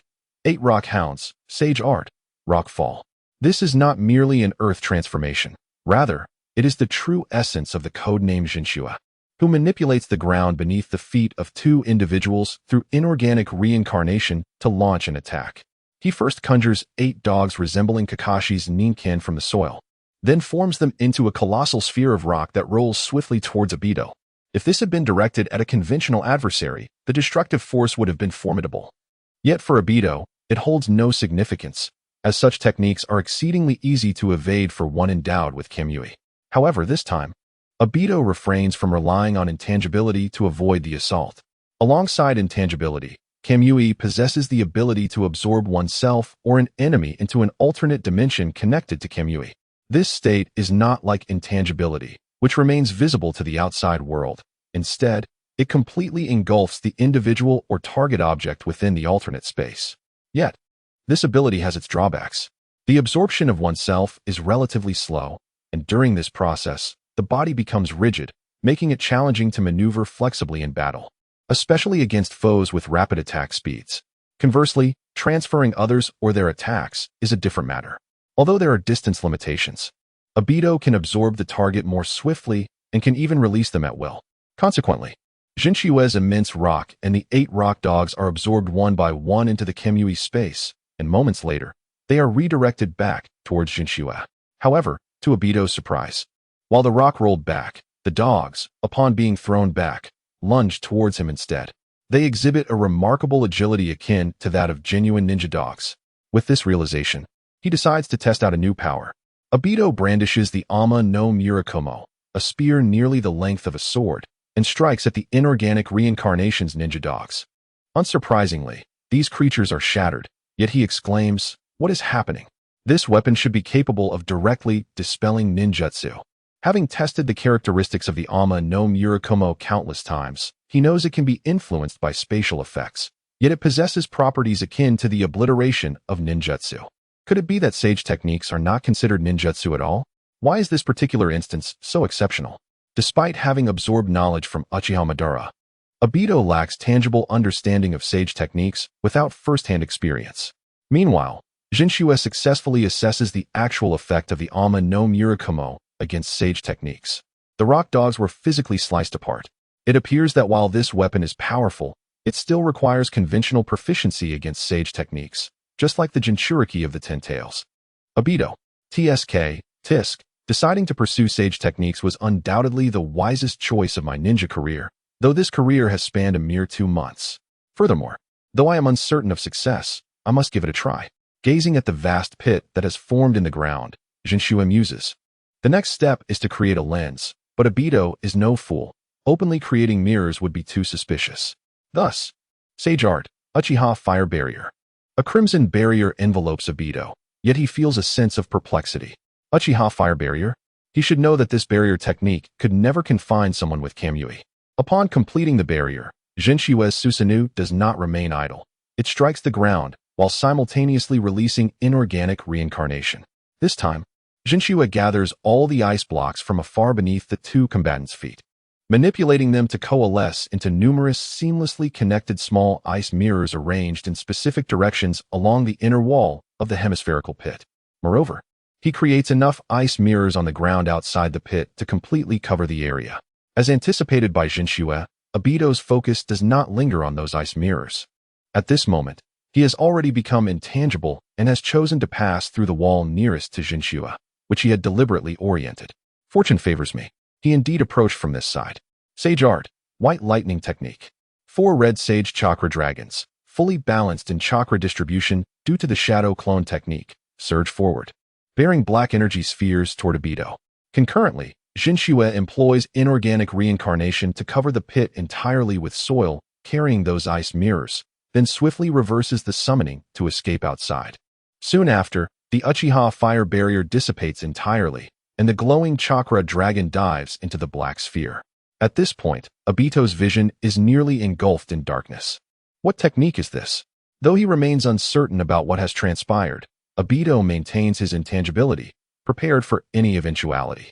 In an instant, Obito's confusion is resolved as the 4 black spheres explode, unleashing a terrifying brilliance and cacophony. The sound-based damage does not affect Obito in his intangibility, but the light does. Had he been situated within the Kamui space, those lights could not harm him. However, the state of intangibility is peculiar. He can perceive everything occurring outside, which means he is susceptible to the intense light stimulation to his eyes. Given the dark illusion, the sudden intensity of light becomes exceedingly damaging. This is bad. I have been outmaneuvered. Jinshue had intended to harness the principle of focusing light to accumulate the unique radiance of the white lightning technique to severely injure Obito in his intangibility. Yet it remains uncertain whether he could even strike Obito before he himself was overwhelmed.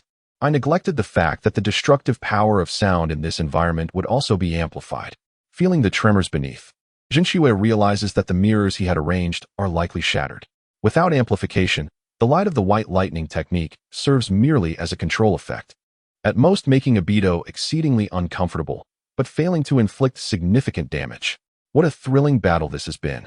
Yet, this inadvertently achieves another tactical objective. Although the technique has been executed, This also signifies that Jinshua's vulnerabilities have been fully exposed. However, with Obito wielding the Ama no Murakumo, it is unwise to rely solely on ordinary Susanoo. Thus, I must employ a grander strategy. Just as Jinshua predicted, at this moment, Obito, aided by Akatsuki, has shielded himself from the intense light and seizes the opportunity, unnoticed by Jinshua, to enter the Kamui dimension. Thank you, Akatsuki. No need to mention it. Simply explaining what convenience means to me would be the greatest repayment. I apologize. I, whose entire lower half was carelessly severed, may not have the chance to clarify your confusion. At this point, Obito's lower half has been swept away by Jinshua's unrestrained inorganic reincarnation, buried in an unknown patch of earth. Initially, Kaguya planned to swiftly retrieve Obito's lower half during the battle between Jinshua and Obito to preserve it, but they nearly fell prey to Jinshua's realm of inorganic reincarnation themselves. After this, they obediently hid at a distance to spectate, having witnessed the moment when Obito shattered the true Sia's attack with the Tengu spear. They realized that if they accidentally found themselves caught in one of those assaults and were crushed by Obito, they would have no one to turn to for redress. Indeed, it seemed quite unfortunate for them. Afei couldn't help but feel a renewed pity for Obito, yet Obito himself showed no sorrow for the loss of his lower half. After this battle concludes, he thought, he could find another opportunity to create a new half-body to install. Perhaps this would even enhance his chakra reserves.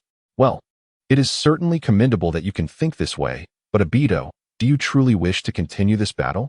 Afei felt a twinge of concern that if they did not flee soon, Obito might be directly slain here. Between you and that inner circle true Tsuya, who would prevail? That is a challenging question. Possessing both the eternal Manjiki Sharingan and sage powers indeed makes him formidable. Will you lose? Victory is possible, but perhaps not today. Subsequently, Obito opened a portal to the Kamui space at a marked location in the ruins of Yukigakure. He then stated, I will make one final attempt. If I do not succeed in vanquishing him, I shall consider it merely a reconnaissance mission. Indeed, this battle has yielded substantial intelligence. However, what do you intend to attempt? It appeared that he had just tried to employ a particularly unique technique to assault me in that state. Yet it seemed that the technique failed to unleash its full potential. The sound inflicted no harm upon me and shattered his mirrors, which appeared to be arranged in a certain formation as a barrier. Even the blinding light that could incapacitate anyone was disrupted due to your intervention. Hence, this truly seems to be an opportunity.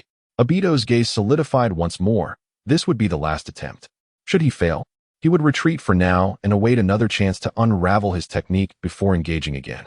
This time, Obito did not employ the Earth Dragon concealment technique, but instead directly burrowed underground in his phasing state.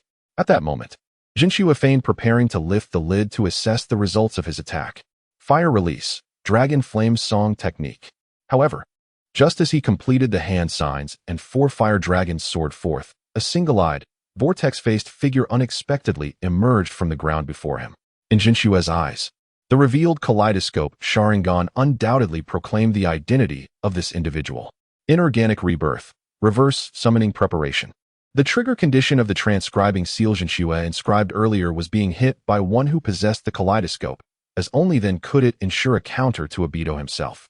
Yet, the situation was slightly different now.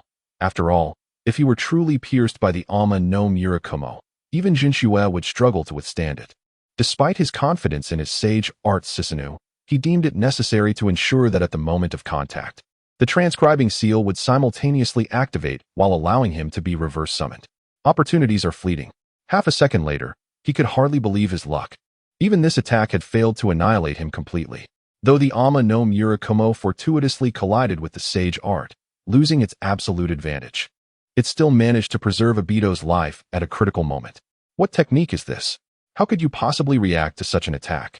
Although the Ama no Murakumo remained tightly grasped in hand, the flame fan had already been severed along with half an arm during the previous clash. In that fleeting moment, both Jinshua's left and right eyes activated their transcribing seals simultaneously, forming a cross slash. The ordinary Susanoo's strike was instantly obliterated upon contact with the Ama no Murakumo, while the sage art Susanoo's attack was merely deflected. Yet, even the deflected assault solidly slashed diagonally across Obito's body, causing injury. And due to Jinshua immediately launching another attack with inorganic rebirth, Obito had no choice but to phase away to evade. Jinchua swiftly employed inorganic rebirth to pull the flame fan and Obito's hand closer to himself. Grasping the flame fan, Jinchua proclaimed, "Now, let us commence the next round. As for that technique which automatically retaliates while under attack, you may refer to it as Bishamatan. It reacts when I am struck, so surrender your struggle. You shall never triumph over me." Essentially, it involved inscribing a set of counter seals into his own Sharingan, but Jinchua did not wish for Obito to deduce this concept. Thus, he whimsically named the ocular technique to deter further contemplation from Obito. Is that so? So it is. He was indeed rotating the eternal kaleidoscope Sharingan while employing that technique. It is indeed a sign that the kaleidoscope ocular technique was activated. Obito harbored little doubt, for the nature of kaleidoscope ocular techniques was inherently unfathomable. Thus, Obito elongated his tone. "This grudge, I shall remember." Before Jinchua could unleash his next skill, Obito directly burrowed into the ground in his phasing state, swiftly escaping in an unknown direction. Is he fleeing or conceding? Regardless, I have escaped. The counter had been thwarted, and the opponent had once again concealed himself, even becoming more elusive than before. Summoning technique. Accompanied by the distinctive smoke of the summoning technique, the great serpent reappeared before Jinchua. "Lord Jinchua." Jinchua did not respond immediately to the great serpent, but instead picked up Obito's severed arm and gazed at the spot where he had bisected Obito. Did he get entangled in the earth during the battle, or was he retrieved by Black Zetsu? Just to be safe. Sage Art, Inorganic Rebirth. Jinchua manipulated the entire area, pressing down with tremendous force until even any corporeal remnants were compressed beyond recognition, ceasing only when he deemed it sufficient. "What are you doing, my lord?" At that moment, Jinchua, one hand wielding the flame fan and the other holding Obito's hand, appeared quite peculiar. "Great Serpent, kindly take me back to the Dragon Cave. I have encountered a bit of trouble." "Yes." The Great Serpent swallowed Jinchua whole, and with a puff of smoke, the massive figure vanished with him, leaving behind a scene of devastation. As for Obito, he had long returned to the previous pit and, shrouded in darkness, directly entered the Kamui space, successfully escaping. However, it seemed that he, the defeated, had fled faster than Jinchua, who had emerged victorious. Chapter 57 would release. Unfastening the pants within the Dragon Cave, Jinchua sat upon the head of the Great Serpent, holding the flame fan. "Lord Jinchua, did you just engage in a fierce battle?" "Indeed, that fellow somehow acquired the Ama no Murakumo of the Sage of Six Paths, but fortunately, my skills surpassed his." "The Sage of Six Paths?" The Great Serpent felt its heart skip a beat, sensing that it had nearly stumbled into a conflict of an unusual caliber. "Thank goodness I did not intervene in that battle, otherwise, I fear. Do not dwell too much on it. Although that individual possesses an inexplicably steadfast will, fortunately, he is limited in his capabilities. Otherwise, it would be rather strange to say that if he had sufficient hardware, then I would be the one receiving the blows. If he had sufficient hardware, it implies he is already the Ten-Tails Jinchuriki Obito. If I lack comparable attributes, I would merely be passively enduring attacks, at most managing to hold my ground, but that would not alter the final outcome. I find it difficult to comprehend. It seems you did not sustain any injuries, correct?" "One cannot say that. I did get grazed." Jinchua pinched a small, noticeably wrinkled patch of skin on his forearm, then swiftly retrieved a kunai to excise it. "Ouch. It stings a bit, but it's nothing serious." Jinchua was uncertain whether it was due to the peculiarities of his template or because Madara was sufficiently resilient. Yet his pain tolerance had undoubtedly increased, even though his sensitivity to touch remained quite acute. Subsequently, Jinchua tore off a fragment of Obito's tissue and attempted to graft it onto the wound. At the very least, it should be worth a try. However, much to Jinchua's discomfort, after placing the fragment of Obito's tissue onto the wound, there was no sign of an instant plug-and-play phenomenon. Is it due to a lack of self-healing capabilities? The reincarnation body of Madara possesses more self-healing abilities derived from Hashirama Senju than those of the original Madara. Within the Naruto community, there is a popular meme regarding the instant plug-and-play capabilities of the Sharingan, Rinnegan, and White Zetsu's arm, which has gained considerable traction. However, this hot swapping was clearly not something that could be achieved casually. Half a minute later, Jinchua's wound remained unchanged, with the White Zetsu fragment appearing merely placed atop the injury, showing no signs of fusion, even when chakra was supplied. Thus, it should not be a problem with my template, but it is hard to say. Regardless, I shall seek out someone skilled in healing. Great Serpent, is there anyone in the Dragon Cave with notable healing abilities? If Lord Jinshua's injury is indeed unique, it would be best to seek out the White Snake Sage directly. The Great Serpent could not discern where Jinshua was injured, but Jinshua still extracted a piece of flesh from his own body and discarded it. This indicates that Lord Jinshua may have sustained a rather unusual injury. Thus, the Great Serpent promptly recommended the White Snake Sage. That makes sense. After a simple bandaging, Jinshua hurried towards the direction of the White Snake Sage. Are you suggesting that you wish to implant these special entities into your wounds? Even the White Snake Sage had to acknowledge the uniqueness of the Afei organization that Jinshua had brought with him. Can you enlighten me about the origin of this white substance? This is an entity resembling armor, formed from a special white absolute known as Afei. The so-called White Absolute is a biological weapon created from living beings by the goddess of the moon thousands of years ago.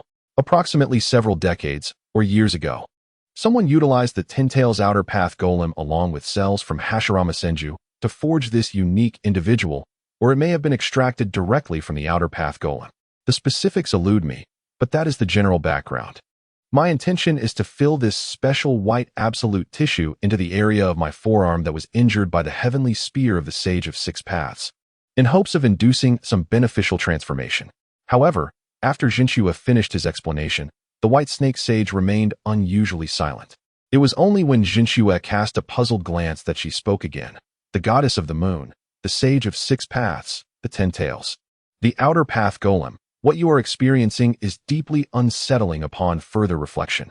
The White Snake Sage was not entirely unaware of the events surrounding the goddess of the moon, the Sage of Six Paths, and the Ten Tails. She had thought that all of this was in the past, but it now appeared otherwise. Indeed, while turmoil had not yet erupted, the true orchestrator had been attempting to act. Thus, I require a power greater than I possess now. The Otsutsuki White Snake Sage closed her eyes in contemplation for a moment. Very well, I shall assist you. However, considering your unique constitution, even I cannot guarantee the success rate.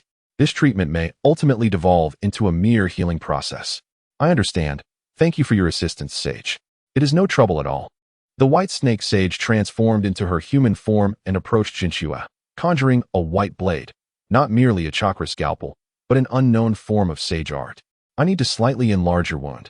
Jinshua nodded gently, and the original wound, which was about 3 centimeters in diameter, was expanded to twice its size. The White Snake Sage then fed a fragment of Afei's arm with chakra, shaping it to match the wound precisely before initiating a highly specialized healing technique. Afterward, both the human and the serpent waited in tacit understanding for 30 seconds. It seems nothing unusual has occurred, Jinshua remarked. Indeed, this white absolute tissue, correct? Some aspects around your wound have begun to grow into it after receiving treatment, closely integrating with the surrounding bodily tissues. Overall, if you were to test it, you might find that this portion of flesh, aside from its differing color, is indistinguishable from your original flesh and skin. Upon hearing this, Jinshua prodded the area and found it to be indeed as stated. No wonder Madara could press it to his hand and utilize it directly. The shape of the white absolute arm even transformed to perfectly match his original arm. This substance is exceptionally unique. Perhaps because the blood passed through my own bodily tissues before returning to me, it circumvented the template mechanism? Or does the ability to reject the white absolute tissue itself belong to a part of the Uchiha Madara template? Speaking of which, I wonder if I could utilize these cells to manipulate would-release techniques. Jinshua began to extract chakra from that entire region and sensed a distinct chakra in the area that once belonged to Afei. But the output power is rather low, isn't it? Indeed, while he could transfer energy and mental energy from other parts of his body to this area, converting it into chakra for the release of ninjutsu, the efficiency of chakra output fell far short of Jinshua's requirements. At best, this could achieve the level of a great ninja war. The birth of the tree world would be a stretch, and the thousand hands technique is pure fantasy. However, if I completely replace the skin and tissue of my forearm. 10 minutes later, Jinshua, now adorned with white arm guards, attempted several push-ups. Excellent. Everything is functioning normally. Subsequently, Jinshua bid farewell to the White Snake Sage, leaving behind a small fragment of Afei's tissue as a token of gratitude, having noted her keen interest in it. A reciprocal exchange fosters future assistance. Next, Jinshua arrived at a desolate piece of land, devoid of serpents, merely an ordinary wasteland. Seizing the opportunity, he decided to experiment with that technique. Although Madara cannot perform wood release, he must be very familiar with the hand seals and release methods. I wonder if this alone will suffice. Jinchue began to refine his chakra and directed it through the white arm guards, then commanded his body, move as it did during previous battles, effortlessly. Following his instincts, Jinshue's hands swiftly formed seals, and the chakra began to mobilize rapidly. Upon completing the final sign, his hands extended like claws towards an open space. Wood release, birth of the tree world.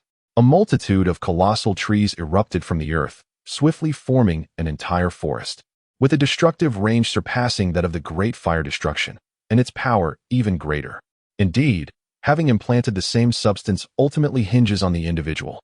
The only regret is that this unique implantation method seems unable to confer self-healing abilities to my entire body.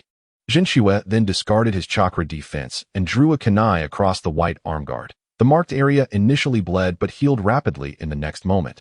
However, the rest of Jinshue's body did not enjoy such passive effects. So, what stage of Madara do I currently embody? The reanimated Madara? The released Madara? Or a diminutive version of the reincarnated Madara?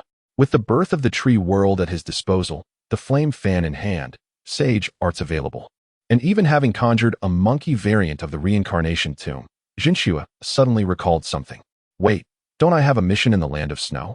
Although Jinchue claimed to lack professional ethics, abandoning a mission without a word felt somewhat unjustifiable. However, this thought lingered only for a moment. Mere seconds later, Jinchue completely shifted his mindset, gently shaking the flame fan in his hand. This is far more valuable than any million-rhyme mission reward. Not to mention, I have gained wood release.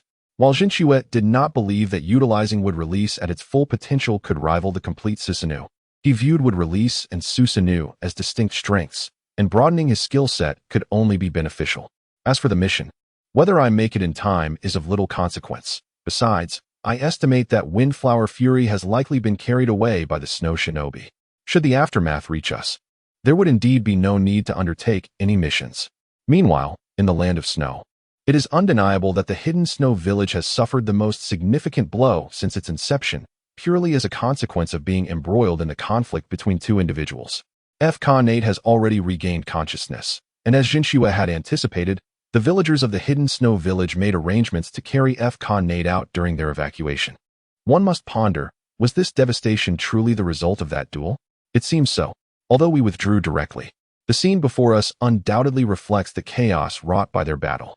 The flattened peaks, the riven earth, the hollowed land. Such sights were once only encountered in books. After envisioning the confrontation between Jinchue and Obito, he felt his legs weaken. Is this the power that a ninja can wield? Recalling the Sharingan both individuals had displayed, Nate was struck with a headache. They both possessed the Sharingan. If nothing unforeseen occurs, they must be ninjas of the Uchiha clan, specifically from Konoha. Initially, he believed that the ninjas of the 5 great villages might possess superior quality compared to those from smaller villages, yet it now appeared otherwise. The disparity is not merely slight. It is a chasm that cannot be bridged by mere chakra armor. He even began to contemplate another matter. If those great nations wield such formidable power, what does it matter if I attain the title of Daime of the land of snow? Should I serve as a mere pawn for my ineffectual elder brother in front of those great nations? Nate could see no hope for supremacy, and his once ambitious aspirations swiftly plummeted. What good would it do to acquire the treasures of the land of snow? As long as Konoha ninjas are present, those treasures will no longer belong to me. Reflecting on how he had divulged all information merely under the gaze of a Sharingan, Nate felt that in the presence of Konoha ninjas, even the slightest secret was contingent upon the whims of the other, a notion he found utterly intolerable. At this moment, Wolf Fong Avalanche approached, his face flushed with embarrassment. Sir, I fear we can no longer accept this task. To be forced to abandon a mission due to insufficient ability is a source of immense shame in the ninja profession, even for someone as brash as Wolf Fong Avalanche. Oh, why are you not discussing a raise now? Is this what you call a chance to ambush and defeat the Konoha Jonin? Surely, something unexpected has transpired. That fellow, what was his name, Naren Makoto, his very existence is an anomaly. Although Wolf Fong Avalanche had not witnessed Makoto's recent rampage firsthand, he had gleaned from others' accounts that aside from a few shattered branches, All the devastation to the terrain was wrought solely by Naran Makoto. He felt that even his entire village combined would struggle to match the strength of a single hand from that opponent. Yet, this was not an excuse. Wind Flower Fury roared, but he found himself powerless, left with nothing to do but seethe in impotent rage. What should I do now? Wind Flower Fury pondered. Lost in confusion. Chapter 58. Makoto. How did I receive high praise for an unfinished task? In the Snow Country's castle. Just as Windflower Early Snow was engaged in discussions with various ministers, the door swung open abruptly, and Windflower Fury stormed in, fully armed, accompanied by a group. Fury? Did you, Windflower Early Snow, perhaps surmise a possibility? Could it be that the recent disturbances in the country are all you're doing? Indeed, it is I. Had it not been for an incident that illuminated the Snow Country's frailty, I might have even considered eliminating you to take on the burdensome role of this wretched little feudal lord. Windflower Early Snow struggled to catch up to his brother's rhythm. He seemed to have guessed correctly, yet not entirely. Thus, he stood there, bewildered, until Windflower Fury approached with disdain, poking his brother sharply in the shoulder. Stand up. Oh. Windflower Early Snow complied, rising promptly, while Windflower Fury seated himself in the position his brother had just vacated. Is this the position I have schemed for all these years? Utterly grotesque. So hideous. Subsequently, Windflower Fury turned to the Minister of Finance. What is the tax situation in the Snow Country this year? As you command, Lord Fury. The tax revenue appears to remain stable, much like last year. Our economy has not been adversely affected by the Ninja World War. How does that compare to the Fire Country? The Minister of Finance fell silent. He had never even contemplated the idea of comparing strength with the Fire Country. Observing this, Windflower Early Snow hastily interjected, Fury, do not press the others. First, tell me what has transpired. Despite being physically ousted from his position by his brother, Windflower Early Snow felt no particular anger. He simply wished to understand the ordeal his brother had faced, sensing it might involve the nation. I was conversing with a jonin in Yukihide village when suddenly an one-eyed Uchiha ninja barged in and issued me orders. What is my rank? A foreign ninja giving me commands? How absurd. Yet, I dared not act. That individual possesses unfathomable strength. He is a lawless brute who disregards all semblance of order. Windflower Early Snow listened intently to his brother's account. This was indeed excessive. Uchiha should be Konoha's ninja, correct? I will endeavor to seek an explanation from Konoha regarding this matter. He contemplated, although it may bear little fruit, the Fire Country, as a major power, should at least provide a plausible explanation. Do not ask. That individual is a rogue ninja from Konoha. Do not question how I know, for shortly after, the Konoha ninja you hired, Naran Makoto, arrived, and to inquire about the one-eyed masked Uchiha, he employed Jinjutsu against me and even apologized? What is the use of an apology? Then, the two of them fought recklessly at the outskirts of Yukihide village, shattering the adjacent mountains. Had it not been for the timely intervention of a snow ninja, I might have perished there. The mountains were shattered? Is that true? Windflower Early Snow's eyes widened. He had no idea the ninja he hired was so formidable. However, if Fury indeed harbored treachery, then his rash advance seems justifiable. As for exterminating the rogue ninja, that appears reasonable. Subconsciously, he began to rationalize for Makoto.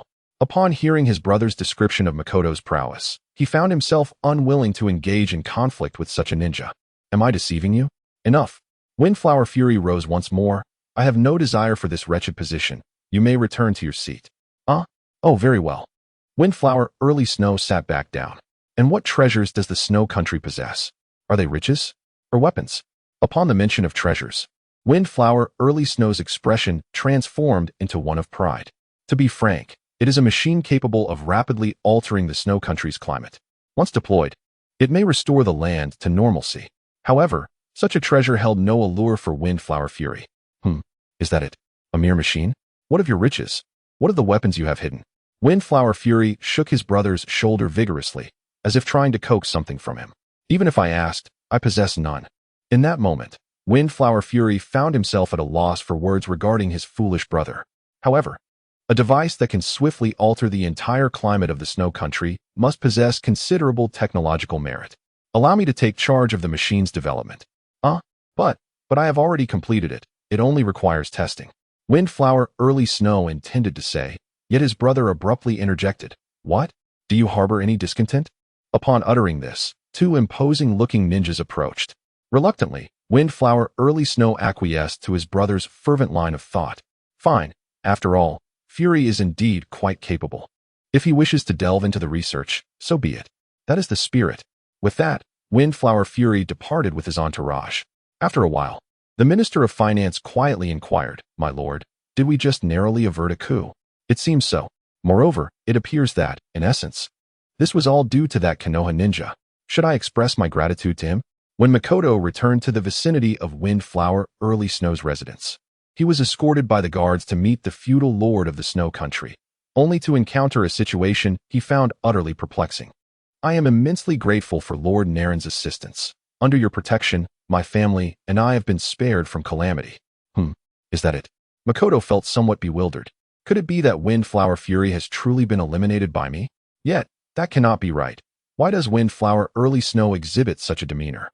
Indeed, from the outcome, this task had been executed remarkably well. Have I received high praise? However, I had not completed my task at all. At that moment, Jinchua felt akin to a delivery person who accidentally spilled their goods and simply abandoned them, only to discover the next day that the order received a 5-star review. Well, if the employer says it's fine, then it must be so. Besides, I did indeed venture to Shuin village to seek out Langia and Shueping. Perhaps this is what led to the task being deemed complete. After the reward was delivered, Jinchua departed from the land of snow. Originally, he had planned to admire the unique glacial scenery on his return journey, fully aware that if Fenghua and Shui were still alive, such sights might soon be lost.